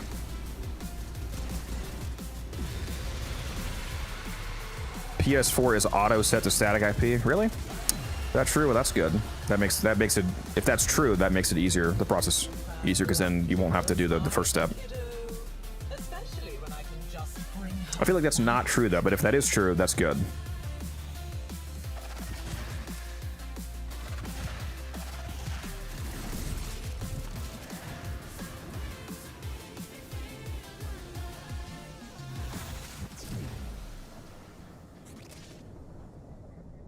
I play on PS5 and have issues with strict NAT. How do I make that work?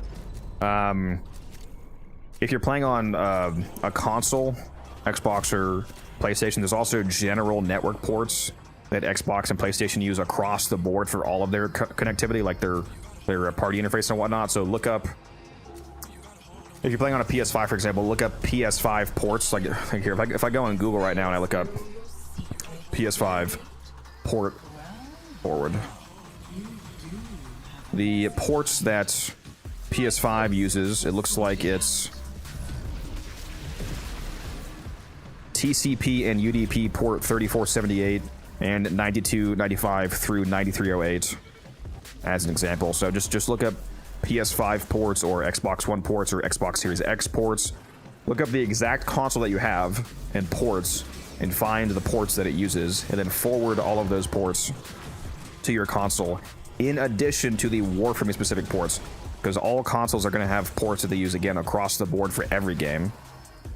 But then also each individual game is going to have ports that specifically that game uses for its matchmaking.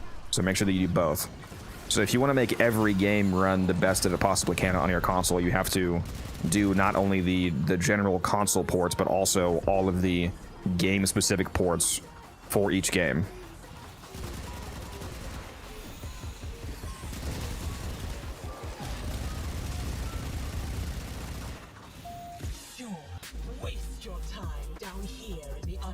Yeah, I mentioned UPnP earlier.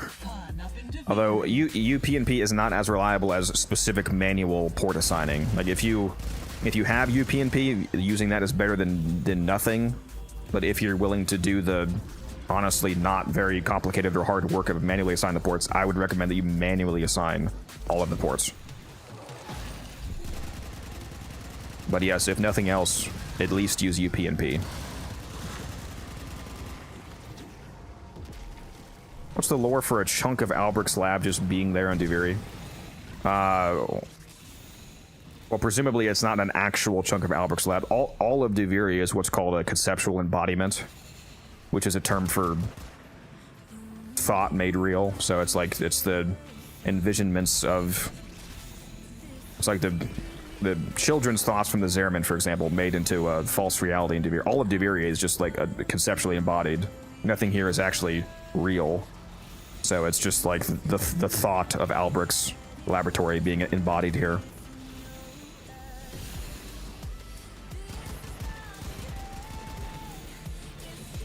Also, what's up, Dark? Yeah, I do love Titania. She's pretty much the best frame for doing Isle Weaver runs to get clamps. Although we're going slow as fuck right now, though, because that survival killed our time a little bit. Survivals are not great for speed running. It's just a static 5 minutes that you can't speed up, so that was unfortunate, but the boss fights are definitely fast.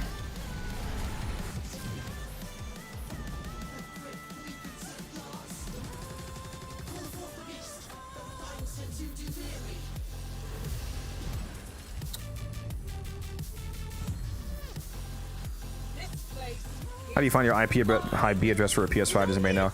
It's on your actual PlayStation 5. If you go to the network to see, I don't know exactly the wording or not, but you should just be able to go to the network settings page for your PlayStation 5, and your IP address will be in there somewhere. You might have to click on like an advanced settings type screen to show that, because most people don't need to see their IP, so it's probably hidden somewhere. But just go to the network settings in the settings section of your PlayStation, and I guarantee you somewhere in there you'll be able to find your IP address.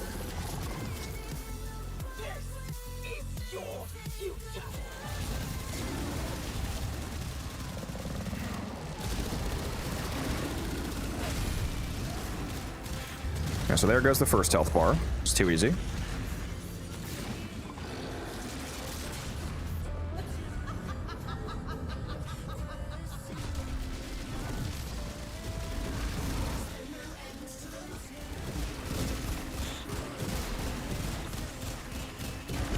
And there he goes. Yeah, that's why I like Titania for this fight.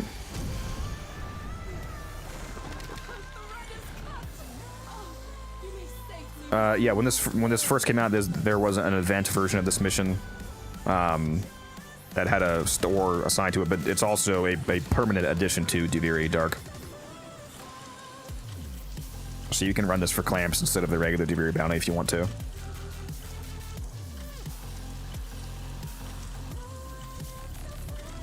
Yeah, I'm curious how many of the titles... oh, yeah, my bad. I need to abort. What am I doing?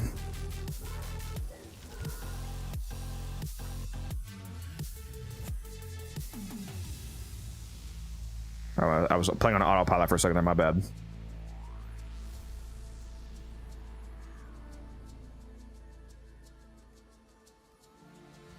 But yeah, we abort, and as you can see, you still get to keep all the clamps, and even, essentially, you keep everything, basically. Like, you literally actually don't lose anything. You keep all the resources, keep the clamps, and since we aborted, I still have... No, I don't. Never mind. Shit, did they fix that? I lied. I lied, guys. They fucking fixed it. Shit! Fuck! Oh, dude, I'm so mad. What, did you lose your Pathos clamps? No, we kept it. We kept all the stuff, but they made it. They caused it to do a rotation. No, we kept the clamps and everything, but I didn't keep Titania. Ah, fuck, dude. No, it didn't rotate. This is the same. We had like an hour and 40 minutes left. This is the same spiral. Unless my UI was bugged. I have had a visual bug before where the time was wrong, so if it did rotate, then maybe, but this 2 hours ago they didn't fix it. I must add that visual bug again. Because when I first looked at this, it said an hour and 45 minutes left. So it must have been the wrong time then. Okay, so it does still work. Sorry, we're having a bit of whiplash here. Because Musa said that he just did the strategy a couple hours ago. So I guess it just rotated, and my screen was wrong when I first looked at it. We didn't actually have 2 hours left.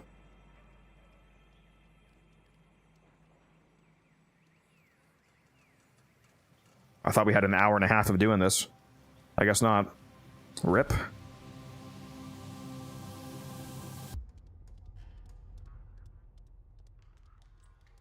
How does one get Kavat genetic codes? You have to go scan the invisible Kavats on the derelict missions on Deimos.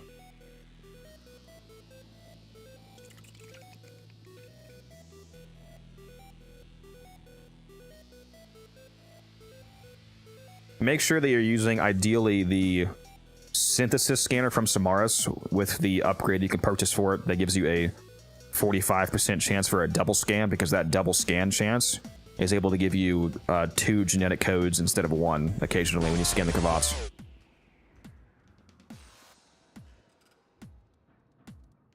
And correct me if I'm wrong, but resource boosters do still affect those, right? I think so. Yeah, so you could get 4.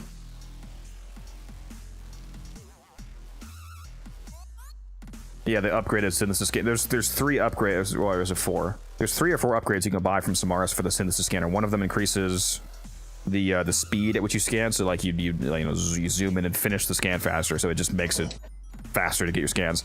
Another one gives you a 45% chance for a double scan. So like double scan progress towards the codex, or in terms of scanning resources like the Kavad, you can potentially get 2 genetic codes instead of 1.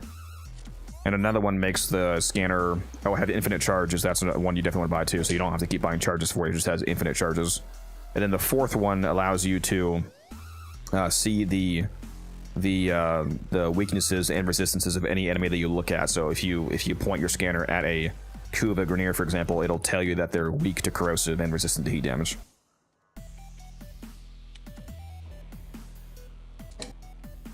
I feel like I need to increase the price of volatile variant as well, because that's... Oh my god, why am I the only person online selling it for... Holy fuck, I could sell for so... I could sell for so... What? This is... I haven't seen this in a while. Oh, no? What? There's other people selling it? What just happened? For a second, it just said the next person online was selling it for 70 plat. But, no, there is other people selling it for... what I'm selling it for.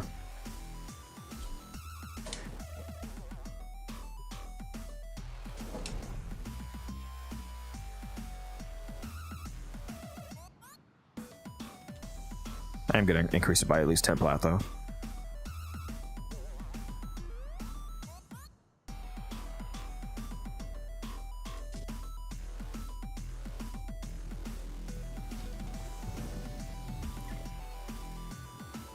Oh, wait a minute, this is the wrong person.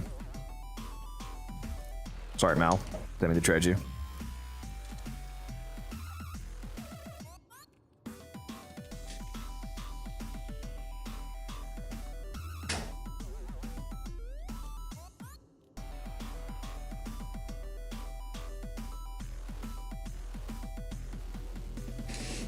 Why am I cursed with shitty teammates on Rocket League? My bad, Mally. Resource doublers do give you 2. Yeah, that's good. So you should be able to get up to 4 then with the synth upgrade. Where is this other guy?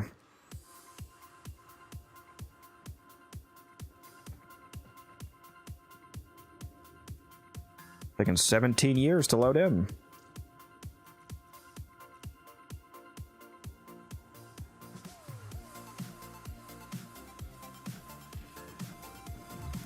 There they are.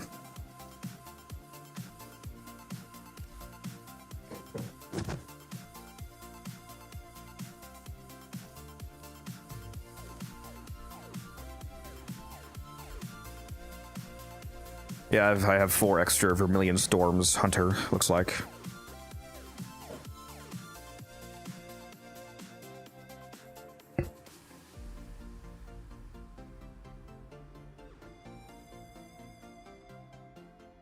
So I can make any combination of parts with the Spore Lacer. You can. There is ideal combinations in terms of DPS. The typical combination for Spore Lacer, I think, is still just Haymaker, Splat, Spore Lacer for the general damage setup.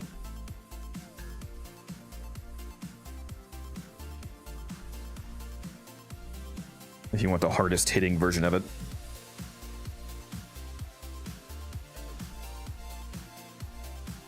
LTT Jingle gives you a jump scare. Yeah, technically it's not his song. He just uses a Monster Cat song, because that's what I'm playing is the Monster Cat library.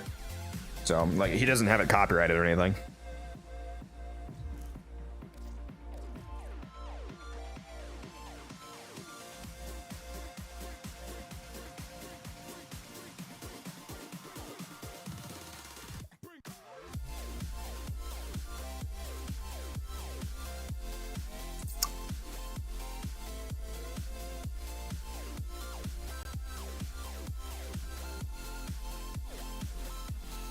I'm not gonna lie, I didn't even. I should sell my Vermilion Storms. Apparently, it sells for.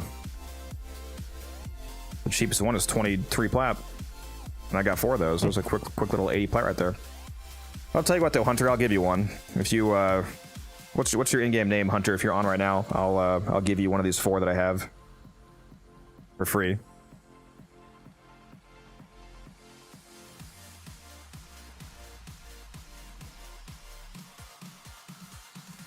What's your either whisper me in game unified _ codex or just tell me your name and I'll invite you.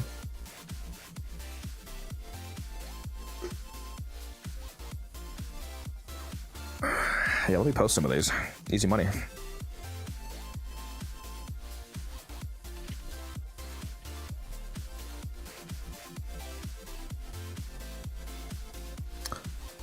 List those for 25 each.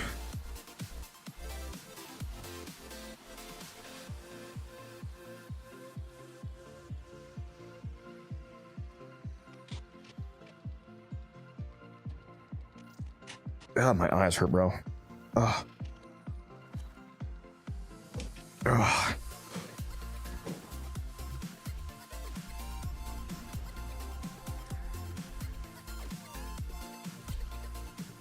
We're gonna make it, guys. I got an hour and 20 minutes left to meet my minimum stream threshold.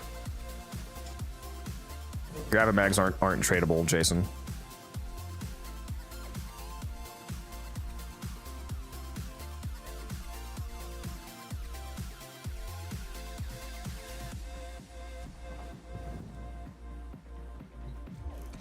They're quite cheap though. If you just want to buy them directly, they're only 20 plat. It's like a catalyst.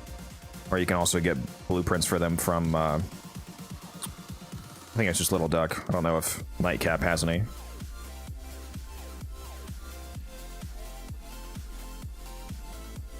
Yeah, I stream 10 hours on Saturdays. Guys are off. I stream from 2 p.m. to midnight, so 10 hours. I usually go way over. I don't think I'm gonna do that today, most likely.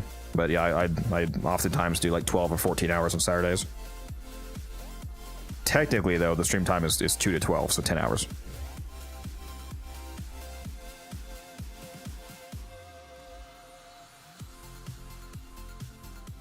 Yeah, Wednesdays and Saturdays are the longer days, and then on the weekdays that I stream, which usually is like Thursday, Friday nights after work, is 10 p.m. to 2 a.m., so that's only 4 hours.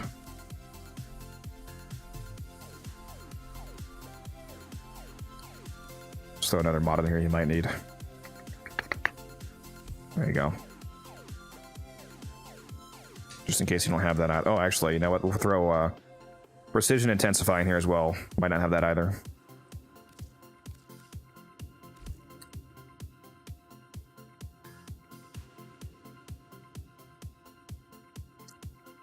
Warframe literally is a full-time job. I mean, if you want it to be, I suppose. I mean, for me, it is quite literally a side job because I actually literally make money off the game. But yeah. No, I don't need all the. No, give me 1. I'm not taking 4 of these. I guarantee you need these relics a lot more than I do.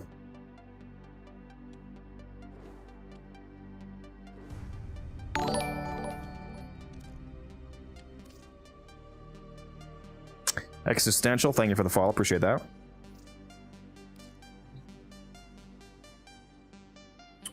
Rust is a full-time job. I think Wildcat used to play. I have a few friends that used to play that. Yeah, the game sounds like it's a bit of a hellscape at times. Comma, thank you for the follow, appreciate that.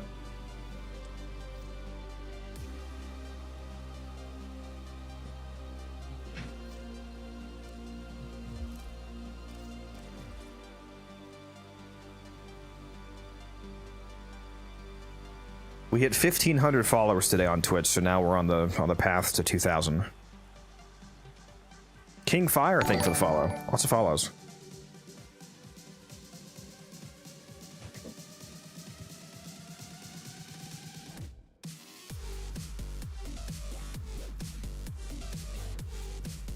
How fast would I go broke if I did a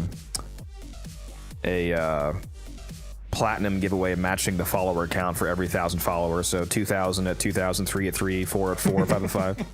I get super popular all of a sudden, get 20,000 followers, and I'm like, guys, I can't do this anymore. I had to take a mortgage out of my fucking apartment. I don't even have a house.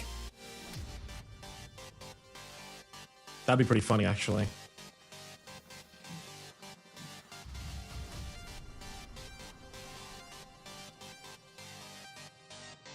Yeah, I could only afford that up to like 10K maybe. And it'll start to kill me. Yeah.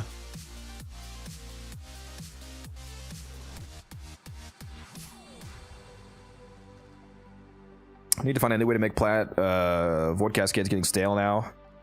Flip stuff. Flip stuff. One of the nice things about making platinum off of flipping items not only is the fact that it's exceptionally good platinum if you do it right, but it also, since it's a form of making platinum that isn't actually a in-game farm, like you doing a specific mission, you can go do whatever else you want while you're flipping. Because like, if you're making money off flipping stuff, you go and you buy stuff, you hold on to it for a few months and then you sell it. So there's not an active farm there. So basically, it's just sitting in your inventory waiting to make money. And then while you're doing that, you can also simultaneously go do something else, like, you know, fishers or ribbons, prime sets, whatever. You have to sell everything? Yeah. Well, I mean, I have at least 50,000 plat worth of stuff sitting in my inventory waiting to sell right now. So, I mean, technically I could afford that. It would just, I would have to get on top of selling my stuff.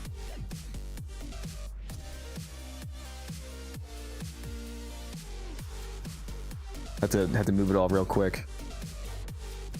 I dumped some of my arcanes the other day because I was getting a little paranoid about DE throwing another arcane event at us, you know, dumping the price of arcanes again, so I would have to keep waiting to sell. So I fire sold some of my Aegises and Avengers and Furies and whatnot the other day, and within the span of an hour I doubled my plat from 9K to 18K because I sold like 9K worth at some slightly lower prices just to move them. But I'm still holding on to a good chunk.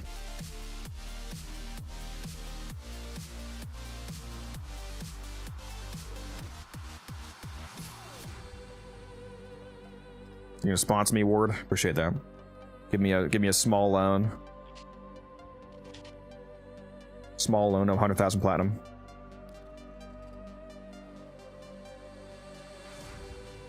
Sell IATN sculptures, that's what I'm doing? Yeah.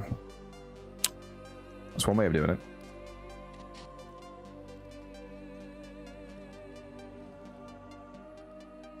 Yeah, what do I feel like doing right now?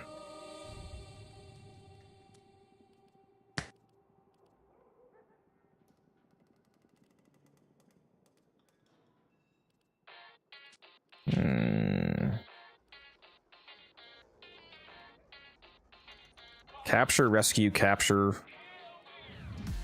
Iliad. Isn't Iliad the sergeant? Phobos? There's a lot of quick... Yeah. There's a lot of quick void... Kuba Siphon missions right now. I'm gonna go do these. Let's get a few Requiem relics stacked up here, because I just noticed there's a capture, a rescue, a capture, and then the fastest assassination in the game, so... Yeah, let's go grab some... I'm not even gonna do the actual siphons, to be honest. I'm just gonna rush through these missions to try to get some Requiem relics. Yeah, I have Noko. I also already subsumed my second Noko.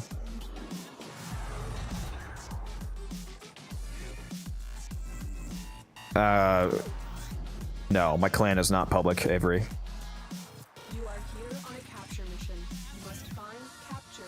Yeah, it's because they brought it back twice in a row, Della, so it's a bit unfortunate. I did the same thing. I bought like 10 Rubito-lined barrels. Eventually the price will go back up.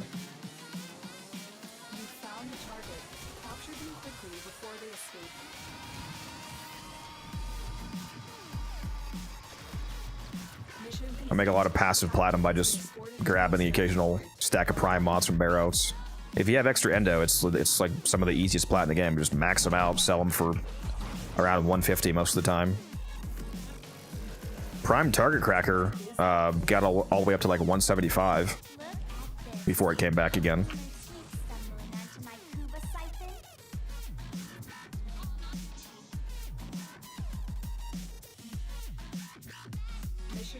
New Wukong drip is not. Yeah, this skin's amazing.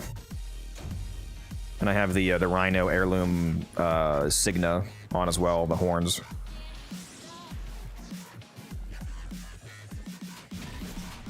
All right, I'll see you, Avery.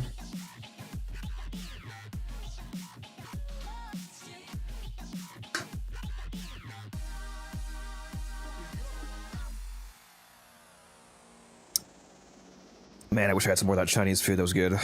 I love Chinese. Oh, did I get a relic from that? I didn't even pay attention. What did I get? Nope. Game hates me. I'm quitting.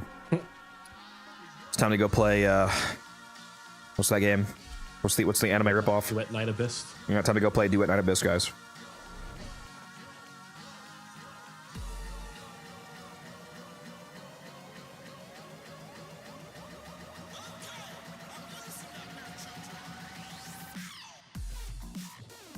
The definitely not anime ripoff of Warframe.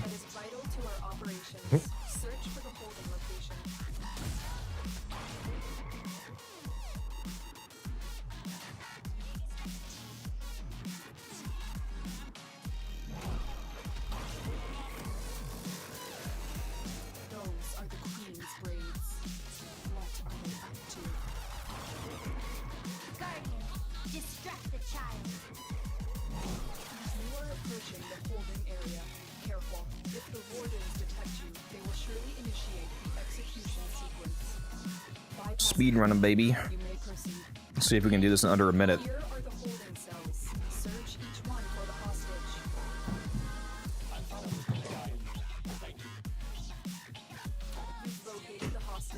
Is it under a minute? Yep, 49 seconds. And we got a relic. Nice. Is the Ku behind good? It's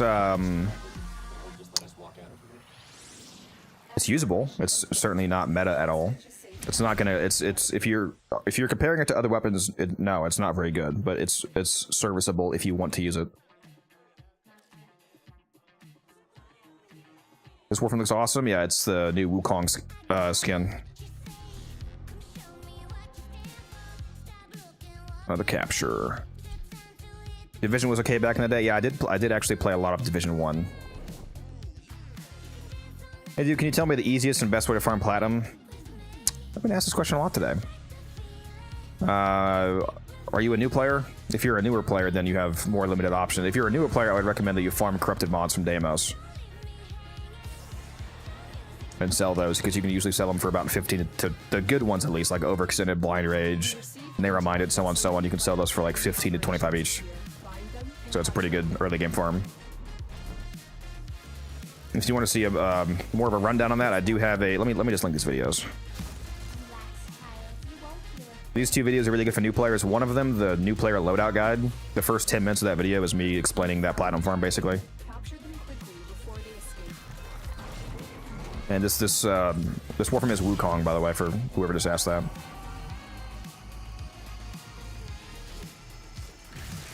Excellent work. We'll interrogate the captive back at base. Your part is done here, Tenno.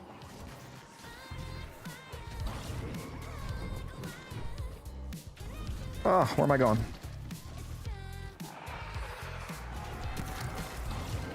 That was a juggernaut. They were lured out by the death of Infested. Lay low, and it should go away. You guys think Uriel's going to be faster than Wukong with his first ability? Wouldn't that be something?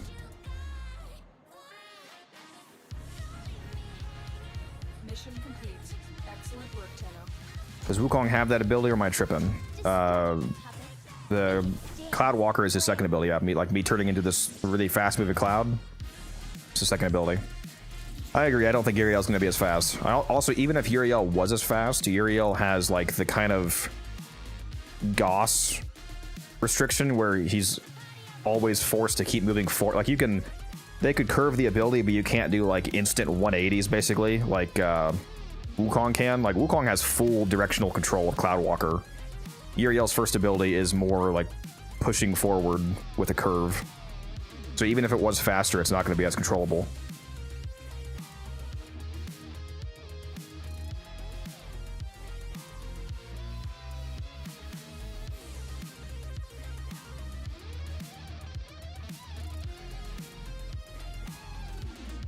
Yeah, that's the thing. If it counts as a parkour maneuver, so that like parkour shards affect it, you should be able to make it quite fast.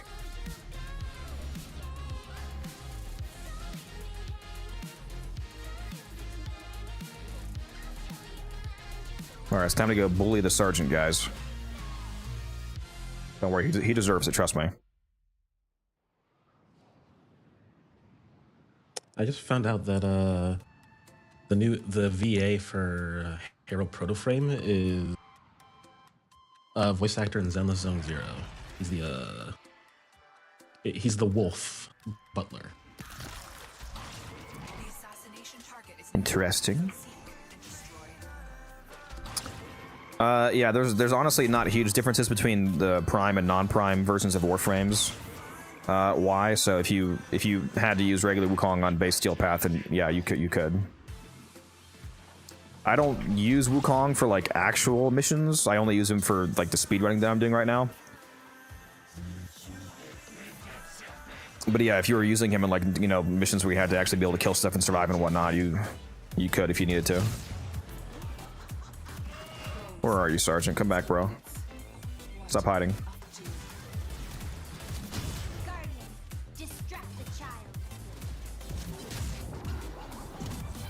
Why are you not dead already? Can you die, please? Thank you. I'm actually surprised I didn't just one-shot him.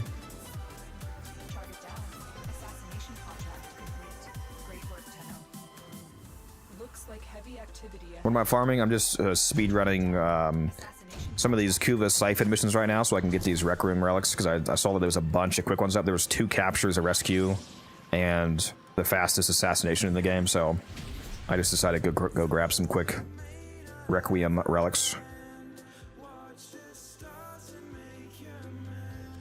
That sergeant is surprisingly not dead yet.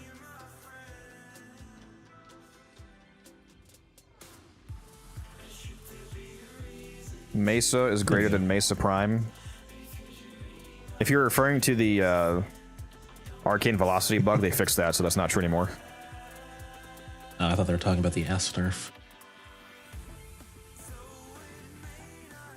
Do prime frames get the stat buff for arbitration? Yes, if your arbitration says that your like Mesa, for example, has the extra strength buff, that means both Mesa or Mesa Prime. Yeah, they fixed that recently, Mal, a couple months ago, like 1 or 2 months ago. They fixed it with the... What update was that? I think it was the update before the Undermine update, so it was only recently, but yeah, they finally patched that right after I built regular Mesa and fully formed it with an Umbra Forma. Thank you, DE. Trolled me for real.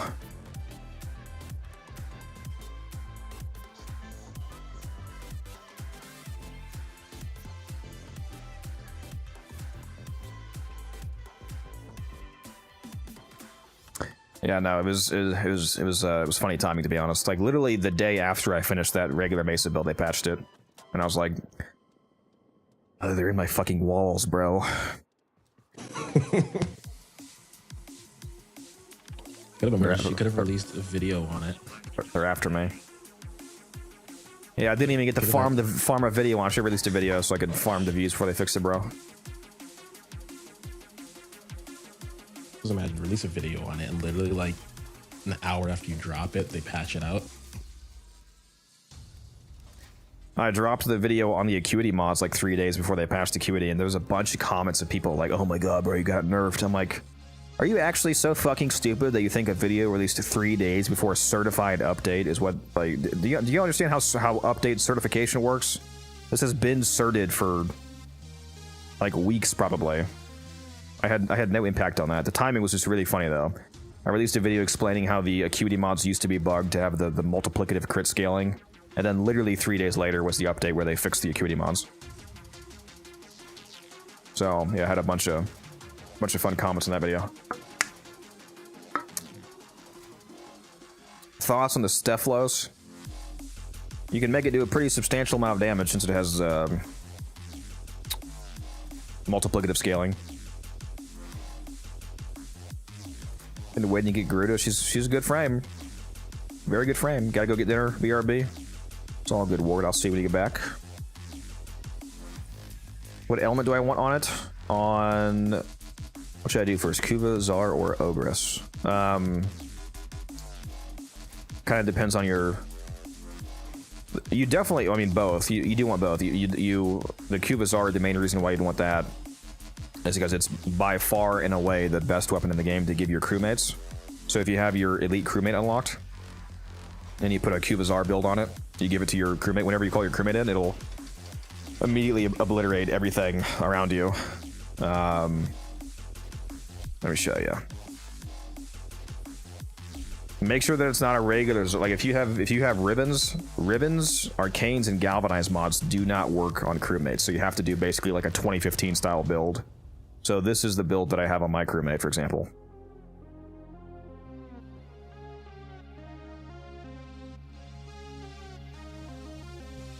And yeah, you can change the element. Once you get a adversary weapon to level 40, you're able to apply a device called an elemental vice that allows you to freely change the element whenever you want to any of the adversary elements. So it doesn't really matter which element you pick, assuming you're willing to do that investment at level 40.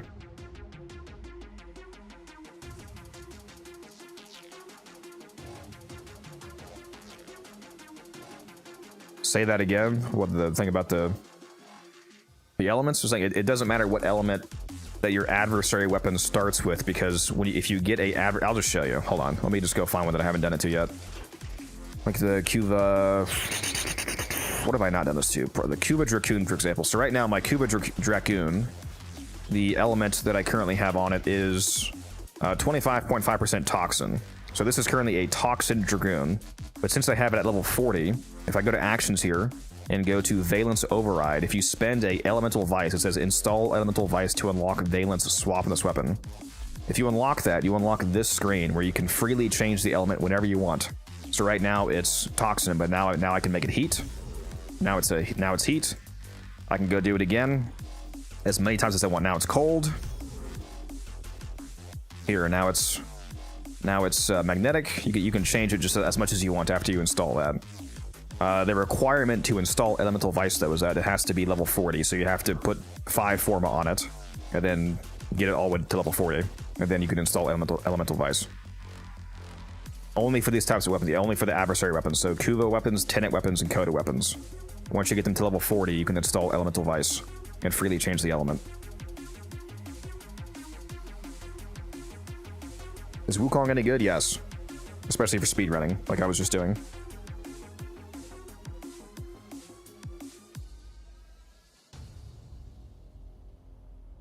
Do you have the Phage, and if so, can you show a cheap Steel Path build? I don't think I really have a build on the Phage, to be honest.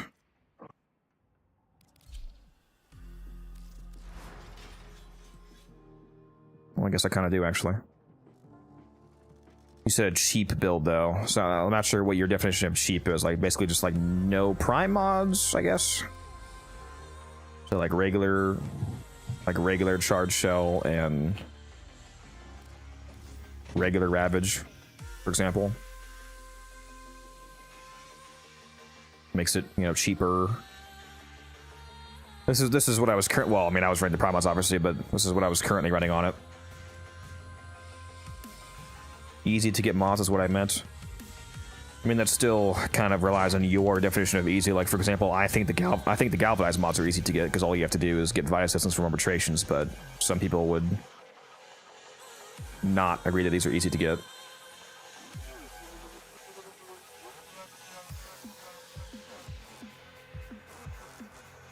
I gotta use the restroom, guys. I'll be right back. Have fun.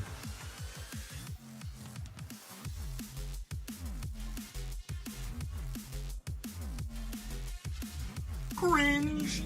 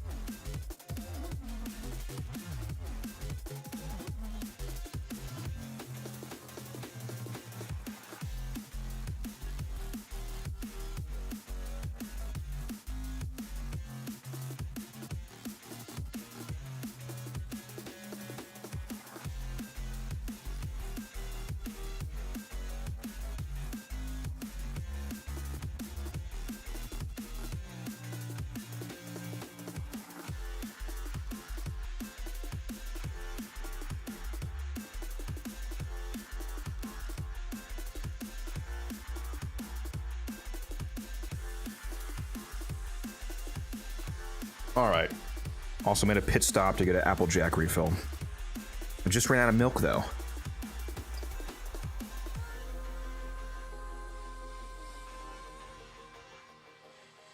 Use your orange juice.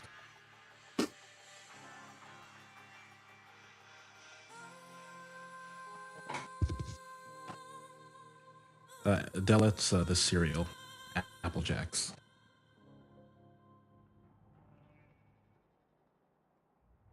You definitely should keep playing it, Danny. It's a good game.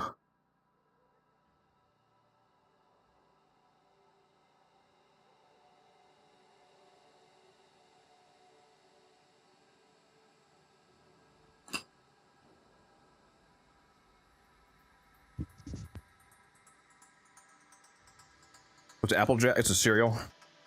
Apple Jacks. It's like Fruit Loops, basically. They were on a mega sale at Sam's Club. It's usually like it was like $7 for. It's like $7 for 2 bags, but it was on clearance for $1.90.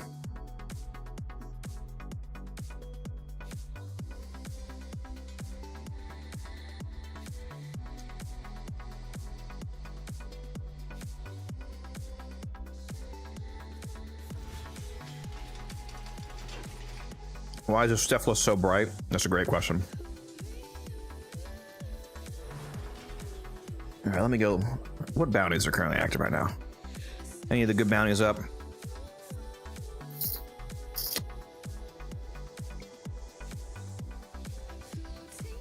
No, it doesn't look like it.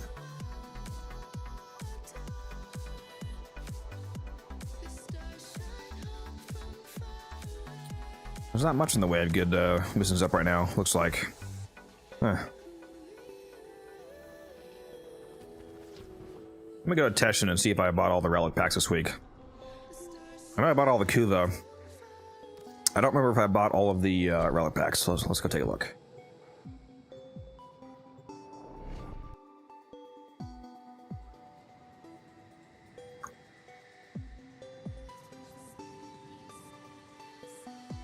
The Tenora Prime, especially, is good.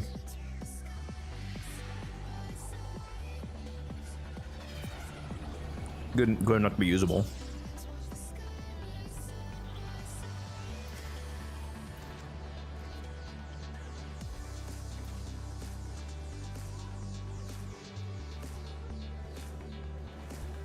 The void is calling my name. If you don't want to wait for him to get unvaulted, Fire Skull, then yeah, it'd be a good investment. I'm assuming you mean Wukong Prime, right? Off of a player. Don't buy regular Wukong. That's regular Wukong is just from the clan dojo.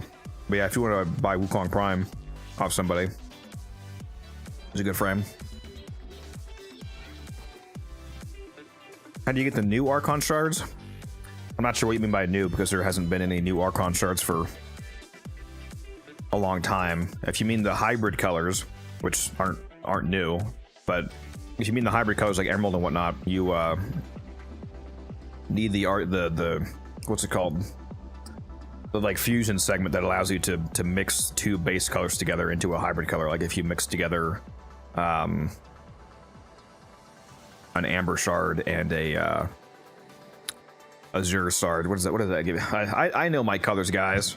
What does that give you? Azure and amber. Is that the green? Wait, no. Sorry, emerald, the emerald shard. Is that what it is? Whatever it fucking gives you. You mix 2 colors together, you get a new color. I failed art class. Okay, fuck off. You said yellow and blue, right? Yellow and blue is green.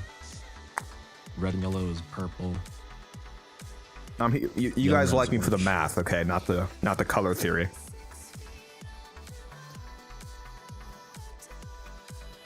Who is this? This is Mag. It's a Mag heirloom skin.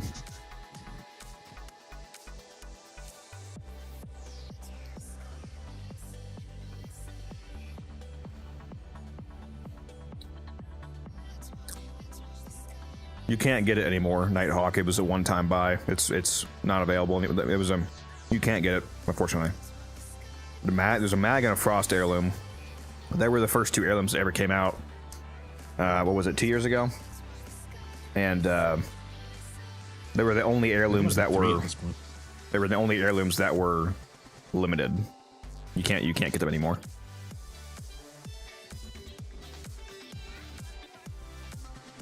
What the heck is this? That's cool. Huh.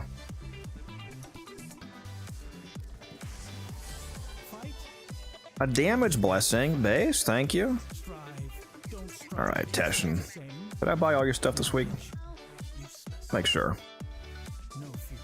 Okay, yeah, I did buy that. We're good. We're good.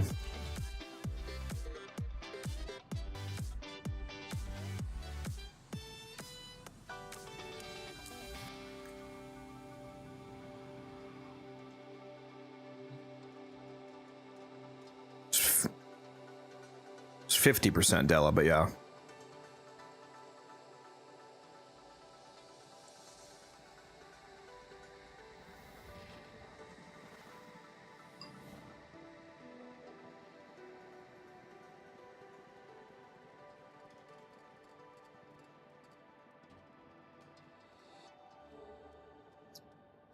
Yeah, unfortunately, it was a one-time buy. They would make bank if they sold those again. They would probably actually go out of business if they sold them again because they would get sued. Please drink some water, you thirsty bitch. No, they were sold in game. They were FOMO skins. They were basically. real money only, I believe. I think did they Real money only. They never released a plat pack. Yeah, so the mag and the frost heirloom were only real money, and there was a big outcry about it, about like the cost and whatnot, the value, and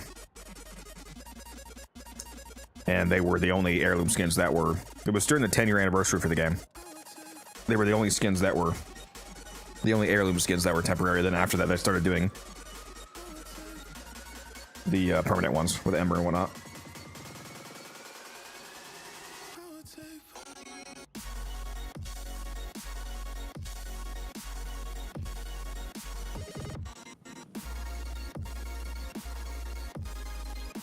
That's a pretty good roll, existentially.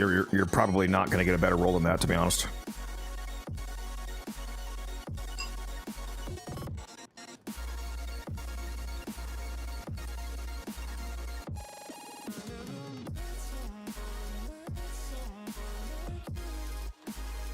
They are releasing a variant of that cape, Della. They said they're working on a similar looking cape to sell, just like they did with the backpack.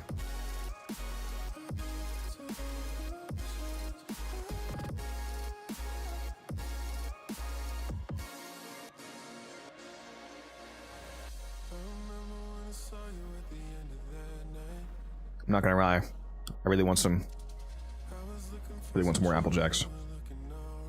I still have some milk left in my bowl. Hold on. I need more.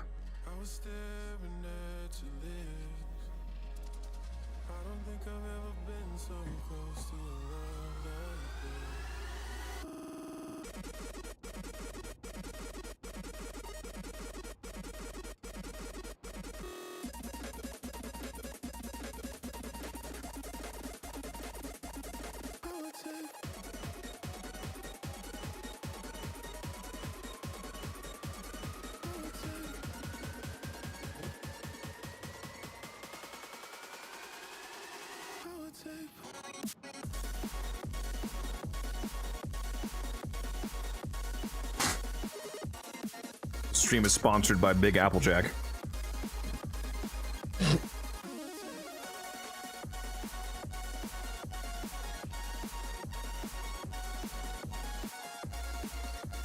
Diabetes speedrun. Or did I mention the whipped cream that I put on top? And the powdered sugar coating?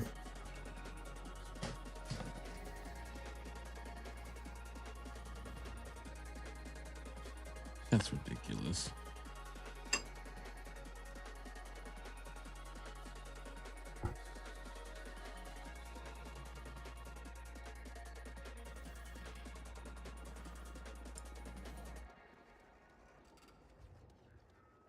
Yeah, you should be able to easily sell that. If you just go on the Warframe market, go to the ribbon section, just look up Aki core ribbons with similar rolls and see what they sell for. And just kind of price it comparatively.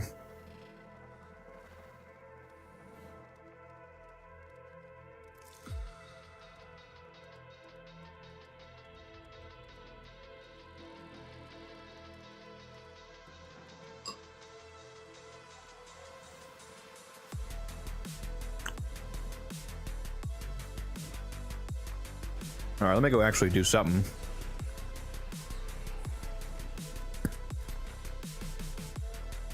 Or do a bounty or something.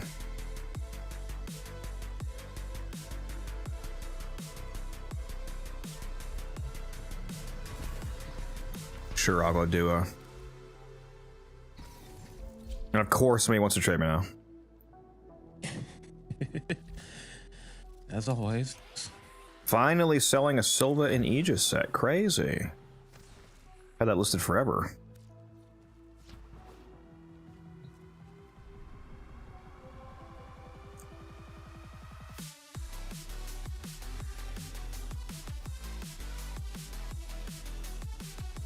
Why did he just decline the invite?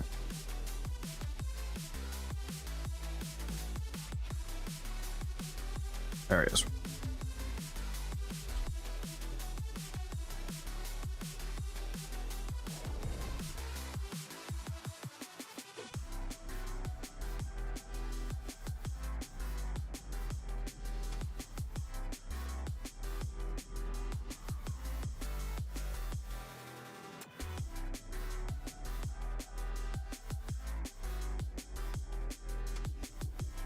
I can never see myself making a new account.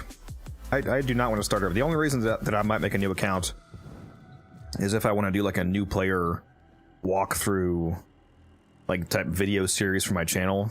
I would never want to actually like commit to a new account though after putting like 11,000 hours in this one.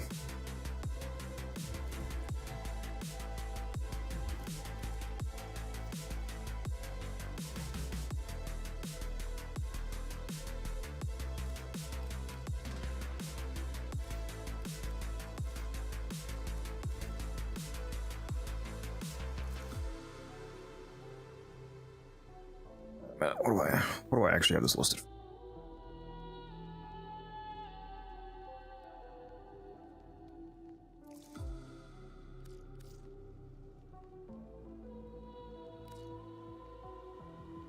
There we go. Sold that finally. Had that listed for a long time.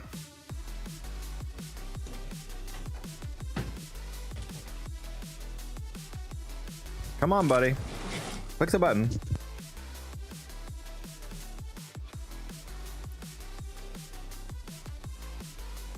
All right, let me go do my taxes real quick while I wait on this guy to click accept.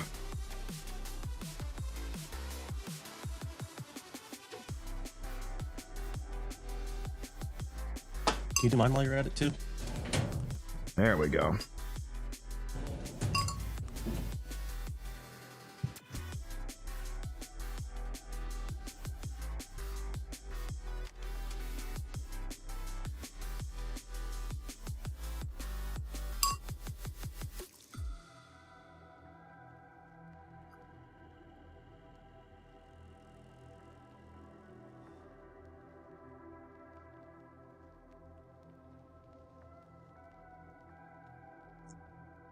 Yeah, I thought about doing a new player run-through series. See what the new player experience is like these days.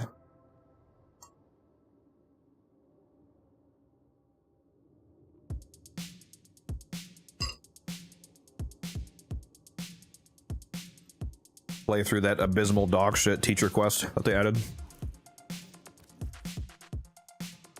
Alright, see you, Sweeney. You get free mastery for free weapon for completing it, so another 3,000 mastery.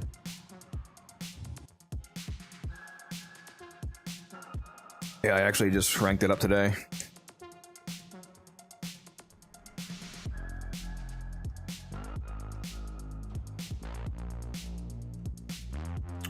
You play a completely different game than new players, yep. Things definitely changed at the end game. Well, now they're teasing me with a Void Cascade. I don't know if I want to commit to that right now, though. At this time.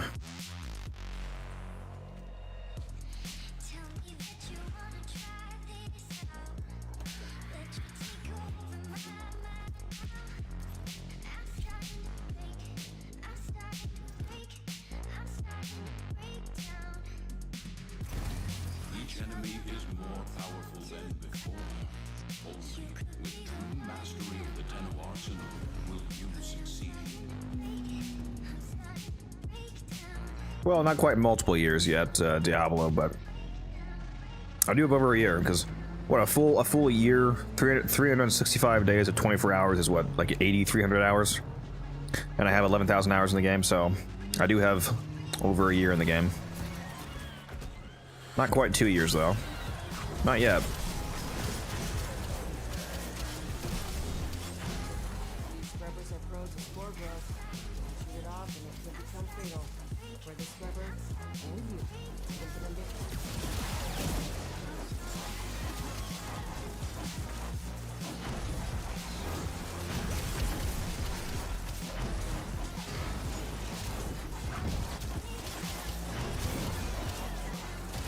Red Crit Excalibur, baby.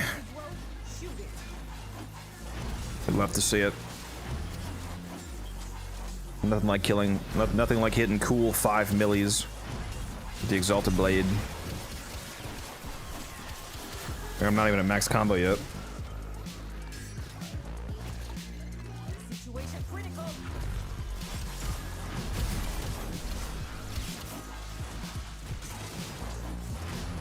We got motorbikes with the 1999 update.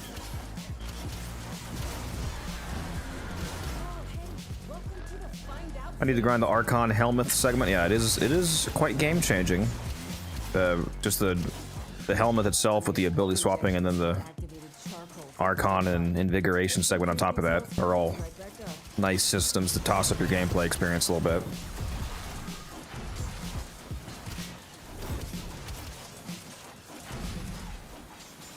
Kind of want to do a non-exalted melee only build. Any rec on Excalibur, or what do you mean?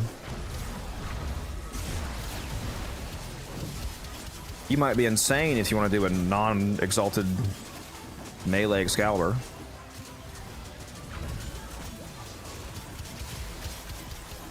Or do you just mean like any frame, but just a melee build?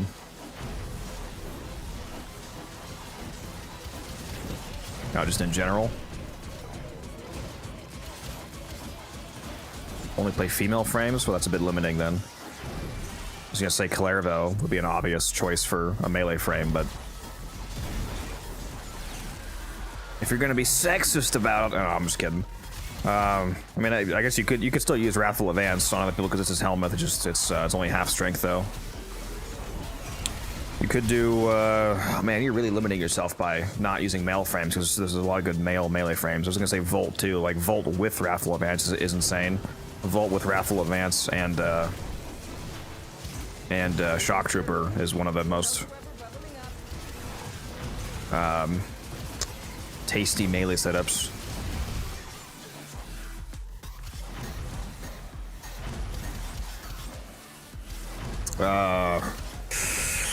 You could do a, I mean, it feels weird to play Valkyrie without just using her fourth, but if you want to do you could do just a regular melee Warcry Valkyrie setup.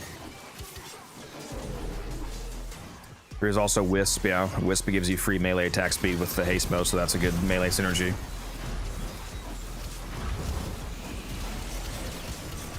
And then just any decent melee with influence will shred.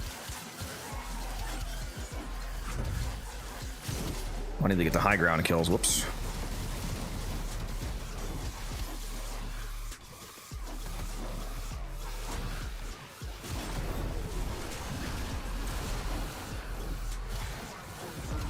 Just step on this little platform here and it counts apparently. Easy. Easy. Or some of them are counting at least. Not all of them. All right, let's get some gun kills here.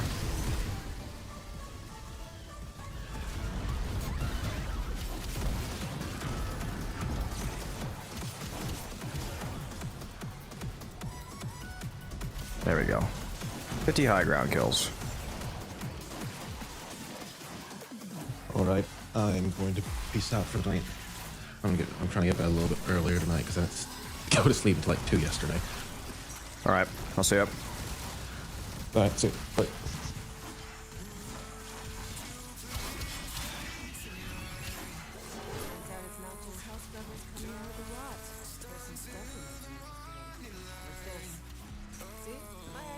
Thoughts of the news of Descendia game mode? I'm highly looking forward to it. It looks awesome, to be honest. Hopefully the rewards are good, but in terms of just the gameplay loop itself, I like how it works. I like the flame wall that's constantly following you down. So if you don't go fast enough, you're gonna get hit by that. That's a nice mechanic.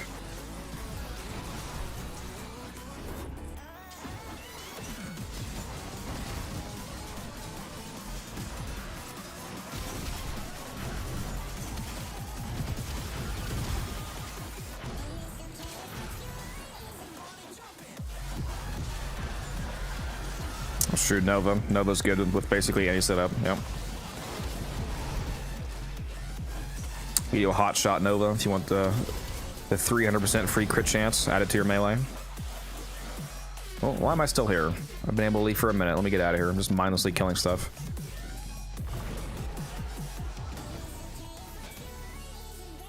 Average Warframe player, for real.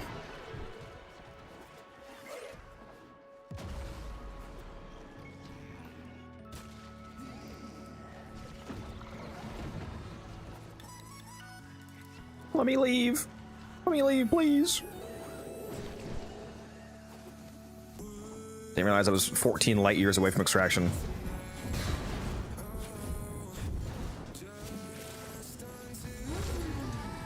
Who's a good non-vaulted prime or base frame I should farm up?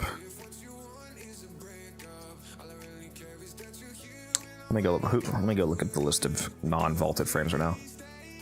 Well, that would also count the 2 frames that are currently temporarily unvaulted from Resurgence. Who are the Resurgence frames? Is Neja and Octavia, right? My favorite of those 2 is Neja. If you go to Resurgence here, definitely, I mean, get them both if you don't have them, but between these 2, I like Neja quite a bit. Octavia is a objectively good frame. I just don't like her playstyle, but if you like her, then go ahead and grab her. So there's those 2. Who else is... Zaku's not vaulted. Zaku's super good. Protea. Sevagoth. Let me see here. Release dates.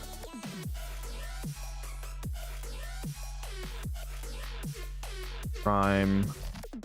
Alright, who's not vaulted? There is Caliban, Ureli, Lavos, Zaku, Sevagoth, Protea, and Goss. Those are the frames that are not vaulted yet. Goss is about to get vaulted. He's an exceptional frame. Make sure that you get him. I mean, every single frame that I just said is good. Goss, Protea, Sevagoth, Zaku, Lavos, Ureli, Caliban. All of those are the ones that are currently not vaulted, along with the temporarily unvaulted Neja and Octavia. They're all good. So, the answer is all of them.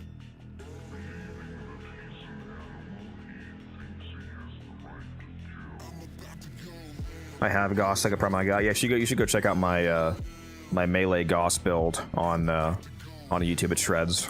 It's also basically immortal. Caster frame, Zaku.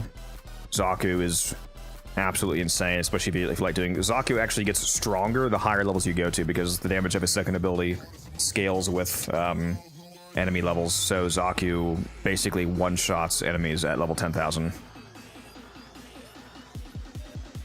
And I take him to level cap often in Cascade. Caliban good with his new augment. Yeah, the Caliban augment is quite cracked. Actually, made me like playing him.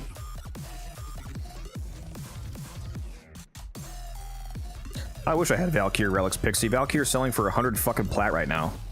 Actually, let me go see. I'm pretty sure I don't have any for her. Or at least not the ones that I need. Yeah, I don't have the ones for the rare parts, and I don't think I have any Valkyr sets. Let's go take a look-see here. Valkyr. Yeah, I only have the blueprint inner optics, sadly.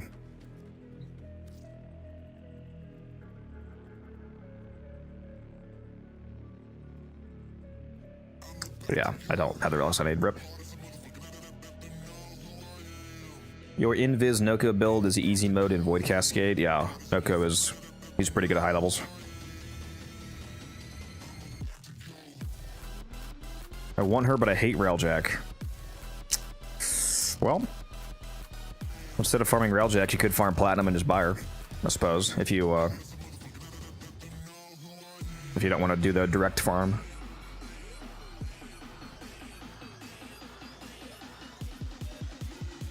Zaku build, please, if you want. Well, I have... Okay, hold on. Depends on which Zaku build you want. If you want the Cascade build, it's a little different, but here's a generic Zaku build for, like, survival, for example. I replaced his first ability with Omamori. The Archon shards are parkour velocity, one parkour, 1 casting speed, 3 duration shards. Omamori over the 1, and then here's the rest of the build. Oh, so you said you're on Switch? Yeah, that's unfortunate. Yeah, Switch Warframe kind of blows, to be honest, economy-wise. I think I would have an aneurysm if I tried to play Warframe on Switch. I need to do a Jedi mind trick on Pixie. You want to run all your Valkyrie relics with me? Ooh, ooh. Gonna farm Goss. Very nice. Enjoy. Yeah, get him before he gets vaulted, because he's gonna get vaulted next month when Gyre Prime comes out.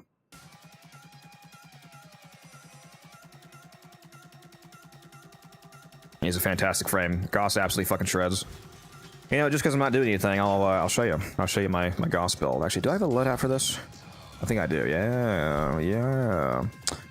So the shards I currently have on, what are they? 2 parkour velocity, which is up to taste, obviously. 2 equilibrium shards and 1 casting speed. The shards can be pretty much whatever you want. It doesn't really matter. I would recommend the violet shards for the energy, but other than that, it's kind of up to taste.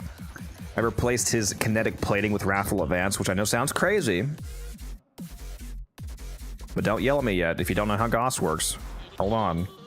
I know it sounds insane replacing kinetic plating because it's theoretically the ability that keeps you alive, but there's essentially a bug with Arcane Aegis on Goss where if you trigger, after you trigger Arcane Aegis for the first time on Goss and you have its battery maxed out, even if Aegis never goes off again, after it triggers once, it like breaks the shield regen cap and you have just a basically infinite shield regen. Like your shields are constantly regenerating, even in combat, even when Aegis is not active.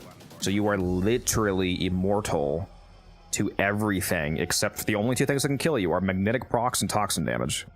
You'll be completely immune to everything else because you will have a 100% uptime on shield gating. I'm about to show you in a second here. And so we're using Wrathful Advance for tons of melee crit chance, and this is a melee. Obviously, if you want to do a non-melee build, then use a different helmet, Nourish, Roar, whatever you want. But for the melee version of the build, I'm using Wrathful Advance, and I'm also using his Augment Thermal Transfer for free cold, heat, or blast damage. Very powerful. And we're also going the full... Actually, well, right now these are broken. We were going the full mecha set. Right now, the mecha mods, most of the set mods in the game are actually broken and they don't work. And they're not gonna be fixed until the old piece comes out, I don't think.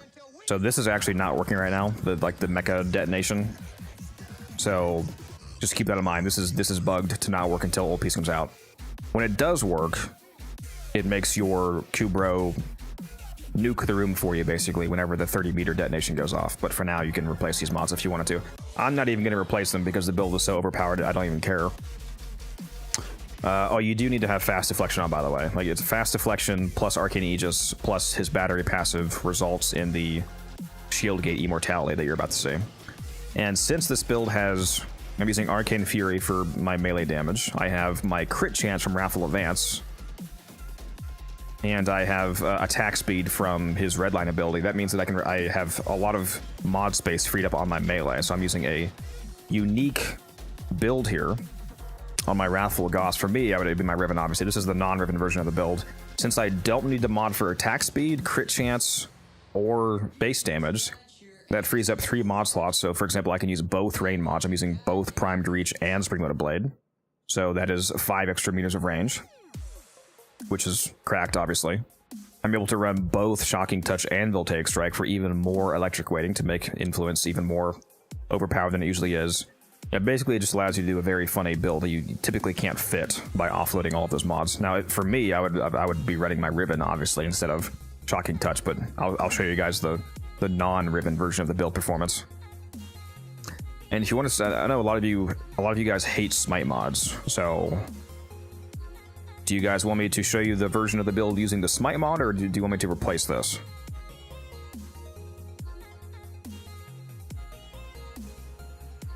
You have a Veruna caster build? Yeah, I do. I use the augment, the classic, just like max range augment build.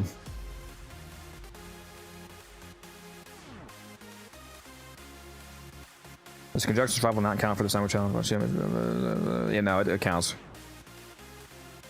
If you guys aren't going to scream at me about using a smite mod, I'll use it. Otherwise, because if you want to see the max damage version of the build, it's using a smite mod, obviously. Because for those of you that aren't aware, smite mods on influence builds triple dip. The way that smite mods usually work is that for damage over time effects, it multiplies the initial hits by 1.55x. And then the dot that comes from the hit is multiplied again by 1.55x. So instead of being a 1.55 multiplier, it's actually a 2.4x multiplier. But when you have melee influence, the proc then travels through influence to another enemy, and that counts as a third damage instance, so the 1.55 applies again a third time. So that now makes it, I think it's a 3.7x multiplier. So putting a primed smite mod on your melee influence setup almost quadruples your influence damage. Quadruples. So if you want to see the insane numbers, then you want to run this. Otherwise, replace it with whatever else, you know, prime pressure point or whatever. It doesn't really matter.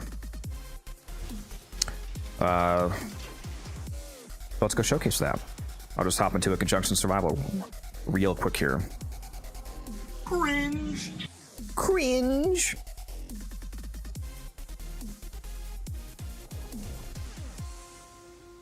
What's the primary for Celestial Twins? Same as crewmate logic. So crewmates are a lot more effective because they have unlimited ammo. The problem with the twin now is that they consume your ammo pool. So if you're using the Kubazar, your twin is only going to have the very limited ammo capacity that you have. So they're going to run out of ammo instantly.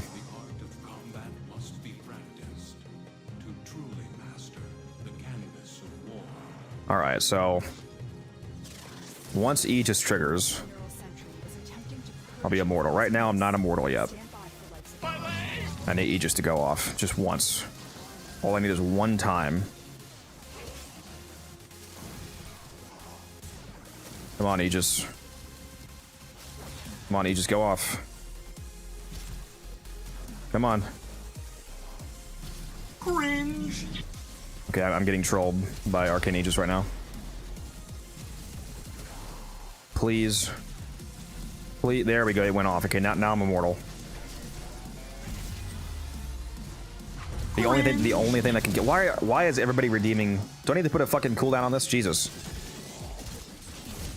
So now the only thing that can kill me is magnetic procs or toxin damage. I will prove that by standing still. Watch this.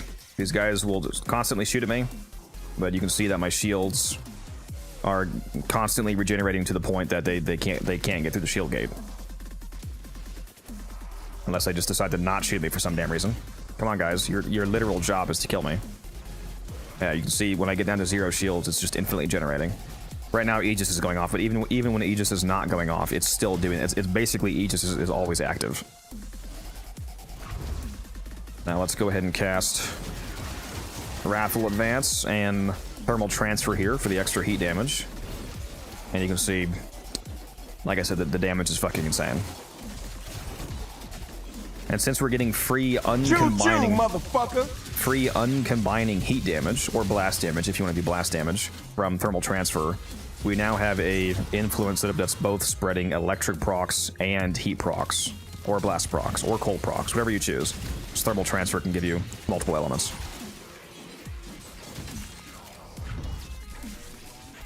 So again, we have crit chance from Wrathful Advance, extra elemental damage from thermal transfer, base damage from Arcane Fury, attack speed from Redline. Yeah, we just have a lot of buffs. And complete immortality from the Aegis bug, basically. So if you like what you see, I do have this build video on YouTube. If you go search up Unified Codex Gauss, you'll see the video, because it's the only video on Gauss that I've done.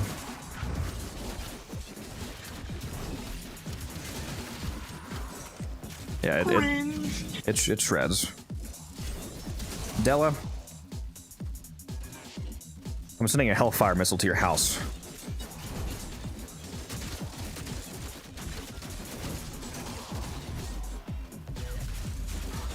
Yeah, the damage and the kill rate is disgusting.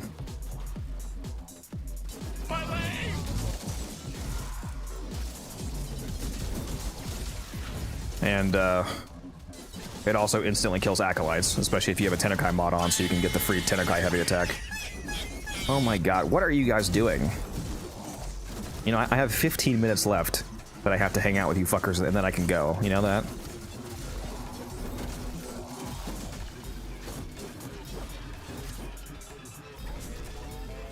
Cringe. Yep, there's an influence proc. Yeah, it just shreds. Corn Soul, thank you for the follow. So yeah, that's my Gauss build. If you want to check it out on YouTube, it's there for you. Just got a Basmo Ribbon with crit damage and crit chance. Later. Very nice. Very nice.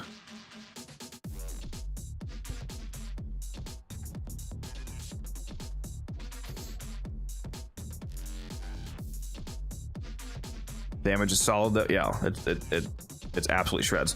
And that wasn't even with my ribbon. Like when I actually use it, it's even stronger because on my version of the build, motherfucker.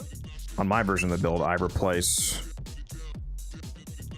I guess it might actually make more sense to replace Shocking Touch. Yeah, I replace Cringe. Shocking Touch with the electric crit damage ribbon I have.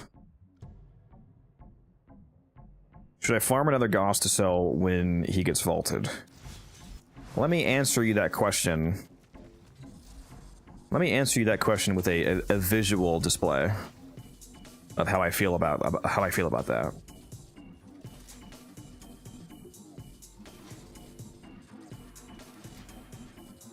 The answer is yes. I recommend having extra Gausses to sell.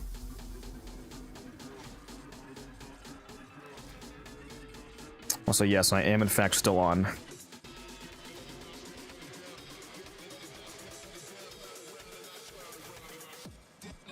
Should I keep rolling for crit chance and crit damage with some elements? I mean, it depends on how much Kuva you want to invest and how much you want a very specific roll. I mean, crit chance and crit damage is already really good, so if you want to, you know, save your... if you want to call it good enough and move on to another ribbon to spread your Kuva around, that's up to you. That's already a good ribbon as is, which is those two stats.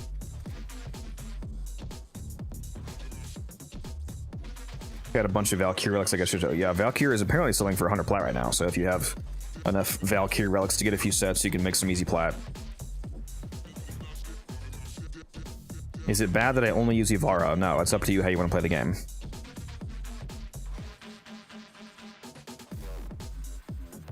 Might replace critical delay with it, yeah?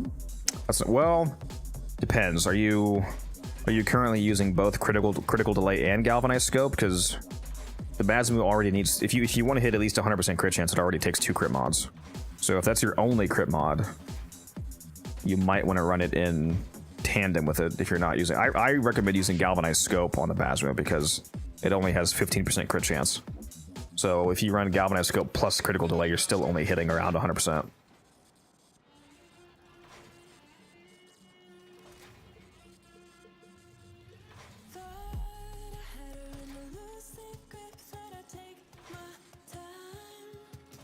I'm playing Kome like mad right now. She's so fun. Yeah, Kome is pretty good. It's a very, very potent weapons platform. Is this an ability-based Goss? No, complete opposite. It's a weapon platform Goss. Again, if you want to see this Goss build, go on my YouTube channel and just look up Unified Codex Goss, and you'll find my build video.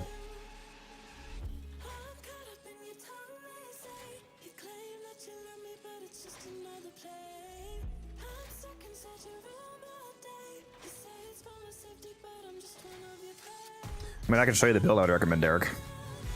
If you have a crit chance, crit damage Riven. Let me pull my Basma here.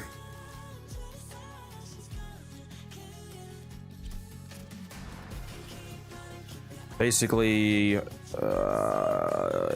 yeah, try like this build, for example, with your Riven in the empty spot.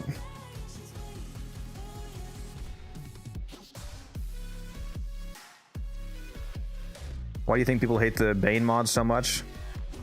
Because they're conditional to the faction. People don't like mods that only work some of the time. So like if you put on Prime Bane of Grineer, for example, it's only going to have an effect against Grineer. So if you go and do a Corpus mission and you forget to take it off or swap it, then you have a dead mod slot, and that, you know, the maintenance factor annoys people.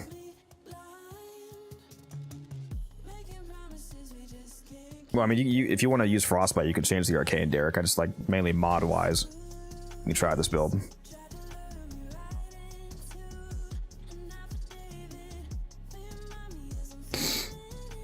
Not all factions have smite mods yet. Yeah.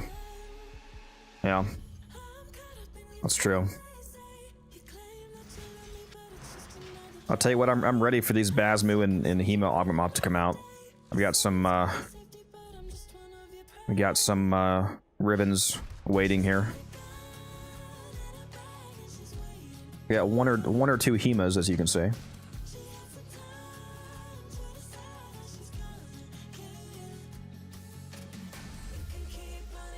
Just waiting.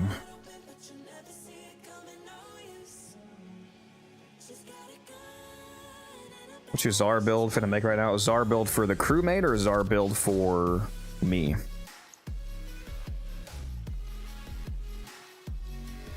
Because the crewmate build is completely different because they can't use galvanized mods, arcanes, or ribbons.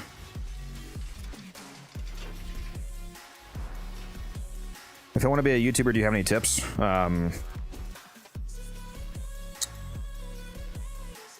A mechanical tip that I always tell people is audio quality matters more than visual quality. They both matter, but audio quality, if you have a limited budget and you can only afford some starting equipment, the quality of your voice is going to be more important than the quality of your video in most cases. People are going to be more willing to watch and listen to a video that has lower visual quality but good audio quality, as opposed to a video that looks great but abysmal dog shit audio quality.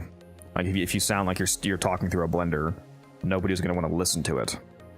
But if they have an enjoyable audio experience, it's more likely that they'll actually sit through the video. Now, obviously, you would ideally want to have both, but if you have to pick like where to spend your funds initially, for example, I would recommend starting off with a good microphone.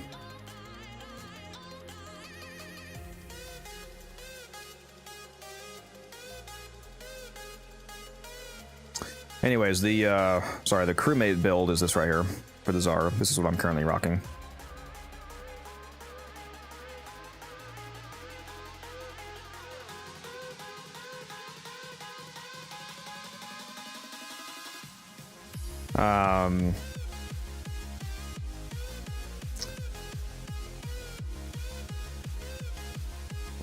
How much recoil does the Basmu actually have? I don't remember if it has a lot or not. Depends on how much recoil it actually has and how much flight time the projectile actually has. I'm not sure. I would just test both and see which one feels better for you. Yeah, this is the crewmate build. Give this to your crewmates. Make sure that they're using the crewmate loadout. And then the main build is just a generic crit setup, basically. This is actually my... You're not going to use magazine warp typically. This is my sight build. These days, I really only use the Czar on sight 09. That's why I'm using magazine warp, because he has a ton of extra damage. And I have a ribbon, obviously, so just replace the ribbon with something else like more base damage, more elemental, more crit chance, crit. It doesn't really matter. I mainly like the Tsar on sight because for one, he adds a ton of extra damage, and he allows you to spam the Tsar. He lets you have crazy high DPS by spamming it, and he supplies the ammo needed to spam it, because every time you throw down the resupply ability on sight, it instantly refills your magazine and gives you the extra elemental damage buff. So you can just run through the mission spamming the Tsar, and then instant reload, keep spamming it, instant reload, keep spamming it. It's a great time. How can you use the Tsar when it only has 5 ammo? With what I just said, playing sight. I'll show you what I mean. This is my Tsar spam sight build right here. This is how you use the Tsar. I'm about to change your life, bro.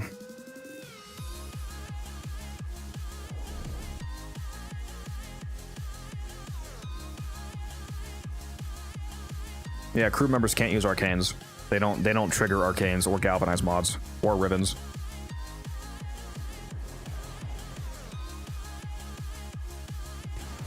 Ribbons are trash, prove me wrong. If you mean as a conceptual idea, like they shouldn't have been put in the game from a gameplay design perspective, that's a matter of opinion, so I mean, I can't really prove you wrong. If you mean mathematically, I don't have to prove you wrong, because you're obviously just objectively wrong.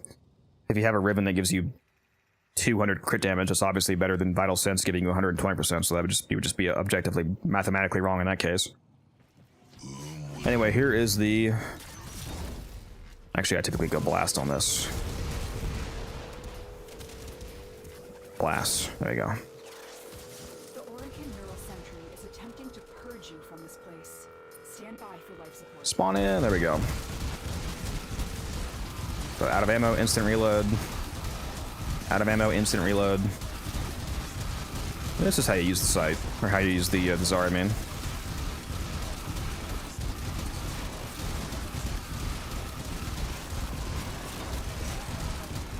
Can't run out of ammo on sight, baby. You also can't see shit when you have a lime green Tsar. How's the stream looking, guys? Can you count the pixels yet? But yeah, that's how you use the Tsar, to answer your question.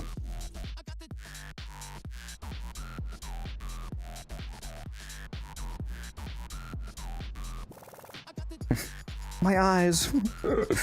Yeah.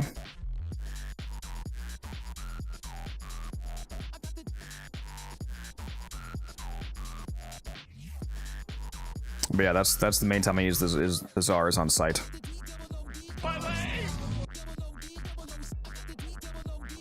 There is no self damage. We haven't had self damage in Warframe for years, Yuji. Cringe.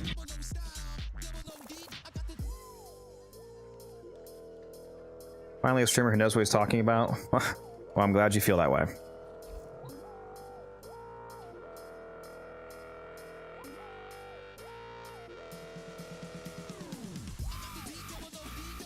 I can give you Augur Reach, why, but I can't give you Secrets. Secrets is I don't even have an extra Secrets. That's a super rare mod. I can give you Reach, though. Although you should be able to farm Reach exceedingly easily by yourself, to be honest, because Reach is like a very common drop from Cetus bounties, I'm pretty sure. But I mean, I'll give you one. Yeah, most people are not going to want to give you a free Secrets, because that mod sells for like 30 plat. Something like that.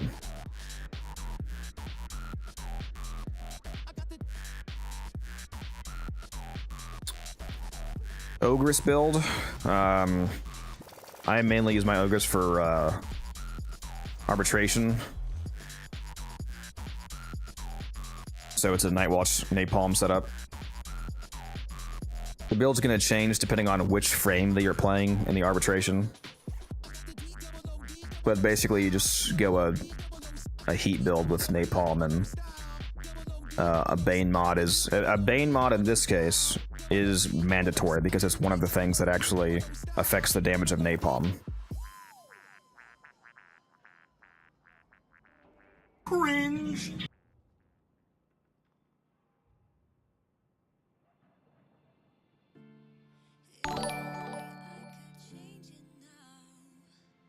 Peppy with the $5 tip. Holy shit, thank you for the super chat. Just want to say I've been using your Zaki build ever since you released it, and all the info from your other videos alongside has helped a lot. Based. I'm glad the videos have helped. Speaking of Zakio, I know, guys, I need to get the Cascade Zakio build. So, Peppy, if you like my old Zakio build, I do at some point have the Cascade Zakio build coming out, so you can look forward to that as well. And again, thank you for that $5 super tip. I appreciate that. Bane mod mentioned cringe administered. Yeah, well, if you want to do the proper arbitration speedruns, you gotta have the thick Ogress build, okay? I think I have a decent ribbon as well. What do I have? Yeah, status chance multi-shot. Based. Not bad.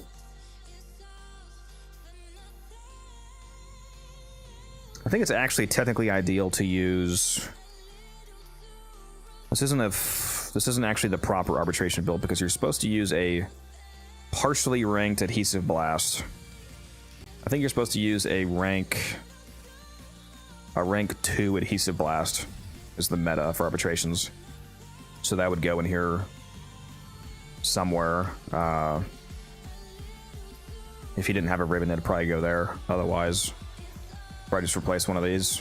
You don't want to take the heat damage off because that scales napalm, but yeah, I think the meta is to use a rank 2 adhesive blast because that gives you a 50% chance to stick to surfaces. It makes half of the Ogress shots instantly detonate and drop the napalm, and then the other half they kind of linger and then detonate. So you kind of have you have a delayed detonation napalm. So it basically gives you longer duration coverage on spawns for arbitration when you're shooting the Ogress around the map, just spinning in a circle basically.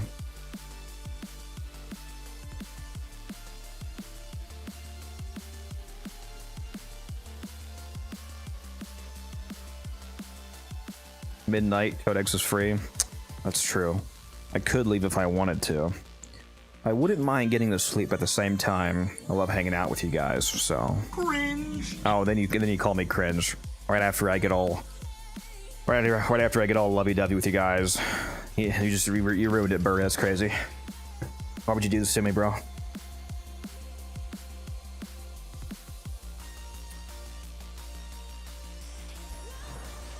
Can't believe you do that to me. Perfectly timed. Yeah, literally perfectly timed. Does Prime Surefooted sell? Prime Surefooted is not tradable. That's a login reward mod. Prime Surefooted, Prime Shred, Prime Fury, and Prime Vigor are all login rewards. Those are not Prime mods you get from Barrow. You get those for progressively higher login days. Starting at, what is it, 200? It's either 200 or 300 is when you get the first mod choice, and then it ends at, I think, 800 days is when you pick the last one.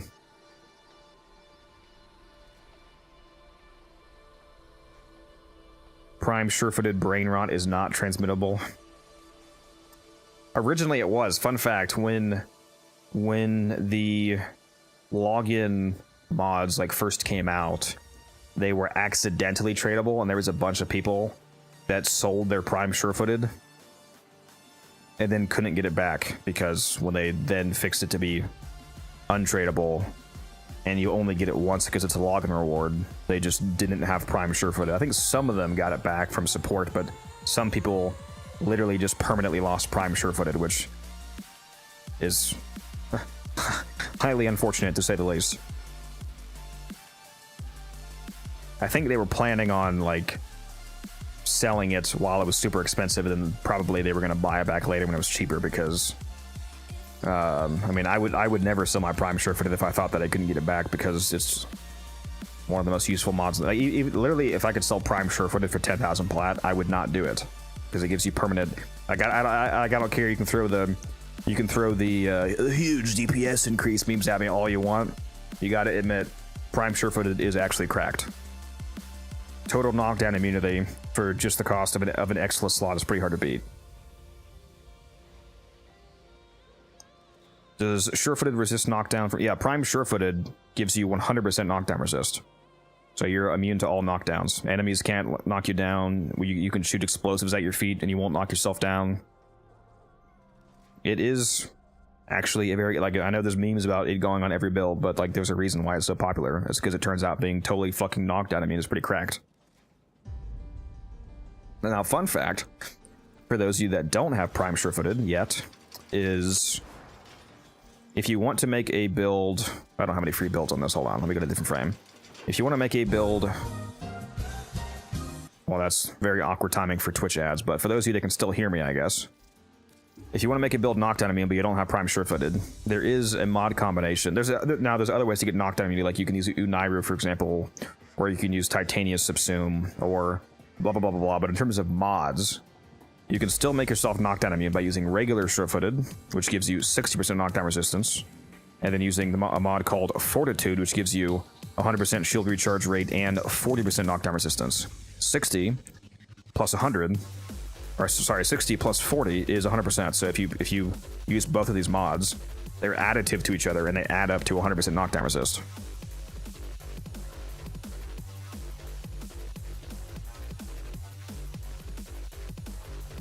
Used to main Harrow. Should I go back using strength so I can't really headshot? I mean, you could also just use not the Ignis Wraith. Just use Handspring. Well, I mean, yeah, Handspring is knockdown recovery.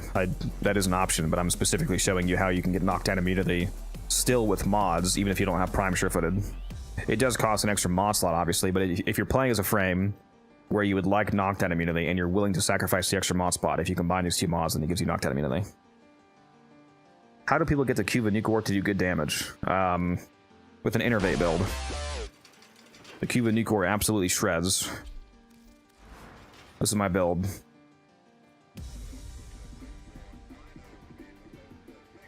Yeah, I already have a no-code build video out, Tibby, if you want to go watch it.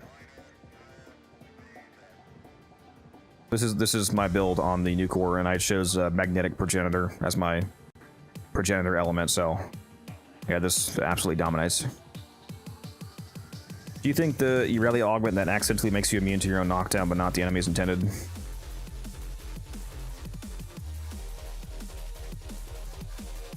Probably not, knowing DE.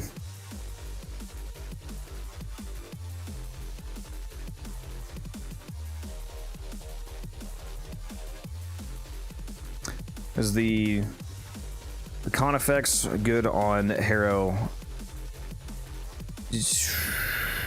I mean, yeah, Harrow would make it a lot better from his crit chance that he adds.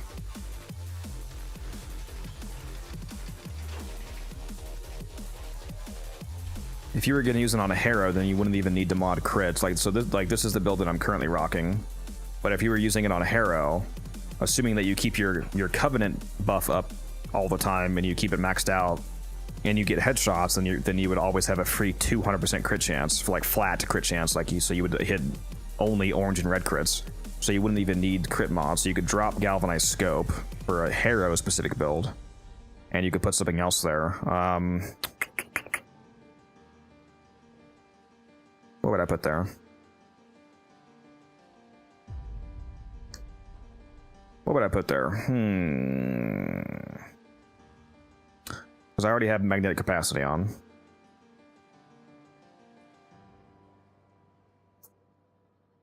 You can put on Hammer Shot. That wouldn't be a bad choice. Yeah, you could throw Hammer Shot on. If you have that mod. I know a lot of people don't have it, but yeah, Hammer Shot would actually be decent. The extra status and the extra crit damage would scale really nicely with the massive amount of crit chance that Harrow gives you, so that's an option. So this is the kind of build that I would throw in a Harrow, for example.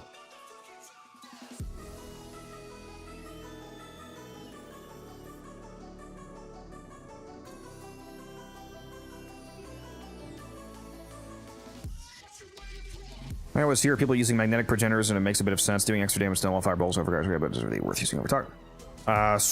So magnetic as a progenitor isn't just good specifically because of the effects that magnetic has, although it's extremely good because doing extra damage to overguard is like Xmas enemies are one of the only. If you have a weapon that's already fairly strong, like one of the only truly relevant ways to buff it is to buff it against the enemies that are the most tanky, and the enemies of the overguard are the tankiest enemies. So magnetic damage allowing you to do up to quadruple damage to Xmas is pretty good. Also, magnetic is good because it's already a combined hybrid element, so it won't mess with any whatever elements you want to put on the weapon, it won't mess with that because it's already combined. Like if you were to do Toxin, like you're saying, for example, if I wanted to do a build that was like,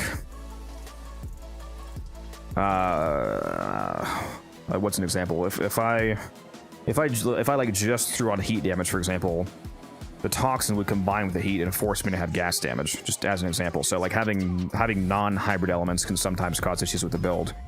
Magnetic is good because it's already combined, so it can't combine with anything else. The effects of Magnetic are really good, and since you're not directly modding for Magnetic, like if I were to switch to Toxin on this build, that would just increase the viral weighting. Because like the most common new core build is viral heat. You don't want to increase the viral weighting. You want the heat to have a higher weighting. So that would just nerf the build, and it would be one less element for galvanized shots. Like Magnetic is also good because since I'm not actually modded for Magnetic, getting the magnetic for free is one additional status stack for galvanized shot. So it's also giving you another 120% base damage. And the status effect of Magnetic, when it breaks shields or overguard, it also procs electric. So that's a second additional element. So now you get 240% additional base damage in the case of the new core. So there's not many better options when you account for everything.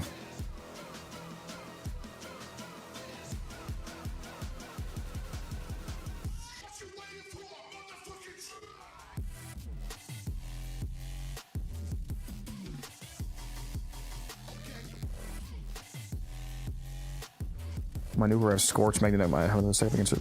Yeah, the reason why with Magnetic Progenitor is so that I wouldn't have to mod for Magnetic in order to get it, because then it frees up a mod slot to use Merciless Gunfight. Merciless Gunfight is an extremely good buff on the new core because chaining beam weapons, the way that they function is that if you add punch through to them, so like the new core, the Atomos, the Amprex, so on, chaining beam weapon, not the Tor. The Tor does not do this, but most chaining beam weapons, when you add punch through to them, if the main beam hits multiple enemies, like say the Nuka, for example, what does it chain to? 3 people?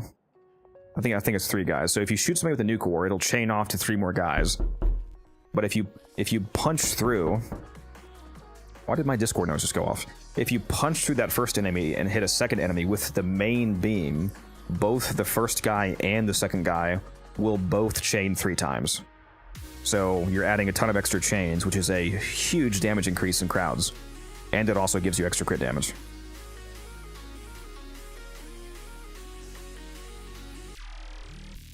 Why do you need that much Aura Forma? Omniforma? What do you mean? I'm not sure which build you're referring to. But I have a lot and I spend a lot. Can I accidentally gift you 10k worth of Omniforma? Not today, sadly.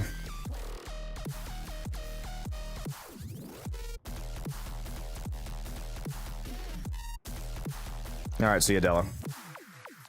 Cringe.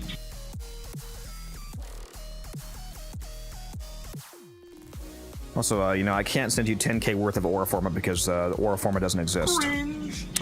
Just saying. There's no such thing as Aura Forma.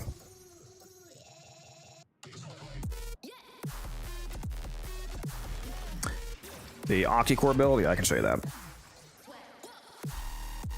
Cringe. The non-Riven build would be this right here.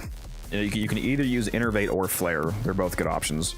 And you can also, if you want to, you can use Magnetic Might instead of Lethal Torrent, especially if you're using Reinforced Bond on your companion. Cringe. Aura Forma used to exist, UG. It was replaced by Omniforma.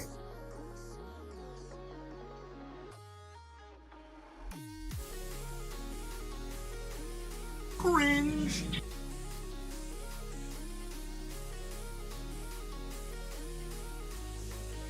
Yeah, so that's the basic viral heat Octi-Core build. I feel like there's a lot of people in the chat that are not trusting me when it comes to this new core. So let me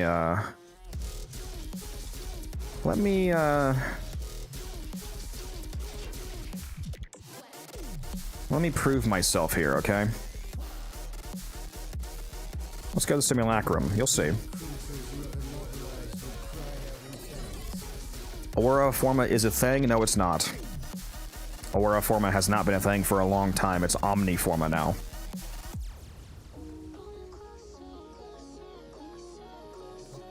Go in game and try to find Aura Forma. Doesn't exist. It's not the same thing. Omniforma is much better. I was making a joke, because he was making a joke, so I was pointing out the fact that what he was asking for doesn't exist anymore. If it was the same thing, then they wouldn't have had to rename it. Just saying. Yeah, Omniforma is a lot better than Warforma was, since it works on every slot. Alright, here is 20 level 230 Corrupted Heavy Gunners, with no Warframe buffs. The first few kills are going to be slower, obviously, because I don't have the Galvanize mod stacked up, but once that's stacked, you can see it goes crazy hard. And again, this is with no Warframe buffs. This is just the weapon, so you can imagine how disgusting it would be if you buffed it with any number of frame effects.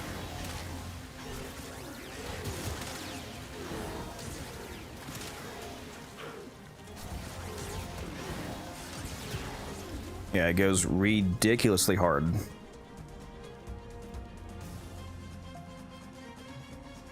Now let's slap it on somebody like Saren, for example, where I can add corrosive damage from Venom Dose and toxin damage from Toxic Lash, and see how disgusting this is.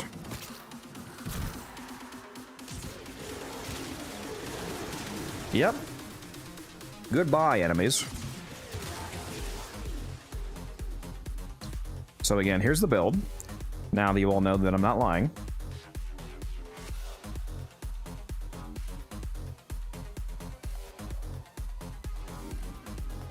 The best Axie farm in the game is the Apollo Disruption on Lua. It drops constant Axie relics.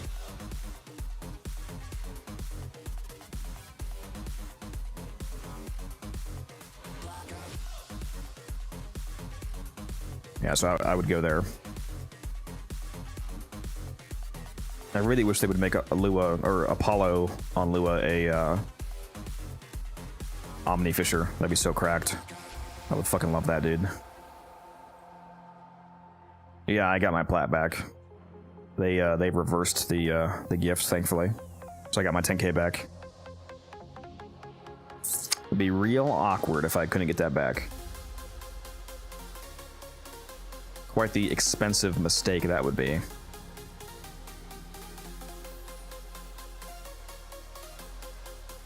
And I did, the person that I sent it to, he helped me get it back because he didn't open it.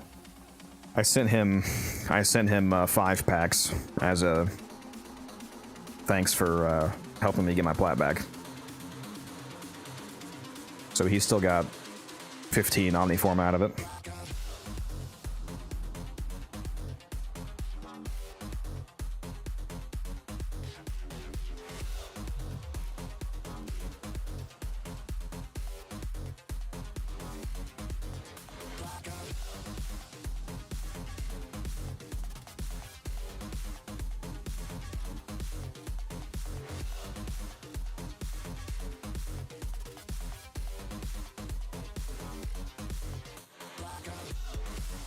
What's the context for that?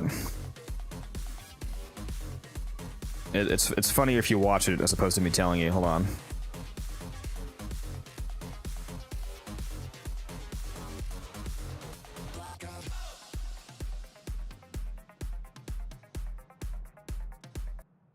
Hold on a sec.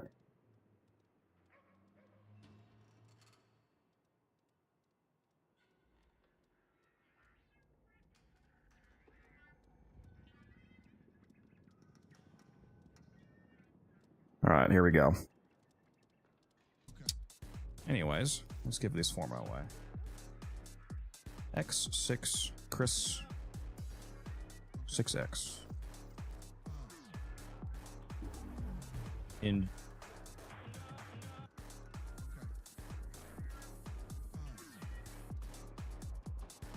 chat, clip that. I just sent him 10,000 plat worth of Omniforma. on accident. I need to go file a support. I have to go file a support ticket right now. Anyway. Yep. So that was great.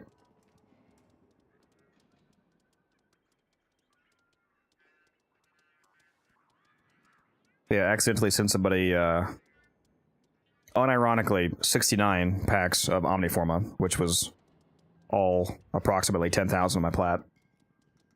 Diabolical misclick, yeah. It was unfortunate, to say the least. What's the name of that cape? Looks so cool. Unfortunately, you cannot get this Syndana anymore. But to answer your question, it's the TennoCon Rift Guard Syndana. It was from the 2025 TennoCon Real Money Pack. You can't acquire this anymore. Also, good job on getting the war blueprint. Congratulations.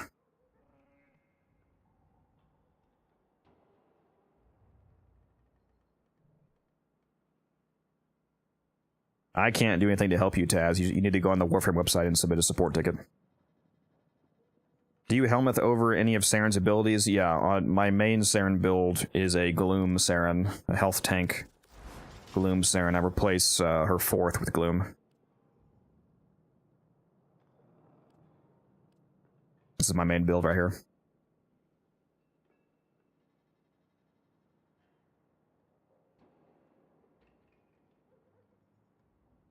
It's very comfy.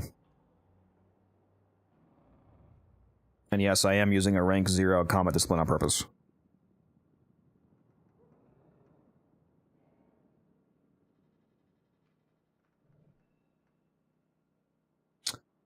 I got my ticket resolved really quickly, RZN. It just depends on the circumstance, what employee you get, how much information you provide. Part of the reason why my ticket was resolved so promptly is because I had video evidence of it, because I was streaming when it happened. So I was able to submit a clip of it. So I had immediately available video evidence to back up my support claim. So that helped me.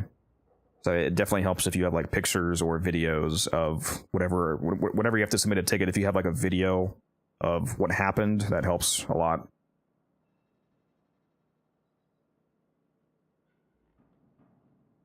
Do Omni work for Umbral? No, they do not.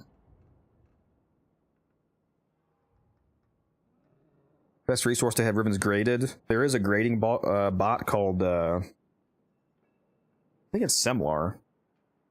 I forget if my server has it or not. There's a bot where you can submit a picture of your ribbon and the bot grades it according to the max possible stats. But really, grading honestly only matters when you're selling like extremely absurdly valuable ribbons to like, quote unquote, like professional ribbon traders who like are specifically looking for max rolls on something.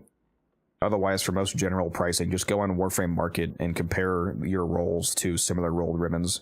And even if it's not like within the same, it's mostly stat based. Like even if you have a crit roll versus their crit roll, typically the price is largely determined just by the stat as opposed to the range.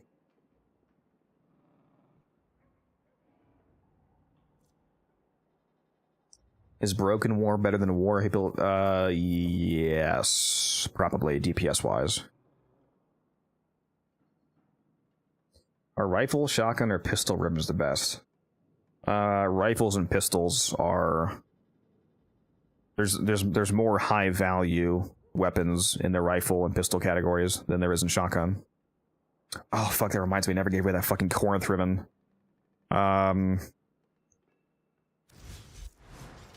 Let's do that right now before I get off. This is gonna be the last thing I do before I get off, guys. I'm giving away this Corinth ribbon right here. It is nearly a god roll, honestly. It's crit chance, crit damage, negative impact. Absolutely fucking cracked, beyond cracked roll. I'm gonna give this away. Let's... You know, you do need to be in-game right now to get this. So if you're not available to get this from me right now, then don't enter the giveaway, because I'm not going to be able to trade it to you. So for those of you that are able to trade me, like, right now, in-game, then you can enter this. Corinth ribbon, start giveaway. There we go. Exclamation mark enter in the Twitch chat for a chance to win this deliciously good Corinth ribbon.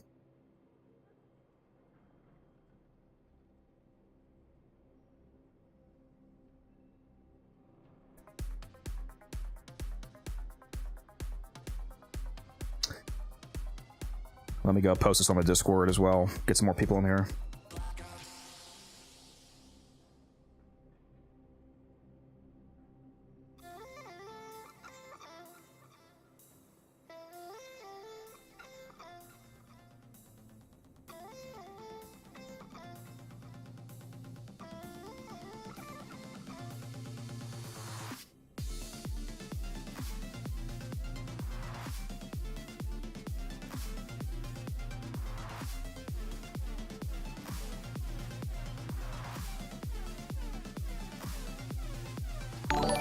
We'll see how many people hop in here for this giveaway. Yeah, exclamation mark enter in the Twitch chat for a chance to win this delicious Corinth ribbon.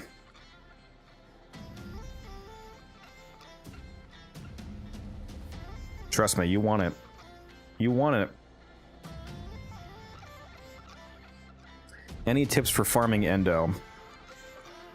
The best endo farm in the game is taking a Korra, 2 Necroses, and a Nidus to Steel Path, Vodunoi, Arena on Sedna with a mod booster and doing a very specific super sweaty farm that can get you like 4k endo in 2 minutes. But if you want something less intense than that, you can go run arbitration missions and they drop a lot of raw endo and sculptures as rewards. You can also do alchemy fissures, drop a surprising amount of endo.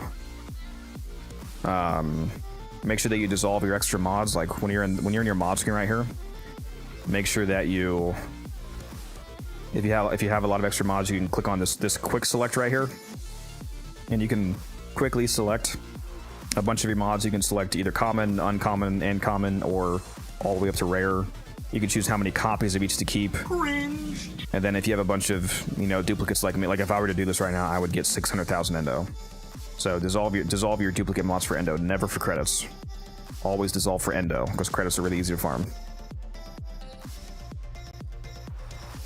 Is that ribbon good? The ribbon, this ribbon is very good. Yes, it's crit chance, crit damage, and negative impact. The negative impact is also really good. That's one of the best negatives you could have.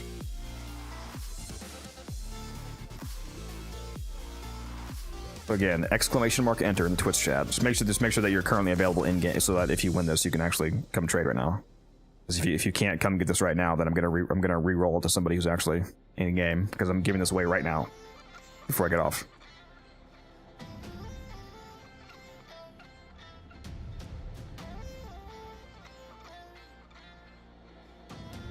If I run arbitration with Necros, is that good? So the endo from arbitrations is not from drops, it's from the actual mission reward. So Necros is not going to result in a lot of extra endo, because the largest chunk of endo is from rotation rewards, which not from enemy drops. So you don't have to run Necros, but yeah, you can do arbitrations.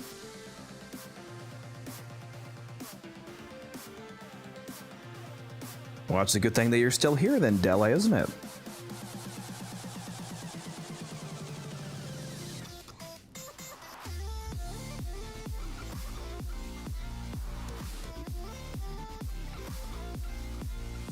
Yeah, only 2 rolls on this is pretty crazy. Even if you don't have the Corinth, you can still win the ribbon. Like, you don't have to... If you want to sell this, you can feel free. Like, just because you're winning a Corinth ribbon doesn't mean you have to put it on the Corinth. If you want to sell it and make a ton of plat, have fun.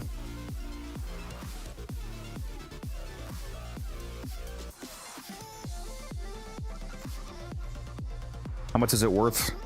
I haven't price checked it myself, but it's hundreds.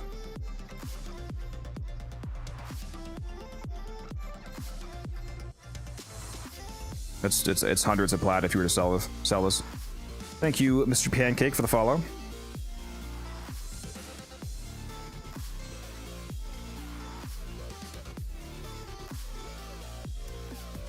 How is the Corinth as weapons? It's pretty good. It's also very satisfying to shoot. It's very chunky sound effects, and yeah, no, it's actually a pretty decent performer. It has a air burst grenade alt fire. It's pretty fun, and especially with a ribbon like this, it would shred.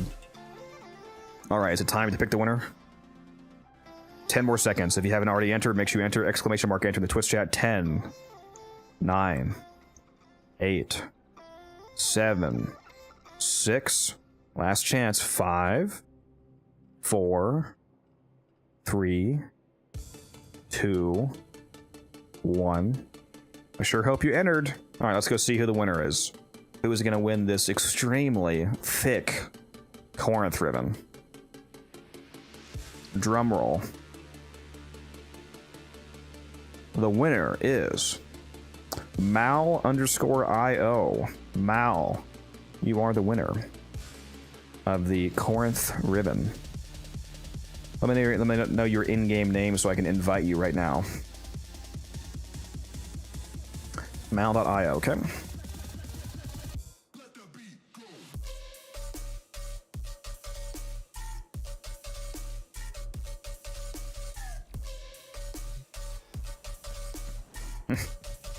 Rigged? Totally. Now, if it was rigged, I'd give it to Wildcat or Guns or something.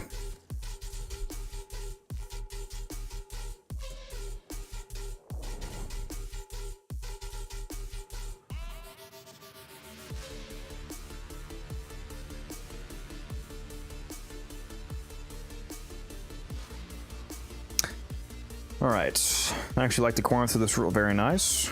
Well, enjoy the ribbon then. What if I just dissolved it live on stream after doing the giveaway? I just turn into dust right in front of your eyes. Would you sell your cape? If so, how? No. No. Nope. I like to sign Donna too much. I also make a shitload of plats, so I don't need to do something silly like that.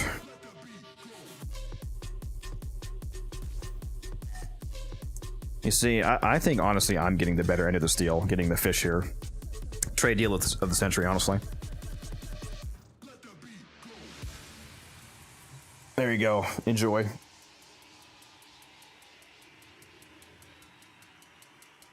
All right, I want to hop out of here, and Twitch ads are about to start in 2 minutes, so thank you, everybody, for hanging out today. It's been a very nice stream. I cannot believe how many people are here right now. Appreciate all the subs, appreciate all the follows. Very exciting day. We hit 1,500 followers. We're on the way to 2,000 now is our next big goal. And yeah, look forward to more to come. For those of you watching on Twitch, if you want to hang around for a sec, I'll find somebody to raid. For those of you watching on YouTube, I'm going to go ahead and shut those streams down. So thank you for hanging out. Hop over to Twitch if you want to join the raid when we find somebody.